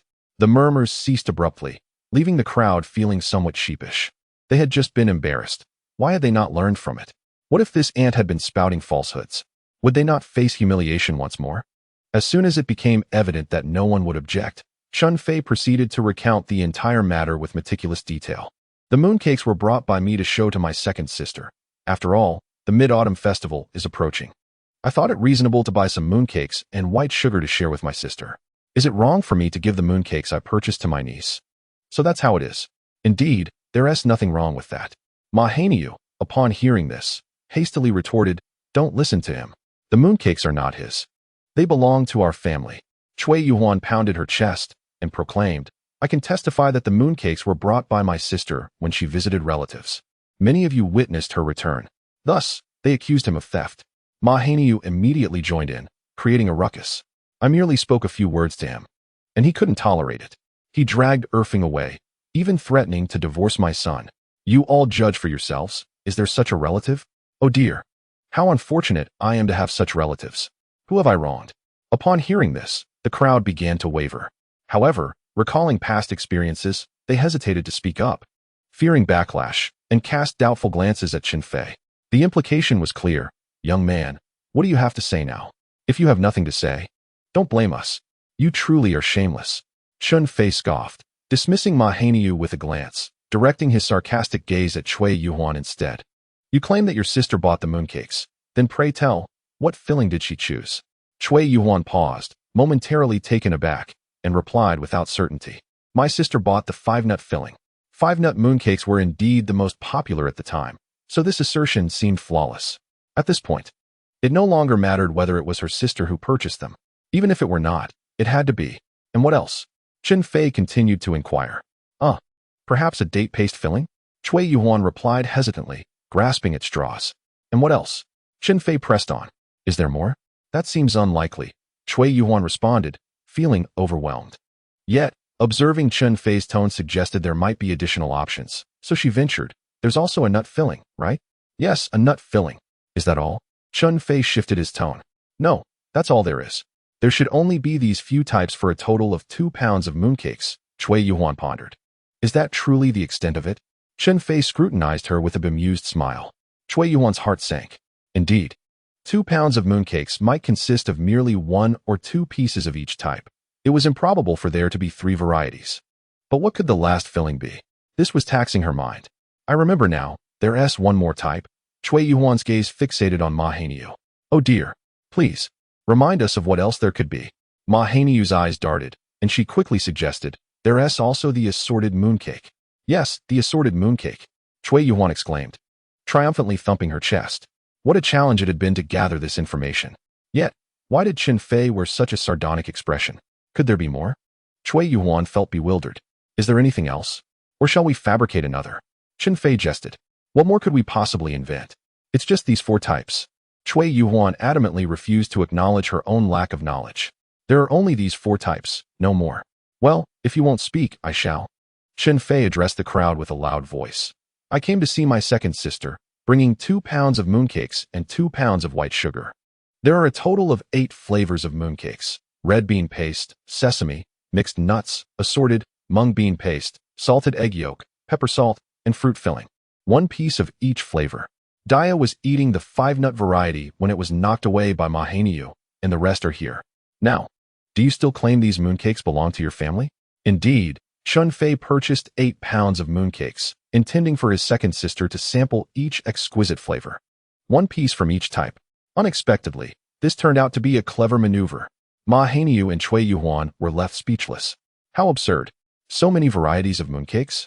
I mistakenly remembered. My sister indeed took 8 kinds. Without a doubt, 8 kinds. Cui Yuan attempted to argue, but it was evident that the villagers no longer believed her. Even a fool could see she was grasping at straws. Ma Hainiu, upon noticing the gazes of the crowd, understood the futility of continuing this argument and hastily shifted the topic. Yet, even so, is it necessary to take someone away? Life must go on, must it not? It is better to dismantle 10 temples than to break 1 marriage. Who behaves like this, threatening divorce at every turn? Is it merely about the mooncakes? Chen Fei mercilessly exposed her lies. From the moment you entered, you began to scold, scolding my sister, scolding the child. Arya was crying so profusely, and instead of offering concern, you cursed her to death. Is there such a cruel grandmother in the world? Scolding aside, while Dia was eating mooncakes, you slapped her without a moment's hesitation. Chen Fei lifted Dia into his arms, raising her hand for all to see. Look at Dia's hand. What has been done to it? Is this the act of a loving grandmother? Had I not intervened, a second slap would have landed on her face. How could such a small child endure it? The villagers gasped in shock. This is too cruel. Her hand is swollen like a bun. How much force must that have taken? If it had landed on her face, would it not have killed her on the spot? Dia is merely 6 years old. How could one possibly be so heartless? They say grandparents dote on their grandchildren, but this is entirely unrecognizable. And what of Arya, crying so intensely? Could she be unwell? Though it is said that granddaughters will eventually marry, surely this is excessive. Ma Hainiu's preference for boys over girls was well known among the villagers. Yet none could have anticipated it would reach such extremes. Upon seeing Dia's hand, they realized they had underestimated this old woman. Chapter 62. The northern slope. The villagers no longer intervened. Chun Fei and Chun Erfing finally departed. Ma Hainiu wore a long, dark expression, yet no one came forth to support her. Chun Fei straddled his bicycle, with Dia seated on the front crossbar and Chun Erfing behind, cradling the child. They had initially intended to visit relatives and then head to the northern slope to purchase lime, but now they could only return the second sister home. Fortunately, it was not too far. Chun Fei had ample strength, merely an extra trip. Along the way, Arya's cries were incessant, continuing until they neared home, at which point her tears ceased. Exhausted from weeping, she fell asleep. Upon returning home, Chun Fei observed the bustling activity both inside and outside the courtyard. With most of the 3 walls having been demolished, everyone greeted him with warm smiles. And it was at that moment that Chun Erfing fully believed that their family was indeed going to build a house. Liu Ye'er, this is my second sister, Chun Fei introduced. Second sister, Liu Ye'er called out sweetly, her eyes curving into crescent shapes. Xiao Fei, who is she? Chun Erfing inquired. Having been married for several years, she seldom returned to her maternal home due to the inconvenient transportation. Even on the rare occasions she did visit, the feud between their families prevented any meaningful conversation, leaving her somewhat unfamiliar with Liu Ye'er. Chun Fei smiled and explained, "This is your future sister-in-law. I've asked her to oversee the craftsmen." Chun Erfing responded with a simple acknowledgement, smiling warmly at Liu Ye'er. "Sister-in-law, you are quite lovely," she exclaimed. Naturally, Chun Erfing was not an assertive person. She seldom opposed others' opinions. However, she was capable of offering compliments. Liu Ye'er's cheeks flushed with embarrassment at the praise, and she shyly replied, "Second sister, you are beautiful too." Chun Erfing touched her own dull cheeks and, with a hint of self-deprecation, remarked, "What beauty. I've become a yellow-faced woman." In rural life, exposure to the elements made it nearly impossible to maintain good skin, and Chun Erfing's challenging circumstances had only exacerbated her appearance. Liu Ye'er, unsure of how to respond, looked up at Chun Fei with innocent eyes. Chun Fei chuckled. "Liu Ye'er, please go to your house and boil some hot water. The craftsmen can drink sweetened water if they feel thirsty." Chun Erfing was taken aback. "Why would we go to her house to boil water? Our stove has been dismantled. We'll temporarily use hers." Chun Fei chose not to mention the fire from the previous night, knowing his second sister was timid and might be frightened by the reminder. Without giving it much thought, Chun Erfing followed Chun Fei into the main room. There were still some fruit candies left from yesterday's purchase, and Chun Fei brought them out for his sister and Dia. Chun Erfing, accustomed to frugal living, refrained from indulging. Dia, with her wide eyes, couldn't help but swallow repeatedly at the sight of the candies. Chun Fei gently grasped her uninjured hand and affectionately said, "From now on, my home is your home. Feel free to eat whatever you like, understand?" Dia nodded vigorously, exclaiming, "Yes, uncle, your home is now Dia's home. I can eat whenever I want." As the fruity sweetness of the candy burst on her palate, Dia's eyes turned into crescent moons. She softly said, "Uncle, I've never tasted such delicious candy. When Ernie wakes up, can she have some too?"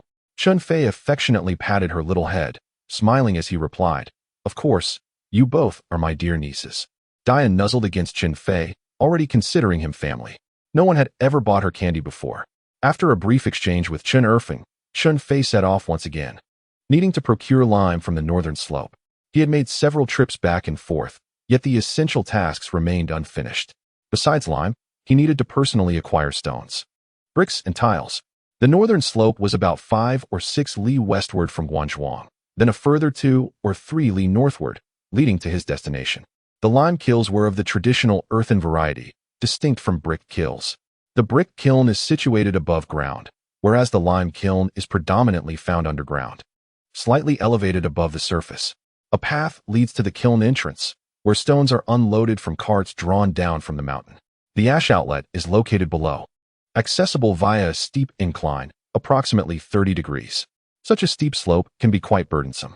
Even this gradient requires considerable effort. Oxen or horses must be employed, along with the incessant cracking of whips and the assistance of 2 additional individuals to push the cart. When Chun Fei arrived, he coincidentally witnessed a horse-drawn cart laden with lime emerging from the kiln. Traversing a slope of less than 100 meters, both man and beast were glistening with sweat. The owner of the lime kiln, a robust man in his 40s or 50s, perhaps a reflection of his labor-intensive trade, boomed with a loud voice. "This kiln belongs to Beipo village. I am Sun Jinrong, the team leader and in charge of the lime kiln. Just tell me how much lime you need." Chen Fei produced a cigarette and offered it to him, inquiring about the price of lime. Sun Jinrong accepted the cigarette, ignited it, and took a puff, his smile becoming even more genial. "You know, this is all strenuous work. Transporting stones down from the mountain costs 7 yuan per cart, and with labor and calcination expenses, the costs double. We don't make much profit, only 6 yuan per ton, which isn't exactly substantial." In truth, the price was 6 yuan per cart. He had inflated it by 1 yuan. 20 yuan per ton isn't exorbitant, yet at isn't particularly cheap either. Chun Fei chuckled lightly, opting to set aside the price discussion for the moment. I require a considerable amount. Can you deliver?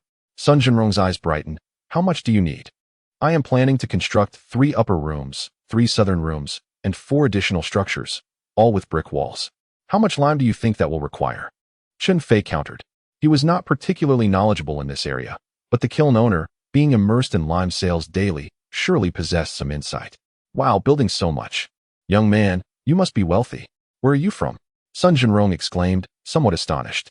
To construct 3 upper rooms is quite impressive.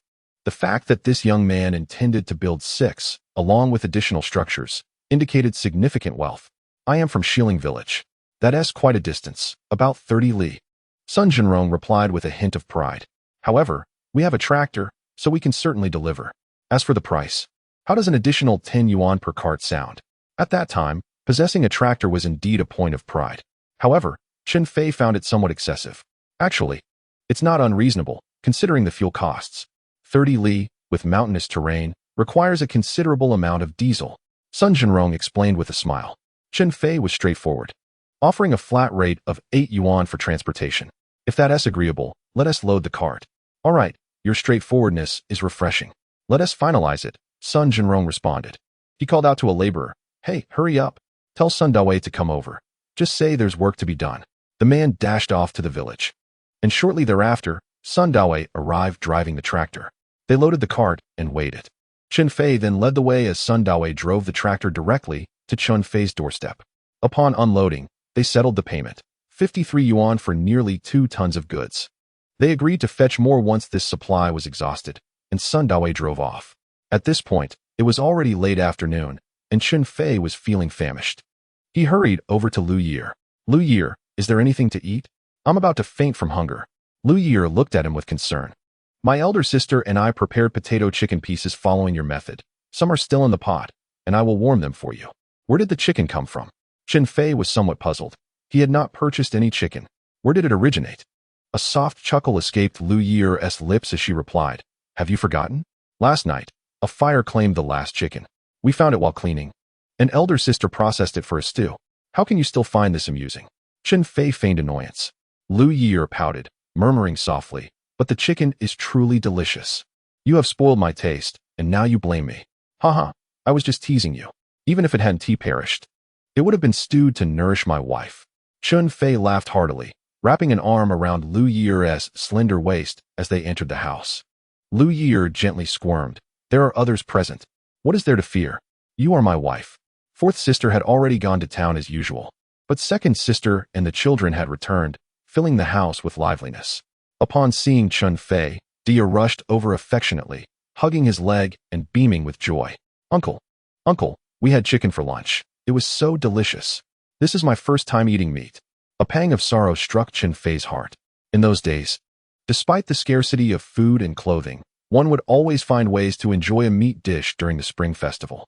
Dia was already 6 years old, but had never tasted meat. It goes without saying, it was all due to that old witch's doing. While dining, Chen Feng inquired, Xiao Fei, where will your second sister stay tonight? With only 2 dilapidated rooms available, Chen Fei occupied one, while Chen Feng, Si Feng, and Wu Feng squeezed together on a single bed, which was already quite cramped.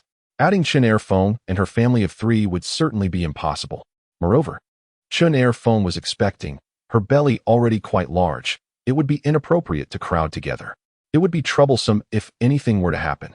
Chapter 63. A foreboding of early demise. Page retrieval failed, awaiting refetching. Chapter 64. Everything is within my grasp. Chun Fei hurriedly embraced her, applying pressure to her acupoint and calling her name.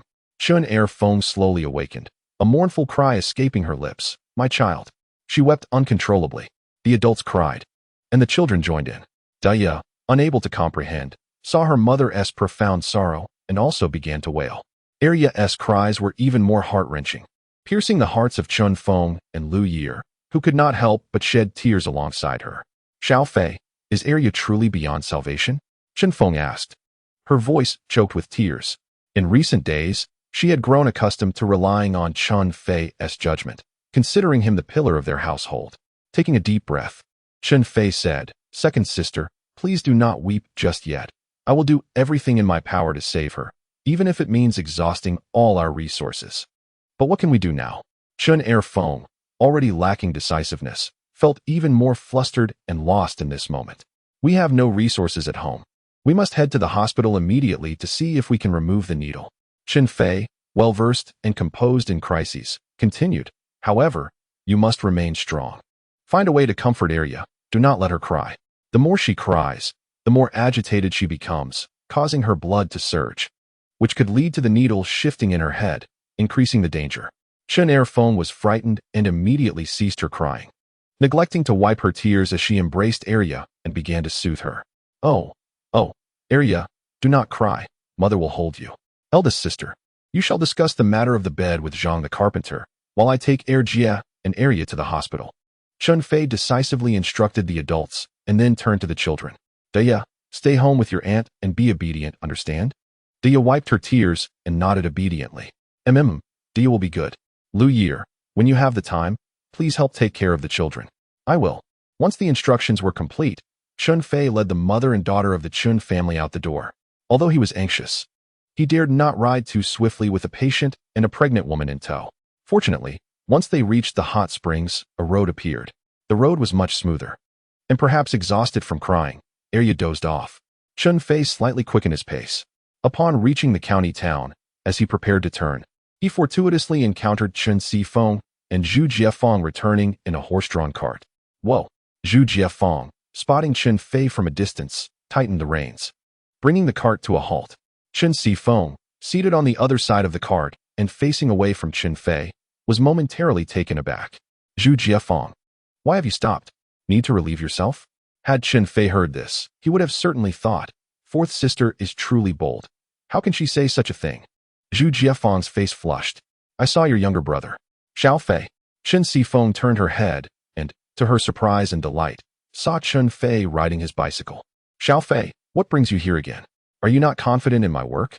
Chun Fei gradually came to a stop, allowing Chun Fei to dismount.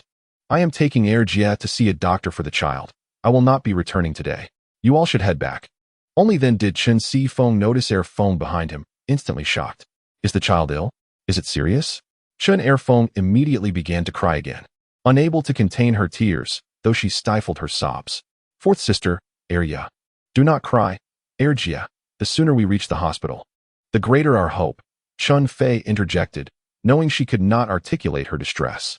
Chen Fei indeed ceased her cries, yet Arya woke and began to wail. Chen Fei, perceptive as ever, immediately recognized the gravity of the situation and hurriedly leapt from the cart. I will go with you. You will not be of any assistance. Return home. Perhaps that family will come for you.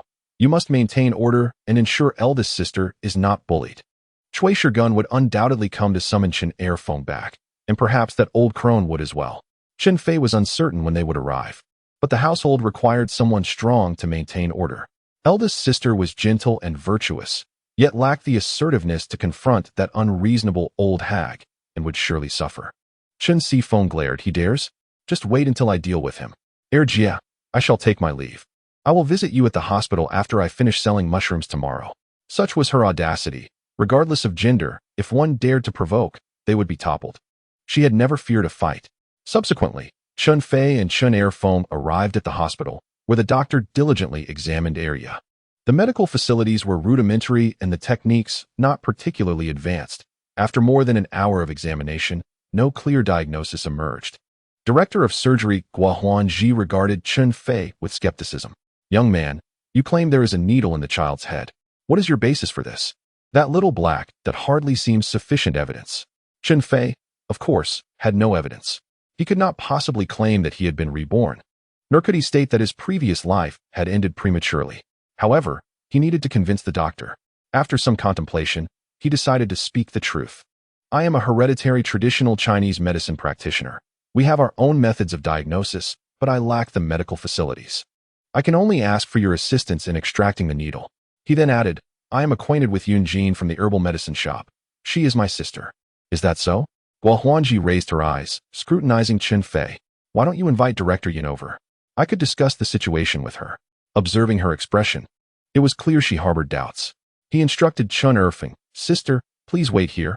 I I will return shortly. Upon arriving at the herbal medicine shop, Chun Fei found Yunjene, just having changed out of her work attire, emerging in a pale blue long dress and small leather shoes. She was both surprised and delighted to see him. Chen Fei, why haven't you come by these past few days? I've missed you. I've been busy with construction, but today I have another matter to address. Chen Fei explained the situation regarding area, and Yunjene's expression immediately shifted to one of concern. Is it that serious? Are you certain? I am 100% certain, but I lack the conditions for surgery and can only seek help from the hospital. Sister, could you assist me? All right, I will accompany you to take a look. Yunjene did not hesitate and followed Chun Fei to the surgical department. Unexpectedly, Guohuanji recognized their acquaintance. As she saw them together, she understood that Chen Fei was indeed telling the truth, but her demeanor quickly darkened. Director Yen, we are not strangers. So I will speak candidly.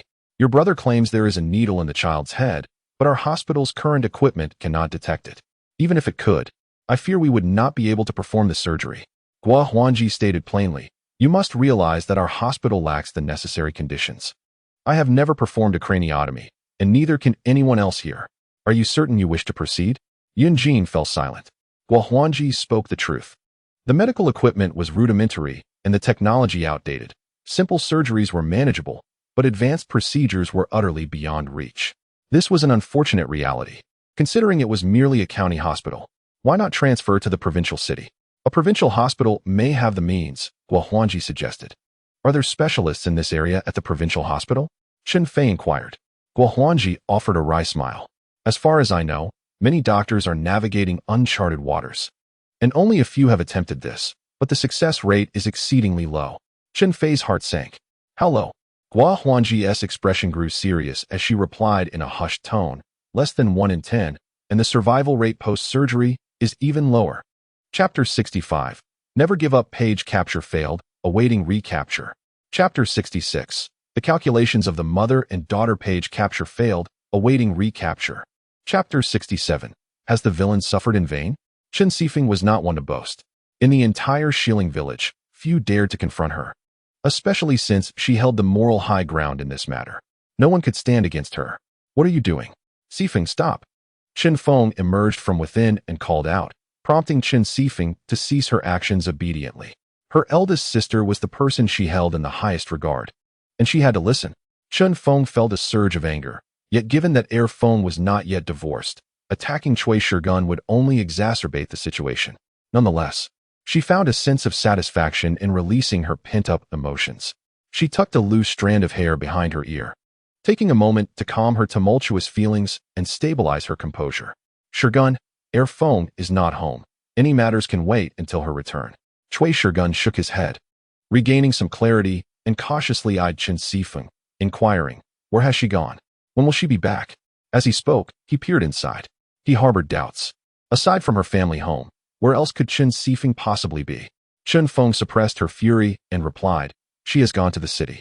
To the city? For what purpose? Cui Shirguan's face was etched with skepticism as he continued to glance inside. At that moment, he caught sight of Liu Yeer leading Dia, who was momentarily at the threshold of the main room, and he quickly waved, calling out, Dia, Daddy has come to fetch you. Chen Sifeng shot him a glare, exclaiming, go away. My sister is not home. You shall not take the child.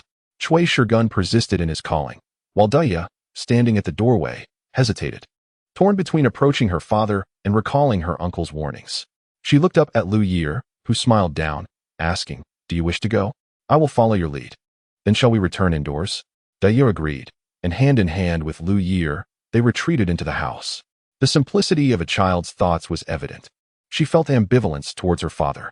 While she could not speak ill of him, she could not praise him either, for he had not defended her when her grandmother and aunt had scolded her. Her uncle, on the other hand, had treated her kindly, offering her mooncakes and candies, and stood up for her when she faced punishment. Thus, she resolved to heed her uncle's guidance, having promised to be obedient. Cui Shirgun was taken aback. Did she truly not hear his loud call? That seemed implausible. After all, she was his own daughter. Chen Sifeng scoffed, have you finally given up? Leave now. Cui Shirgun glanced at the candies on the ground, contemplating picking them up, yet fearing another kick to the face from Chen Sifeng. His name suited him well. He was robust, resembling a human-shaped stone roller. Yet at this moment, he felt a twinge of fear. This sister-in-law of his was no ordinary adversary. After a moment's contemplation, Cui Shirgun forced a strained smile. Well, don't forget the candies. I shall take my leave. Inform Air Feng when she returns. Chun Feng nodded, then shook her head. Take the candies. Our family has no shortage of them. Furthermore, Arya has gone to the hospital. Should you care, go see her. Otherwise, it matters not. Chun Feng, despite her temper, remained rational. Otherwise, how could she manage the family? Cui Shirgun was taken aback. Is it serious? Chen Fei scoffed, pretending, are we? You reap what you sow, yet still act the part of a grand wolf. Cui Shirgun was utterly confused. No, I truly do not understand. What has happened to Arya? Chen Feng fixed her gaze upon him, studying him intently. Noticing he seemed sincere, her expression darkened as she said, it is quite serious. She may not survive, so it would be wise for you to visit her. Cui Shirgun stood frozen, murmuring to himself, how could this be? How could this happen? Chen Fei huffed, you had best go see her. Do not let regret find you too late. All right, I'm heading to the city. Cui Shirgun was genuinely alarmed. He was aware of the ongoing conflicts between the mother-in-law and daughter-in-law, as well as the tensions between sisters-in-law. Despite the difficulties, he had never contemplated divorce. However, he was taken aback when the sudden news of Arya's grave illness reached him, necessitating her hospitalization. In the county hospital, specialists invited for consultations convened to deliberate over the surgical plan, finally reaching a decision by noon to first administer anti-inflammatory treatment, with the actual surgery scheduled for the following day. Throughout the morning, Chun Feay was engulfed in anxiety and uncertainty. Without Chen Fei as support, she felt utterly lost. At noon, Yunjene inquired about lunch, but Chun Fei politely declined, opting to eat in the hospital cafeteria. Yunjene accepted this without insistence. In the corridor, they encountered Cui Shirgun, who hurriedly inquired about the room number for Chun Feay and Arya. Yunjene cast a disdainful glance at him and asked for his identity. Cui Shirgun introduced himself as Chun Feay's husband and Arya's father. Yunjene regarded him with contempt, for such a man earned her disdain. Although Cui Shirgun exhibited some mama's boy traits, a term that had yet to be coined, it did not deter Yunjene's scorn. Despite her disdain, her good manners prevented her from showing it overtly. She merely pointed in a direction. As he moved forward and ascended the stairs, he was directed to the fifth door on the left of the second floor. Cui Shirgun hurried past without even uttering a word of thanks. Yunjene's contempt deepened. In comparison to Chen Fei, he was vastly inferior. Inside the hospital room, Chen Fei offered a few words of comfort to Air Feng before preparing to head to the cafeteria, only to run into Cui Shirgun, whose presence instantly darkened her expression. What are you doing here? She demanded. I came to see Air Feng and Arya, Cui Shirgun replied, glancing through the door crack to catch sight of Chen Fei. However, Chun Fei stood firmly at the entrance, her piercing gaze instilling fear, compelling him to soften his tone. Did you see them? Yes, I saw them. Then leave. Chen Fei showed no intention of stepping aside. Cui Shirgun hesitated. What illness does Arya have? The inquiry came too late, and Chun Fei's anger flared at his insensitivity. How could you only now ask about her condition? You truly are something else. The child is unwell, and you offered 50 cents, then turned a blind eye. It seems your family truly disregards her. Chun Fei's words, laced with scorn, caused Cui Shirgun's face to redden with shame. No, I do not disregard her.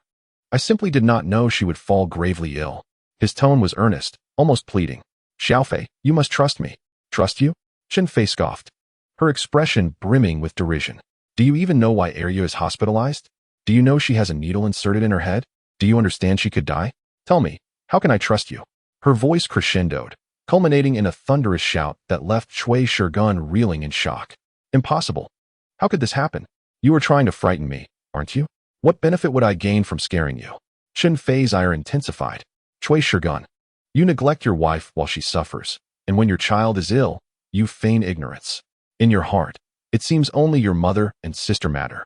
Everyone else is an outsider. If that is the case, let us divorce. I will support my sister, and from now on, my sister and child will have no ties to your family. Cui Shirgun stood frozen, a look of panic etched across his face. No, I shall not seek a divorce unless Air Feng herself utters those words. He exclaimed, Air Feng, come forth, come out. Chen Fei spoke coldly, abandon this futile hope. My sister will not meet you. Just as his words fell, Chen Air Feng gently tugged at his sleeve from behind, whispering, Xiaofei. I believe Shogun is unaware of the situation. Could you please let him clarify? Chen Fei was rendered speechless. Sister, could you not muster even a little indignation? Even a clay figurine has some spirit. How can you still speak on his behalf after all this? Am I to play the villain in vain? Chapter 68. The frustration of inaction. Chun Erfeng's disposition was gentle, or perhaps timid, lacking decisiveness. If she possessed even a modicum of spirit, those wicked ants would not dare to trample over her. Chun Fei lamented her passivity, yet as her elder brother, he felt an unwavering duty to protect her. Taking a deep breath to regain his composure, he stepped aside. Before them stood the couple. Chen Erfeng's tears cascaded down her cheeks as she sobbed. Shogun, is it true that the needle in Arya's head was not your doing? This was her final stand. If her beloved truly bore responsibility, what value would her life hold? Chui Shogun, his face pale, protested vehemently. It was not me, truly. Even a tiger does not harm its own offspring. How could I inflict harm upon my own child? Chen Erfeng felt a flicker of solace in her heart, yet the tears continued to flow. Shogun, I fear Arya may not survive. Woe is me. Erfeng, is it true? Does Arya truly have a needle in her head? Could it be a mistake? Chui Shogun harbored a sliver of hope, wishing that Chen Fei had merely frightened him. Chun Erfeng, her face drenched in tears, shook her head in despair. I do not know. My brother said the needle was embedded in the bone. Why would anyone wish her harm? Enough, dear sister. Chen Fei, fearing for Chun Erfeng's mental state, hurriedly wiped her tears. I have vowed to protect you. We still possess hope. Turning his gaze toward Chui Shogun, he continued. I understand your disbelief, but it matters not. The surgery is scheduled for tomorrow, and the truth will inevitably reveal itself. However, his tone shifted to one of steel. Prepare yourself. My sister will undoubtedly seek a divorce, and the child will belong to her, severing all ties with you, thus sparing you the displeasure of your mother regarding her. Chui Shogun's face was a portrait of dread. No, I never considered divorce. Erfeng, please say something. Chen Erfeng hesitated, looking to Chun Feay. Xiao Fei, could we? Absolutely not. Chun Fei understood his sister's nature. She was indecisive and easily influenced, requiring someone to make decisions for her. This matter is for me to decide. You need not concern yourself. Very well, Chen Erfeng murmured, lowering her head. After years of being directed by others, she had grown accustomed to being led. Her brother would never wish her harm. Chen Fei turned once more to Chui Shogun. Do not entangle my sister further. Rather, return and inquire with your mother as to why she would wish Arya harm. Surely, she would not commit such an act, would she? There must be some misunderstanding. Chui Shogun remained unconvinced, deep down believing that his mother would never stoop to such cruelty. Tomorrow, the truth will come to light. Chun Fei stated coldly. Only 3 individuals bear suspicion in this matter. You, your mother, and your sister. If it is not you, then it must be one of them. Thus, this marriage must end. I cannot allow my second sister to remain in peril. Inside, Chui Shogun's heart was in turmoil. Is it truly necessary to reach this juncture? Let it be. Chen Fei, somewhat irritated, waved his hands dismissively, urging the others to leave. If you were in her sister's position, what would you do? Chui Shogun found himself at a loss for words. What should be done? Naturally, divorce. Yet, he genuinely did not wish to part ways. Very well, I shall return and seek clarity. Chen Fei gave no regard for feelings, and Chui Shogun had no choice but to turn and depart. After offering Chun Erfeng a few words of comfort, Chen Fei finally headed to the dining hall for a meal. Chun Erfeng, lacking appetite, was continuously encouraged by Chen Fei, who reminded her that she was the emotional support for Arya and must not falter. Moreover, the child in her womb required nourishment. After much persuasion, Chun Erfeng reluctantly consumed a small amount. Seeing that she was somewhat stable, Chen Fei wished to return home, primarily due to his unease about matters there. Recent events had been overwhelming, disrupting all his plans. He had purchased lime yesterday, yet lacked sand, which he anticipated needing in the afternoon. He must return to arrange it. Upon hearing of his departure, Chun Erfeng grew anxious. She could not manage alone, lacking anyone to guide her decisions. Chun Fei reassured her, promising to circle back and return in time to join her for dinner. This calmed her somewhat. To be honest, Chen Fei was also reluctant to make the round trip. Unfortunately, in those days without mobile phones, communication was quite inconvenient. He had no choice but to go. Riding his bicycle, he did not encounter Chen Sifeng or Zhu Jiefeng, presumably having taken a wrong turn. Passing by the hot spring cooperative, he casually purchased 2 packs of cigarettes and 2 pounds of eggs before continuing homeward. Today, he had no time for a meal at home, yet he was determined to ensure Liu Ye'er received proper nutrition. The farm-fresh eggs were a mere 50 cents a pound, delicious and affordable. Of course, this was a bargain for Chen Fei. Many would not indulge but rather trade them for oil, salt, soy sauce, and vinegar. Arriving home, he found that the foundation had been nearly excavated. The next step was to lay the foundation, locally referred to as jiao. Chen Fei had no intention of using reinforced concrete. He aimed to construct a brick and tile house, with the foundation built from stone, filling the gaps with a mixture of lime and sand mortar. Do not underestimate such a structure. Older houses had been built this way, enduring for generations without issue. Most importantly, Chen Fei had never intended to reside in this remote mountain village for a lifetime. In a few years, he would surely advance towards the city. This was merely a transitional period, and adequate was sufficient. Nevertheless, he would not compromise. A house of blue bricks and large tiles was already the best of its time. The craftsman greeted Chen Fei with smiles, and he took the opportunity to distribute cigarettes, giving each a pack, much to their delight. Chen Fei was indeed generous. At such a young age, he had already achieved much. If only my child possessed half his talent. Dream on. In dreams, anything is possible. This was merely the beginning. Chen Fei let the words flow in one ear and out the other, placing the eggs inside and instructing Liu Ye'er to eat them that evening before hastily heading to the secretary's home. Liu Ye'er pursed her lips behind him, feeling a touch of disappointment. She has much to convey to Chun Feay. Yet, upon reflection, it appears there is little of substance to discuss.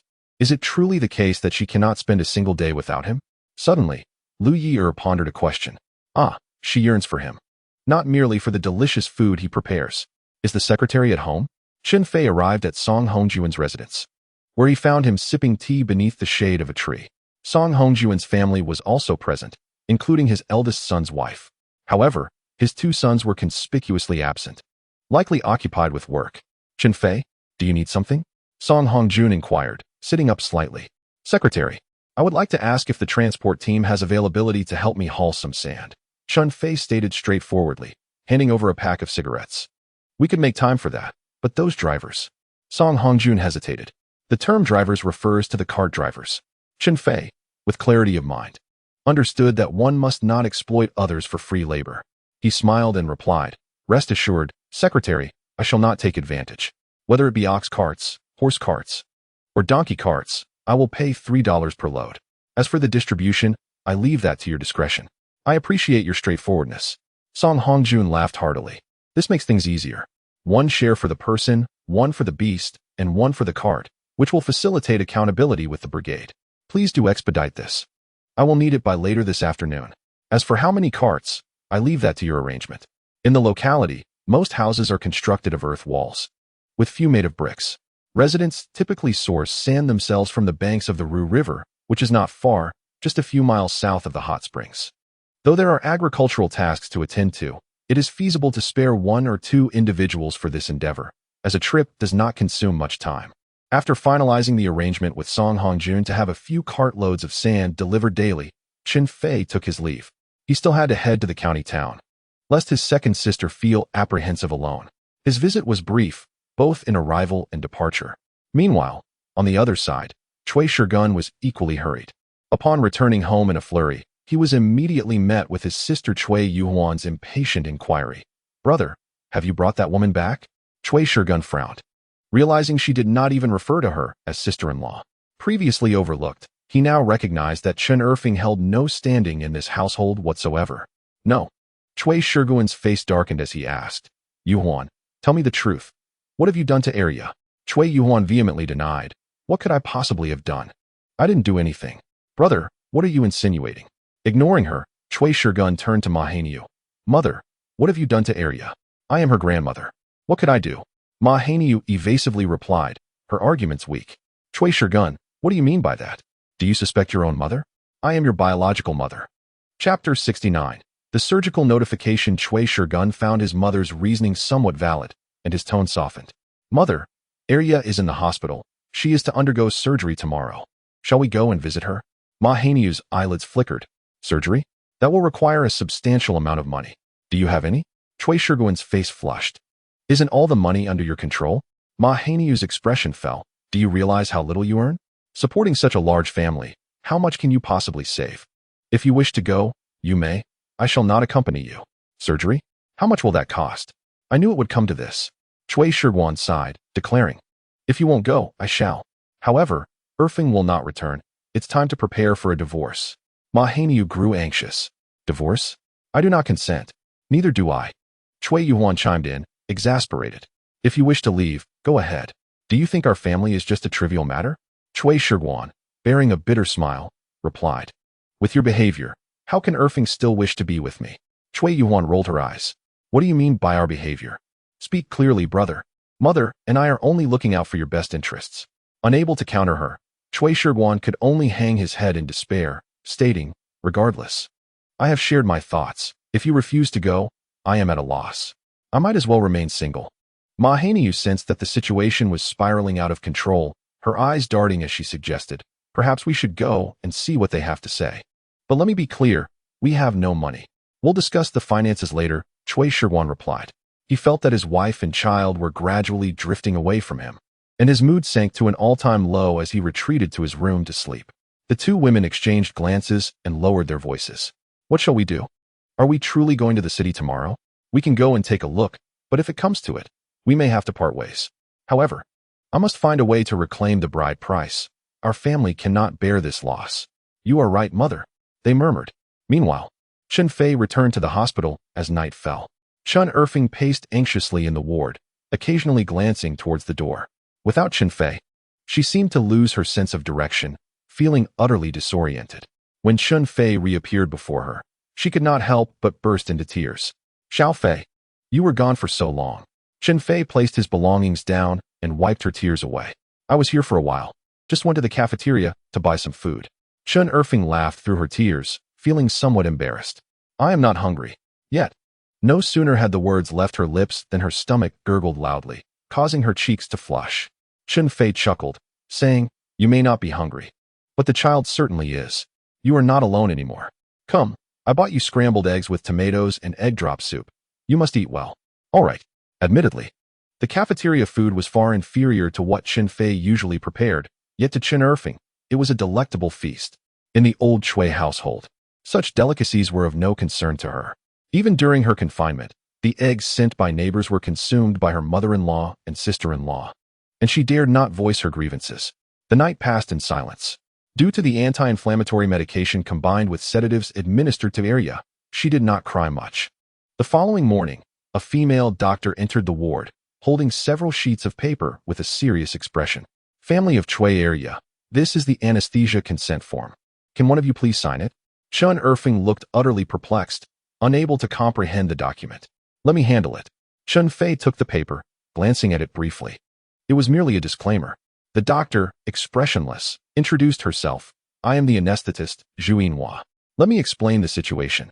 The surgery requires anesthesia, which carries risks and may lead to various complications, especially in a child so young, particularly regarding the head.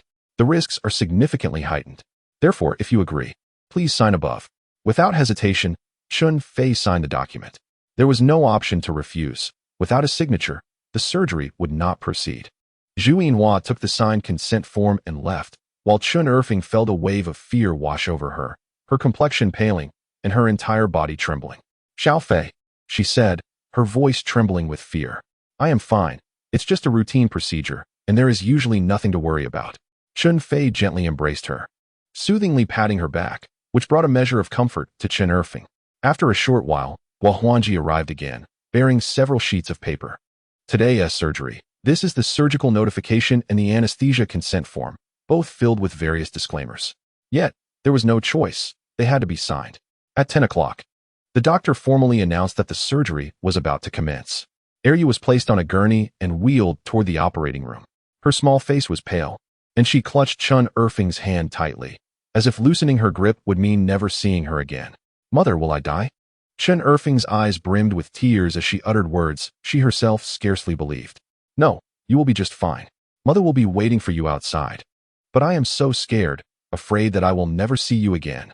Despite her tender age, Arya spoke words far beyond her years, stirring the hearts of the doctors and nurses around her. Chen Erfing's tears flowed freely, yet she dared not weep loudly. For Chun Feay had urged her to be strong and set an example for her child. She wiped her tears away, forcing a smile. Though the tears betrayed her once more. Everything will be all right. Your uncle is here, and you will surely be fine. In that moment, Chun Feay was her pillar of strength, the motivation that kept her standing. Arya's impression of Chun Feay was hazy, yet within her small heart, she sensed the affection he held for her, something she had never before experienced at home. She gazed at Chen Fei and softly inquired, "Uncle, I won't die, will I?" "Of course not. This is a minor procedure. Once the needle is removed, you will be just fine." Chen Fei's tone was resolute. At this moment, he needed to instill confidence in Arya and in Chen Erfing. He understood that sometimes the will to survive is the key to living. Many patients do not succumb to illness, but rather to fear. Psychological factors are crucial. Arya smiled, her pale face revealing 2 tiny dimples. "Then when I come out, I want to eat something delicious. I am so hungry." She had not been allowed to eat since morning, and surely she was famished. "All right. Your uncle and your mother will be waiting for you outside." Reluctantly, Arya released her grip, and the door to the operating room cruelly separated them. That door felt like a barrier between 2 worlds. Time crawled painfully slow, each minute an ordeal. Yet, before they knew it, 2 hours had passed. The door to the operating room remained firmly shut, with only the old clock above the door ticking steadily, its sound distinctly clear. Chun Erfing had lost count of how many times she had leaned against the door, peering through the crack in hopes of catching a glimpse inside. Though she could see nothing, she felt powerless to do anything else. Chun Fei stood silently, his eyes fixed on the door of the operating room, equally anxious. He dared not imagine what would happen if Arya did not make it. He wondered if Chun Erfing would be able to endure such a loss. Just then, Cui Shiguan and his family arrived at the surgical area. Upon seeing Chun Fei, Cui Shiguan immediately asked, "Chun Fei, has the surgery begun? How long until Arya comes out?" Chun Fei shot him a glare and retorted, "You actually showed up. You've been inside for ages." Chapter 70. Are you trying to deceive me? Cui Shiguan peered through the crack of the door, seeing nothing, his heart fluttering with anxiety. He wanted to inquire further, but feared Chun Fei's rebuke. Turning, he noticed Chen Erfing, her face streaked with tears, and felt a pang of sympathy. He stepped closer and asked, "Erfing, please don't cry. Everything will be all right." Upon hearing this, Chen Erfing couldn't hold back her tears any longer, sobbing. "Arya has been inside for so long. I'm so scared." "Everything will be fine," Cui Shiguan said, reaching out to comfort Chen Erfing, only to have his arm swatted away by Chen Fei. "Don't touch my sister. Did you ask what I told you to?" I asked, "Is it a misunderstanding?" Cui Shiguan replied ambiguously. Indeed, he had asked yesterday, yet it felt as if he had not, lacking the courage to directly question his own mother. He merely mentioned that Arya was hospitalized. "You must not have asked, right?" Chun Fei discerned his expression and felt even more disappointed. This man claimed to be a rogue, yet he had done nothing truly wrong. If he were to be called a good man, he lacked responsibility, ineffectively handling matters and squandering his good health. I asked, "My mother did nothing," Cui Shiguan insisted resolutely. "Are you implying that I am wronging you?" Chun Fei pointed towards the operating room. "Arya has been inside for nearly half an hour, and she has yet to emerge. Do you truly believe I am wronging you?"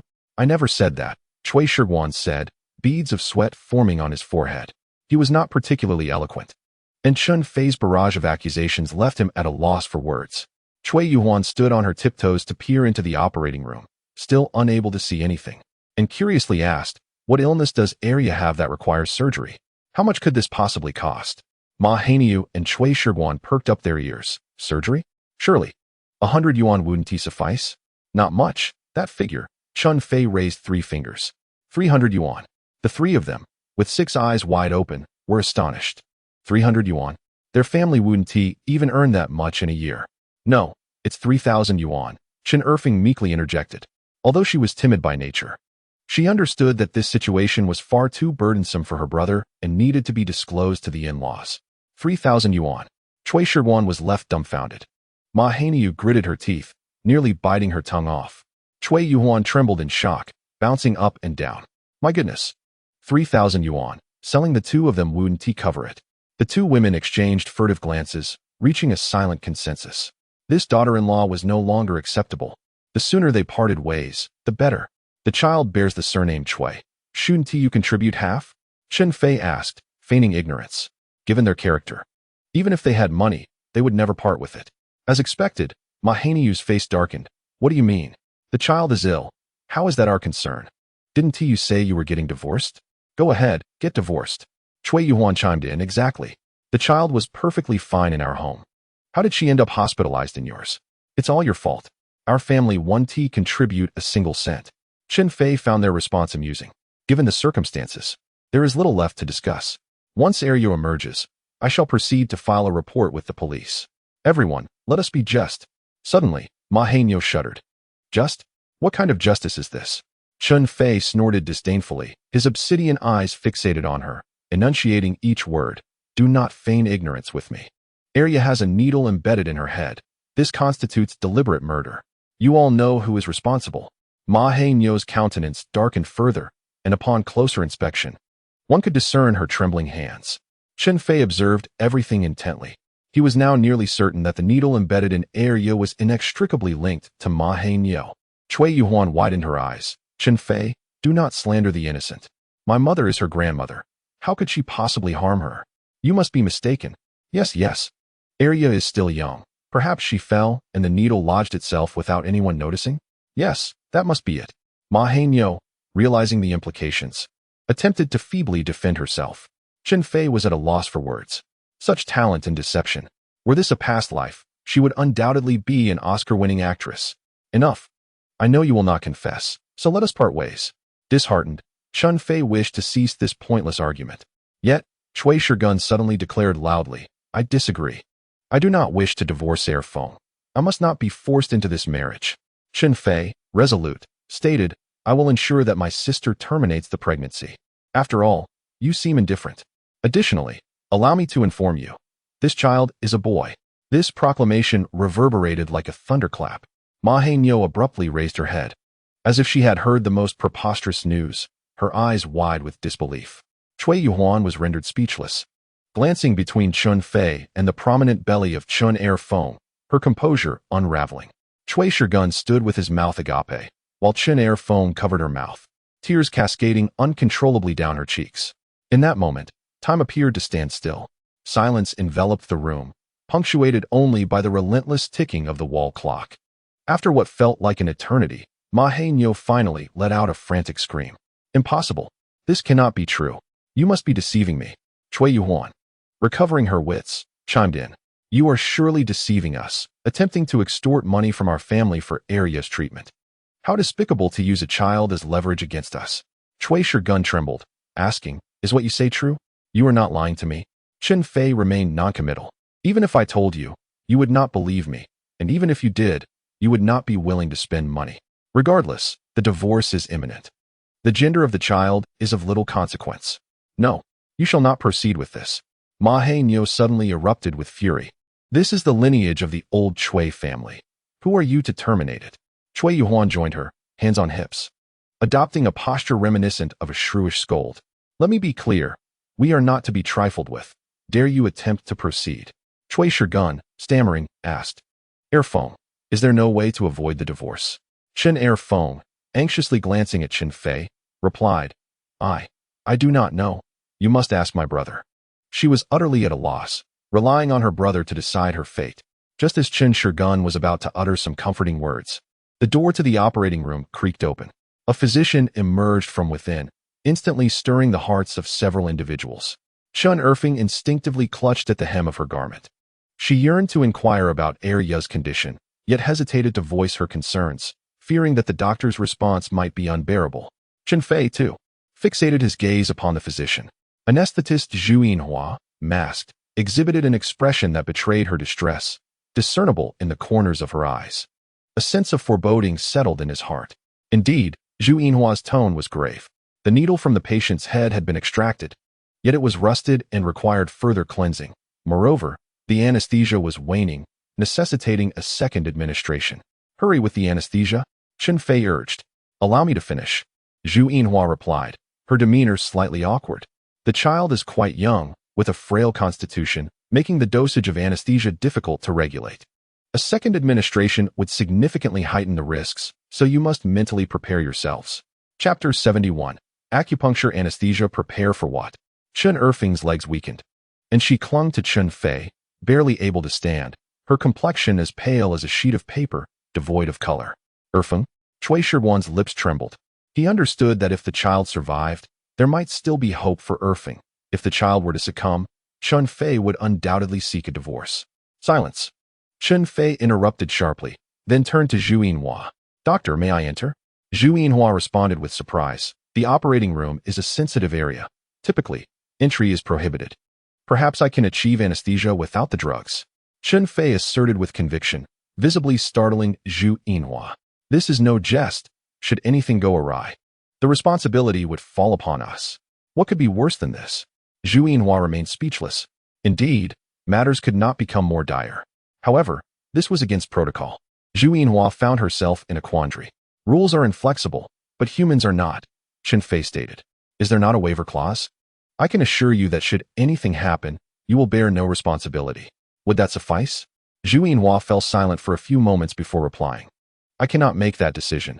I must consult the director. This matter is too significant. There has never been a precedent for a family member entering the operating room. I need to seek approval from my superiors. Time is of the essence. We cannot afford to wait any longer. Chun Fei boldly pushed past her and entered. Wait. Zhu Yinhua called out, reluctantly following him inside. Chen Fei turned back to glance at Chen Erfing. Sister, when I emerge, do not concern yourself with anything, nor agree to any propositions. I will handle everything. His sister lacked resolve, and he feared that the Chui family might pressure her into unwelcome agreements in his absence. After speaking, he shot a menacing glare at Chui Shiguan. I will settle accounts with you later. Chui Shiguan hastily bowed his head. In that moment, he felt as though Chun Fei's gaze pierced him like a knife, causing his face to ache. Zhu Yinhua closed the door, pulling Chun Fei back. Do not proceed just yet. Put this on. She handed him a white lab coat, along with a cap and mask, full protective gear. Once Chun Fei donned the attire and washed his hands as instructed by Zhu Yinhua, he approached the operating table. Have you made the necessary arrangements? The expert doctors awaited Zhu Yinhua. Without the consent of the patient's family, the surgery could not proceed. Zhu Yinhua was at a loss for words. Uncertain of what to say, Gua Huanji, upon seeing Chun Fei, was momentarily taken aback, questioning who he was and how he had gained entry. Chun Fei introduced himself, stating that he wished to administer acupuncture for the child's anesthesia. Preposterous. Gua Huanji's expression shifted dramatically. This is a surgical procedure. Are you jesting? The visiting experts from the provincial capital wore expressions of indignation, even removing their masks. Chen Fei remained composed. He noted that the initial dosage of anesthesia had not been properly calibrated, and given the child's tender age, a second round might be too much for the little one to bear. Thus, he proposed to give it a try. He added, in the worst-case scenario, the child may succumb, and I shall accept full responsibility. In truth, Chun Fei felt a tinge of disappointment with them. Were it not for his lack of tools and medical credentials, he would have preferred to perform the procedure himself. It was evident that the current medical standards were rather lacking, as even a surgery that was not particularly advanced proved challenging. Zhu Yinhua felt a flush of embarrassment. As the anesthetist, the weight of responsibility rested heavily upon her shoulders. Gua Huanji exchanged glances with the two experts, quickly arriving at a consensus. Very well, you may proceed. But you must bear the consequences if anything goes awry. Their greatest fear was accountability. Medical mishaps and the ensuing compensation could be exceedingly troublesome. All right, fetch me some needles. The nurse handed him a few needles. Are these suitable? They were not the proper silver needles, but rather injection needles, thin due to the child's age. They would suffice. Chun Fei selected one needle and inserted it into the Higu point, known as the pain-relieving divine point. He then proceeded to the Neguan point, located between the second and third fingers on the wrist, followed by Zisanli, Shufu, Higu, Yuan, Luo, and Yuntai points, all of which possess anesthetic properties. Once he finished, Chun Fei lifted his head. All done. We may continue. Are you certain? The experts regarded him with skepticism. Absolutely, Chen Fei asserted confidently. Then let us proceed with the surgery. Should anything go awry, we shall halt immediately. The expert doctors immersed themselves in the surgery, and until the wound was sutured, no complications arose. When the final stitch was tied, a collective sigh of relief swept through the room. The surgery was a success. Gua Huanji, removing her mask, exclaimed with excitement, "How fortunate I am to have participated in this operation." The experts were equally exhilarated. Craniotomies were exceedingly rare, especially in a county setting. Thanks to Chen Fei, it went remarkably smoothly. Zhu Yinhua expressed her heartfelt admiration.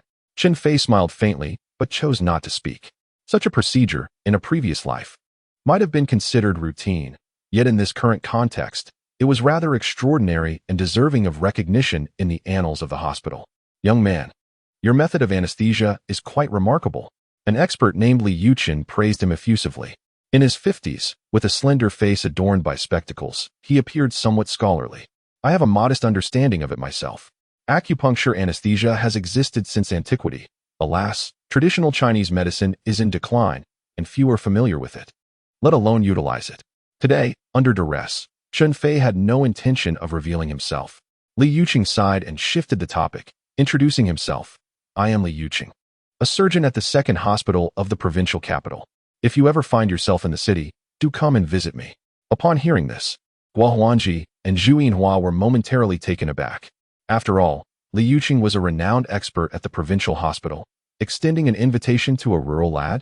Well, if I ever make it to the provincial capital, I will certainly pay you a visit, Chun Fei replied with a smile, exuding calm confidence that impressed Liu Ye'er. Inside the operating room, the atmosphere was congenial. However, outside, it was a stark contrast. Just as Chun Fei had anticipated, Ma Hanyu, upon noticing his entrance into the operating room, began to hatch a plan. Erfong, I must say, are you not concerned about how the neighbors will gossip over your decision to divorce for such a trivial matter? Of course, I acknowledge that I may not have treated you well in the past, but which family doesn't encounter some bumps along the way? I still bicker with Yuan from time to time. Ma Hanyu said with a forced smile. Stop sulking. Once the surgery is over, you will return home with your gun. And you shall live well from now on, understood? Chen Erfing stepped back, somewhat intimidated. Recalling Chun Fei's words, she timidly replied, I will listen to my brother until he comes out. Ma Hanyu's expression shifted dramatically, her smile vanishing instantly. At your age, listening to a mere child is quite shameful, don't you think? Heed my advice and return home to live with your husband. Otherwise, you will regret it. Chapter 72. Calculated moves. There exists an absurd saying in the countryside. The more sisters a mother has, the more daughters she will bear. Ma Hanyu believed that Chun Erfing would surely give birth to numerous daughters. However, Chun Fei's words left her in doubt. What if a male child was terminated? The thought pained her deeply. Thus, she devised a plan to coax Chen Erfing back home while Chun Fei was absent. After all, Chen Erfing was already 4 to 5 months pregnant. In a few months, she would give birth. If a son were born, she would have a grandson to hold. If it were a daughter, then there would be a falling out. Ma Hanyu's thoughts were optimistic, yet Cui Yuhuan was no fool. Chen Erfing, enough is enough. My mother has already shown you considerable leniency. You would do well to recognize the favor and not be ungrateful. Cui Shirgun perceived that his sister's words were rather harsh. Yet he opened his mouth but found himself unable to speak. Although he was dissatisfied with the attitudes of his mother and sister, he too wished for his wife to return home. Their goals were aligned. Chun Erfing's complexion turned pale, intimidated by her mother-in-law and sister-in-law's demeanor. She bit her lip, gathering courage to utter, I will listen to my brother until he comes out. Ma Hanyu's face fell, her voice sharp. The child belongs to the Cui family. But it is also your flesh and blood. How can you be so heartless? Cui Yuhuan chimed in. Indeed, even a tiger does not eat its own cubs. Your cruelty is unfathomable. Chun Erfing felt utterly helpless. That is not my intention. I do not wish for this. But what? They pressed. To terminate your own flesh and blood. Is this the act of a human being? The two women were relentless, leaving Chun Erfing's mind blank, unable to formulate a rebuttal. She had never been skilled in arguments, nor did she know how to explain herself. With her husband unreliable, she could only hope for her brother's swift return. At this very moment, her thoughts were solely consumed by her younger brother. What are you all doing? Just then, with a creak, the door to the operating room swung open, and Chun Fei emerged. His gaze was sharp as a blade, the authority of a former billionaire manifesting in that instant. No, nothing much, Cui Yuhuan stammered, meeting his eyes and instantly feeling a surge of fear, hurriedly retreating behind Ma Hanyu. Ma Hanyu also considered stepping back, but then thought, as an elder, would he dare to strike her? Therefore, she forced herself to maintain composure. It's nothing. I merely wanted to discuss with Erfeng whether we could avoid a separation. Xiaofei. Chen Erfing seemed to have found her support, clutching at Chun Fei's sleeve with tear-filled eyes. Don't cry, second sister. Chun Fei comforted her, turning his cold gaze toward Ma Hainiu. What's this? I hear it's a boy. And you can't contain yourself? Ma Hainiu, with a face as thick as her skin, retorted. Is it wrong for me to desire a male heir to carry on the family name? From my perspective, there are no significant conflicts between our families. We can continue coexisting. And what about Arya? What does she have to say? You can pretend as if nothing has occurred, but I cannot. Chen Fei replied icily. Ma Hainiu's expression fell immediately. Despite her thick skin, she felt utterly humiliated by his words. Chen Erfing, regaining her senses, spoke with a trembling voice. Chun Feay. What about Arya? The pallor on Chun Fei's face made her dread to imagine what had transpired in the operating room. Arya is fine, look. Chun Fei stepped aside, revealing Guo Huangji and a nurse wheeling Arya out, followed closely by several specialists. Arya, my child. Chun Erfing cried out, ready to rush forward. But Chun Fei quickly restrained her. Do not approach her. She has just undergone surgery and is still unconscious. When will she awaken? Chun Erfing asked, tears brimming in her eyes. Guo Huangji responded, she underwent brain surgery, so her recovery may be slow. The earliest for her to regain consciousness would be 1 hour, and the latest could be up to 24 hours. Chun Erfing was bewildered. Her household lacked clocks, and she had no concept of time. Chun Fei explained at most. It will be a day, or perhaps just half a day. Finally, the tension in Chun Erfing's heart began to ease, and she repeatedly thanked the doctors, even attempting to kneel in gratitude.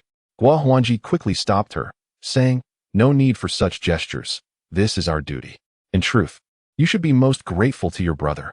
To put it plainly, had it not been for Chen Fei, this surgery might never have taken place. Chun Erfing gazed at Chen Fei, her lips trembling, tears glistening in her eyes. Brother, I. Chun Fei immediately interrupted her, preventing her from finishing. No need to say anything. You are my elder sister, and Arya is my beloved niece. We are all family. Family. A warm current surged within Chen Erfing. The feeling of having family was truly wonderful. Cui Shiguan also breathed a sigh of relief. With Arya safe, he and Erfing need not face separation after all. Subsequently, Chen Fei and Chun Erfing wheeled Arya back to the ward, with Cui Shiguan and his family following closely behind, somewhat shamelessly. The nurse set up an 4 for Arya and a makeshift respirator, advising Chun Erfing on some precautions before departing. The surgery was completed, but that did not imply that everything was fine. Post-operative recovery was equally crucial. At this moment, Ma Hainiu's eyes darted around as she forced a smile and said, Uncle, look, Arya is fine now. Does that mean we no longer need a divorce? She was aware that Chun Erfing lacked the authority to make decisions and could only muster the courage to negotiate with Chun Fei. Chun Fei sat at the head of the bed, his demeanor calm as he replied, Arya is temporarily out of danger, but that does not negate what has transpired. The divorce is still necessary. Ma Hainiu's face fluctuated between shades of black and red, her expression a tumult of emotions, until she finally clenched her teeth and seethed. If we must part ways, then so be it. With the butcher dead, we cannot still feast on the pig with its fur on. My son has such good prospects. I refuse to believe he cannot find another partner. Cui Shiguan, return with me. Upon hearing this, Chen Fei nearly erupted with laughter. What gives you the confidence? What does Cui Shiguan have to offer beyond sheer strength? Not to mention, the 2 wicked aunts at home are a significant drawback. As a second marriage, who would inquire about him? Cui Shiguan's face flushed crimson, and after a long pause, he finally managed to utter, Mother, I won't go back. I do not wish to divorce Erfing. Ma Hainiu trembled with fury. If the girl doesn't fancy you, can you still hang on to her belt? For once, Cui Shiguan stood his ground. Mother, if I divorce, the child in Erfing's womb will lose either a father or a mother. Do you not desire a grandchild? Ma Hainiu was struck at her weakest point, her gaze fixated on Chun Erfing's noticeably protruding belly, muttering to herself. Who knows if she is carrying a boy? In her mind, only a boy is considered a child. A girl does not count. Chun Fei interjected sharply. Old woman, I can assure you it is undoubtedly a boy. However, the divorce must proceed, and the child must be terminated. You may leave now. Ma Hainiu's lips quivered, her entire body shaking. What must I do to prevent this divorce? Should I kneel and plead with you? Kneeling will not help. Chen Fei's heart was as hard as steel. No matter the circumstances, he would not allow his sister to leap into the abyss. With no retort left, Ma Hainiu fell silent, her face darkened. Cui Shiguan gritted his teeth and suddenly knelt on the ground. Erfing, if we part ways, The child will either be fatherless or motherless. Can you bear that? His words struck a nerve in Chen Fei, who, with tearful eyes, murmured, I don't know. Chui Shirgun continued to plead, Fei, can we not get divorced? Chapter 73. You have no choice. Chen Fei, already indecisive, found herself even more lost upon witnessing Chui Shirgun's kneeling. Her eyes brimming with tears as she looked at Chen Fei. Brother? Chen Fei was frustrated by her lack of resolve, wondering how quickly she had forgotten the suffering she had endured. I have not forgotten, but Shirgun has not treated me poorly. Fei's heart was a tumult of confusion, leaving her uncertain about what to do next. Chen Fei, what on earth is happening? Gua Huanji sensed something amiss, though she could not pinpoint it. Dr. Gua, these individuals are Year's biological father, grandmother, and aunt. Chun Fei pronounced each word with emphasis, dripping with sarcasm. Oh, so it is them. Gua Huanji turned to regard the trio, her eyes betraying a hint of disdain. Dr. Gua, what is going on? Professor Liu Chun, an expert from the provincial capital, appeared puzzled. Professor Li, have you forgotten how the needle came to be on the child's head? Gua Huanji reminded him. So it was indeed them. Li Yuqing suddenly realized, promptly removing his glasses and glaring with fury. This is premeditated murder. Why not report it to the authorities? Chen Fei replied that they would go after ensuring area was settled. Don't wait any longer. Regardless of who it is, the intention to harm another is a crime. Li Yuqing, filled with righteous indignation, was unwilling to delay even a moment. Dr. Gua, report it to the police. Urge the Public Security Bureau to dispatch personnel immediately. Understood. Gua Huanji immediately made the call, causing Ma Hainiu's family to be so frightened that their souls seemed to leave their bodies. After a while, Chui Shirguan trembled and asked, Chen Fei, do you truly suspect my mother? Chun Fei silently commended Li Yuqing for his unexpected sense of justice, with Li Yuqing defending the matter. He no longer had to assume the role of the villain. However, clarity was essential. Whether it was indeed her mother who committed the act would be determined by the police. Nonetheless, I can offer you a chance. If your mother turns herself in, you can separate from them and live your own life. Agree to this, or part ways. This is my final ultimatum. Upon hearing this, Ma Hainiu erupted in outrage. Impossible. I've done nothing wrong. Why should I go to the police? I refuse. Don't even think about it. Chui Yuhuan echoed her sentiments, exclaiming, malicious. This is utterly malicious. You are driving us to our doom. Brother, can you not see their true colors? Chui Shirguan stood in stunned silence. He had believed an apology would suffice, but now they wanted his mother to face imprisonment, which he found unbearable. Was such ruthlessness truly necessary? Area is unharmed now, isn't she? Chui Shirguan attempted to persuade Chen Fei, but his clumsy words could never sway Chen Fei's resolve. Chui Shirguan, Area is a human life, not a mere cat or dog. If you, as a father, do not care, my sister does, and I cannot act as if nothing happened. The law of the land does not permit it. Chun Fei coldly stated, if your heart is solely for your mother and sister, there is nothing more to discuss. Await the police's arrival. Furthermore, I must inform you, turning yourselves in voluntarily may result in a lighter sentence, whereas being apprehended by the police could lead to a harsher punishment, potentially resulting in lifelong imprisonment. Ma Hainiu was rendered speechless. You are deceiving me, aren't you? Li Yuqing adjusted his glasses once more, disdainfully responding, what benefit would we gain from deceiving you? An expert from the provincial city and a rural woman. There's no connection to exploit. Why are you so ruthless? Must you drive me to despair? Ma Hainiu sulked, contemplating whether to throw a tantrum. Chun Fei chuckled. You had better pray for Area's good health. Otherwise, you may face dire consequences. Ma Hainiu trembled in fear. You, don't frighten me. I have done no wrong, so I fear no ghosts at my door. Then there is nothing more to discuss. Await the police. Ma Hainiu fell silent.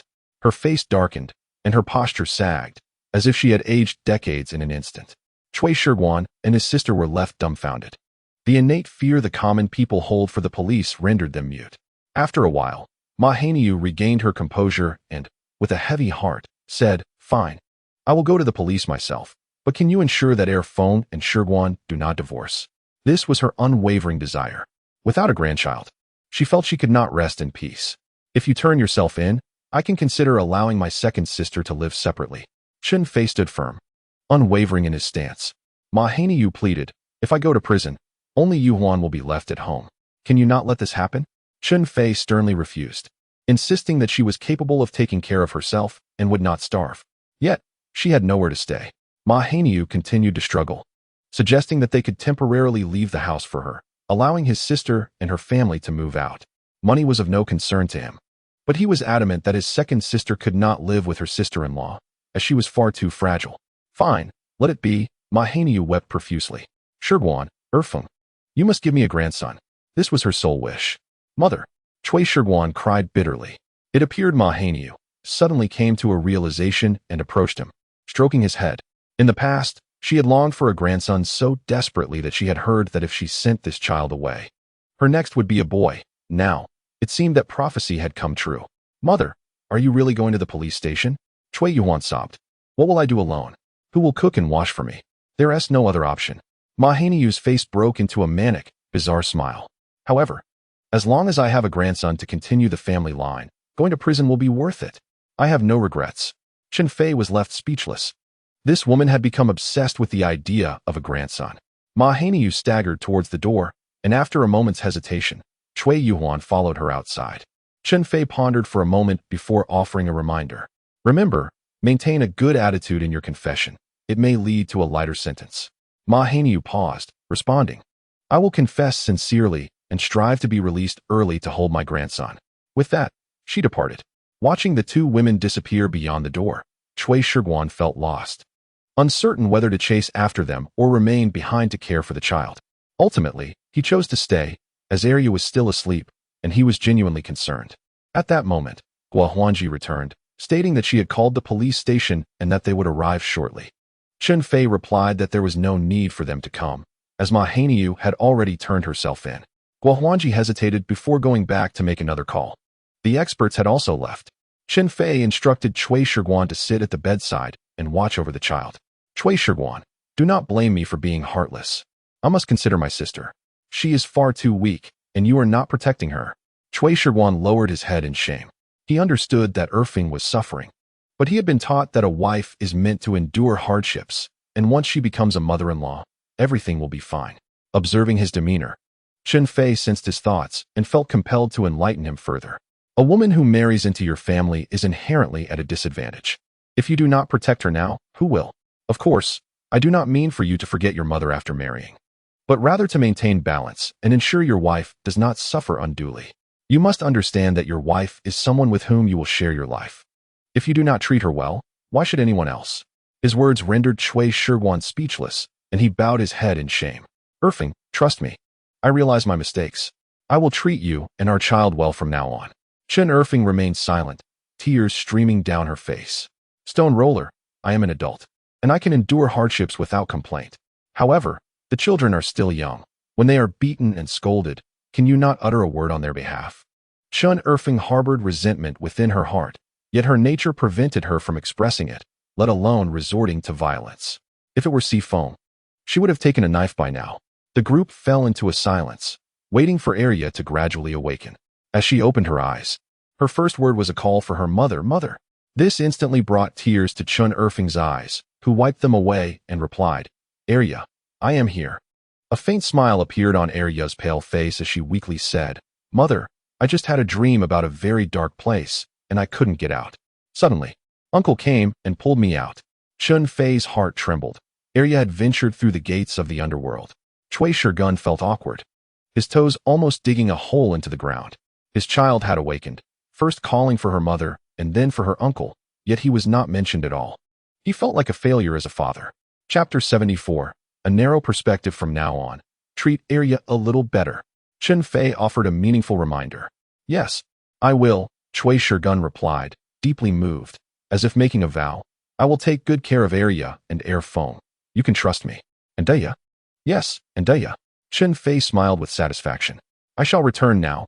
You all take good care of the child. Eldest sister and Jie are very worried, and I must go back to share the good news to ease their minds. Just as he spoke, Yunjene walked in from outside.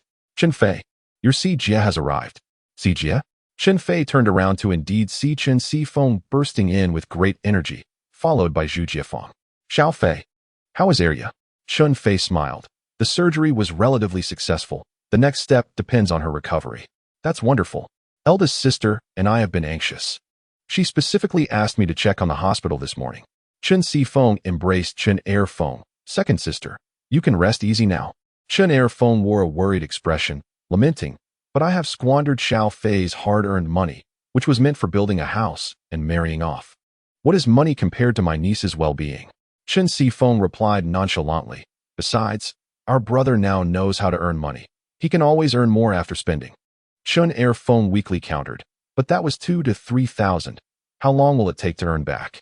You just don't understand, do you? Chen Fei said proudly, patting the green army bag slung over her shoulder. Second sister, guess how much I earned today? Before Chen Fei could respond, Chen Fei eagerly held up 3 fingers. Do you know this number?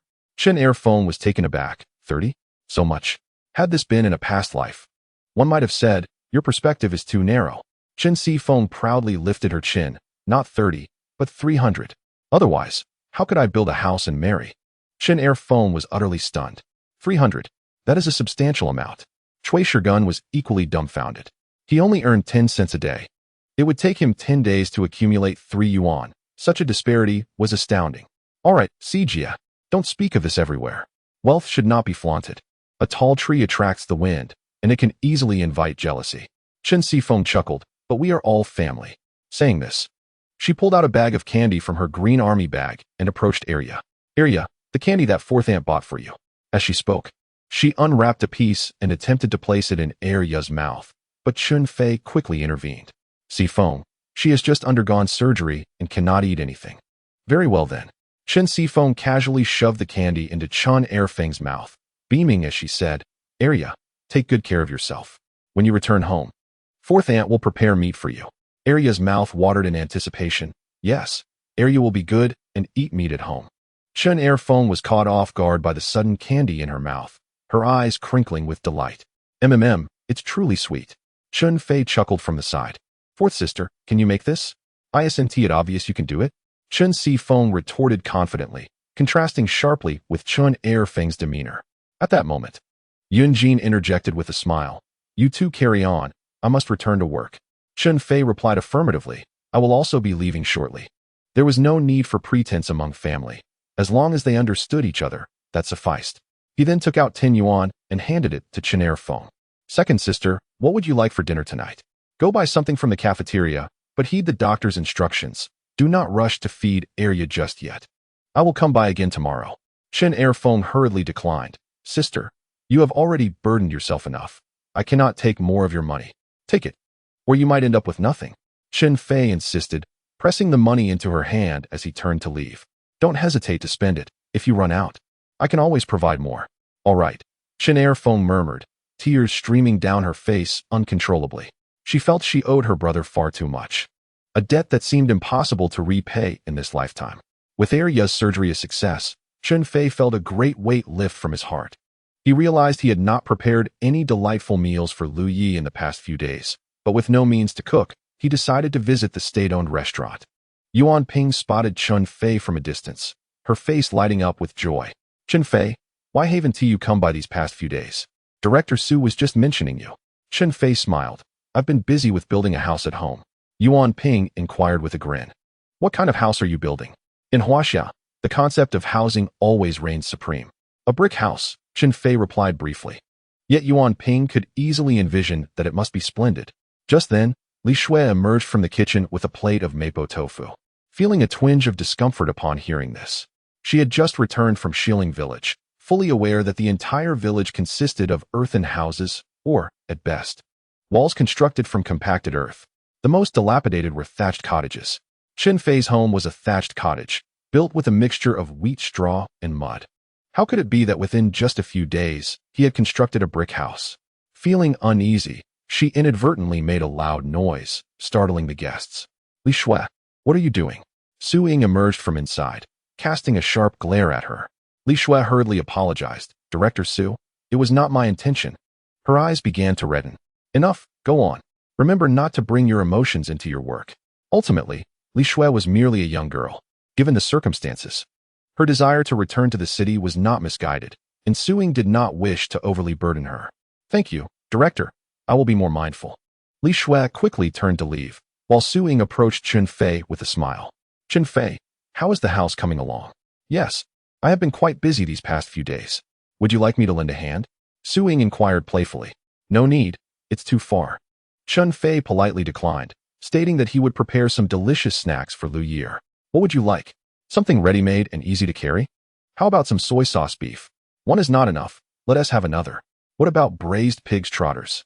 Let's have 5, 1 for each person. All right, Li Shui. Please pack it for our guest. Okay. Li Shui promptly responded, hurriedly emerging from within. After a few instructions from Su Ying, she rushed off to pack the food. Back then, there were no specialized takeout boxes. Everything was wrapped in brown paper, folded neatly, and tied with string. In the meantime, Su Ying continued to chat with Chen Fei. Why don't you cook yourself? Didn't you say you were quite skilled in the kitchen? Chen Fei replied that he was too busy to manage that. Chen Fei, sitting nearby, scoffed. I would like to cook, but there's no place for it. Su Ying was taken aback. What is going on? Did they take away your kitchen? Chen Fei asked. What is a kitchen? Su Ying paused for a moment, then laughed. A kitchen is what you refer to as the cooking stove. This highlights the difference between rural and urban life. Even in a county town, it is referred to quite formally, unlike in the countryside where one can say anything. I see. Chen Fei exclaimed, then angrily added, the kitchen was taken, but it was burned down by someone else. It couldn't be helped. Su Ying was shocked. What happened? Who burned down your kitchen? Mentioning this made Chen Fei furious. Not only the kitchen, but also the firewood pile and the chicken coop were burned. My brother was nearly harmed by them. Su Ying was immediately enraged. Arson and violence? This is unacceptable. I will report this to your brother-in-law and have them arrested. Chapter 75. Relentless pursuit. No need for that. Coincidentally, I ran into Xiao Bing that day and he apprehended them on the spot. Chun Fei explained with a smile. That's right. They got what they deserved. Su Ying sighed in relief. Chen Fei could not help but laugh heartily. By the way, yesterday, Shui Lu Zhu came to our house with money, and he was quite upset that you weren't home. Did he gather the money that quickly? Chen Fei was somewhat surprised. That was 2,000 yuan. I thought it would take at least a few days, but he managed to collect it on the same day. What money? Su Ying asked, a bit confused. It's the settlement money. Shu Chong was arrested, and Shui Lu Zhu came to see me, saying he would pay 2,000 yuan for compensation and asked me to provide a letter of understanding. Su Ying, being one of their own, had no reason to hide anything. However, he overlooked one detail. Li Shui had just finished packing the food and came over, coincidentally overhearing this exchange, which sparked a thought in her mind. This meant that Chun Fei had gained an additional income of 2,000 yuan. 2,000 yuan. It would take her several years of hard work to earn that much. Chun Fei's family had also built a new house. Although it was in the countryside, it seemed quite acceptable. Her own home was a mere few dozen square meters, and their family was cramped, barely fitting. But how should she approach him about it? It seemed like Chen Fei was not fond of her at the moment. She needed to devise a plan. As these thoughts crossed her mind, Li Shui stepped closer, a smile appearing on her face. Chen Fei, the food is packed. As Chun Fei reached out to take it, she gently brushed against him, quickly retracting her hand. You once liked me so much. I refuse to believe you are not moved. However, Chun Fei merely cast a fleeting glance at her before diverting his gaze, leaving her feeling quite dejected. Su Ying gently reminded him, Chen Fei, without a stove at home, cooking must be quite inconvenient. It would be wiser to purchase everything here and enjoy it directly at home. Chen Fei's eyes brightened. Indeed, his sister's thoughtfulness was commendable. Then let us have 10 more steamed buns. We can forego the porridge today and buy a thermos tomorrow. All right, 10 steamed buns for 1 yuan. Braised pig's trotters at 70 cents each, 4 at 2 yuan and 80 cents, and the soy sauce beef at 80 cents, totaling 4 yuan and 60 cents. Requiring 2 pounds of grain tickets and 3 pounds of meat tickets. Su Ying swiftly calculated the expenses, and Li Shui promptly packaged 10 steamed buns for Chen Fei. He and Chen Fei turned to leave. Sister Su Ying, I must return. Liu Yeer is waiting for me at home. Go on, Su Ying smiled. Waving her hand, Li Shui forced a smile. Chen Fei, Jia, welcome to visit again. The two paid her no mind and walked straight out. Instead, it was Zhu Jiefeng, who had been quietly observing, that cast her a glance before being pulled away by Chen Fei by his ear. Zhu Jiefeng, do you have feelings for her? Easy now, easy. Zhu Jiefeng grimaced. You misunderstand. I was merely observing the thickness of her skin. How dare she flirt with Chen Fei? Chen Fei burst into a cackling laughter. Gah, I must concede you have a point. Chen Fei was drenched in sweat. Sister, Are you not afraid your ferocity will scare Brother Jiefeng away? Wait, that's not right. With Zhu Jiefeng behaving this way, could it be a case of the turtle eyeing the green bean, having found a mutual attraction? Li Shui was nearly driven to frustration. That country bumpkin dares to mock me. It infuriates me. Moreover, the key issue is Liu Yeer. If only I could sever their bond.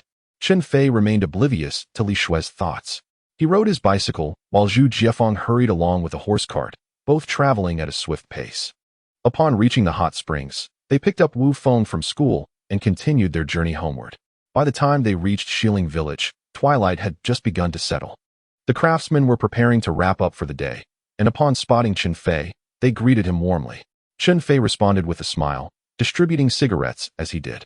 Chen Fei, tomorrow we will be filling the earth, and the day after we should be able to lay the walls. Preparations must be made in advance. Old Ma cheerfully came over to remind him. After the foundation is laid, it requires backfilling. The new foundation will be slightly elevated, and the original soil will certainly be insufficient. More will need to be transported in. That's manageable. I will just assign it to the transport team.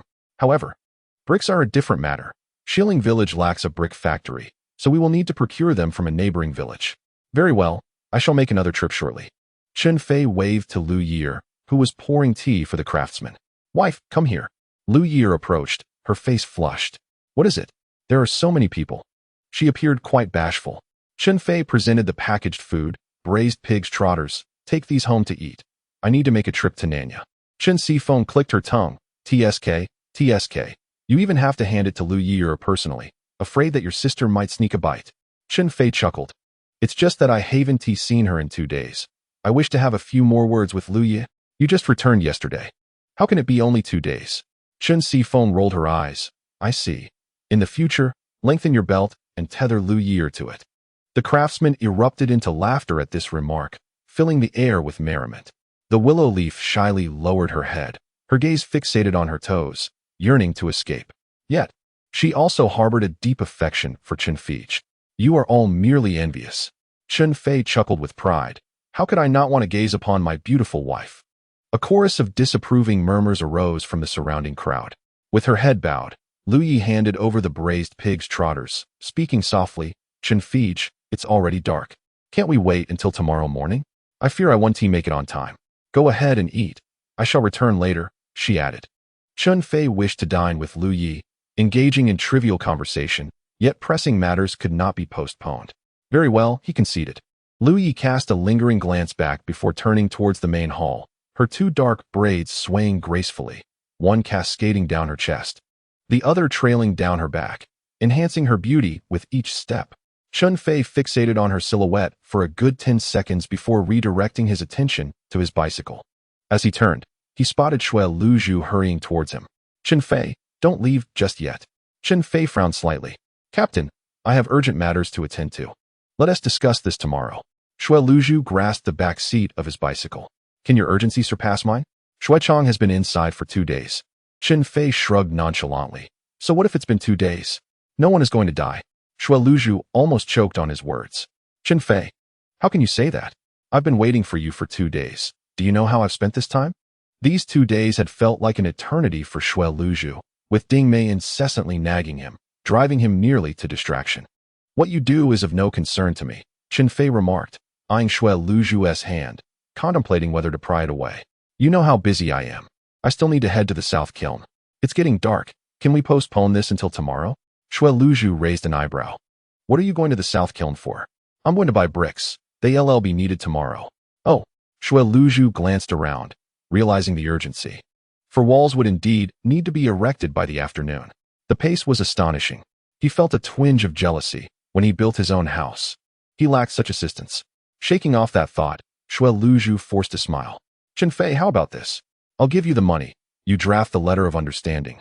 And tomorrow morning I'll head to the township and take care of it. How does that sound?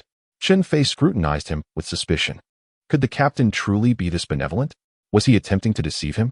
Perhaps he would have believed it coming from someone else, but Shui Luzhu? Given their current predicament, would he genuinely lend a helping hand? Chen Fei felt a sense of unease, as if a weasel were wishing him well. I simply want to expedite Shu Chong's release. Shui Luzhu chuckled awkwardly. Rest assured, this won't delay your matters. What do you think? I don't trust you. Even if it doesn't hinder my affairs, what if he manipulates the price, inflating the amount, causing me to incur a hefty loss? Who would I turn to for justice? Shui Liuju's expression faltered. He indeed harbored such thoughts. After losing so much money to Chen Fei, he felt compelled to recover something. Over 2,000 yuan. It was painful to contemplate. Chapter 76. Chun Feay's path has narrowed. After being confronted, Shui Liuju hastily made a promise, assuring, rest assured. I guarantee a fair price. You can inquire if you wish, and if I ask for even a single extra cent, I will compensate you tenfold. Ultimately, he insisted that there was no way to refuse. Chun Fei glanced at the hand gripping the back of the bicycle and then looked up at the sky, resignedly saying, Forget it, I won't go today. Just give me the money, and I'll write you a letter of understanding. The road to Nanyao is not proper. It requires a significant detour, and by the time we arrive, it will be dark, making it difficult to find anyone. It would be better to leave early tomorrow. Shui Liuju was slightly taken aback, but nodded in agreement. That works. Really, you need not be so wary of me.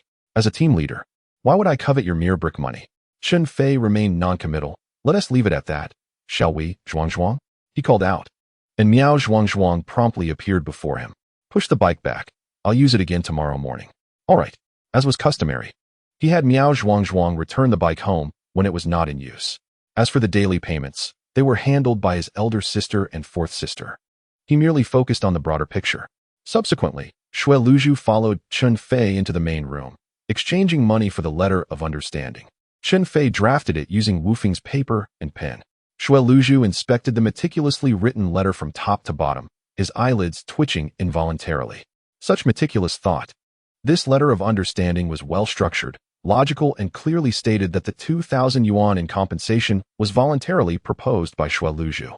Recognizing their earnestness, Chen Fei had thus provided the letter, making it difficult to wrangle over details later. Alas, let it be a loss to avert disaster. Shui Liuju carefully tucked the letter away and flashed Chen Fei a cryptic smile. Chen Fei, the path has narrowed. This matter was noted, and opportunities would abound in the future. Chen Fei, with 2,000 yuan in his right hand, gently tapped his left hand. Rest assured, Captain. Though my path may be narrow, it is indeed a broad avenue.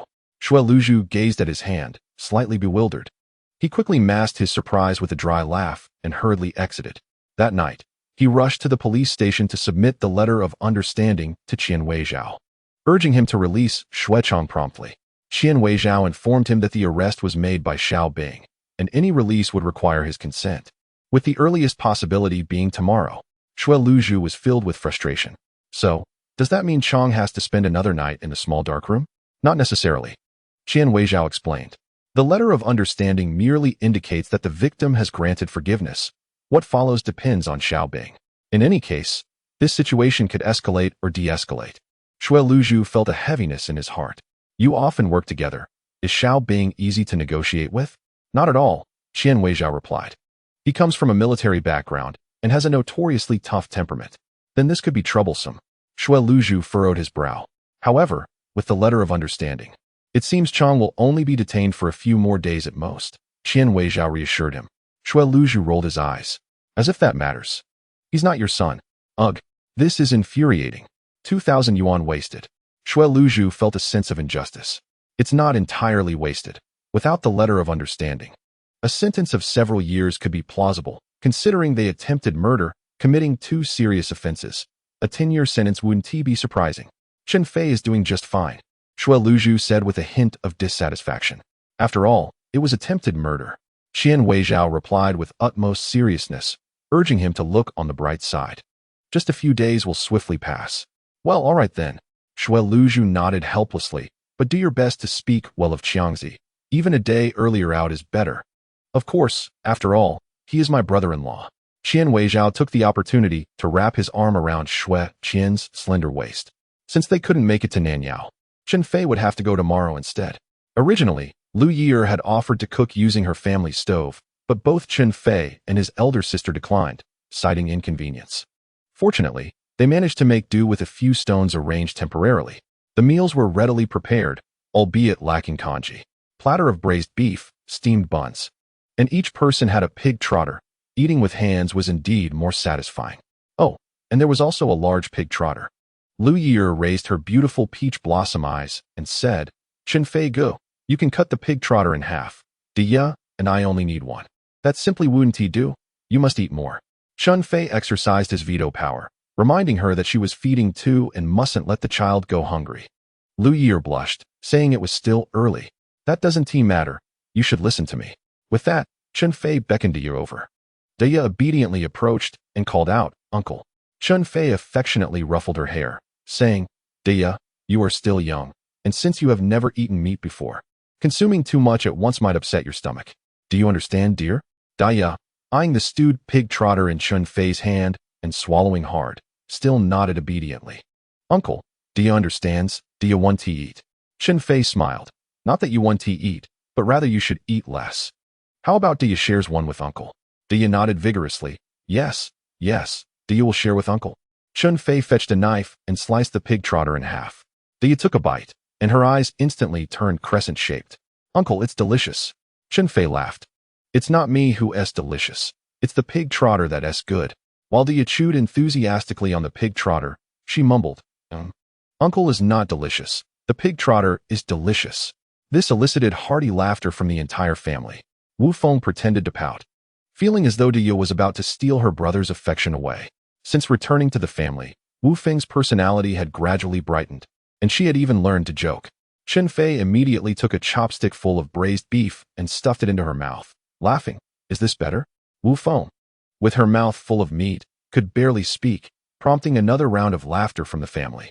After the meal, Chen Fei, having matters to attend to, refrained from lingering too long with Liu Yeer, exchanging only a few words before she returned home.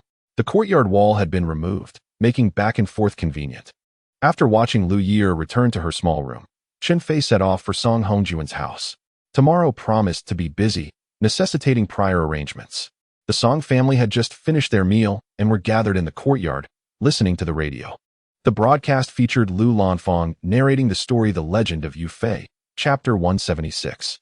The tale unfolded with Yu Fei's father-in-law, Yu Pengjiu, galloping forth on horseback, brandishing his spear and loudly challenging, Hey, who dares approach? State your name. When it comes to Lu Lanfang, she is more renowned than any first-tier celebrity from previous generations. In those times, many places lacked electricity, and television was a mere fantasy. The only source of entertainment was the radio.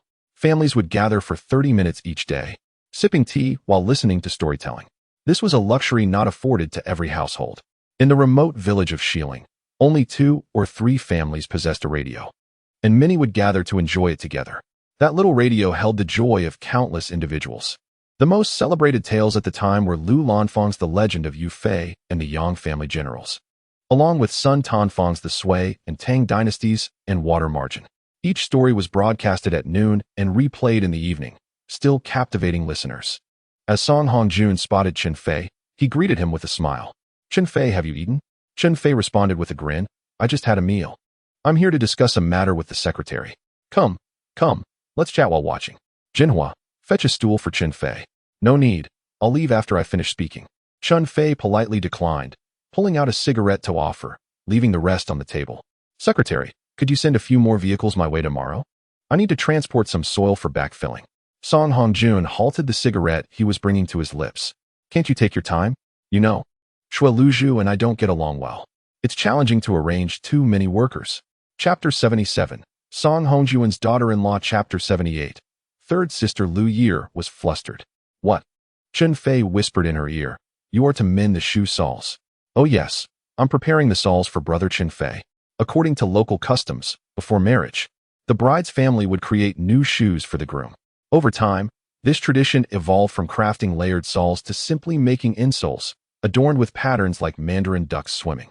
Liu Yeer had been making insoles whenever she found the time, but after being startled by Liu Jinsheng, she nearly forgot her lines. You should sleep early. Don't stay up too late. Liu Jinsheng found it somewhat strange, yet he had no evidence. All right, I'm going to sleep right now. Liu Yeer's face burned as she listened intently to Liu Jinsheng's footsteps fading away, finally allowing herself to breathe a sigh of relief. You scared me. It's all your fault. It takes 2 to tango. Chen Fei would not accept blame. Brother Chen Fei, you truly have a thick skin. Liu Yeer teased him. You are my wife. Everything we do together is perfectly natural. That does seem to be the case. Early the next morning, before dawn, Chun Fei rose. No matter how thick-skinned he was, he could not afford to linger in bed. The craftsman would arrive early to work, and if they saw him, his thick skin would be of no concern. Liu Yeer would feel too embarrassed to face anyone. As usual, he took Woofing to school and then returned with breakfast, buns, fried dough sticks, millet porridge, and tofu pudding, which the family enjoyed heartily. During the meal, Chun Feng reminded Chen Fei not to forget to visit third sister's house, as the Mid-Autumn Festival was approaching. Chen Fei agreed, saying he would take care of it on his way. Just as they were eating, guests arrived. The people from the mountains were diligent workers, never slacking off. They immediately got to work upon arrival. Chun Fei hastily finished a few bites before rushing out to greet them. Soon, Zhu Jiefeng arrived, and Chen Fei discussed with him the matter of transporting earth. He instructed Zhu to refrain from mushroom picking in the morning and instead lead the team to complete the earthwork. They would return to the city after lunch and should still have ample time. Zhu readily agreed and called for the vehicle team. Once everything was arranged at home, Chen Fei set off towards Nanyao. Nanyao was not far from Shilin, only about 2 or 3 miles in a straight line, easily reached by traversing 2 hilltops. However, there was no proper road. A narrow path suitable only for pedestrians wound its way through the mountains, making it difficult for brick-carrying carts to pass. They had to take a long detour to Wengchuan, which added several miles to the journey. Passing by Wengchuan, Chen Fei stopped by the cooperative to purchase some sugar and mooncakes. Sister San's home was in Nanyao, allowing him to attend to both business and familial visits. Nanyao village nestled in a valley was modest in size, with the brick kiln situated at the village entrance. To Chen Fei's surprise, the entire brick kiln was enclosed by a tall courtyard wall, rendering it invisible from the outside. "What do you need, young man?" A long-haired youth observed Chun Fei with a sidelong glance at the entrance. "I've come to buy bricks," Chun Fei replied, pushing his bicycle closer. "Which village are you from?" The youth inquired. "From Shilin," Chun Fei said, offering a cigarette. "Can you deliver them?" The long-haired youth accepted the cigarette, ignited it with a crisp sound, and skillfully exhaled a smoke ring. "Sure, but it's a bit pricey." "How much?" "If you come to fetch them yourself, it's 2 yuan per load. Delivered to your home, it's 3 yuan, provided you assist with unloading." Chen Fei calculated that 2 yuan per load and 3 yuan for delivery meant that each brick cost 1.5 fun. This price was reasonable, so he nodded in agreement. "All right, the price is acceptable. May I take a look inside?" The long-haired youth appeared slightly impatient. "What is there to see? You can trust the quality." Chen Fei replied with a smile. "I need a considerable amount. It's the same, no matter the quantity, payment upon delivery. If the quality is unsatisfactory, you can refuse it." The youth's tone was curt and unappealing, but Chen Fei had no choice. This was the only brick kiln in the vicinity, and he could not afford to seek alternatives. Moreover, he was pressed for time. "All right, I need it for this afternoon." "Will that be feasible?" "Yes, but you'll need to pay a 2 yuan deposit, which is non-refundable." "That's fine," Chun Fei said, handing over the deposit while preparing to leave. The long-haired youth turned to return to the yard. As the door closed, a large dog poked its head out, baring its teeth at Chen Fei, only to be pulled back by the long-haired youth, the heavy chain clanking loudly. Chun Fei sensed a fierce glint in the youth's eyes, but did not dwell on it. Perhaps it was merely a consequence of his profession. Salespeople at the cooperative often exhibited a similar brusque demeanor, knowing one was reliant on their services. Nanyao was a small village, even smaller than Shilin, with only a few dozen households. Chen Fei located Sister San's home based on memory, but discovered the gate tightly shut. After knocking for quite some time, he finally heard a voice from inside. "Who is it?" "Sister San, it's me." Recognizing her voice, Chen Fei was filled with a mix of surprise and joy. After decades apart, hearing Sister San's voice again was a delightful experience. "Xiao Fei." The sound of the door bolt being swiftly drawn was followed by a woman's half-figure eagerly peeking out. Chen Sanfeng, standing at a height of 1.60 m, was strikingly handsome and possessed a strong sense of individuality. She embodied the simplicity and straightforwardness typical of rural girls, yet lacked the boldness of Chen Sifeng. With her wheat-colored skin and a pair of large, expressive eyes that inherited the distinctive charm of the Chen family, she was quite captivating. Her eyes sparkled with delight upon seeing Chun Fei. "Why are you here? How are elder sister and the 4th sibling? Is Woofing still in school?" Chen Sanfeng inquired, wrapping her arms around Chun Fei and bombarding him with questions. The sudden intensity of her affection caused Chun Fei to blush deeply, prompting him to extricate himself hastily. "Sister, I've come to bring you mooncakes. Everything is well at home." It was only then that Chun Sanfeng noticed Chen Fei was riding a bicycle, which surprised her. "Where did you get the bicycle?" "I borrowed it from Miao Zhuangzhuang's family," he replied, turning to push the bike. With a playful admonition, Chun Sanfeng remarked, "Just come without the fuss. Why spend money on this? Come inside." As Chun Fei pushed the bike indoors, he responded, "One must observe the proper etiquette. Besides, I missed you, third sister." Suddenly, Chun Sanfeng fell silent. Chun Fei glanced at her side profile, and she hurriedly turned her face away. However, in that fleeting moment, he distinctly noticed her eyes glistening with unshed tears. Was he being overly sentimental? Upon reaching the courtyard, Chun Fei secured the bicycle and retrieved the mooncakes and sugar, following Chun Sanfeng into the house. With a soft rustle, the door curtain parted, and Sanfeng's mother-in-law, Li Sui, emerged from the main room. Li Sui was the epitome of a rural woman, her weathered face resembling unglazed pottery, lips parched and cracked. She wore a simple black tunic and matching loose trousers, her ankles wrapped in cloth, and donned handmade cloth shoes. Upon seeing Chen Fei, she appeared slightly taken aback, but remained silent. It wasn't until Chun Sanfeng introduced him that she responded with a nonchalant hum, indicating he should take a seat in the house before turning back inside. Chen Fei's expression darkened. In his previous life, having achieved the status of a billionaire CEO, he had witnessed much. At that moment, an inadvertent gesture from Li Sui, combined with his sister's subtle expression, led him to deduce that her relationship with her in-laws was rather strained. This thought inevitably conjured memories of his past life. When after a quarrel with her in-laws, Sanfeng returned to her parental home, only to find it in ruins. Despondent, she retreated to a dilapidated temple in the nearby mountains, not seeking monastic life, but opting for solitude. After the Cultural Revolution, such practices were frowned upon. Later that night, a wolf entered the temple, and the once hallowed space fell silent. Days later, when someone stealthily entered to offer incense, they discovered Sanfeng's body, unrecognizable from the ravages of time. With no one else around, she was hastily buried. The more Chun Fei pondered, the more disheartened he became. Could it be that his rebirth altered the course of events from his previous life? Chapter 79. I Stand Behind You. Page retrieval failed, waiting for a new attempt. Chapter 80. Monkey head. This tree was rather thick, making it challenging to climb. Nevertheless, even the difficult ascent was necessary. Chun Fei called out loudly, summoning his elder sister. Hearing his voice, Chun Feng approached with two little girls, astonished as she asked, "Xiao Fei, what brings you here? Have you seen your third sister?" "I have. She is doing well. I chatted with her for a while before returning." According to the trajectory of her past life, Sister San returned to her family home after a quarrel with her in-laws, only to find it deserted. In her state of confusion, she ascended the mountain. Now, her family has turned its fortunes around. Their house is nearing completion, and soon a new bride will join the family, bringing joy and harmony.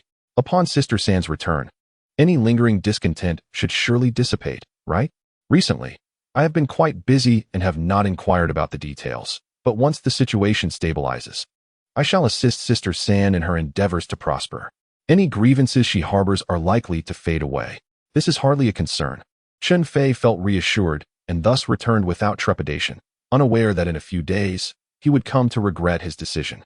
However, that is a matter for another time and shall not be discussed now. Upon hearing this, Chen Feng felt a sense of relief. "What do you need me to do now?" Chen Fei pointed to a large oak tree before them. "There are treasures atop this tree. I shall climb up and retrieve them while you catch them below."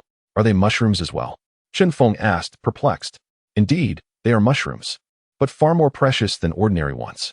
Chen Fei spat into his palm, rubbing his hands together, eager to begin.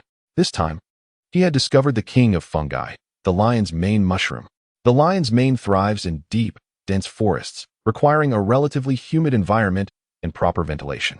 It enjoys sunlight, but is wary of intense light exposure. It feeds on decaying trees, which must not be completely dead, making its growth conditions rather stringent. Rarity adds to its value. Thus, the price of lion's mane mushrooms is exorbitantly high. As expected, upon climbing to a broken branch of the oak, Chun Fei spotted a cluster of white fungi resembling a lion's mane, causing his heart to leap with excitement.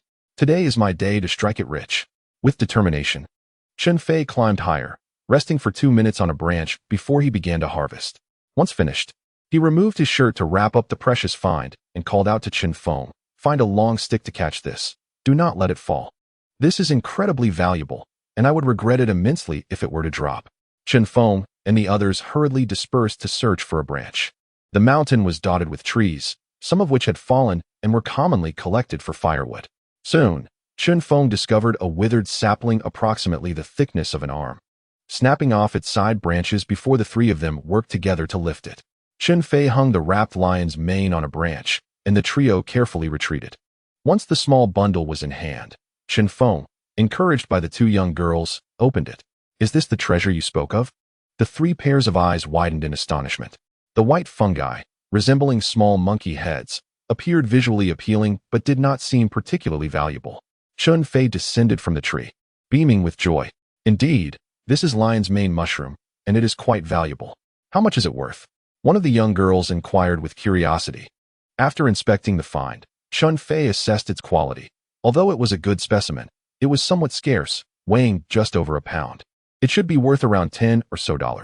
In a previous life, lion's mane mushrooms once commanded a price of $500 per pound, but currently, it would likely fetch no more than this.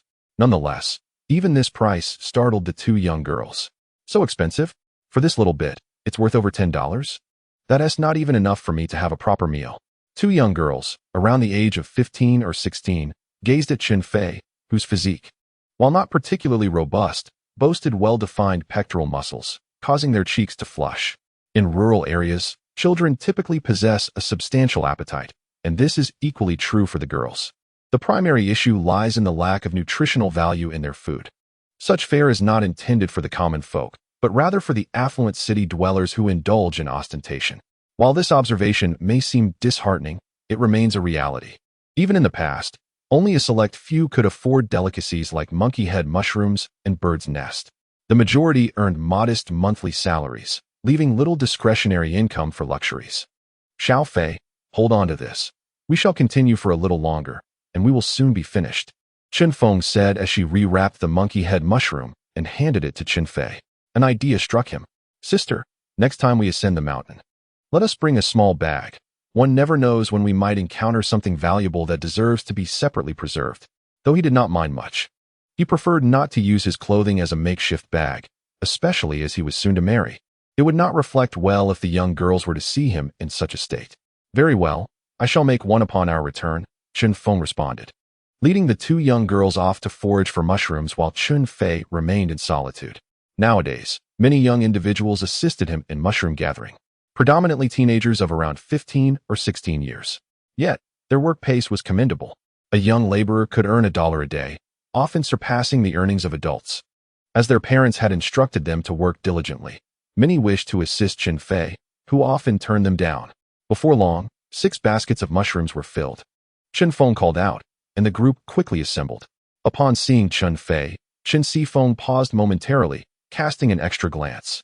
"Xiao Fei, what are you doing? There are young girls here, and you aren't even dressed properly." Her words, albeit teasing, held a degree of jest. Chun Fei rolled his eyes at her, inviting her to ponder the implications. Naturally, this resulted in her ears being playfully pinched, a customary sibling interaction. Upon returning home, Chun Fei immediately dove into the house, rummaging through drawers and cabinets, while Chun Fei assisted in finding a small bag to store the monkey head mushrooms properly. Just then, Zhu Jiefeng returned with a horse-drawn cart. This marked his 3rd trip. The southern room had been filled in, and it was anticipated that the work would be nearly complete by the afternoon. At this juncture, Chen Fei had begun to prepare a meal, but Chen Fei urged her not to trouble herself over it. "There is a shortage of this and that. It's too much hassle. Chen Fei, go. You can come eat at my house," Liu Ye'er suggested, her cheeks turning pink as she recalled the previous night's events. However, her home lacked anything particularly appetizing. At most, she could muster a few boiled eggs, but she was uncertain whether her parents would approve. "No, I wouldn't want to impose," Chen Fei replied. "I will go to the hot springs and bring something back." "Fourth sister, is that all right?" "Sure. I estimate the brick delivery cart will arrive shortly. If I am not back, please pay for it. And remember, it's $3 per hat." "Understood." Chen Fei replied eagerly, her enthusiasm bubbling over. "Xiao Fei, may I go instead? Can you ride a bike?" Chen Fei inquired. "I cannot, but you can teach me," Chen Fei asserted confidently. Perhaps it would be better to let Liu Yeer go instead. Mastering biking takes time, Chen Fei mused, recalling his future bride. Liu Yeer had indeed learned, but had yet to be seen riding. Liu Yeer, would you like to go? Liu Yeer clutched her garment, her face a mask of anxiety. I can ride at the wheat field, but I'm afraid of the townsfolk. What if I collide with someone? What is there to fear? Just ride. Chen Fei replied nonchalantly. Chen Fei blurted out, why don't you give it a try? If trying is all it takes, then I shall. Chen Fei grasped the handlebars, pushed off with her left foot, and with a powerful thrust from her right foot against the ground, she swung her leg over and mounted the bike. She took off, speeding ahead as if she were one of those reckless drivers who accelerate to 100 miles per hour right from the start, and remarkably steady at that. Chen Fei was utterly astonished. Sister, you're incredible. A natural talent. But the next moment, Chen Fei cried out in panic. Chen Fei, how do I stop? I can't stop. Chapter 81, The Grim-Faced Driver. She had managed to ride, and was moving swiftly without falling or colliding, darting forward with impressive speed. In stark contrast to Liu Yeer, who was too timid to even attempt it. While Liu Yeer could not learn, Chen Fei grasped it instantly. Albeit with one major flaw, she didn't know how to halt. How do I stop? She shouted, pedaling furiously. The brakes. No, I mean the lever. Where's the lever? While Chen Fei continued to shout, she pedaled on relentlessly. Chen Fei, panting heavily, chased after her, his breath coming in gasps. Chen Fei was moving too fast for him to catch up. Zhu Jiefeng, who had been unloading dirt, dropped his shovel and dashed out, tailing closely behind Chen Fei. Miao Zhuang and Aunt Guiying called from behind, slow down. Don't fall. If she falls, it won't matter too much for her, but will the bicycle be all right? Shilling village was small, and soon Chen Fei reached a bend, causing Chun Feay's heart to leap into his throat. What if she can't make the turn and crashes into a wall? How do I turn? Chen Fei yelled. Twist the handlebars. But not too much. Before Chen Fei could finish his sentence, Chen Fei deftly turned the corner. Just as Chen Fei breathed a sigh of relief, a sudden rumbling sound made his hair stand on end. It was a tractor. Of all times, why now? With Chen Fei riding for the first time, she turned the corner only to encounter the tractor. This could end badly. In an instant, Chun Feay's eyes widened with alarm. He summoned all his strength, his legs propelling him forward at a speed that felt like four-wheel drive, sprinting ahead with utmost urgency. But someone was even faster. Zhu Jiefeng, with an inexplicable burst of energy, whizzed past Chen Fei like a gust of wind, rounding the corner and vanishing from sight. Chen Fei blinked, nearly losing his composure. Zhu Jiefeng was truly courageous. With such speed, he could easily compete in the Olympics and secure a gold medal. As he rounded the bend, Chun Fei discovered that Zhu Jiefeng had not gone far, merely a few dozen meters beyond the turn, leaning against his knees, gasping for breath. A tractor was rumbling by. Meanwhile, Chen Fei had miraculously passed the tractor and continued onward, unharmed. Chen Fei was momentarily dumbfounded. Was sister really this gifted? Riding a bicycle for the first time, balancing independently and managing to turn, all without assistance. Her skills were commendable. It seems that the misfortunes of Sister 4 in this lifetime have finally come to an end. Is my presence still required? As Chen Fei receded further away, Chen Fei could only shout from behind. No need. Riding a bike is quite simple. Aside from the inability to dismount, everything else poses no difficulty. Chen Fei replied while pedaling. Well then, as long as you can ride. As long as you don't encounter motor vehicles, even if you fall, it's not a big deal. At worst, I can buy a new bike to compensate Aunt Guiying. After all, I was planning to purchase one anyway. Had it not been for the construction of a house, I would have acquired one long ago. Chun Fei halted, giving a thumbs up to Zhu Jiefeng. Brother Jiefeng, you are impressive, running so swiftly. Zhu Jiefeng panted, a silly grin on his face. I used to train regularly, but I've let it slide during this period. Speaking in the humblest of tones while engaging in the most ostentatious actions, Chen Fei silently ridiculed him, yet harbored not a shred of doubt. For Zhu Jiefeng was a bona fide militia captain, undoubtedly possessing exceptional physical prowess. Just then, a tractor approached, and the driver slammed on the brakes. Turning his head to inquire brusquely, "Where is Chun Feay's home?" His tone was harsh and lacking in courtesy, prompting Chen Fei to scrutinize him further. In his 30s, with a dark complexion and an impassive expression, he appeared as if someone owed him 100 yuan. However, people come in many forms. Some are simply born with a cold demeanor, and Chun Fei paid it no mind. That would be me. Please follow me. He turned back to retrace his steps. Upon arriving at his doorstep, the driver halted the vehicle, and Chun Feay took the time to inspect the bricks, discovering the quality to be satisfactory, with no apparent flaws. He then addressed the driver. Shall we settle the payment after unloading? The driver, maintaining his stony expression, uttered a single word, fine. Subsequently, Chun Feay summoned Old Ma, instructing him to arrange a few individuals to unload the truck while concurrently discussing future tasks. Uncle Ma, you know how to lay bricks, don't you? Chen Fei offered him a cigarette, inquiring. Old Ma accepted it, lighting up with a cheerful smile. Indeed, I have worked for both the village head and the party secretary. Are there many craftsmen among them who can build walls? In the past, the village primarily utilized earthen walls or walls directly compacted from soil. Thus, Chen Fei needed to clarify this to avoid potential issues. I estimate there are 2 or 3 who can. It's hard to say about the others. Old Ma answered candidly. Very well, as long as you are aware, remember to stagger the joints. Staggering the joints means offsetting the brick seams so that the bricks support one another, resulting in a sturdier wall. Understood, I will inform them. Old Ma responded with a smile. Before long, the bricks were unloaded, and Chun Feay settled the bill on the spot, 15 yuan per truckload, totaling 45 yuan. Upon receiving the payment, the driver said nothing and began to shake the vehicle. Chun Feay reminded him to continue the delivery. The driver nodded, shook the vehicle, and drove off without delay. Just as the driver departed, Chen Fei returned, bearing a full basket of stewed noodles and a thermos filled with soup. Stewed noodles, also known as furnace noodles or steamed noodles, are a distinctive and flavorful dish from the north, belonging to the Hunan cuisine. They are made with various ingredients combined into a stew served with noodles, accompanied by both steamed and tossed vegetables, with primary ingredients including noodles, pork belly, yellow soybean sprouts, green beans, ginger, and celery. With a history spanning nearly 2 millennia, it stands as one of the earliest fast foods in the world. Its golden hue enticing to the eye, its chewy texture delightful to the palate, and its subtle fragrance captivating to the senses. Often paired with spinach and egg soup due to its somewhat dry nature. During the meal, Chen Fei could not resist inquiring how she had managed to disembark last. Chun Feay raised an eyebrow with a hint of pride, declaring, "Is such a trivial matter capable of stumping your 4th sister? This is merely a matter of handling it deftly." Liu Yeer gazed at her with admiration, exclaiming, "4th sister, you truly are remarkable."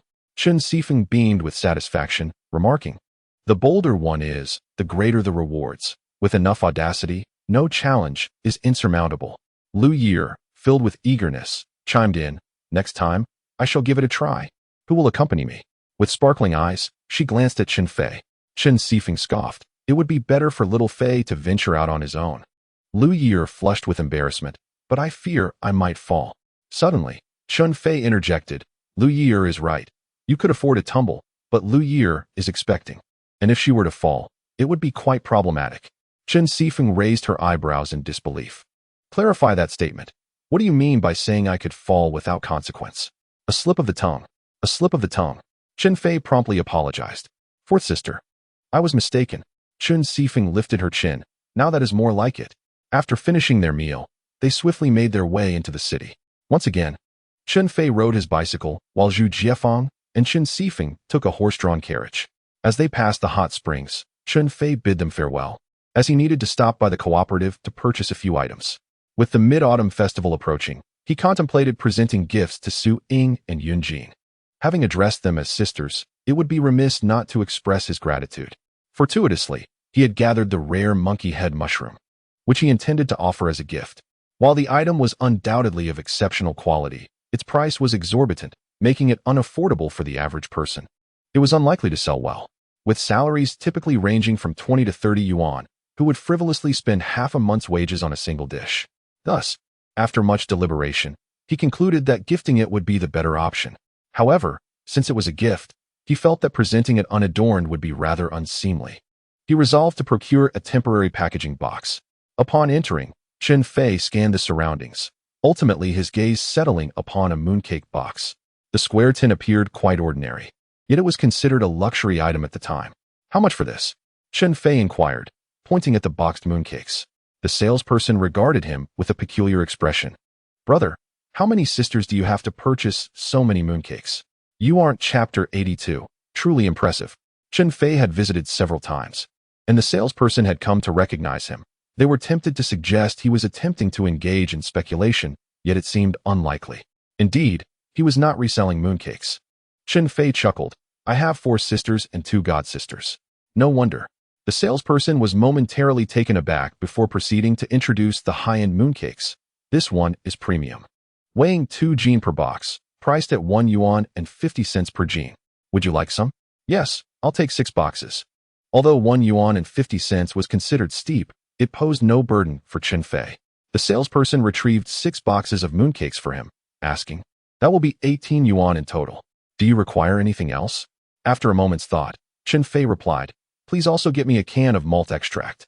I must visit the hospital to see area shortly.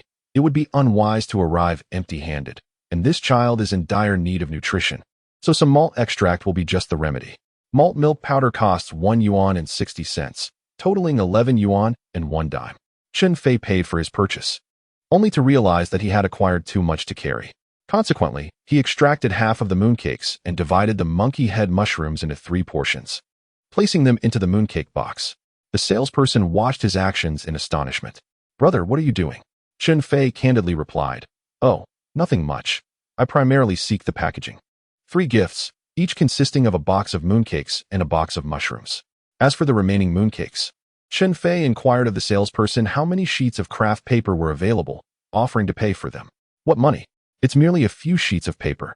Having visited frequently, Chen Fei had become a familiar face. The salesperson handed him the craft paper and wrapped the mooncakes. Chun Feay then exited, striding away with purpose. Upon reaching the county town, Chun Feay made a beeline for the state-run restaurant. He had previously coordinated with Sister C that they would visit the machinery factory and the liquor factory, while he would go to the restaurant and then meet at the hospital. Arriving at the restaurant, the 2 baskets of mushrooms were weighed, totaling 113 jin, amounting to 56 yuan and 5 dimes. Chun Fei collected the payment, grinning as he gazed at Su Ying. Sister, shall we take a look at your office? Su Ying shot him a deep glance, with a hint of surprise in her beautiful eyes. All right, follow me. She turned and walked briskly towards the office in her small leather shoes. Once inside, Chun Fei presented the gifts. Sister, these are for you. Although gifting is a common gesture, it is not ideal for outsiders to witness. Su Ying glared at him, playfully rebuking, what gifts? I'm not an outsider. Besides, the organization has already distributed mooncakes. You should take them back. Chen Fei scratched his head and smiled. Now that I've brought them, it makes no sense to take them back. Besides, you are my sister. Isn't it perfectly normal to gift you mooncakes on the 15th of August? Just open it and see. Su Ying had no retort. All right, let me see what filling it has. Upon opening, she discovered a nut filling. Nothing special. Chen Fei scratched his head, realizing he had forgotten to mark it. Sister, there's another box. Su Ying opened a second box, and instantly several plump, white, adorable mushrooms caught her eye. Monkey head mushrooms. You are quite fortunate to have found these. And this gift box, impressive. Su Ying exclaimed, her eyes crinkling with delight, the fine lines at the corners appearing to smile.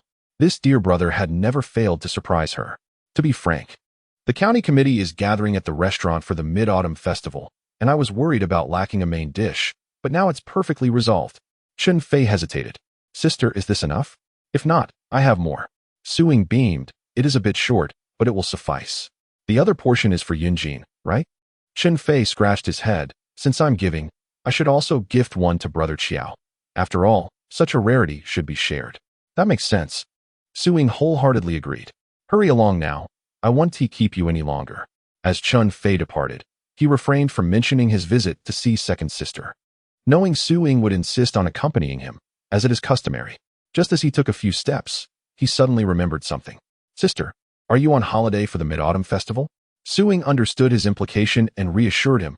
Don't worry, the restaurant is not like other workplaces. We won't be closing. That's good, otherwise I would lose a few days of earnings. Su Ying escorted Chen Fei out, and they chatted and laughed together. Li Shui, standing not far away, listened, her heart filled with myriad emotions. Every day brings in such considerable earnings, yet no one seems to take notice. As Chun Fei prepared to leave, Li Shui hurriedly pursued him. However, he disregarded her entirely, mounting his bicycle and departing. Frustrated, Li Shui stamped her feet in anger. Chen Fei, your callousness will surely bring you retribution.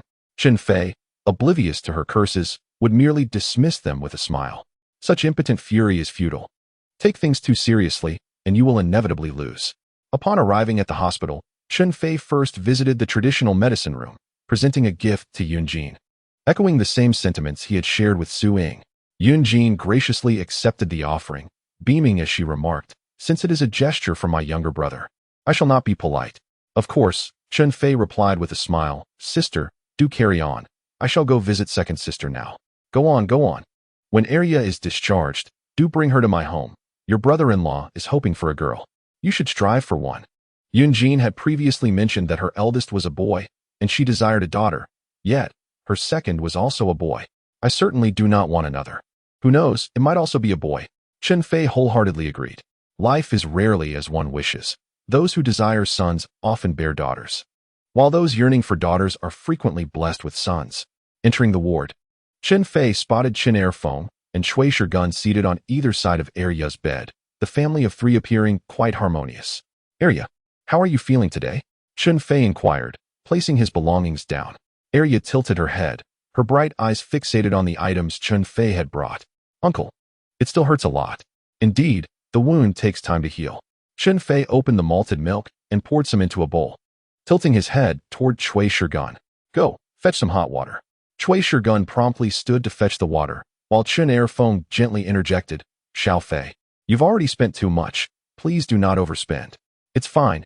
Arya cannot consume solid foods right now and must have liquid nourishment. Excessive chewing could hinder the healing process. Malted milk is nutritious. Let her have plenty, and if it's insufficient, I shall procure more." Chun Feng's eyes glistened with tears, yet a comforting smile graced her face. It had been a long time since she had smiled like this. Having a younger brother is truly delightful. Before long, Shui Gun returned with the hot water. Chen Fei prepared a small bowl, stirring it thoroughly, then blew on a spoonful before offering it to Arya. "Arya, do taste it. Is it sweet?" After a sip, her eyes crinkled into crescents. "So sweet. I've never had this before. Brother, may I try?" "No need." After a while, Chen Feng and Zhu Jiefeng arrived. The small bowl of malted milk was nearly finished. Chen Fei encouraged them to converse while he made his way to the distillery. Although he could have asked Chen Feng to deliver it, he felt it more courteous to go himself. Xiao Guozhu was somewhat taken aback upon seeing him. "Chen Fei, what brings you here? Was there an error in the calculations?" "No, it's just that with the Mid-Autumn Festival approaching, I happened to discover some monkey head mushrooms in the mountains today and thought to bring them to you." Chen Fei placed the mooncake box on Xiao Guozhu's desk. Upon opening it, Xiao Guozhu's expression shifted dramatically. "This is a fine item. Why not sell it for money?" Chun Fei chuckled. "Money is inexhaustible, yet the bonds of friendship are priceless, are they not?" "Indeed," Xiao Guozhu pondered.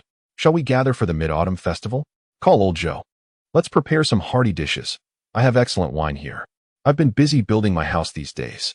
Once it's completed, I will invite a few brothers and sisters to my wedding." Chen Fei spoke candidly. "Then I shall eagerly await the celebratory feast." Xiao Guozhu laughed heartily, rising to see him off, but Chen Fei politely declined. Outside, just as he was about to mount his bicycle, a clear female voice rang out. "Chen Fei? Zhu Caixia?" Upon raising his eyes, Chen Fei beheld Zhu Caixia standing a short distance away, her ordinary blue work attire failing to conceal her striking figure. "Indeed, it is you." Zhu Caixia's eyes sparkled upon seeing him, her cheeks flushed, exuding an aura that was distinctly captivating. "Are you here to sell mushrooms?" She nearly bounced in front of Chen Fei, her lively demeanor prompting him to instinctively take a step back. "Yes, I am here to sell mushrooms." Seeing his reaction, Zhu Caixia playfully chided. "What, do you think I could eat you?" Her skin was fair, a stark contrast to the rugged appearance of a village girl, indicating her urban background. Yet, her playful expression brought a slight blush to her cheeks. Chen Fei had only ever witnessed such expressions from women who harbored feelings for him, and he couldn't help but feel a twinge of caution. After all, he was a married man and needed to maintain his distance. "No, I was just pondering what delicacies to bring back for Liu Yeer." His words nearly brought tears to the beautiful woman's eyes, her expression growing somber as she kicked the ground with her feet. Chen Fei, having turned down countless affluent young women in his past life, felt a pang of guilt. This woman was different. She was an ordinary person, not seeking his vast wealth, merely misled by a unique experience. After half a minute of silence, Zhu Caixia seemed to regain her composure and lifted her head, her smile restored. You are truly kind to your partner. May I meet her sometime?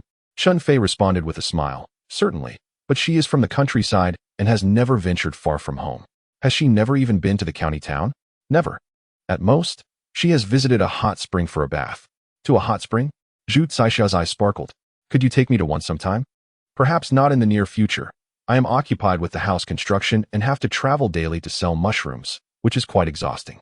Chun Fei gently declined, noticing her downcast expression.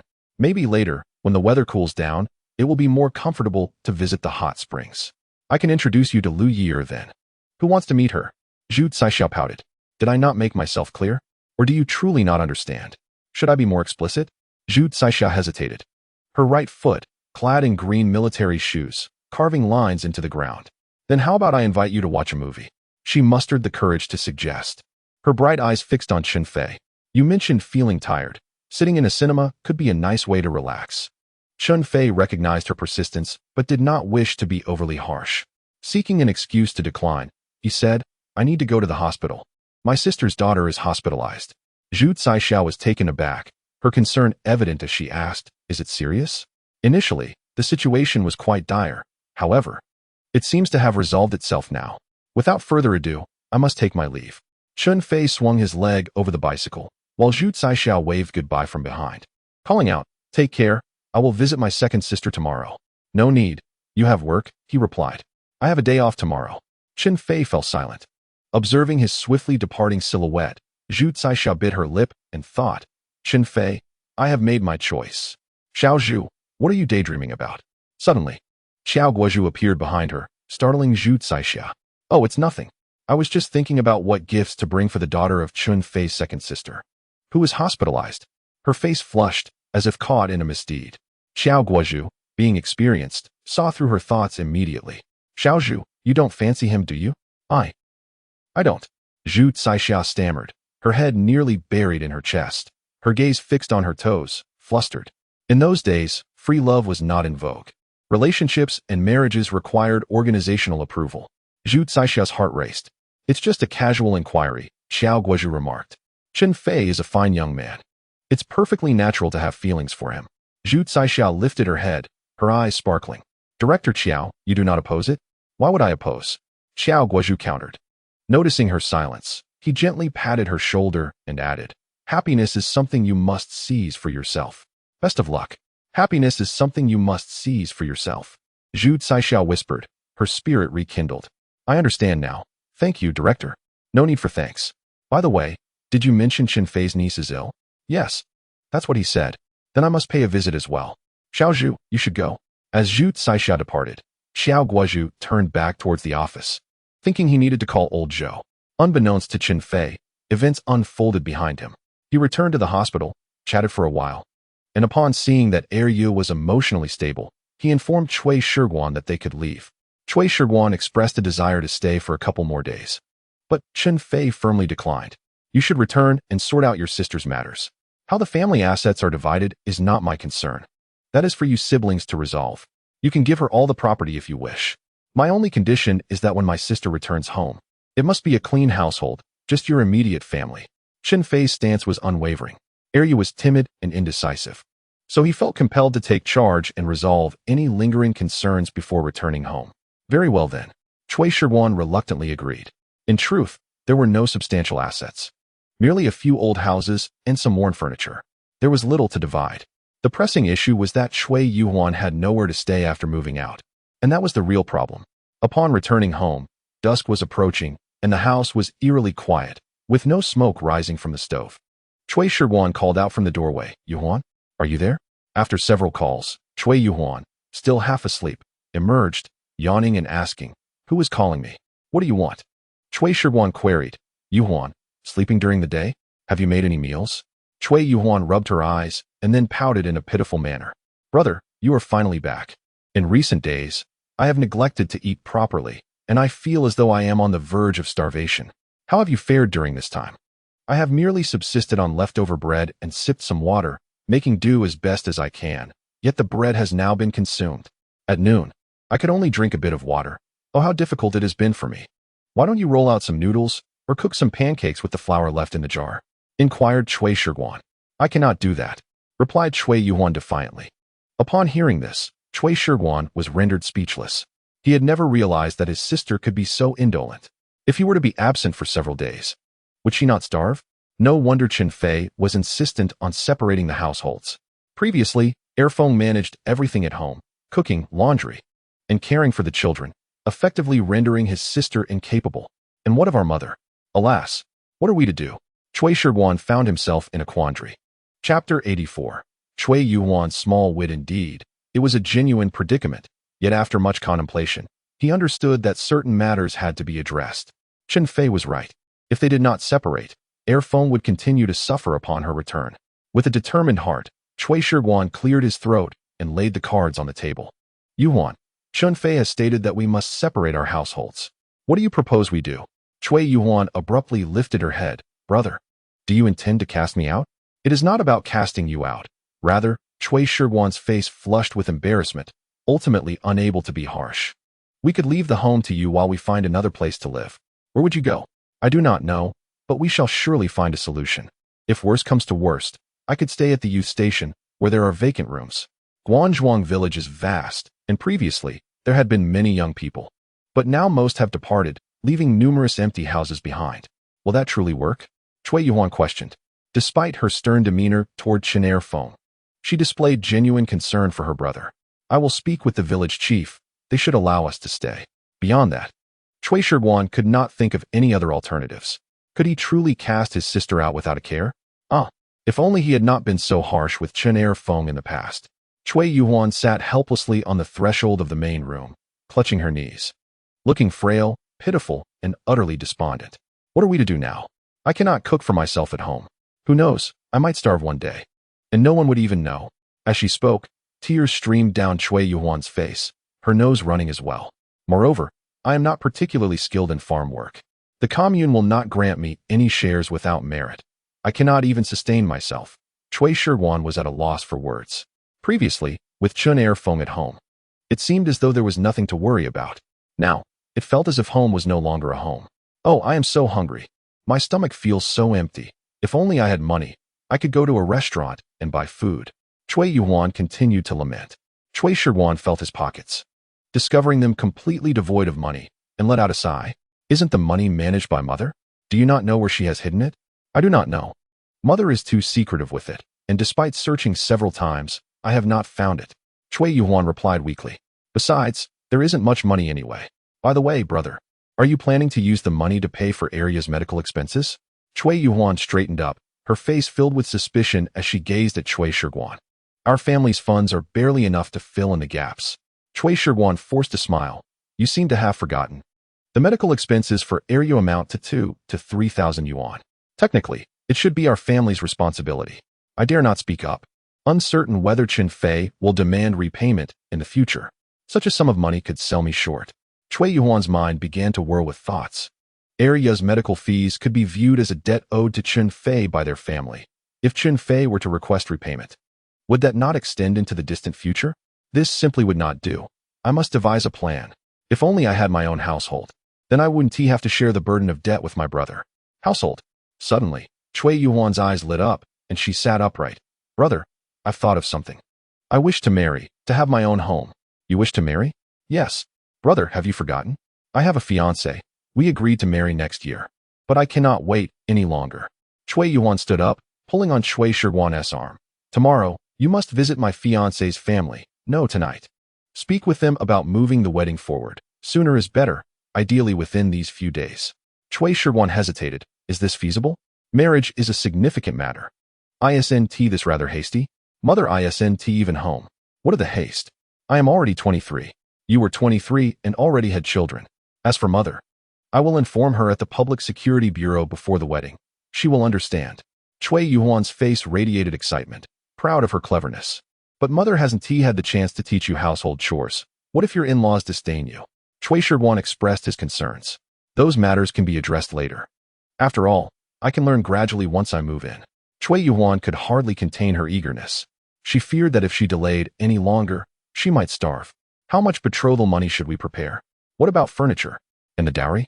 Brother, this is quite overwhelming. Cui Shiguan grew increasingly disheartened. His life felt like a continuous cycle of toil, yielding little reward. Year after year of hard work, and yet they remained impoverished. The betrothal money is up to them. Furniture is of little concern, but we must clarify that our family will not provide a dowry, and I am not particularly skilled in domestic tasks. Determined to escape her plight and expedite her marriage, Cui Yuhuan was resolute. Are you truly this determined? Cui Shiguan gazed at his sister in astonishment. Had she taken leave of her senses? He recalled just days prior when she had insisted on a minimum of 88 yuan for the betrothal, alongside 3 rounds of music. How had she suddenly changed her stance? Yuhuan, are you serious? Cui Shiguan felt the need for confirmation. Of course I am serious. What other choice do I have? Cui Yuhuan rolled her eyes. My brother-in-law cannot accommodate me, and I do not know how to cook. I must find someone to support me. Well, you make a valid point. Cui Shiguan stood. I will go make some flour dumplings. Would you like some? Yes. Though flour dumplings may not fully satiate hunger, they were certainly preferable to nothing at all.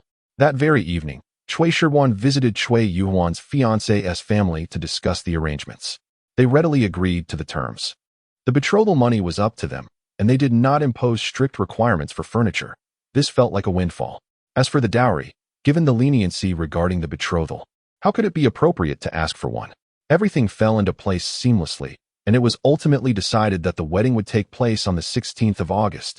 The arrangements were kept simple: 2 sets of bedding, 2 outfits, and a meager 10 yuan as betrothal money. It could be described as exceedingly modest. The following day, Cui Shiguan entered the city and discussed the matter with Chen Fei. Chen Fei, taken aback, covered her mouth in astonishment, and after a long pause remarked, Shiguan, are you not being a bit hasty? Shouldn't we, as brother and sister-in-law, offer a proper send-off? Cui Shiguan, feeling helpless, replied, the issue lies in the lack of funds. I intended to sell some trees from home to buy a trunk for Yuhuan, but it seems there is insufficient time. Tomorrow is the 15th of August, and the wedding is the day after. There is simply no opportunity to prepare any furnishings. What shall we do if we do not provide a send-off? Others may say I lack decorum. Chen Fei, possessing a heart of gold, despite the previous treatment from her sister-in-law, remained concerned about propriety. Why not take this 5 yuan and purchase a trunk for Yuhuan? No, that is unnecessary. I will find another way. Chen Fei offered the 5 yuan, but Cui Shiguan hesitated to accept it. This was the money Chun Feay had given them for meals. What if Chun Feay discovered it? Would he not be angry? Cui Shiguan felt a sense of trepidation. On the sickbed, Arya's eyes darted around inquisitively, lost in thought. Sister, what are you discussing? At that moment, Chun Feay entered, startling Cui Shiguan. And nothing at all, he stammered. But I heard something about money. Could I have misheard? Chen Fei's gaze was sharp as a knife, making Cui Shiguan uneasy, prompting him to seek assistance from Chen Fei. Chapter 85. Zhu Caixiao's persistence. Fei timidly retracted the 5 yuan, cautiously inquiring, Xiao Fei. Shiguan mentioned that his sister is about to leave, so I hope you won't hold it against me. Leaving in their dialect implied marriage. Chen Fei was momentarily taken aback. Why the sudden departure? Cui Shiguan awkwardly stared at his toes and stammered. Well, Yuhuan isn't very adept at household chores. And she hasn't been eating well these past few days, so...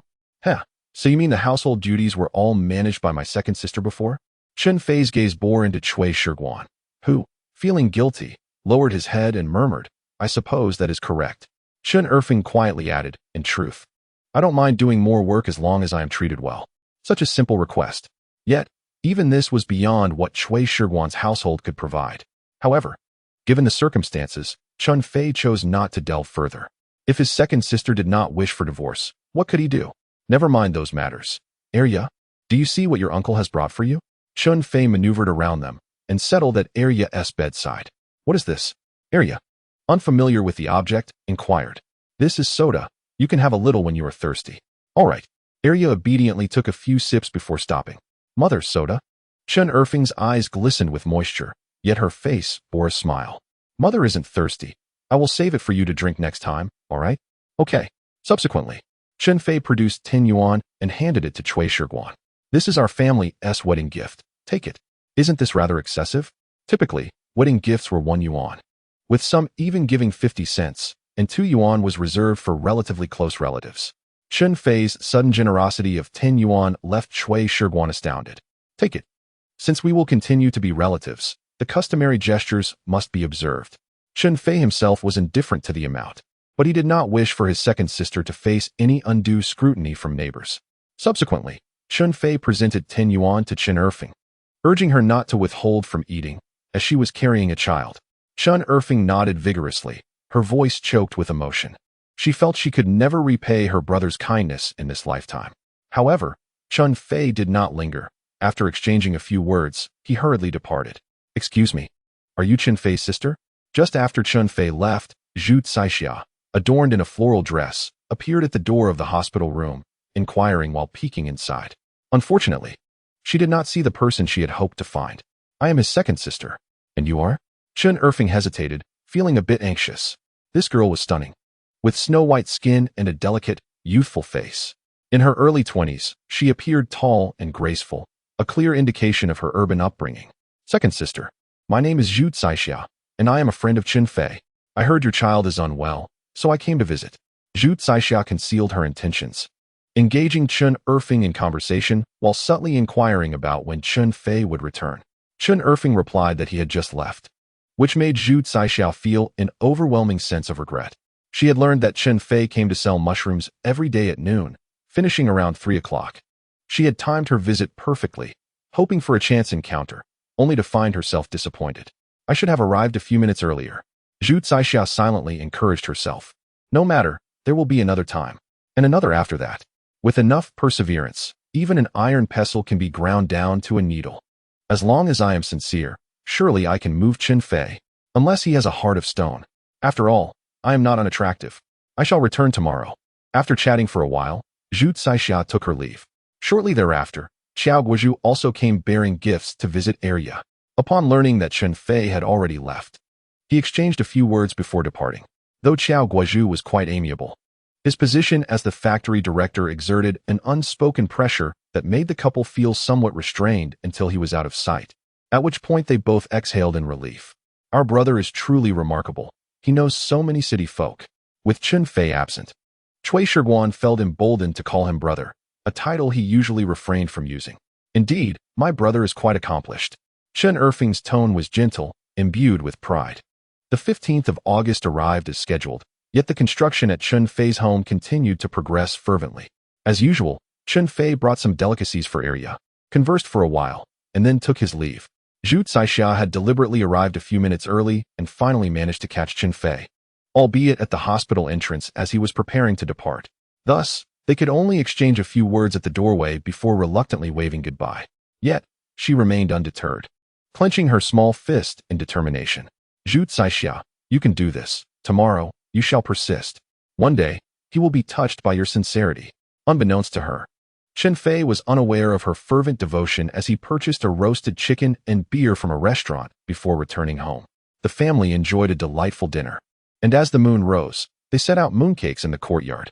Chun Feng stealthily lit incense and bowed towards the moon, making wishes that remained a mystery. Seeing Chun Feng bowing, Arya mimicked her, prompting laughter from everyone present. As the incense burned out and the mooncakes were put away, each person enjoyed a piece while engaging in light-hearted conversation. The artisans, brimming with enthusiasm, completed the walls of the east and west wings within 2 days, having already erected half of the southern room, and it is anticipated that the construction will be fully completed by tomorrow. The next step involves raising the beams, erecting the columns, and once the roof is in place, the house will be ready for habitation. The entire family was filled with hopeful anticipation.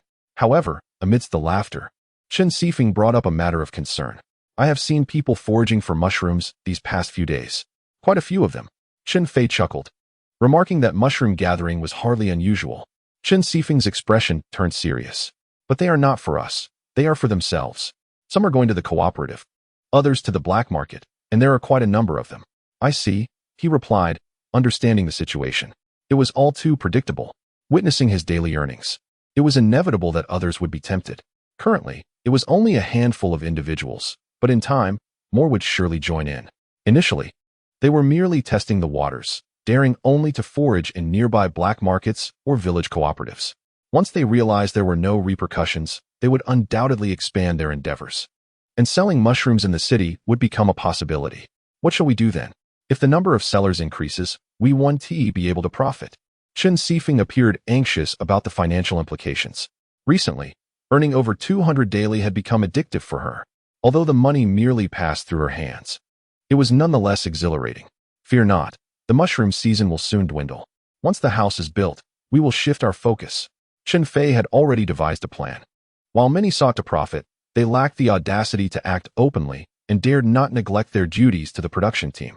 After the Mid-Autumn Festival, the autumn harvest would soon commence. Even if some took the time to gather mushrooms, it would not significantly impact their lives. With a new house providing more space, they would be able to embark on their next venture. Otherwise, relying solely on mushrooms would lead to inevitable depletion. You need not worry. As long as you trust my judgment, he reassured her. Chen Fei, though fierce, acknowledged her limitations, knowing her intellect did not match her brother's. Thus, she entrusted the strategic matters to him. Little Fei, could you share your plans with me?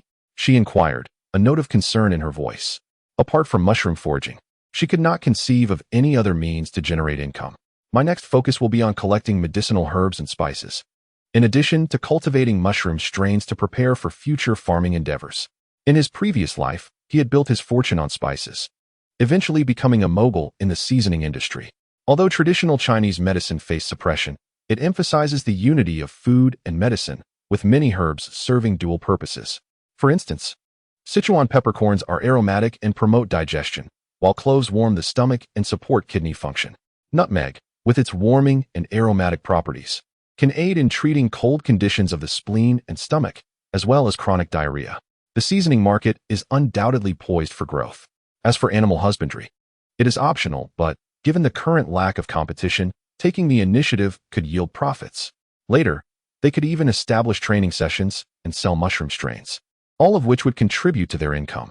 In this new life, I am determined to pave a broader path than in my past. Can mushrooms be cultivated? The women exclaimed in astonishment. Aren't they supposed to grow on their own? Of course, they can be cultivated, but it requires the development of mushroom strains. Chen Fei replied confidently. You may handle it as you see fit. After all, we are all ignorant. Liu Ye's eyes curved like crescent moons. Although she could not comprehend, she sensed that Chun Feay exuded an air of competence. You need not concern yourself with anything. Simply await your marriage and the ensuing comforts. I have not yet spoken of marriage.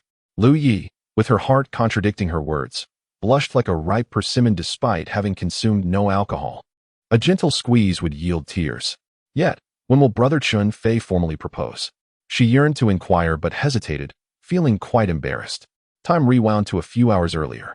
Cui Shirgun and his sister visited the detention center to see Ma Hainiu, informing her that tomorrow Yu Huan would be wed. Ma Hainiu's countenance nearly drooped to the ground, seething with indignation. This cannot be. You are not without suitors. How can you so cheaply offer yourself in marriage? Chapter 86. Why is this different from what I imagined? Cui Yuan was in tears. But I cannot support myself. Ma Hainiu wept profusely. It is I who have brought this upon you. I thought that cherishing you for even a day would suffice, yet I have spoiled you instead. After weeping for a while, Ma Hainiu wiped her tears and began to advise Cui Yuan. It is all right, muster your spirits. At worst, once you enter the household, be proactive and conceive quickly. They will have no complaints. Cui Yuan trembled in shock. Mother, what are you saying? What mother says is the plain truth. The fundamental duty of a woman is to bear children. As long as you can present them with a grandchild swiftly, your worth will rise. And it matters not if you lack skills.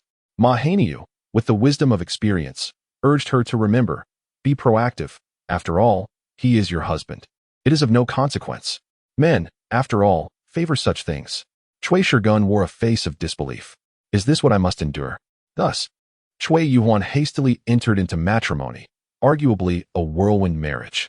The mother and daughter, in their naivety, believed that simply being able to bear children would suffice, unaware that the in-laws were no easygoing folk.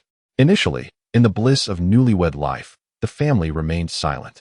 However, as time passed, the mother-in-law grew discontent. Daily, she berated, hinted, and cast aspersions. Cui Yuan, unyielding, retorted, it was agreed that I do not possess many skills, hence the 10 yuan bride price. Otherwise, what merit would my beauty hold in marrying into your family? The mother-in-law immediately scolded. Not knowing how to work can be learned, at the very least. You must know how to cook and do laundry. Eating and sleeping, sleeping and eating. Even pigs aren't as lazy as you. The conflict between mother-in-law and daughter-in-law ignited instantly. Cui Yuan believed the man would pamper her. To her astonishment, he offered no words but delivered a resounding slap. How dare you retort against my mother? What emboldens you? Cui Yuan was left dumbfounded. Her brother never acted this way. Why was she treated so differently? This is not what I envisioned. Domestic violence can be singular or countless. Cui Yuan found herself beaten frequently, compelled to learn household chores, daily motivating herself. It's fine. Once I conceive, I will hold power. Surely they will not dare to strike me then. However, when she finally became pregnant, expecting to elevate her status, she still faced the iron hand of domestic discipline. Cui Yuan wept heartbrokenly. Why is this happening? I am bearing your family's child, yet you still strike me? The mother-in-law maintained a stern expression, radiating disdain. 3 days without a reprimand, and chaos ensues as if no one has ever borne a child. Cui Yuan wept uncontrollably. I wish to divorce. You are treating me too harshly. Dare to divorce? I shall break your legs. A man seized a wooden stick, causing Cui Yuan to shudder and behave submissively. Many days later, Ma Hanyu learned the news and nearly suffered a cerebral hemorrhage on the spot. However, this bore no connection to Chen Fei. The paths we choose are our own, and we cannot blame others.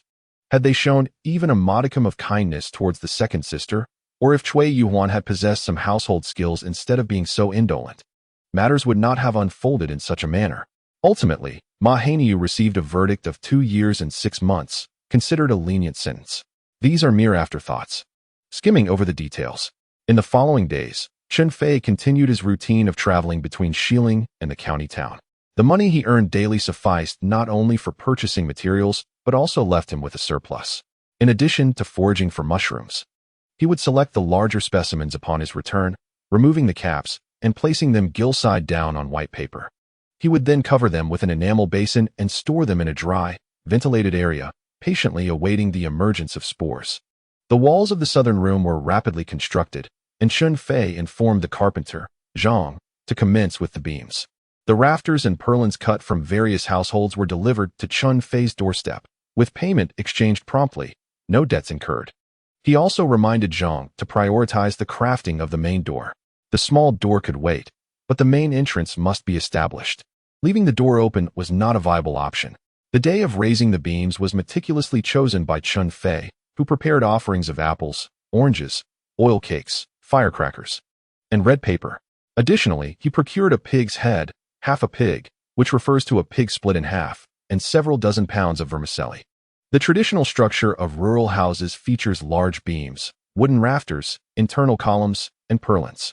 When installing these timbers, one must distinguish between the visible and hidden columns, ensuring that the roots remain below while the treetops are positioned above.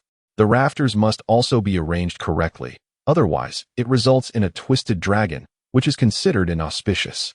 Once the beams were completed, a piece of red cloth was tied in the center, and red paper inscribed with auspicious phrases such as raising the beams brings great fortune, and here stands Jiang Taigong was affixed to each beam. During the raising of the beams, Zhang the carpenter would shout, "The head of the beam brings 1,000 years of wealth, the tail brings a myriad of longevity. Inquire of the East, seeking riches and nobility. First, may many sons bring prosperity. Second, may the household remain safe. Third, may there be countless blessings. Fourth, may fortune abound. Fifth, may grains flourish. Sixth, may livestock thrive. Seventh, may cattle and horses abound. Eighth, may honor and wealth be plentiful. Ninth, may there be numerous scholarly sons. 10th, may blessings, wealth, and longevity be extended." After the blessings were uttered, the beams were hoisted by the masons and carpenters, ascending the ladder as the beams were gradually raised, a symbol of continual advancement. At this moment, Chun Feay ignited the firecrackers he had prepared, with the crackling sounds accompanying Zhang's praises. Below, the golden rooster crows. Above, the phoenix sings, resonated as the beams were raised. Family and friends chorused their approval. Once the beams were securely positioned atop the main hall, Old Ma and Zhang the carpenter tossed prepared candies, peanuts, honey peaches, red dates, and coins from the beams into the surrounding crowd. In an instant, men, women, and children laughed and scrambled for the treats, and the more who gathered, the greater the joy of the hosts. The artisans would utter auspicious words, enhancing the celebratory atmosphere. As the beams were cast towards the east, The dawn brought forth a radiant glow. Cast towards the west, the Qilin bestowed double happiness. Cast towards the south, descendants would excel in their scholarly pursuits, and cast towards the north, ample rice would fill the granaries year after year. Both elders and children harmoniously chanted while scrambling for sweets scattered on the ground. At this moment, the crackle of firecrackers and the jubilant voices of the crowd created a lively atmosphere, reaching a crescendo. In the end, Chen Fei prepared a large pot of stewed pork with vermicelli to treat the craftsmen and friends, distributing red envelopes as well. The special iron pot, exceeding a meter in diameter, could serve hundreds of people, a scene unique to the countryside, likely unseen by city dwellers. Only after this feast was the ritual of beam raising deemed complete. Sated and content, Chun Fei waved his hand grandly. Addressing the villagers, "Thank you all for your assistance during these days. The new house has finally been built. Without further ado, let us settle the wages." "Excellent." Chen Fei exuded generosity. The craftsmen rubbed their hands together, beaming with delight. Although unspoken, they had eagerly awaited this day. Uncle Ma, 33 yuan. Carpenter Zhang, 35 yuan. Uncle Liu, 21 yuan. One by one, they counted their earnings, faces glowing with joy. Earning so much in 10 days. With cigarettes to smoke and sweetened water to drink. What more could they desire? As for fatigue, who in the countryside isn't weary? After distributing the money, Chen Fei called out, "After collecting your payments, go back to your homes, find your mothers, or perhaps your wives." Laughter erupted among the crowd. He added, "For those who haven't had enough to drink, feel free to continue. We have plenty of wine." The crowd declined in unison. "No more. If we drink any more, we'll be in trouble. We have work to do tomorrow." They departed, discussing animatedly. Chen Fei is quite remarkable. In just a few days, he has erected a new house. Look at this brick structure. It's quite imposing, taller than the village chief's home. I suppose he'll be proposing next. The men expressed envy, while the women gazed with longing. Chen Fei's family radiated joy, yet not everyone shared in the celebration. Shu Chong ultimately did not emerge. The final judgment condemned him to 10 days of detention. Missing the Mid-Autumn Festival and failing to attend Chen Fei's beam-raising ceremony, his absence did not diminish his ire. Upon his release from the detention center, Shu Chong went directly to his sister, Shu Qin. "Sister, I cannot swallow this grievance. You are clever. Devise a plan for me." Shu Qin rolled her eyes. "Brother, can you not express yourself? What do you mean by me being clever?" "Not that, sister. You know I struggle with words." Shu Chong lamented, a look of indignation on his face. "You know, I have never faced such humiliation. It's all Chun Fei's fault." "Let me think for a moment." Soon, Shu Qin had an idea. "Brother, you could do this." The two conspired in hushed tones for a long while, after which Shu Chong burst into laughter. "Good. This idea will surely make Chen Fei regret it. Of course, just look at who I am," Shu Qin said, her pride almost tangible, as if she had a tail to wag. "The cafeteria at the factory only serves Chun Fei's mushrooms. He won't be able to explain himself." Upon hearing this, Shui Gang became excited. "Let us mix in some poisonous mushrooms. If the workers suffer from severe diarrhea, he will definitely be in for a surprise." Subsequently, Shui Chong discreetly sought someone to gather poisonous mushrooms and personally delivered them to the county town. Upon mentioning it to his brother Shui Gang, the two immediately reached a mutual understanding. However, Shui Gang harbored a slight worry. The idea was indeed clever, but would I risk exposure? Shui Chong reassured him. "Everyone knows the mushrooms belong to Chen Fei. Who would suspect you?" Shui Gang pondered this and realized that as long as they were not caught in the act, no one would know it was them. "Then shall we proceed?" "Indeed. This is our chance for revenge." As he spoke, Shui Chong suddenly slapped his thigh. "I've thought of someone who can assist us." "Who?" Shui Chong grinned with satisfaction. "Li Shui." With that, he hurried off to find her, while Shui Gang concealed the poisonous mushrooms, waiting for Chun Fei to arrive. Of course, it was Chun Sifeng and Zhu Jiefeng who came to the mechanical factory. Neither party spoke, conducting their business in silence. After the transaction was completed, Chun Sifeng left with 57 yuan and 80 cents. Shui Gang glanced around to ensure no one was watching and stealthily retrieved the poisonous mushrooms, placing them among Chun Fei's mushrooms, carefully covering them with the good ones. Just then, a voice called out, "Shui Gang, what are you doing?" A sudden jolt coursed through him, leaving him momentarily paralyzed. Upon looking up, he found it was Lin Na.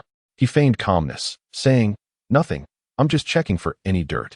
Lin Na scrutinized the 2 baskets of mushrooms for a good 10 seconds before averting her gaze, her cheeks slightly flushed. Yesterday, my neighbor introduced me to a potential match. And we're supposed to meet today. Lin Na hesitated, struggling to articulate her thoughts. Recently, Shui Gang had been pursuing her, often buying her gifts. And to claim she felt indifferent would be disingenuous. Thus, she wanted to gauge Shui Gang's feelings. That won't he do? Shui Gang's face flushed as he reflexively jumped up. Lin Na, you must know my feelings. I wish to be your boyfriend. Lin Na blushed, replying shyly. It's not enough just to tell me. You need to come to my home, seek my mother's approval, and find an introducer. That's easy. My uncle is the deputy factory director. Let him be the introducer, and your mother will surely agree. Shui Gang was brimming with confidence. With the deputy factory director as the introducer, how could I possibly fail to charm an older lady? All right then, you must hurry. We're meeting today? Where's the meeting? At the state-run restaurant. The introducer suggested we have a meal first to get acquainted, and if all goes well, we can settle things.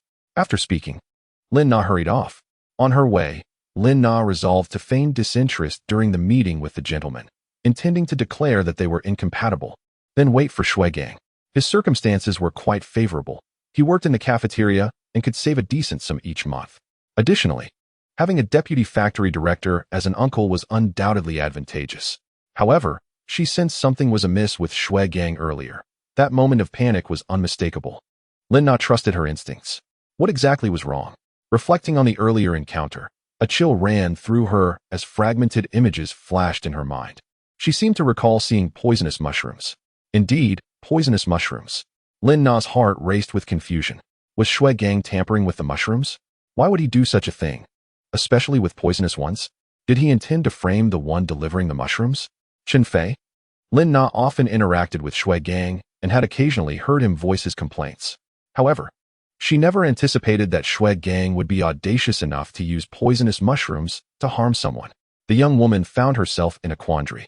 Meanwhile, Li Shui was consumed with thoughts on how to separate Chen Fei from Liu Ye'er. Approaching Liu Ye'er directly in Xiling village would seem too contrived, and Liu Ye'er would not believe her. The most effective approach would be to let the news come from someone else. But finding such a person proved to be a challenge. As the days slipped by, Li Shui grew increasingly anxious. Today, as usual, Chun Fei came to sell mushrooms. And Li Shui approached him with a beaming smile, only to be met with indifference. Chen Fei paid her no mind. After finishing his transactions, she watched enviously as he stuffed several bundles into his green backpack, all the while laughing and chatting with Su Ying. Li Shui dared not draw too close. Yet she could catch snippets of their conversation, which seemed to revolve around Chun Fei's sister's child being ill, with Su Ying chastising him for not informing her of such a significant matter. Chun Fei scratched his head, wearing a foolish grin, explaining that his sister was busy and that the hospital staff, including Yunjene, were taking good care of the child, who was nearing discharge. Su Ying shot him a mock glare, feigning anger. So you're saying Yunjene is closer to you than I am? Chen Fei smiled broadly. What you say is true. Both you and Sister Yunjene are like my own sisters. I am truly blessed with 6 sisters. You certainly have a way with words. Su Ying chuckled, unable to suppress a smile, then added, let me know when the child is discharged. I'd like to pay them a visit. Li Shui, overhearing this, had a sudden inspiration. No wonder she saw Chun Fei at the hospital that day. It was because his sister's child was ill. Should she take an indirect route and speak to his sister? After all, they were both women and might understand her plight. Was it wrong to wish to return to the city? Chen Fei had no right to treat her this way. At that moment, Li Shui noticed someone peeking around the restaurant entrance, and her eyes brightened. Shu Chong, was this not the perfect messenger? Shu Chong, are you looking for me? Li Shui pretended to be taking out the trash as she approached him, signaling for him to step outside. I need to talk to you about something. The two stepped aside, and just as Shu Chong was about to reveal a small bag of poisonous mushrooms, Li Shui spoke first. Actually, I have something to discuss with you too. You go ahead.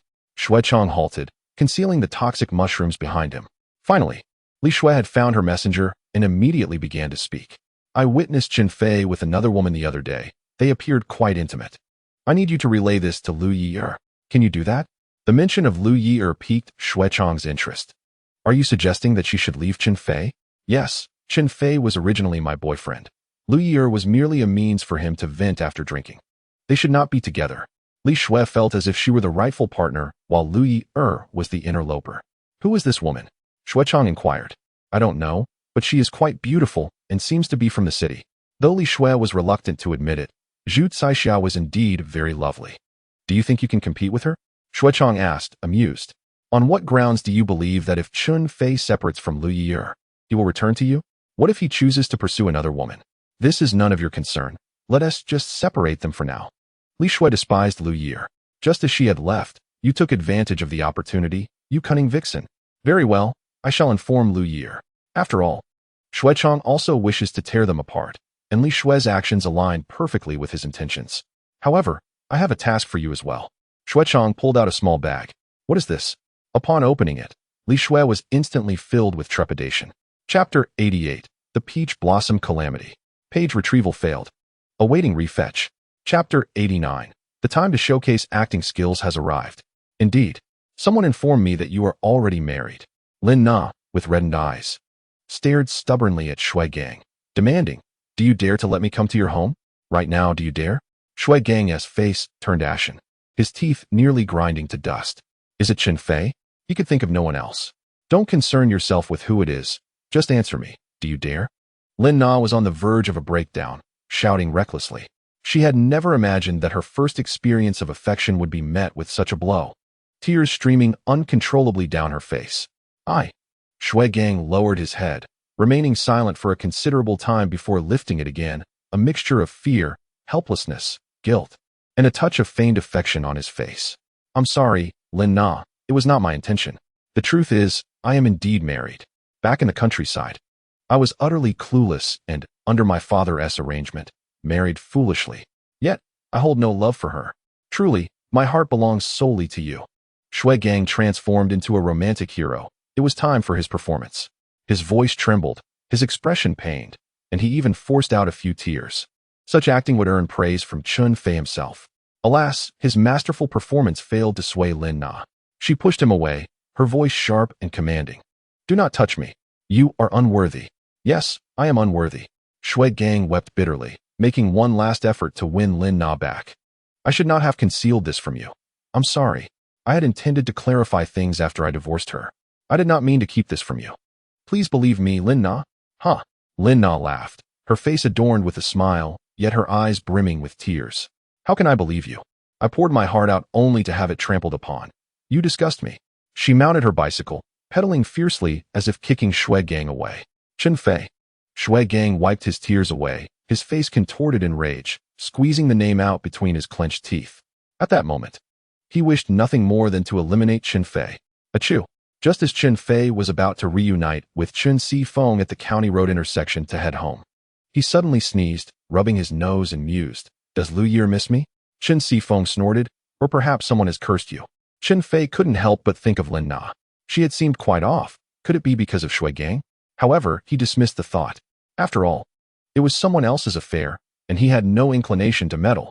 Having walked a short distance, he suddenly spotted Song Hongjun's younger brother, Song Jinrong, hastily pedaling his bicycle across the road, so he called out. Song Jinrong glanced around to ensure no one was watching and promptly veered over. Chen Fei, are you heading home? The mushrooms have sold out, and I was just preparing to head home. Are you coming to the city now? Song Jinrong's expression was not particularly pleasant. Chen Fei, you were right. Your sister-in-law is indeed not well. The doctor said she is carrying twins, one in a breech position and the other in a transverse position, which may lead to complications during delivery. Chun Fei's expression shifted. What did the doctor say?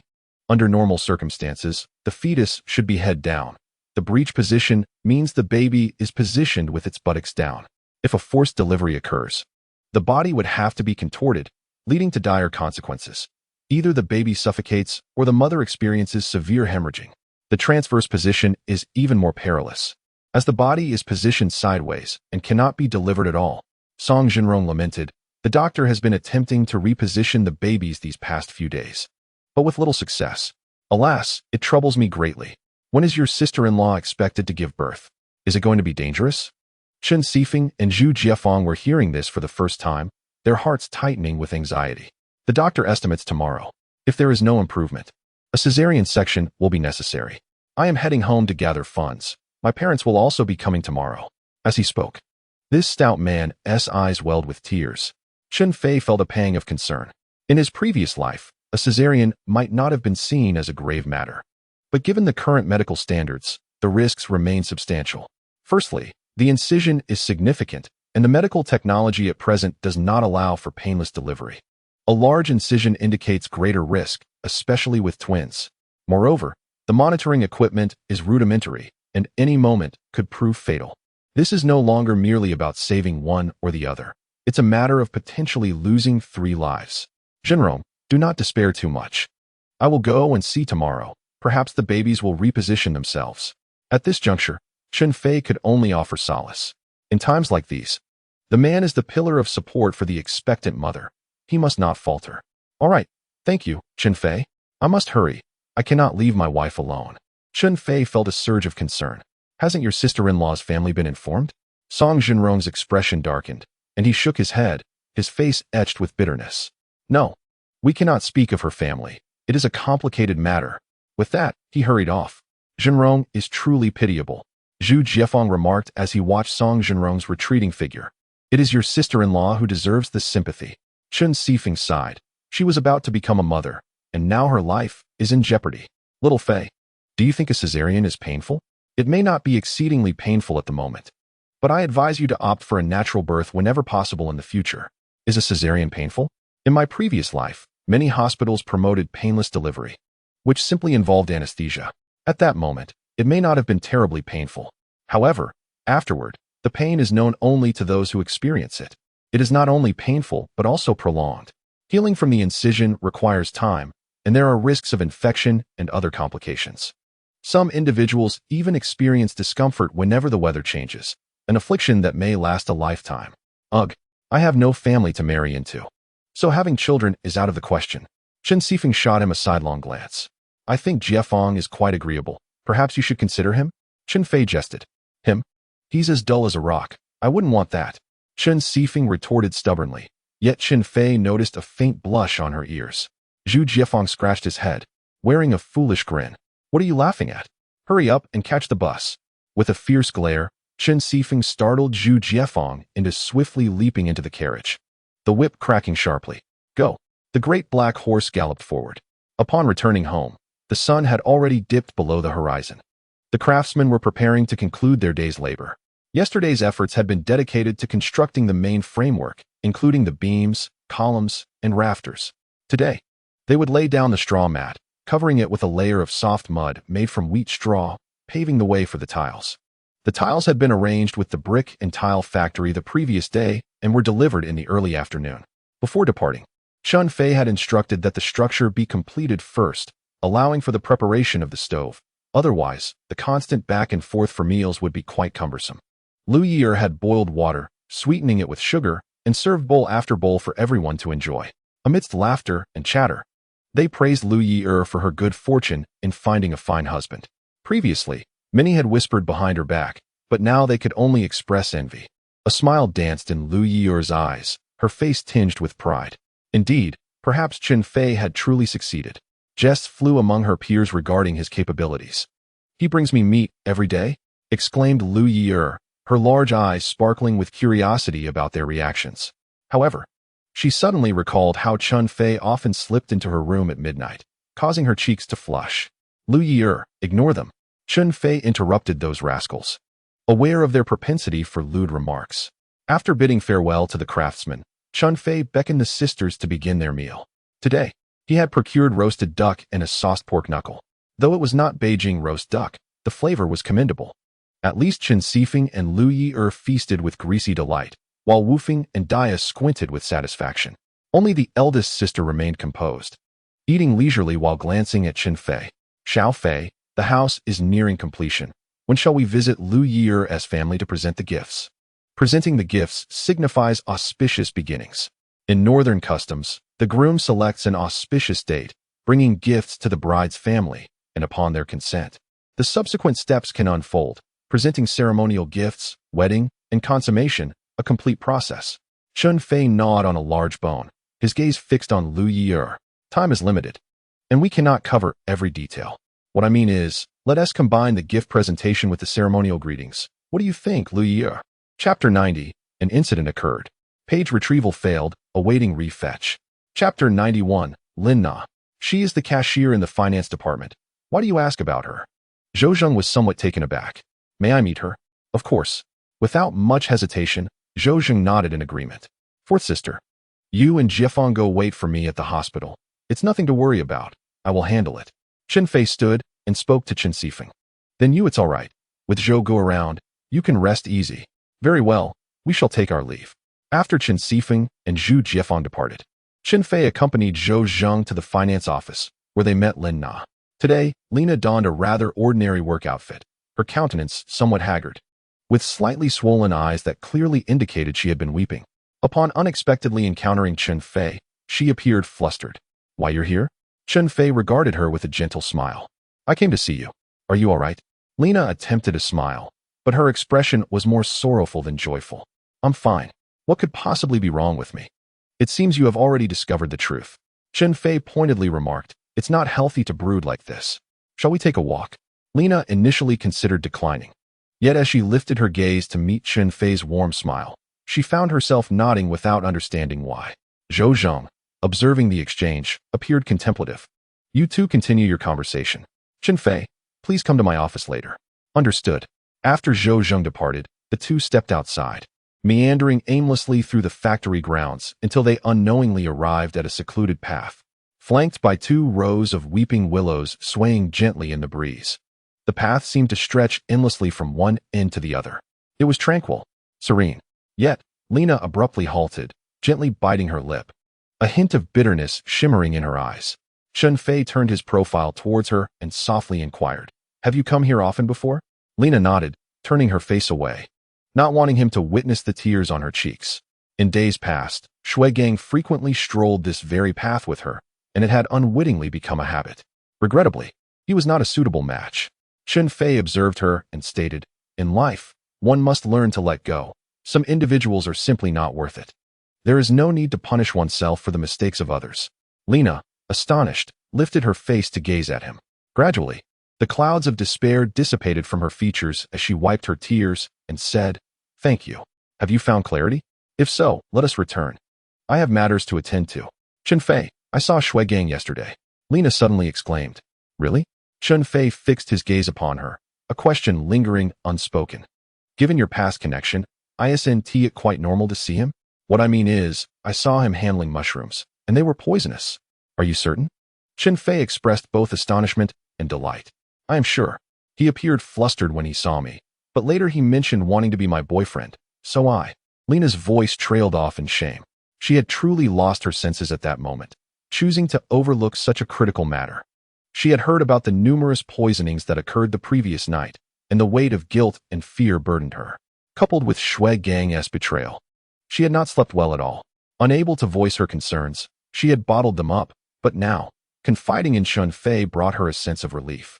Chen Fei smiled. Lina, I truly did not misjudge you. You are an admirable young woman, bold in love and hate, unafraid to unveil the truth. Instinctively, he patted her shoulder, praising her as he would an employee in a past life. Lina, you are remarkable. Lina stared at him, taken aback. His vibrant face, sincere smile, and generous tone of praise left her momentarily dazed, her cheeks flushed, before she awkwardly lowered her gaze. Am I really that good? She asked shyly. Yet there lingered an unnameable anticipation within her. You are undoubtedly remarkable, though you may not fully realize it. Chen Fei retracted his hand, smiling as he spoke. You possess beauty, knowledge, culture, and a discerning sense of right and wrong. Have these virtues never been acknowledged by anyone before? No, I am not as exceptional as you claim. Lin Na, though speaking otherwise, felt a touch of sweetness within. In the past, Shui Gang had showered her with flattery. But compared to Chen Fei, it felt utterly trivial. How could she have ever believed such baseless lies? Suddenly, Lin Na felt a twinge of disdain for herself. Are you feeling better now? Chen Fei inquired with a smile. Yes, Lin Na nodded gently. Shall we return? I still need to discuss a few matters with Brother Zhou. Is it about the poisonous mushrooms? Lin Na asked softly. Yes, would you be willing to testify for me? Chen Fei queried. I would. Lin Na replied with conviction. Subsequently, the two arrived at the office, where Lin Na recounted her observations to Zhou Zheng in detail. Zhou Zheng slammed his fist on the table, fuming. This Shui Gang is utterly audacious. How dare he poison the cafeteria food? I will have the security department apprehend him immediately. Chun Feay intervened. Brother Zhou. With Lin Na as testimony alone, he may not confess. Lin Na retorted angrily. I saw it with my own eyes. How could he deny it? Chun Feay countered. Poisoning carries a severe sentence. Do you think someone like Shui Gang would admit to it over an unrequited love? Perhaps not. Lin Na felt disheartened. She wished for that deceiver to face punishment, yet it seemed so arduous. Zhou Zheng paced the room, exclaiming in frustration, Is there truly no way? There must be a solution. Let me ponder it, Chen Fei said, resting his chin in contemplation. Poisonous mushrooms have appeared at both the machinery factory and the state-run restaurant. Over at the factory, it's Shui Gang. At the restaurant, the only possible suspect is Li Shui. Compared to Shui Gang, Li Shui, as a woman, might be more susceptible to pressure. Brother Zhou, I will make a trip to the state-run restaurant. Await my news. Zhou Zheng agreed. And what about me? Lin Na looked at Chun Fei with eager anticipation. You too shall wait, and I hope you will bravely stand forth to identify Shui Gang when the time comes. Rest assured, Lin Na has always been a good comrade. She will not let you down. I will. Emboldened by the encouragement from both Chun Fei and Zhou Zheng, Lin Na felt invigorated, standing tall with renewed determination. She even contemplated whether to return home and don her green military uniform, as it would make her feel more like a soldier. Chen Fei returned once again to the state-run restaurant, directly seeking out Li Shui, whom he then escorted to Su Ying's office. Please, have a seat. Su Ying and Chun Fei took their places at the desk, offering Li Shui a small stool. Perhaps due to its height, she had to tilt her head to meet their gaze, which placed considerable pressure upon her. Her complexion paled involuntarily as she discreetly swallowed. Do you know why I summoned you? Su Ying inquired sternly. Director, I do not know, Li Shui replied, her head slightly bowed in shame. Unable to meet Su Ying's penetrating stare. Observing this, Chen Fei sighed. Li Shui, due to our past relationship, I do not wish to be overly harsh. But I must inform you that someone from the machinery factory has already confessed. There is an element of deception in these words. Yet Li Shui involuntarily trembled, murmuring, I do not comprehend what you are saying. Chapter 92. Is it wrong to desire reconciliation? Page capture failed, awaiting recapture. Chapter 93. Buying is the right approach. Get lost. Chen Sifeng slapped him lightly. Second sister, you should inquire. Only then did Chun Erfing seize the opportunity to speak. Xiao Fei, how did you handle the matter with the poisonous mushrooms? Is compensation necessary? Chun Fei chuckled and shook his head. No need for compensation. It has been clarified that Shui Gang intentionally mixed in the toxic mushrooms. He is likely apprehended by now, along with Shu Chong. Chun Erfing was alarmed. How could they do this to you? Chen Fei sighed. It must be because of Liu Yeer. Shu Chong intended to propose to her, but I preempted him. And thus he harbors resentment. Chen Sifeng rolled up her sleeves, indignant. That bastard. Last time he set our house on fire, and now he harms you again. When I return, I will certainly deal with him. Fourth sister, cough cough. Chen Fei's lips twitched. You are quite fierce, fourth sister. Is it appropriate for a woman to curse like that? Aren't you afraid of scaring Zhu Jiefeng away? However, Zhu Jiefeng did not retreat. Instead, he joined forces with Chen Sifeng in their animosity. When we return, I shall assist you in confronting him. Chen Sifeng raised an eyebrow. Now that sounds reasonable. Chen Fei observed, it truly seems like you two have found a common understanding. As time passed, sparks may indeed fly. With a heart eased, Zhu Caixia smiled gently and spoke softly. I knew that good deeds would be rewarded. It turns out I was right. Chen Fei cast her a glance, exasperated. Do you come every day? Don't you have work? Today, Zhu Caixia donned a blue work uniform, evidently coming from the factory. Chen Fei felt she was being overly persistent. It would be detrimental to her work. It's fine. I timed my arrival perfectly. I've arranged everything. I can switch shifts and finish my tasks ahead of time. It won't affect my work. Zhu Caixia unabashedly revealed her intentions, her fervent gaze fixed on Chen Fei. I came here for you, to encounter you daily. I have done all that I can. I merely hope that sincerity can touch your heart.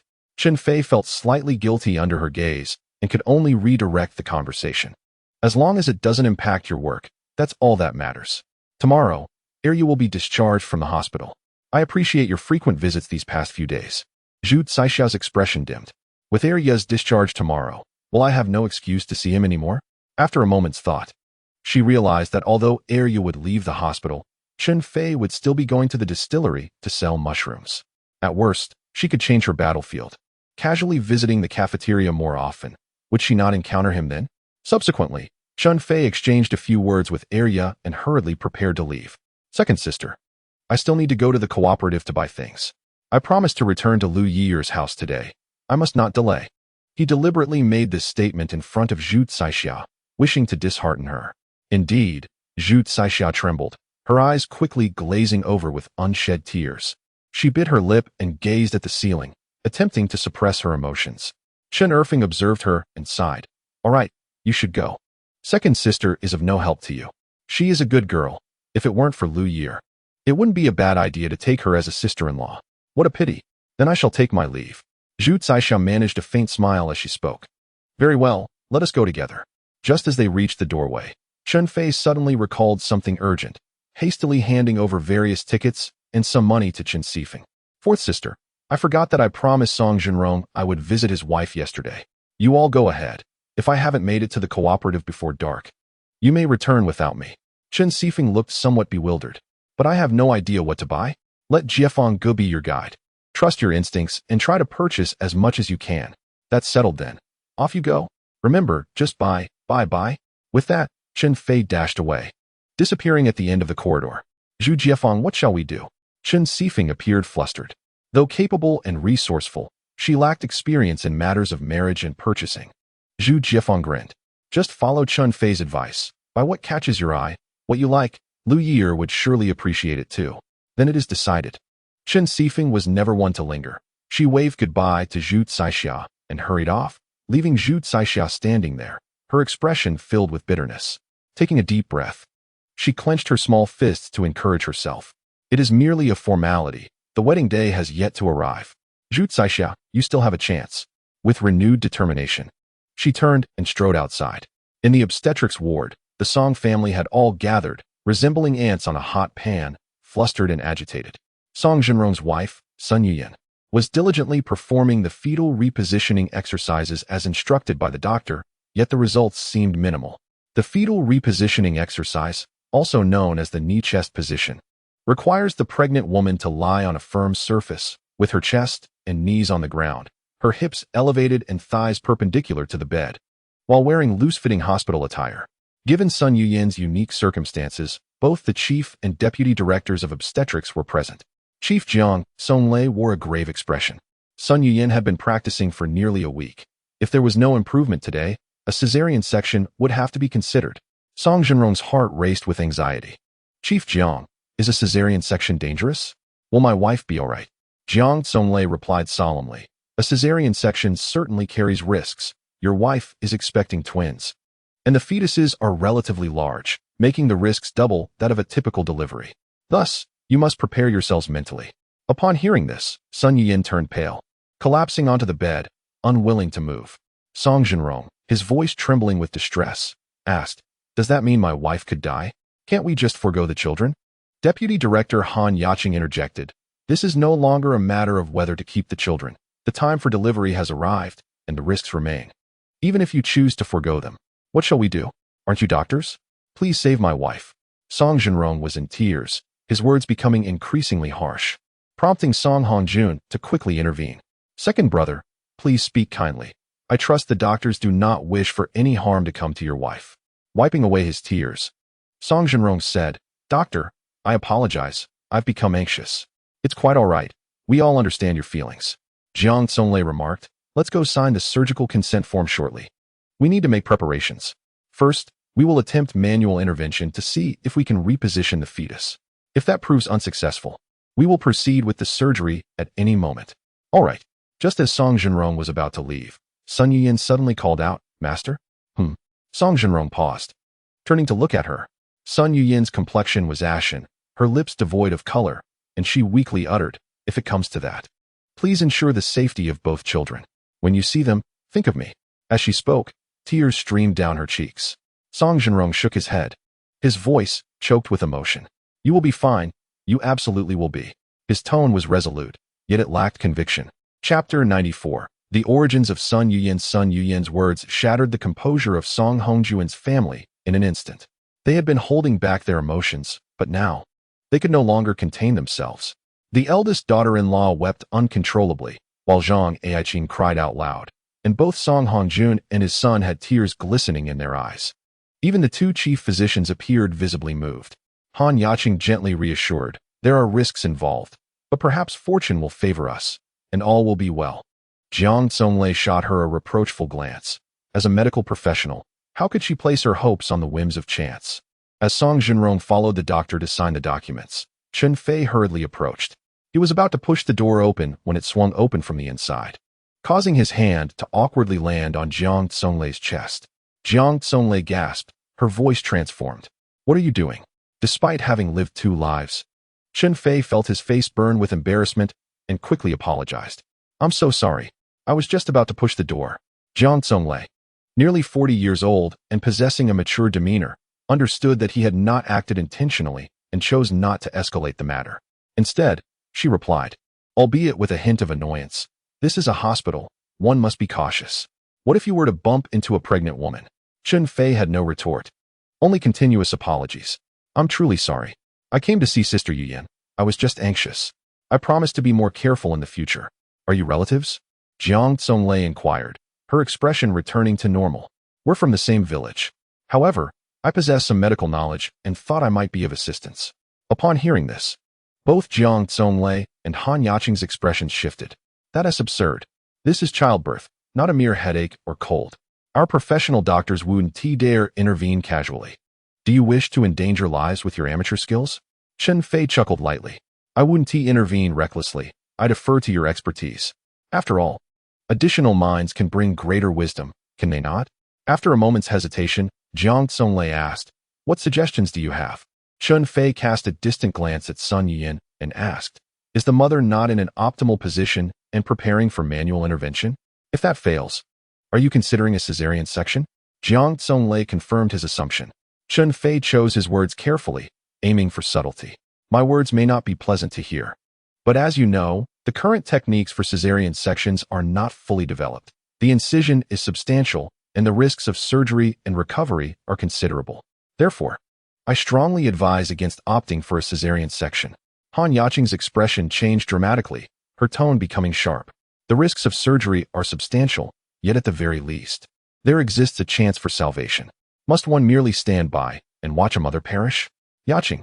Jiang Tsonglei hastily interrupted Han Yaqing's words, stating, the risks are considerable, but this is our only course of action. I hope you can comprehend. With a gentle smile, Chen Fei replied, I understand. However, I believe we can continue with the repositioning.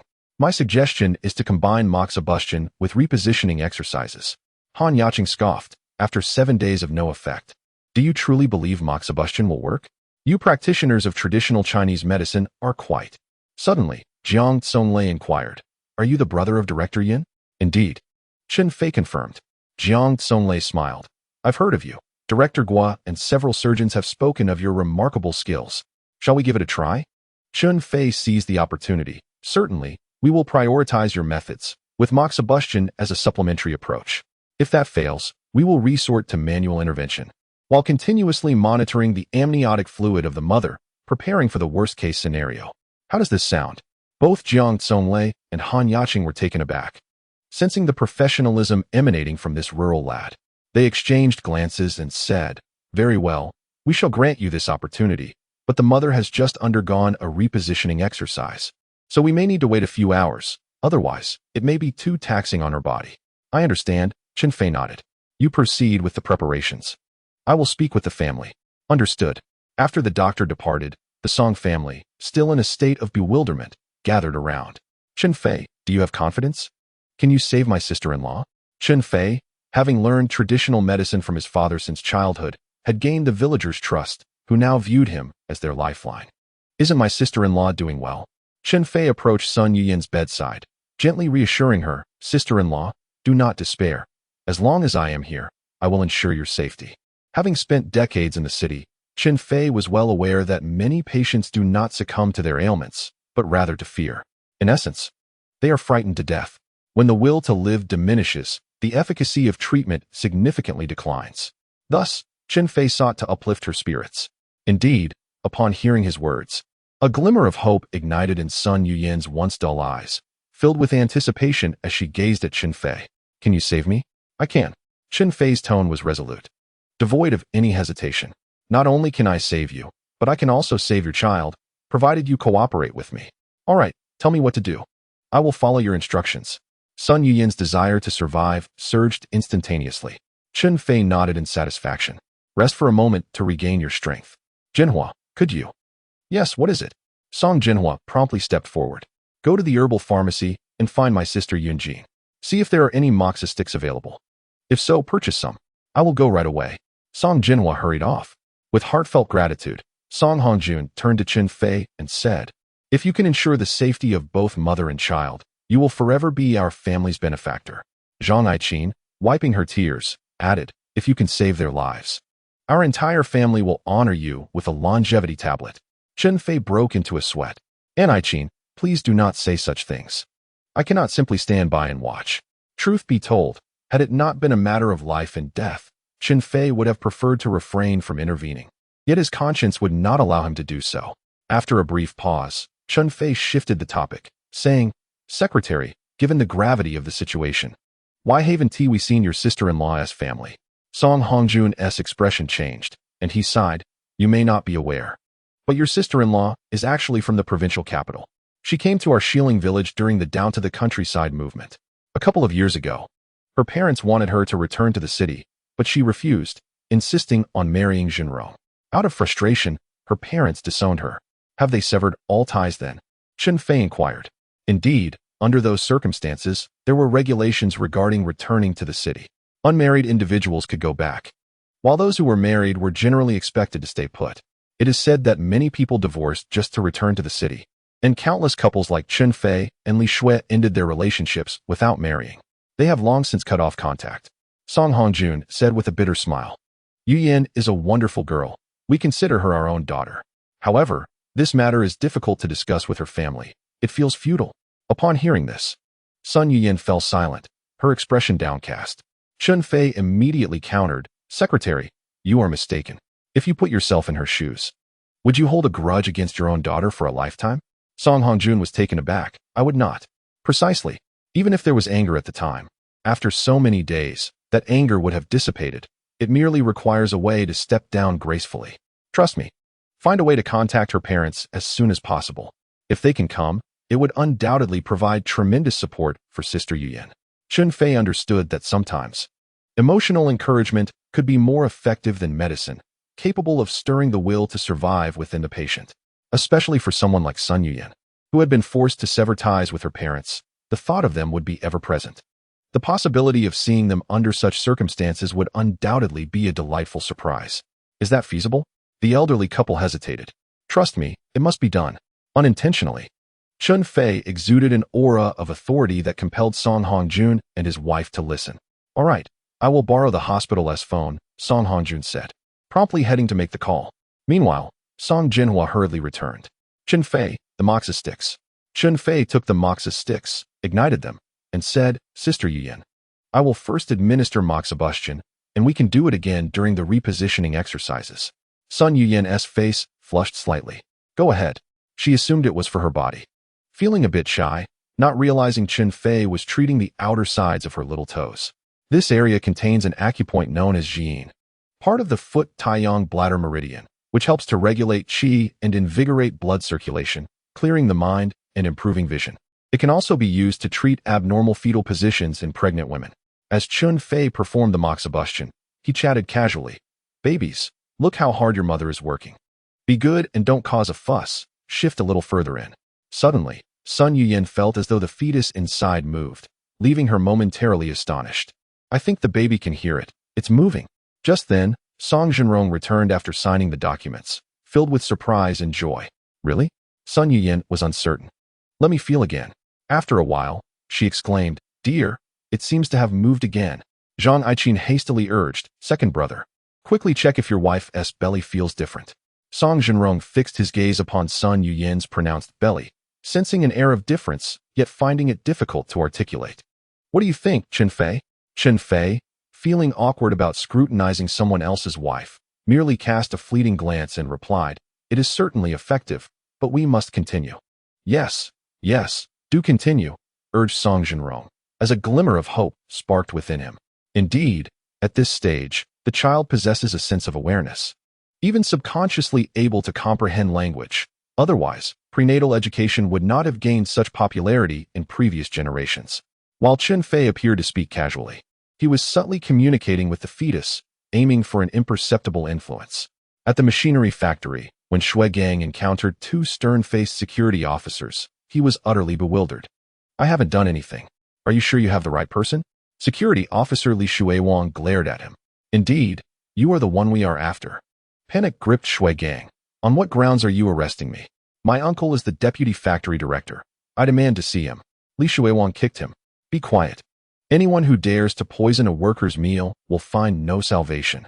This statement struck Shui Gang like a thunderbolt, leaving him frantic and vehemently denying the accusations. "Not me. I didn't do it. You are framing me." Without further ado, the two security officers bound him with ropes. Poisoning the workers' cafeteria is utterly despicable. One of the poisoned workers happened to be Li Shuiwang's father, though he remained silent about it. Roped tightly, Shui Gang felt the cords digging into his flesh as they dragged him away like a lifeless dog. He struggled and shouted, "Uncle, help! Stop yelling." Shui Yinju approached with a grim expression, delivering two sharp slaps. "Look at what you've done." Blood trickled from Shui Gang's mouth as he wept. "Uncle, it truly wasn't me." "Silence." Shui Yinju cut him off, expressing his disappointment. At this point, denial is futile. Confess for leniency, resist for severity.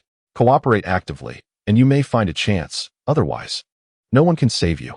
Shui Gang, feeling a wave of despair, pitifully pleaded, "Uncle, is there truly no way out?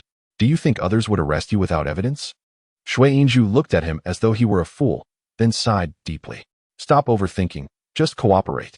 Shui Gang's face turned pale, and after a moment, he mumbled, "Uncle, if I can't get out soon, please send my wife home." Shui Yinju regarded him thoughtfully and nodded. "After work, I will drive your wife home." "Thank you, uncle," Shui Gang responded, ceasing his struggle and following the two security officers with a heavy heart. After taking a few steps, he reflexively raised his head to look in a certain direction. A young woman in work attire stood quietly, their eyes locking. Shui Gang gritted his teeth. "It's you. You reported me, didn't you?" Lin Na, unperturbed, glared back at him with palpable disdain. "Yes, I reported you, Shui Gang. This is your retribution." Rage coursed through Shui Gang as he trembled. "I treated you so well, and yet you betrayed me. You wretched woman." "Silence." Shui Yinju kicked him from behind, causing him to stumble. "Have you forgotten everything I just told you?" Shui Gang nearly lost his composure, struggling to maintain his stance as he argued, "I haven't forgotten." "But are you trying to provoke me?" Shui Yinju felt an overwhelming urge to silence him, wishing to sew his mouth shut with a piece of wire. Did he not grasp the gravity of the situation? Shui Gang promptly fell silent, a pang of regret settling in his heart. At such a moment, resorting to insults served no purpose and would only exacerbate their predicament. With his head hung low, he trudged forward, surrounded by workers who were clearly mocking him. His good friend, Shu Chong, was equally scorned. Their fates were intertwined. Before the sun had set, Shu Chong couldn't contain his impatience and hurried to Liu Yeer's doorstep. Calling out in a sardonic tone, "Liu Yeer, I heard Chun Feay was supposed to come today. Where is he?" Liu Yeer had returned home early to await Chun Feay's arrival and felt incensed upon hearing Shu Chong's taunts. She flung open the door and scolded, "Shu Chong, why do you, a grown man, stoop to gossip like a woman?" With a grin, Shu Chong replied, "Liu Yeer, don't be ungrateful. I'm merely looking out for you. And what about Chen Xiang? You've been frequenting her home quite a bit, haven't you?"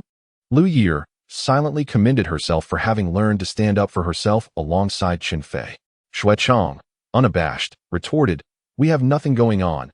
Don't falsely accuse the innocent." "But your Chun Feay, he has been cavorting with a beautiful woman in the city. You ought to be cautious." Liu Yeer inquired, "Who told you that?"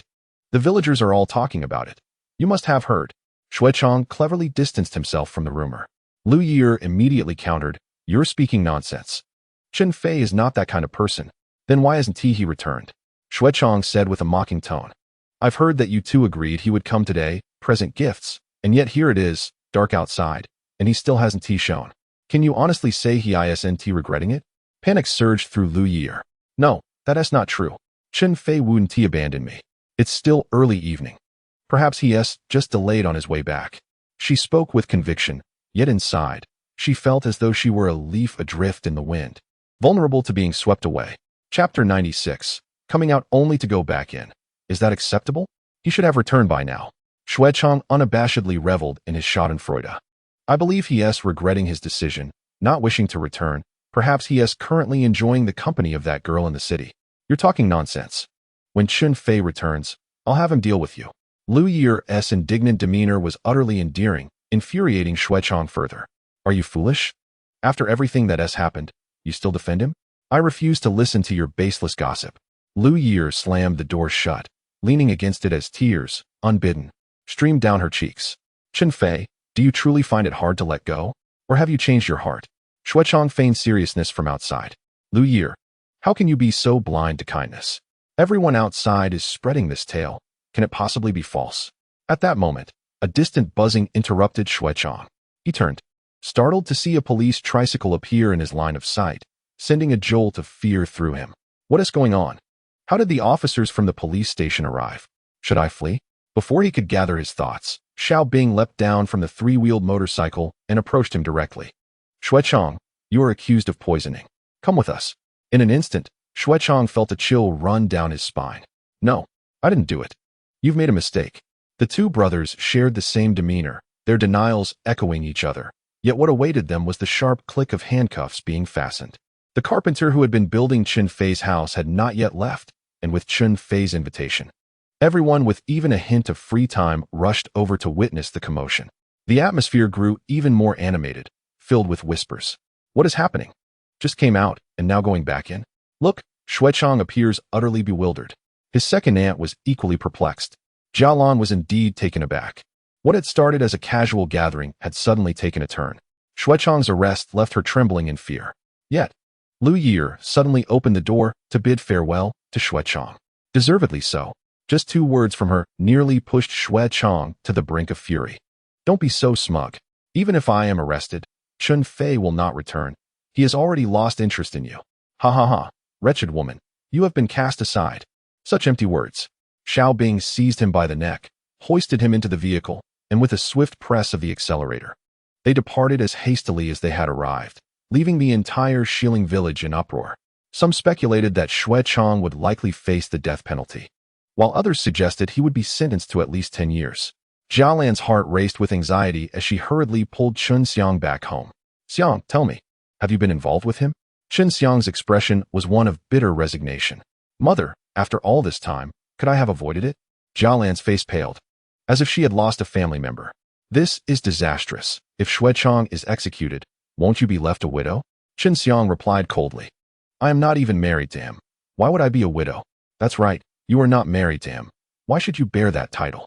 Jialan argued passionately. As long as you are unmarried, you remain an untouched flower. How embarrassing.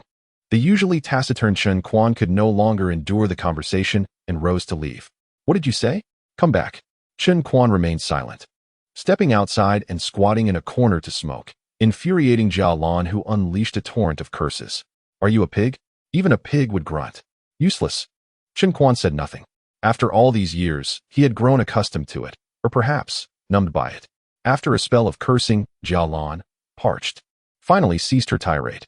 Meanwhile, far away in the county town, Chen Sifeng chirped like a bird released from its cage. Haha, finally, it's my turn to spend money. This wash basin is nice. I'll buy it. This mirror is lovely. I'll take it. This dress is beautiful. I want it. Snowflake cream, purchased. Western soap, acquired. Is there a radio yet? I'll buy that too. Sifeng, I think we should buy some wedding candies. Jiefeng interjected. Wedding candies are a must. I adore Beijing shrimp candies, and the big white rabbit is delightful, plus the milk candies. In short, one word, buy. Chen Sifeng thoroughly experienced the joy of spending money, lingering until the cooperative was about to close, marveling all the way. Ah, the thrill of spending is truly delightful. No wonder the little airplane buys things for Liu Yeer every day. They say getting married seems quite nice too. What a pity I have no partner. Zhu Jiefeng, after much hesitation, finally mustered up the courage to utter, Sifeng, do you think I stand a chance? Chen Sifeng turned to him. What did you say? Nothing. Zhu Jiefeng replied, lowering his head in embarrassment, his heart racing as though it might leap from his throat. Chen Sifeng scoffed, you're so hopeless. unable to say a single coherent word. Zhu Jiefeng dared not reply further, instead cracking the whip to mask his awkwardness. If Chen Fei were here, he would surely kick him for being such a fool. This is your chance to confess. Can't you see that? Your emotional intelligence is abysmally low. Upon returning home, the night had already enveloped the sky. Many had dined, yet some lingered on the streets, engaging in casual conversations. Tonight's discussions centered around Chun Fei's household. In a mere 20 days, a new house had risen, a towering structure of blue bricks and large tiles, evoking envy among many. However, the primary topic of the evening was not the house itself, but rather the uncertainty of whether Chen Fei would return. The news of Chun Feay's involvement with a woman in the city had spread like wildfire, and the good news he was purportedly delivering had somehow leaked out. Everyone awaited the outcome with bated breath. At Liu Yeer's home, Liu Zhensheng was cursing incessantly, while Liu Yeer's mother vented her frustrations, chattering relentlessly. Liu Shu, with a face as wrinkled as the bark of an old willow, trembled as he filled his pipe with tobacco, smoking one bag after another. His expression dark like a temple's guardian deity. Initially, Liu Yeer defended Chen Fei, but gradually her confidence waned, and she could only weep in silence. I should never have trusted him. Liu Yeer's mother analyzed with conviction. I believe he feigned marrying you out of fear of imprisonment. And now that he thinks he's in the clear, he wishes to cast you aside. Liu Shu interjected abruptly. He wouldn't dare. I would report him to the village. Liu Zhensheng, self-assured, added, in my view, Chen Fei may not have intentionally abandoned Liu Yeer, but his relationship with the woman from the city is undoubtedly genuine. Just think, city girls are so beautiful and fair, with just a beckoning finger. He would surely lose his way. Liu Yeer wept. Brother, please stop. Sister, it's not that I talk too much, but remember, Li Shui almost bewitched Chen Fei. Making a scene. Isn't that right? Liu Yeer's mother continued relentlessly. Zhensheng is right. I should never have trusted him. And now Liu Yeer's reputation is completely ruined. What nonsense. Who says Liu Yeer's reputation is ruined? Chen Fei burst in, her presence commanding. Are you all speaking ill of my sister behind her back? Chapter 97. Fei's slip of the tongue page capture failed, awaiting recapture. Chapter 98. All cramped together, they desperately wished for Chun Fei to stay, yet could not allow others to forsake their lifelong commitments for their sake. They could only lament fate, wishing they could have been separated in time. Song Hongjun managed a faint smile, acknowledging the gravity of the ceremonial greeting, which could not be delayed. Chen Fei, you should return now. Come back tomorrow morning. If it truly cannot be helped, we must accept her fate. Chun Fei rubbed his temples, recognizing the weight of human life. In that case, I will return, attend to my matters, and rush back overnight to avoid causing any delays. Song Hongjun protested. That is out of the question. The county town is 50 or 60 miles from our village. Traveling back and forth in the dead of night poses a risk. What if something were to happen? Sun Yuyin softly added, Chen Fei, your feelings for my sister-in-law are appreciated, but I cannot. Sister-in-law, please do not speak. Uncle and aunt, you too, must refrain from saying anything. Nothing is more important than a life that is settled. With that, he bid farewell to Jiang Zonglei and Han Yaqing and hurriedly departed. As Song Hongjun and his two sons rose to see him off, Chen Fei gestured for them to return. Watching Chun Fei's departing figure, Jiang Zonglei could not help but exclaim, what a remarkable young man. No wonder Director Yun is so close to him. Han Yaqing sincerely praised. He is so helpful and capable. What fortunate girl will end up marrying such a good man? Jiang Zonglei chuckled. Well, it's neither you nor I. Let us rest. It's already 10 o'clock. We must conserve our energy and prepare for tomorrow. Han Yaqing agreed, then added, I would consider it, but I am a bit too old. My daughter, however, is quite suitable. The two engaged in gentle conversation as they made their way outside. The moon was bright and the stars sparse. This evening, Shilling Village appeared remarkably different. Many remained awake, feigning to enjoy the cool night air while actually waiting for the outcome. They wondered if Chun Fei would return, and if not, whether the old willow tree would erupt in anger. At Chen Fei's home, Chen Feng could no longer sit still. Although Si Feng had brought back numerous items and confidently asserted that he would return, it was already the dead of night. Dia had long since fallen asleep. Yet she and Si Feng felt no hint of drowsiness. They were anxious and too apprehensive to sleep. Si Feng, what if Xiao Fei truly has a change of heart? Will the Liu family sue him? Chen Feng whispered, seemingly seeking reassurance from Chen Si Feng. However, it was clear that Chen Fei was not one to offer comfort. She was always straightforward. What a silly question. Of course they would. At the very least, Liu Yunjene would not let Xiao Fei off the hook. What shall we do? Chen Fei fretted, pacing the room. Fei, shall we go to the city now and find him? Is it feasible to go to the city now? Chen Fei asked. What other choice do we have? Wait for the Liu family to sue him? Chen Fei suddenly burst into tears. Not only the Liu family, but also the Shu family. Shu Chong was just arrested because of this matter. Shu Liu surely despises Xiao Fei. Can he possibly spare him? Chen Fei sprang to her feet. He dares. I will chop him up. Fourth sister, who do you intend to chop? A voice suddenly interjected. Xiao Fei, you little rascal, you finally decided to come back. Chen Fei was startled and overjoyed, while Chen Fei rushed forward without hesitation, grabbing his ear. Do you have any idea how worried I and elder sister have been? Tell me, did that Zhu Saixia cast a spell on you? Sister, didn't I tell you before? Yu Yan's sister-in-law is experiencing a difficult labor, and I have gone to provide her with moxibustion therapy. I have yet to have a meal. Chen Fei hastily released her grip and began to fan him. Sister, I fear you may be captivated by beautiful women. You are unaware that the entire village is abuzz with gossip. My sister and I dare not step outside for fear of being the subject of idle talk. A person of integrity need not fear the shadows of suspicion. Let them say what they will. Chun Fei rubbed his ears and inquired, Is everything prepared? It has all been ready for quite some time. We were merely awaiting your return. Chen Fei proudly gestured towards the room brimming with items. Look, we have spent 200 to 300. Did you purchase a watch? Yes. What about the radio? Yes. Good. Prepare yourselves. We shall deliver this promptly. Liu Yi must be anxiously awaiting. One need not ponder the situation. Liu Yi is undoubtedly at home, restless, and perhaps having shed tears multiple times. Xiao Fei, won't you eat something first? Chen Fei said, her voice tinged with concern. I will eat after I complete my tasks. I must hurry back as I need to perform moxibustion again in the morning. The two sisters gasped in alarm. Are you in such a rush? Will you not sleep? It's all right. I shall catch up on my rest during the day tomorrow. And I will ask someone to help carry the items. As Ji Jiefeng had not yet departed, he awaited Chun Fei's assistance. At this moment, upon hearing his name called, he grinned widely. All right, I shall summon others. The street was bustling with people, gathered in small groups to witness the commotion. With a loud call, they all converged, and Chun Fei, mindful of the time constraints and the importance of the task, wasted no time in addressing them. It is quite late, so I shall be brief. Those who are of the zodiac of the monkey or snake, please stand aside. Also, widows and those without heirs should refrain from participating. The rest may join me in carrying the items, but everyone shall partake in the wedding sweets. Once the offerings are prepared and the ceremonial respects are paid, these are significant matters, invoking good fortune. Certain zodiac signs should avoid involvement. Furthermore, widows and those without heirs should be minimized in attendance during joyous events. However, they may assist in minor roles, provided they do not encounter the bride or prospective bride. A group of individuals entered, chatting and laughing, when Chen Fei tugged at Chun Fei's sleeve and whispered, Xiao Fei, traditionally, the delivery should be overseen by the uncles. What do you think? Their family has a strained relationship with Jialan, and she is uncertain whether Chen Quan will come. Chen Fei chuckled and nodded toward the corner. Not to worry, Uncle Heir is over there. I shall invite him.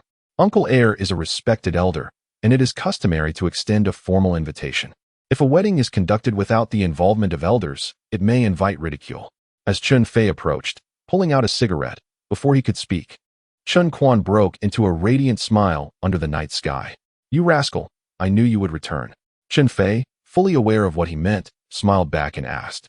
Of course I would, Uncle Heir. Shall we go? I have been waiting. Just as they took their first steps, Jialan spotted them and shouted, Chen Quan, what are you doing? Stop right there, did you hear me? With his head lowered, Chen Quan pretended not to hear and slipped inside, infuriating Jialan, who was left fuming, her anger palpable. At Liu Ye'er's home, the family dared not venture outside for fear of gossip. After a prolonged wait, Liu Ye'er's mother began to chatter once more. It was already the dead of night, and Chun Fei had yet to return. Surely, he had reconsidered and decided against coming back. How could one trust Chen Fei? Her words were hardly credible. Liu Yunjene cursed along. I knew it. Chun Fei would inevitably change his mind. I just didn't expect it to happen so swiftly. Lu Shu had already consumed countless cigarettes. Their flickering light casting a somewhat sinister shadow upon his face. Chen Ge won't abandon me. He has always been so kind to me, Liu Ye'er murmured, as if speaking to her family, yet also attempting to soothe her own anxious heart. Gradually, however, her own confidence began to wane. Their families bore a grudge against one another, and Chun Feay had always remembered. He had promised to marry her and treated her well. Yet, could the enmity of the past be so easily forgotten? He must have regretted it upon reflection, no longer wishing to marry her. A sudden wave of panic washed over Liu Ye'er. Just then, she heard a voice calling from outside. Liu Ye'er, I'm here to bring you back. Tears welled in her eyes as she sprang up and dashed outside. Chapter 99. A stir in the village. You've returned, Liu Ye'er exclaimed, grasping hold of him. Today, you must hold your ground and not let anyone belittle you. Liu Ye'er's tears transformed into a smile. Mother, I haven't. Very well, you stay here. I shall inquire. Liu Ye'er's mother approached Chun Feay with an accusatory demeanor. Chun Feay, at this hour, do you still intend to marry our Liu Ye'er? Chun Feay responded. Something happened in the city. Didn't T, my fourth sister, inform you? No, she did not. However, I did hear that you've been involved with a woman from the city. Is that true? Liu Ye'er's mother scrutinized him, while others could not help but lean in closer to listen.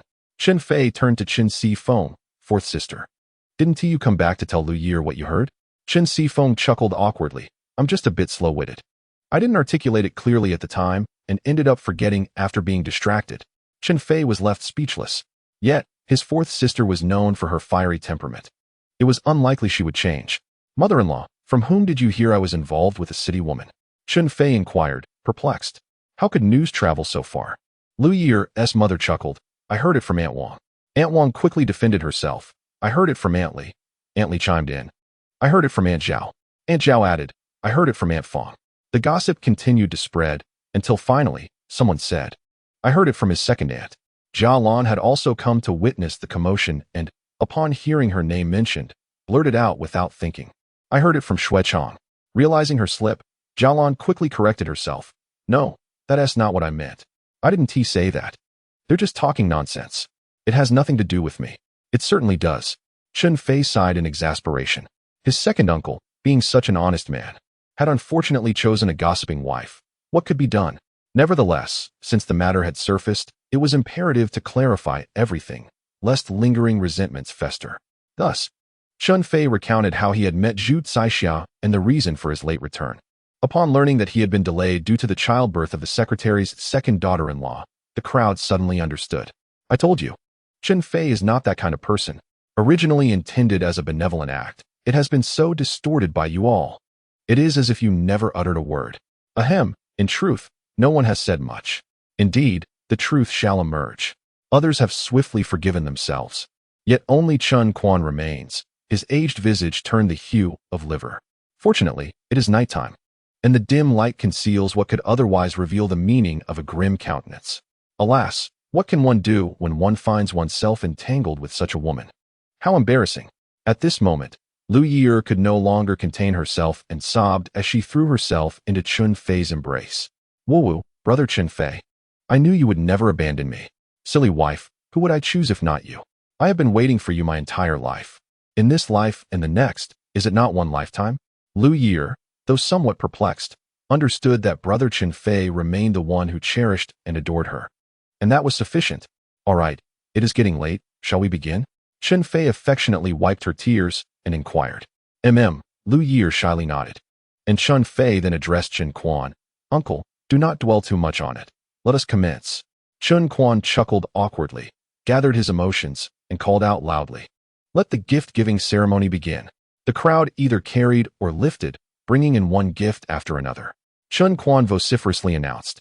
2 sets of bed sheets, 2 pairs of quilts, a pair of pillowcases, 2 thermoses, 2 basins, 2 towels, 2 pairs of socks, 2 bars of soap, 2 pieces of laundry soap, clothing, and shoes.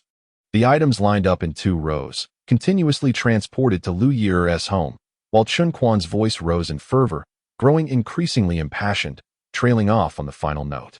The onlookers watched with gleaming eyes, occasionally exclaiming in awe. There were so many items, all in pairs. However, these were merely trifles. The main event was yet to come. Chun Quan cleared his throat and continued.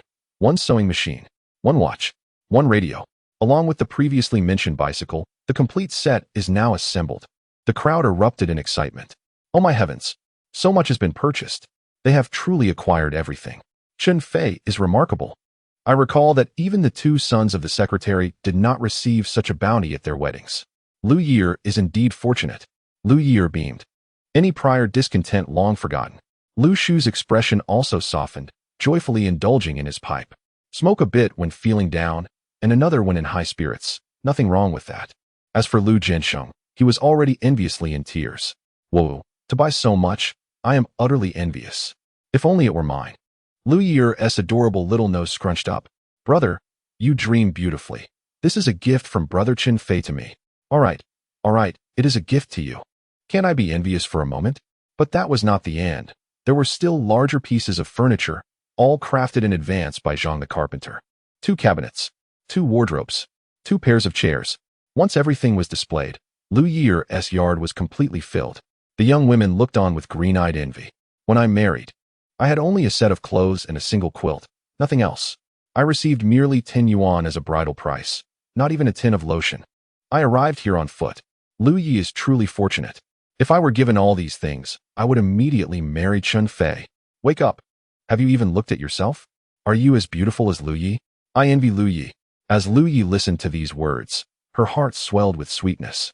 Her eyes curving into crescent moons, and the smile on her face lingered. At that moment, a gentle voice echoed in her ears. Liu Yi, due to certain matters today, the arrangements may not be complete. Let me know what is lacking, and I shall return another day to procure it. No need, Brother Chen Fei. This is already more than enough. Liu Yi quickly shook her head, her 2 long braids swaying gracefully, a sight to behold. Is the date set then? According to customs, the wedding day is the 10th day after the betrothal gifts are exchanged. The day for the gifts is also predetermined. Of course, this date must be approved by the bride's family. Liu Yi shyly lowered her head. I will listen to my mother. Liu Yi smiled broadly, unable to contain her joy. Very well, it is settled. Excellent. With a grand gesture, Chun Fei commanded, 4th sister, bring out the wedding candies. Chen Fei produced 2 large bags of wedding candies, tearing them open and scattering them among the crowd, as children and women scrambled to seize them. Additionally, there were cigarettes prepared for the men. As for those who had assisted in carrying the items, each would receive 50 cents. The people felt a bit shy. Chen Fei, the candies are delightful, the cigarettes enjoyable, but the money is unnecessary. It's only a few minutes. How could we accept payment? Chen Fei chuckled. It's no trouble at all. Given the late hour, I am immensely grateful for everyone's help. I am willing to offer this. Please accept it as a token of appreciation. How generous. Chen Fei was magnanimous. Then we shall not stand on ceremony. A sturdy laborer earns only 10 fen a day, which is about 30 cents. This 50 cents feels like it was found on the ground. All ages beamed with joy, praising Chun Fei's capabilities and his generous nature. Yet, a rumble of protest arose from Chun Fei's stomach. Liu Yi, you should rest early. Do not stay up late. I need to return to eat something. I haven't had dinner yet. Liu Yi exclaimed. You haven't eaten? The matter with Sister Yunjene is somewhat complicated, so I must hurry back after finishing up. I'm starving. Liu Yi's mother promptly called out to him. Chen Fei, wait a moment. Let me prepare you some egg tea. Egg tea refers to poached eggs. According to tradition, on the day of the betrothal gifts, the bride's family is to extend warm hospitality, and despite any limitations, egg tea is a must. Very well. This gives me a chance to speak with Liu Yi. Chen Fei refrained from unnecessary formalities, pulling Liu Yi aside to ask, Liu Yi, do you know how to tell time? Liu Yi smiled shyly, somewhat embarrassed, saying she was not very familiar with it. She had never seen one before. In this remote little mountain village, many had only heard of watches, but few had actually seen one. Even fewer knew how to use one. Let me teach you. Chen Fei took Liu Yi's delicate wrist, carefully fastening a watch onto it. Many onlookers were present, and Liu Yi, shyly lowering her head, did not withdraw her hand, allowing Chun Fei to adjust it. The petite, exquisite lady's watch looked particularly beautiful on Liu Ye's wrist. Liu Ye'er was captivated, and Chun Fei seized the opportunity to explain. This is the hour hand, this is the minute hand, and the thinnest one is the second hand. One complete rotation of the second hand signifies a minute. The two leaned in closely, whispering secrets to one another, while the neighbors, understanding the situation, took their leave. Soon, the egg tea was ready. Liu Yeer's mother was quite generous this time, using 6 eggs and adding sugar to ensure Chun Feay was well nourished. As Chun Feay sipped the egg tea, he engaged in conversation with Liu Yeer. Logically, at this hour, one would feel drowsy. However, Liu Yeer was far from sleepy. Her eyes sparkled with excitement and anticipation. In just 10 days, she would be able to reside at Chun Feay's home openly, making her future increasingly promising. After finishing the egg tea, it was already 2 in the morning, and he had to take his leave, though Liu Yeer felt reluctant. She understood that Chen Fei had important matters to attend to and did not insist on his staying. Upon returning home, his 2 sisters were still waiting for him, yawning repeatedly, their heads drooping with fatigue. Hearing his footsteps, Chen Feng startled awake, rubbed her eyes, and said, "Xiao Fei, you should get some sleep." "I will do the same." Chun Fei replied that he would not sleep, as he was concerned for Sister Yunjene and needed to head to the city quickly. Chen Feng exclaimed in surprise, "Why are you so invested in someone else's affairs?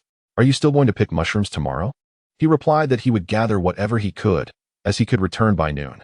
Chen Fei suspected that Sister Yunjene would likely give birth in the morning, and he could return by midday at the latest. "All right, you go then." Chen Feng suddenly sighed. "If only I had another bicycle, I could take it myself." The bicycle would indeed need to be purchased, but they had to wait until the main door was installed for safety. Currently, the house remained open, lacking the security of a door. After this, Chun Fei prepared to depart, while Chun Feng followed closely behind, repeatedly urging, "Xiao Fei, be careful on the road. It's dark, and you can't see any holes." The eldest sister acted like a mother. In Chun Fei's home, Chun Feng was akin to a mother figure. "I understand. I will be cautious," Chun Fei replied, waving a hand before mounting his bicycle and riding off. Given the unusual circumstances, he did not return the bicycle today. The night was dark and the roads slippery, the world around him complicated. Riding under the dim, twinkling stars, Chun Fei navigated the uneven paths of the mountain village. Just as he exited the village, a sudden, blinding light illuminated his surroundings, catching him off guard and instinctively causing him to squint. Simultaneously, a wave of astonishment washed over him. How could there be a car in this remote mountain village, especially at such an hour? Who would drive to Shilling at this time? He initially thought that the driver would turn off the bright lights, but he was mistaken. The vehicle continued to approach with its headlights blazing. Chun Fei's vision was consumed by the brightness, rendering the path invisible, and an inexplicable sense of danger surged within him. He hurriedly veered aside. The dirt road beyond the village was already narrow, and with his sudden turn, he veered into a ditch. The ditch was deep, at least 10 meters. Fortunately, it was sloped. Chun Fei nearly closed his eyes, relying solely on memory to steer the handlebars, ultimately managing to ride down without toppling over. Yet, it struck terror into his heart. The driver was unbearably arrogant, showing no intention of slowing down and blinding him with high beams. It felt akin to an act of murder. The thought of homicide caused a sudden chill to run through Chen Fei. Could it be that this was no mere accident? Did the other party deliberately aim for him upon spotting him? Chen Fei was somewhat agitated. However, by the time he managed to climb out of the ditch, the car had already vanished into the distance. He initially contemplated returning to the village to pursue that vehicle and discern the identity of such an audacious individual. Yet, upon reflection, even if he were to catch up, the driver could easily claim it was too dark to see him, and since he was unharmed, even a trip to the police station would not yield any significant consequences for the other party. At best, it would result in a mere squabble or a token compensation of a few dollars. He had no time to engage in such trivial disputes. A multitude of responsibilities awaited him. Most importantly, Song Jinrong's wife was relying on him for her moxibustion therapy. He decided to gather some information later regarding which families had relatives outside. He would remember this grievance. That night was destined to be one of sleeplessness. His elder sister, Chen Feng, was anxious for Chun Fei's safety on the dark road and could not find rest. Liu Yeer was too agitated to sleep. Liu Yeer's parents, neighbors, and onlookers who had witnessed Chen Fei's ceremonial gestures were all slightly exhilarated. Meanwhile, in the county town, the Song Hongjun family was restless through the night due to son Yuyen's predicament. On the other hand, the captain, Shu Luzhu, and Ding Mei were also unable to sleep upon learning that Shu Chong had been arrested once more. "This wretched son continues to cause me trouble. He's back in jail just a day after his release. What about my 2,000 yuan? Ding Mei gritted her teeth in frustration. It's all Chun Fei's fault. If he hadn't incited Xiangzi's ire, Xiangzi wouldn't have concocted such a foolish scheme. If only it had been 2 years prior, I would have dealt with him severely. Shui Luzhu found himself nostalgic for the past. Those were the days when one could simply label someone and ruin their life. Now, he could not let this matter slide. Ding Mei transformed into a vengeful figure, seething with anger. As the captain, isn't it easy for me to deal with someone? I shall remember this grievance, but my immediate concern is to bail Xiangzi out. Tomorrow morning, I will make a trip to the village and ask Chen Weizhao to devise a plan. Shui Luzhu felt a pang of anxiety. Last time, he had exempted Chen Weizhao from paying a bride price. What would he do this time? Would he have to pay out of pocket? That is utterly impossible. It will never happen in my lifetime. My money did not come from the wind. At worst, I could have Xueqin sacrifice a bit and let Chen Weizhao taste some sweetness in advance. Just then, a knock echoed from outside. Who could be knocking at this late hour? Shui Luzhu grabbed a wooden stick and approached the door, inquiring through it. Who is it? It's me, elder brother. Shui Luzhu was taken aback and hurriedly opened the door. Elder brother, why are you back at this hour? Shui Yinzhu, with an impassive expression, stated. I returned after dropping off Shui Gang's wife, and didn't he want to be seen. Behind him followed a woman as thin as a stick, equally expressionless. Until Shui Luzhu prompted, come in. She then mechanically followed Shui Yinzhu's lead into the house. As they walked, Shui Luzhu quietly asked, what is going on? What made you suddenly decide to bring her back? Chapter 101. Shui Yinzhu's brother-in-law Shui Yinzhu, with a grim expression, delivered the unfortunate news. There is some bad news to share with you. Shui Gang has been arrested on charges of poisoning, and I was unable to secure his release. How could this happen? With Xiangzi detained, and now Gangzi as well. Is this an attempt on my life? Shui Liuzhu's voice was barely above a whisper. Yet it struck Shui Yinzhu like a bolt from the blue, igniting a surge of panic within him. The woman, as frail as a mere skeleton, momentarily flickered her gaze before bowing her head, seemingly impervious to the turmoil surrounding her. I just saw Chen Fei, Shui Yinzhu suddenly remarked. I intentionally shone a bright light on him, and as a result, he veered straight into a ditch, a minor act of retribution. Did he fall to his death? Shui Luzhu asked impatiently. Probably not. It was too dark to see clearly, and I didn't dare to step out and check. Shui Yinzhu pondered deeply. He had driven past deliberately, knowing that if Chun Feay sought him out later, he could feign ignorance. However, if he had exited the vehicle to investigate and then departed, it would have constituted a hit and run, an entirely different scenario. Why doesn't this troublemaker just perish? Shui Luzhu seethed, gritting his teeth in frustration. Shui Yinzhu chose not to respond to that remark. If someone truly dies, it would be classified as a traffic accident, which complicates matters significantly. I cannot assist with Shui Gang's situation at the moment. As for Shu Chong, you ought to visit the police station and see if you can secure his release. He was reluctant to involve himself further, fearing repercussions. Very well, it seems that is the only course of action. Shui Luzhu had no alternative but to wait until the morrow. After Shui Yinzhu departed, his gaze hungrily roamed over the emaciated woman, filled with dissatisfaction and even disdain. Being this thin, you can't even bear children. What use are you? The woman trembled slightly, her head bowing even lower as she stared at her toes, resembling a pitiful, subservient creature. Shui Luzhu, irritated, waved his hand dismissively. Enough of this pretense. Go sleep in the West Room. You are not permitted to leave without my consent, understood? Understood. The woman replied in a voice barely audible, her submissive demeanor only amplifying Shui Liuzhu's annoyance. Then why are you still here? Hurry up. The woman appeared startled, taking a step back and nearly losing her balance, her face pale as she turned to leave. What a stroke of misfortune, Shui Luzhu muttered under his breath, unsure whether he was cursing himself or the unfortunate woman. He had hoped for a repeat of the previous incident, where financial loss would avert disaster. However, upon visiting the police station the next day to see Chen Weizhao, he discovered that Shu Chong had been swiftly transferred to the county police station overnight. Shui Luzhu was taken aback. Isn't this a case of attempted poisoning? It's not a significant matter. Why has he been sent to the county station? Chen Weizhao sighed in resignation. This action was ordered by the county bureau. After Xiao Bing apprehended him, he was sent directly to the county town.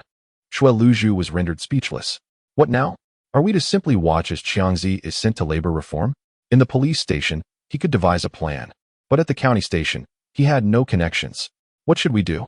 Perhaps you could call uncle for advice? At that moment, Xueqin interjected. Shuel Yoju's face darkened as if he had just ingested something distasteful. Your uncle returned last night, and your elder brother has also been arrested. Xueqin was immediately flustered. How could this be? What am I to do? What do you mean, what to do? What's wrong with you? Shuel Luju found himself somewhat perplexed. The idea originated from me, he thought, as Xueqin suddenly felt tears welling up. She did not wish to face imprisonment. You are infuriating, Shuel Luju exclaimed, his finger trembling as he pointed at Xueqin.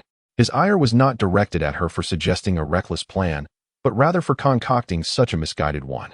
To ensnare an individual, one must ensure their complete demise, leaving no room for repercussions and certainly no evidence for others to grasp. Do you understand? Shuel Luju lamented, his frustration palpable. I understand, but what shall we do now? This is quite troublesome. I fear your two brothers may crack under pressure and reveal your involvement, he continued, his brow furrowed, casting a sidelong glance at Qian Weizhao. Weizhao, do you have any solutions? Given the involvement of your fiancé, you cannot remain uninvolved, can you? Such a hassle. Qian Weizhao muttered internally, before pondering aloud. It seems I must enlist the assistance of my cousin's husband. Your cousin's husband is? Shuel Luju inquired. The deputy chief of the Public Security Bureau, Qian Weizhao replied nonchalantly, a hint of pride in his tone. Upon hearing this, Shuel Luju was instantly filled with elation. This is splendid. As long as your cousin's husband is willing to assist, Xueqin will surely be unharmed. Perhaps, with some maneuvering, we might even secure the release of Gongzi and Xiangzi. Do not get ahead of yourself. Qian Weizhao doused his enthusiasm with a splash of cold reality. It is said that the order for the arrest came from Zhang Zhigua of the criminal police team. He and my cousin's husband were once rivals. So persuading him to release anyone is improbable. We can only expect to endure some hardships. That is acceptable. First, we must ensure Xueqin's safety. And then we can devise a plan. Shuel Luju understood that such matters cannot be forced. In these convoluted relationships, any assistance is a boon. Expecting others to go to great lengths for you is utterly unrealistic. Shuel Luju produced 5 large bills, contemplated for a moment, then gritted his teeth and extracted 5 more. Take this to purchase some gifts. We cannot let them assist us without recompense. Qian Weizhao tucked the money into his pocket, nodding, I will. Shortly, I will request leave from Xiaobing and head back to the county town. Xueqin, do not wander off. Await my call. I understand. Meanwhile, Chun Feay pedaled his bicycle through the night, when suddenly a bright light appeared behind him, accompanied by the roar of an approaching vehicle. Realizing a car was coming, he instinctively veered toward the roadside. In his previous life, Chun Feay had learned to be cautious. Some drivers operated their vehicles as if competing for a place in the afterlife, especially at night, when the roads were less populated. They drove as though their cars were planes. A moment's delay in dodging could lead to disaster. Sure enough, a small car zoomed past him with a loud hum. The gust of wind it created pressing his clothes against his back, while his front billowed out. The fierce wind propelled Chun Feay forward, yet in an instant, the car had sped by. He could not help but curse under his breath. What a bizarre night, encountering 2 reckless drivers in one evening. Suddenly, a thought struck him. Could it be that these 2 drivers were the same person? Before he could ponder further, the small car had disappeared into the distance, leaving him with a lingering suspicion of the driver's ill intentions, though lacking any evidence to substantiate his doubts. He could only silently vow to remain vigilant. From now on, unless absolutely necessary, I must resolutely avoid walking at night. It is simply too perilous. In the hospital, at 4 in the morning, a drowsy Song Zhenrong was suddenly jolted awake by the sound of his wife groaning. My dear, are you all right? Sun Yuyan clutched her abdomen. It hurts a bit. Their eldest child, who had been beside them, instantly awoke at the sound. It seems she is about to give birth. Hurry and summon the doctor. Check if her amniotic fluid has ruptured. Chapter 102. Sun Yuyan's parents in haste. Song Zhenrong dashed off to find a doctor. Jiang Zonglei and Han Yaqing had not returned home, always prepared for the impending challenge. Given the rarity of twins, coupled with Sun Yuyan's unique circumstances, a successful delivery would provide them with invaluable experience. One could only say that the doctors of that time had not yet been corrupted by capital and were dutiful in their responsibilities. The men left the room while the women remained. The 2 doctors swiftly examined Sun Yuyan, and a sigh of relief escaped their lips. Fortunately, her amniotic fluid had not yet ruptured, but it was likely to happen soon. Regrettably, Chun Feay was absent. Otherwise, a final repositioning would have been ideal. As if on cue, a wave of joyful cheers erupted from outside. "Chen Fei, you have arrived," Han Yacheng exclaimed. "Did you time your arrival perfectly?" She stepped out of the room. "Chen Fei, you came just in time. Quickly perform mock combustion on the pregnant woman." Of course. Despite the multiple trips from Shilin to the county, which had left even the robust Chen Fei feeling somewhat fatigued, he showed no reluctance and immediately immersed himself in his work. The Song family, observing his dedication, expressed their heartfelt gratitude. Song Hongjun softly instructed Song Jinrong, second son, "Regardless of the outcome, we must be grateful for Chun Fei's kindness. One must always understand the importance of gratitude." Song Jinrong nodded. "I understand, from now on. He is as close as a brother to me." After resting for several hours, Sun Yuyan regained considerable strength and began to cooperate with Chun Fei for the final repositioning exercise.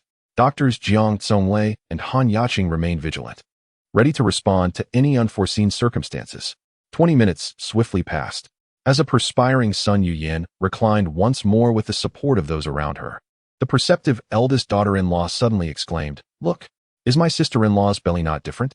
The women could not help but gaze intently at Sun Yuyan's abdomen, while the men, although curious and tense, felt too bashful to stare and could only strain to listen. Certainly, Song Jinrong was an exception. "Quickly, perform an examination." In truth, an ultrasound was unnecessary. A skilled obstetrician could discern the situation by touch alone. Jiang Zonglei gently palpated Sun Yuyan's prominently distended belly, and after a moment, a smile blossomed on her face. "Good news. The fetus has repositioned. A natural delivery is possible." Han Yacheng expressed skepticism. "Is that true? See for yourself." Jiang Zonglei stepped aside. After her examination, Han Yacheng clicked her tongue in astonishment. "I never imagined moxibustion could have such a profound effect. The fetus has truly repositioned. Splendid." The entire Song family erupted in joyous cheers. "Shu." Jiang Zonglei gestured for silence. "Let us not disturb others who are resting." The Song family ceased their exuberant cheers. Yet their excitement remained palpable. Song Jinrong clasped Chun Fei's hand and said, "Brother, no need for words. Once the child is born, I shall recognize you as the godfather." "Is that really necessary?" Chun Fei responded, somewhat bewildered by the unexpected declaration. It caught him off guard. "Absolutely. In the future, during every festive occasion, I expect the two children to bear gifts and bow to you," Song Jinrong asserted earnestly. "That seems excessive." Chen Fei laughed it off, though a surge of pride welled up within him. He swiftly redirected the conversation. "I think I'll take a short nap. I haven't slept all night, and I'm utterly exhausted. By all means, go rest. There are reclining chairs outside where you can lie down," Song Jinrong suggested. Before he could finish, Han Yacheng interjected, "Why not sleep in my office? There's a small bed inside." The sudden shift in Han Yacheng's demeanor took Chun Fei by surprise. "Is that really appropriate?" "I'm drenched in sweat," he replied. "Not a problem, just wash up." Han Yacheng replied nonchalantly. "Then I shall not be polite. Thank you, Dr. Han." Chen Fei opened the door and stepped out, only to spot a middle-aged couple hurrying down the corridor. The man, in his 50s with graying hair, was tall and slender, sporting a long face and wide-brimmed black glasses. He wore a somewhat faded yet impeccably tailored Zhongshan suit, exuding an air of intellect. The woman, walking alongside him, was noticeably shorter, clad in a knitted cardigan and corduroy pants, fashionable at the time, and wearing low-heeled leather shoes. The man's strides were large, forcing the woman to occasionally jog to keep pace. Despite her hurried demeanor and anxious expression, she maintained an air of urban poise. Upon noticing Chen Fei, she quickly approached him. "Excuse me, do you know which ward Sun Yuyan is in?" Chen Fei paused, recognizing the woman. If he was not mistaken, they must be Sun Yuyan's parents. "Are you her parents?" he instinctively inquired. "Yes, we are her parents. Do you know where she is?" the man asked, urgency lacing his polite tone. "I just came from her ward. Please follow me." Chen Fei turned back, leading them as they expressed their gratitude. "Thank you, young man." "No need for thanks. We are from the same village." Just as they reached the door, they heard a voice from inside exclaim, "Quickly! The amniotic fluid is about to break. Prepare to enter the delivery room." The couple's expressions shifted dramatically, and they instinctively rushed forward, only to hesitate at the threshold. "Young man, you must be quite familiar. Do you know about Yuyan?" Sun's father faltered, struggling for words. Sun's mother, however, had tears welling in her eyes. "It's all your fault for insisting on severing ties with our daughter. Now look what's happened." She hasn't returned home in years. Son's father trembled. I never anticipated she would be this stubborn. And you still speak. Our daughter's life is in jeopardy, Son's mother declared, tears streaming down her face. If anything were to happen to her, I wouldn't want to live. Son's father, his countenance grim, stammered, I never intended for this. I never wished for it. Upon witnessing the scene, Chun Feay hurriedly consoled them, saying, now is not the time for self-reproach. In truth, Sister Yunjene has longed for you both. She refrained from returning out of fear that you might not forgive her. Your presence will greatly aid Sister Yunjene during her delivery. Really? Exclaimed Son's father and mother in unison, their eyes lighting up with hope. Indeed, you shall understand once you see her shortly. Just as he spoke, the door swung open.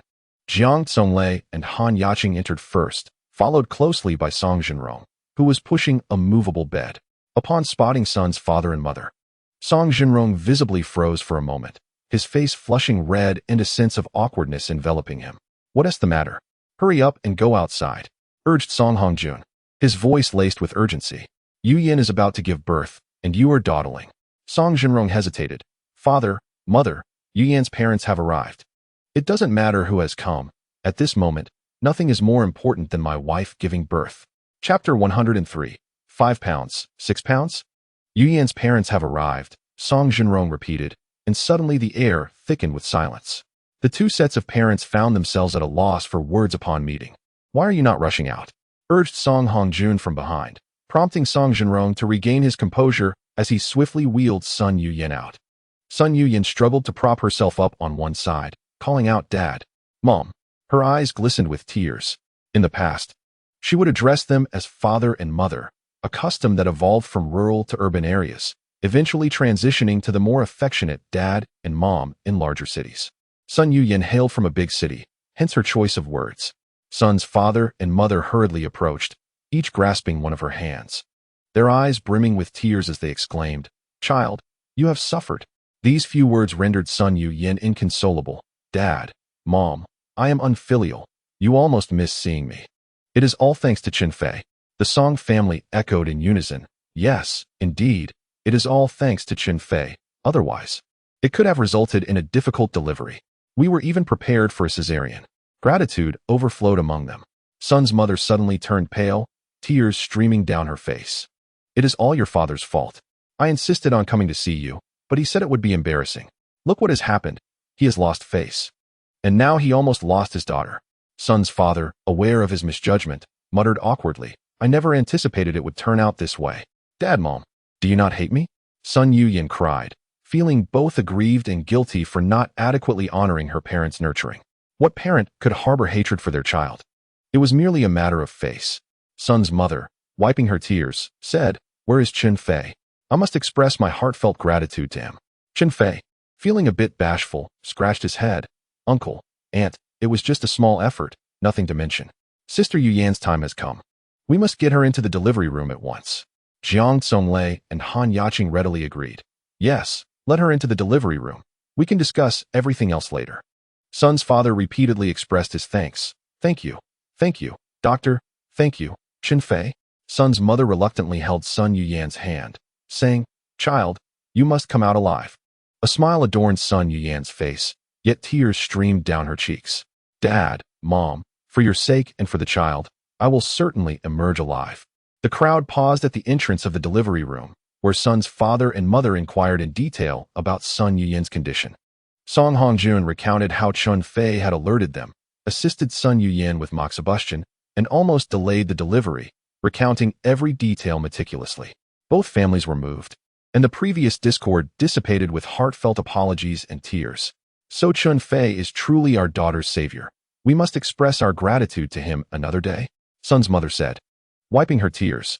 Sun's father was equally touched, his vision blurred with unshed tears as he removed his glasses and dabbed at his eyes, reflecting on the unexpected presence of such a remarkable person in their small mountain village. What fortune for Yunjene and both families. I must get to know him better, Sun's mother remarked, her tears turning to smiles. But where is Chun Feay? The crowd began to look around, only to discover that Chen Fei had unknowingly slumped onto a nearby recliner, emitting soft snores. Sun's father intervened, saying, Don't wake him, let him sleep. He hasn't rested for a day and a night, and he must be exhausted. Indeed, there were still many matters at home, and they were grateful for his hard work. After a seemingly endless 3 hours, the delivery room door finally opened, and Jiang Tsonglei emerged. The families quickly surrounded her, faces etched with anxiety. "Doctor, has my wife given birth? Is Yin safe? What about the baby? Is it all right?" Jiang Tsonglei removed her mask and smiled reassuringly. "Rest assured, mother and child are safe." Though the phrasing was somewhat convoluted, Song Jinrong grasped the later words and burst into joyous laughter. "Haha, parents, did you hear? Mother and child are safe." Song Hongjun and his wife beamed with delight. "Wonderful. We shall have a grandchild to hold." Son's father sighed with relief, exclaiming, "Fortune favors the worthy." Son's mother interjected. "What fortune? Our daughter has encountered a benefactor." Son's father promptly agreed. Yes, you are absolutely right. "Doctor, when can we see our daughter?" Jiang Tsonglei replied. "I came out to share the good news. The mother will need to rest for another 2 hours.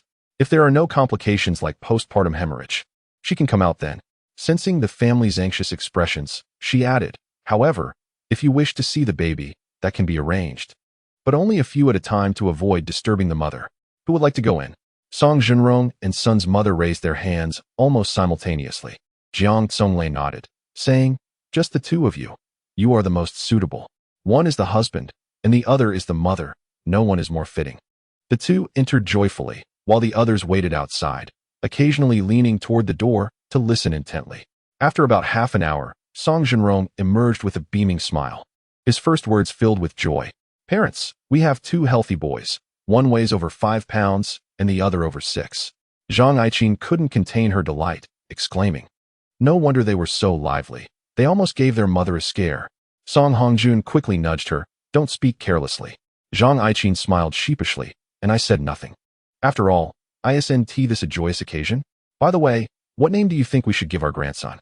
I have yet to ponder this matter." Song Hongjun contemplated, suggesting, "How about naming one Wu Jin and the other Lu Jin?" Good heavens! If Chen Fei were awake, he would undoubtedly exclaim, "What a convenient choice." Yet, Zhang Aiqin found the names agreeable, as they were instantly recognizable and easy to remember. Song Hongjun, chuckling awkwardly, remarked that he had merely spoken off the cuff. It would be better for the in-laws to decide on the names.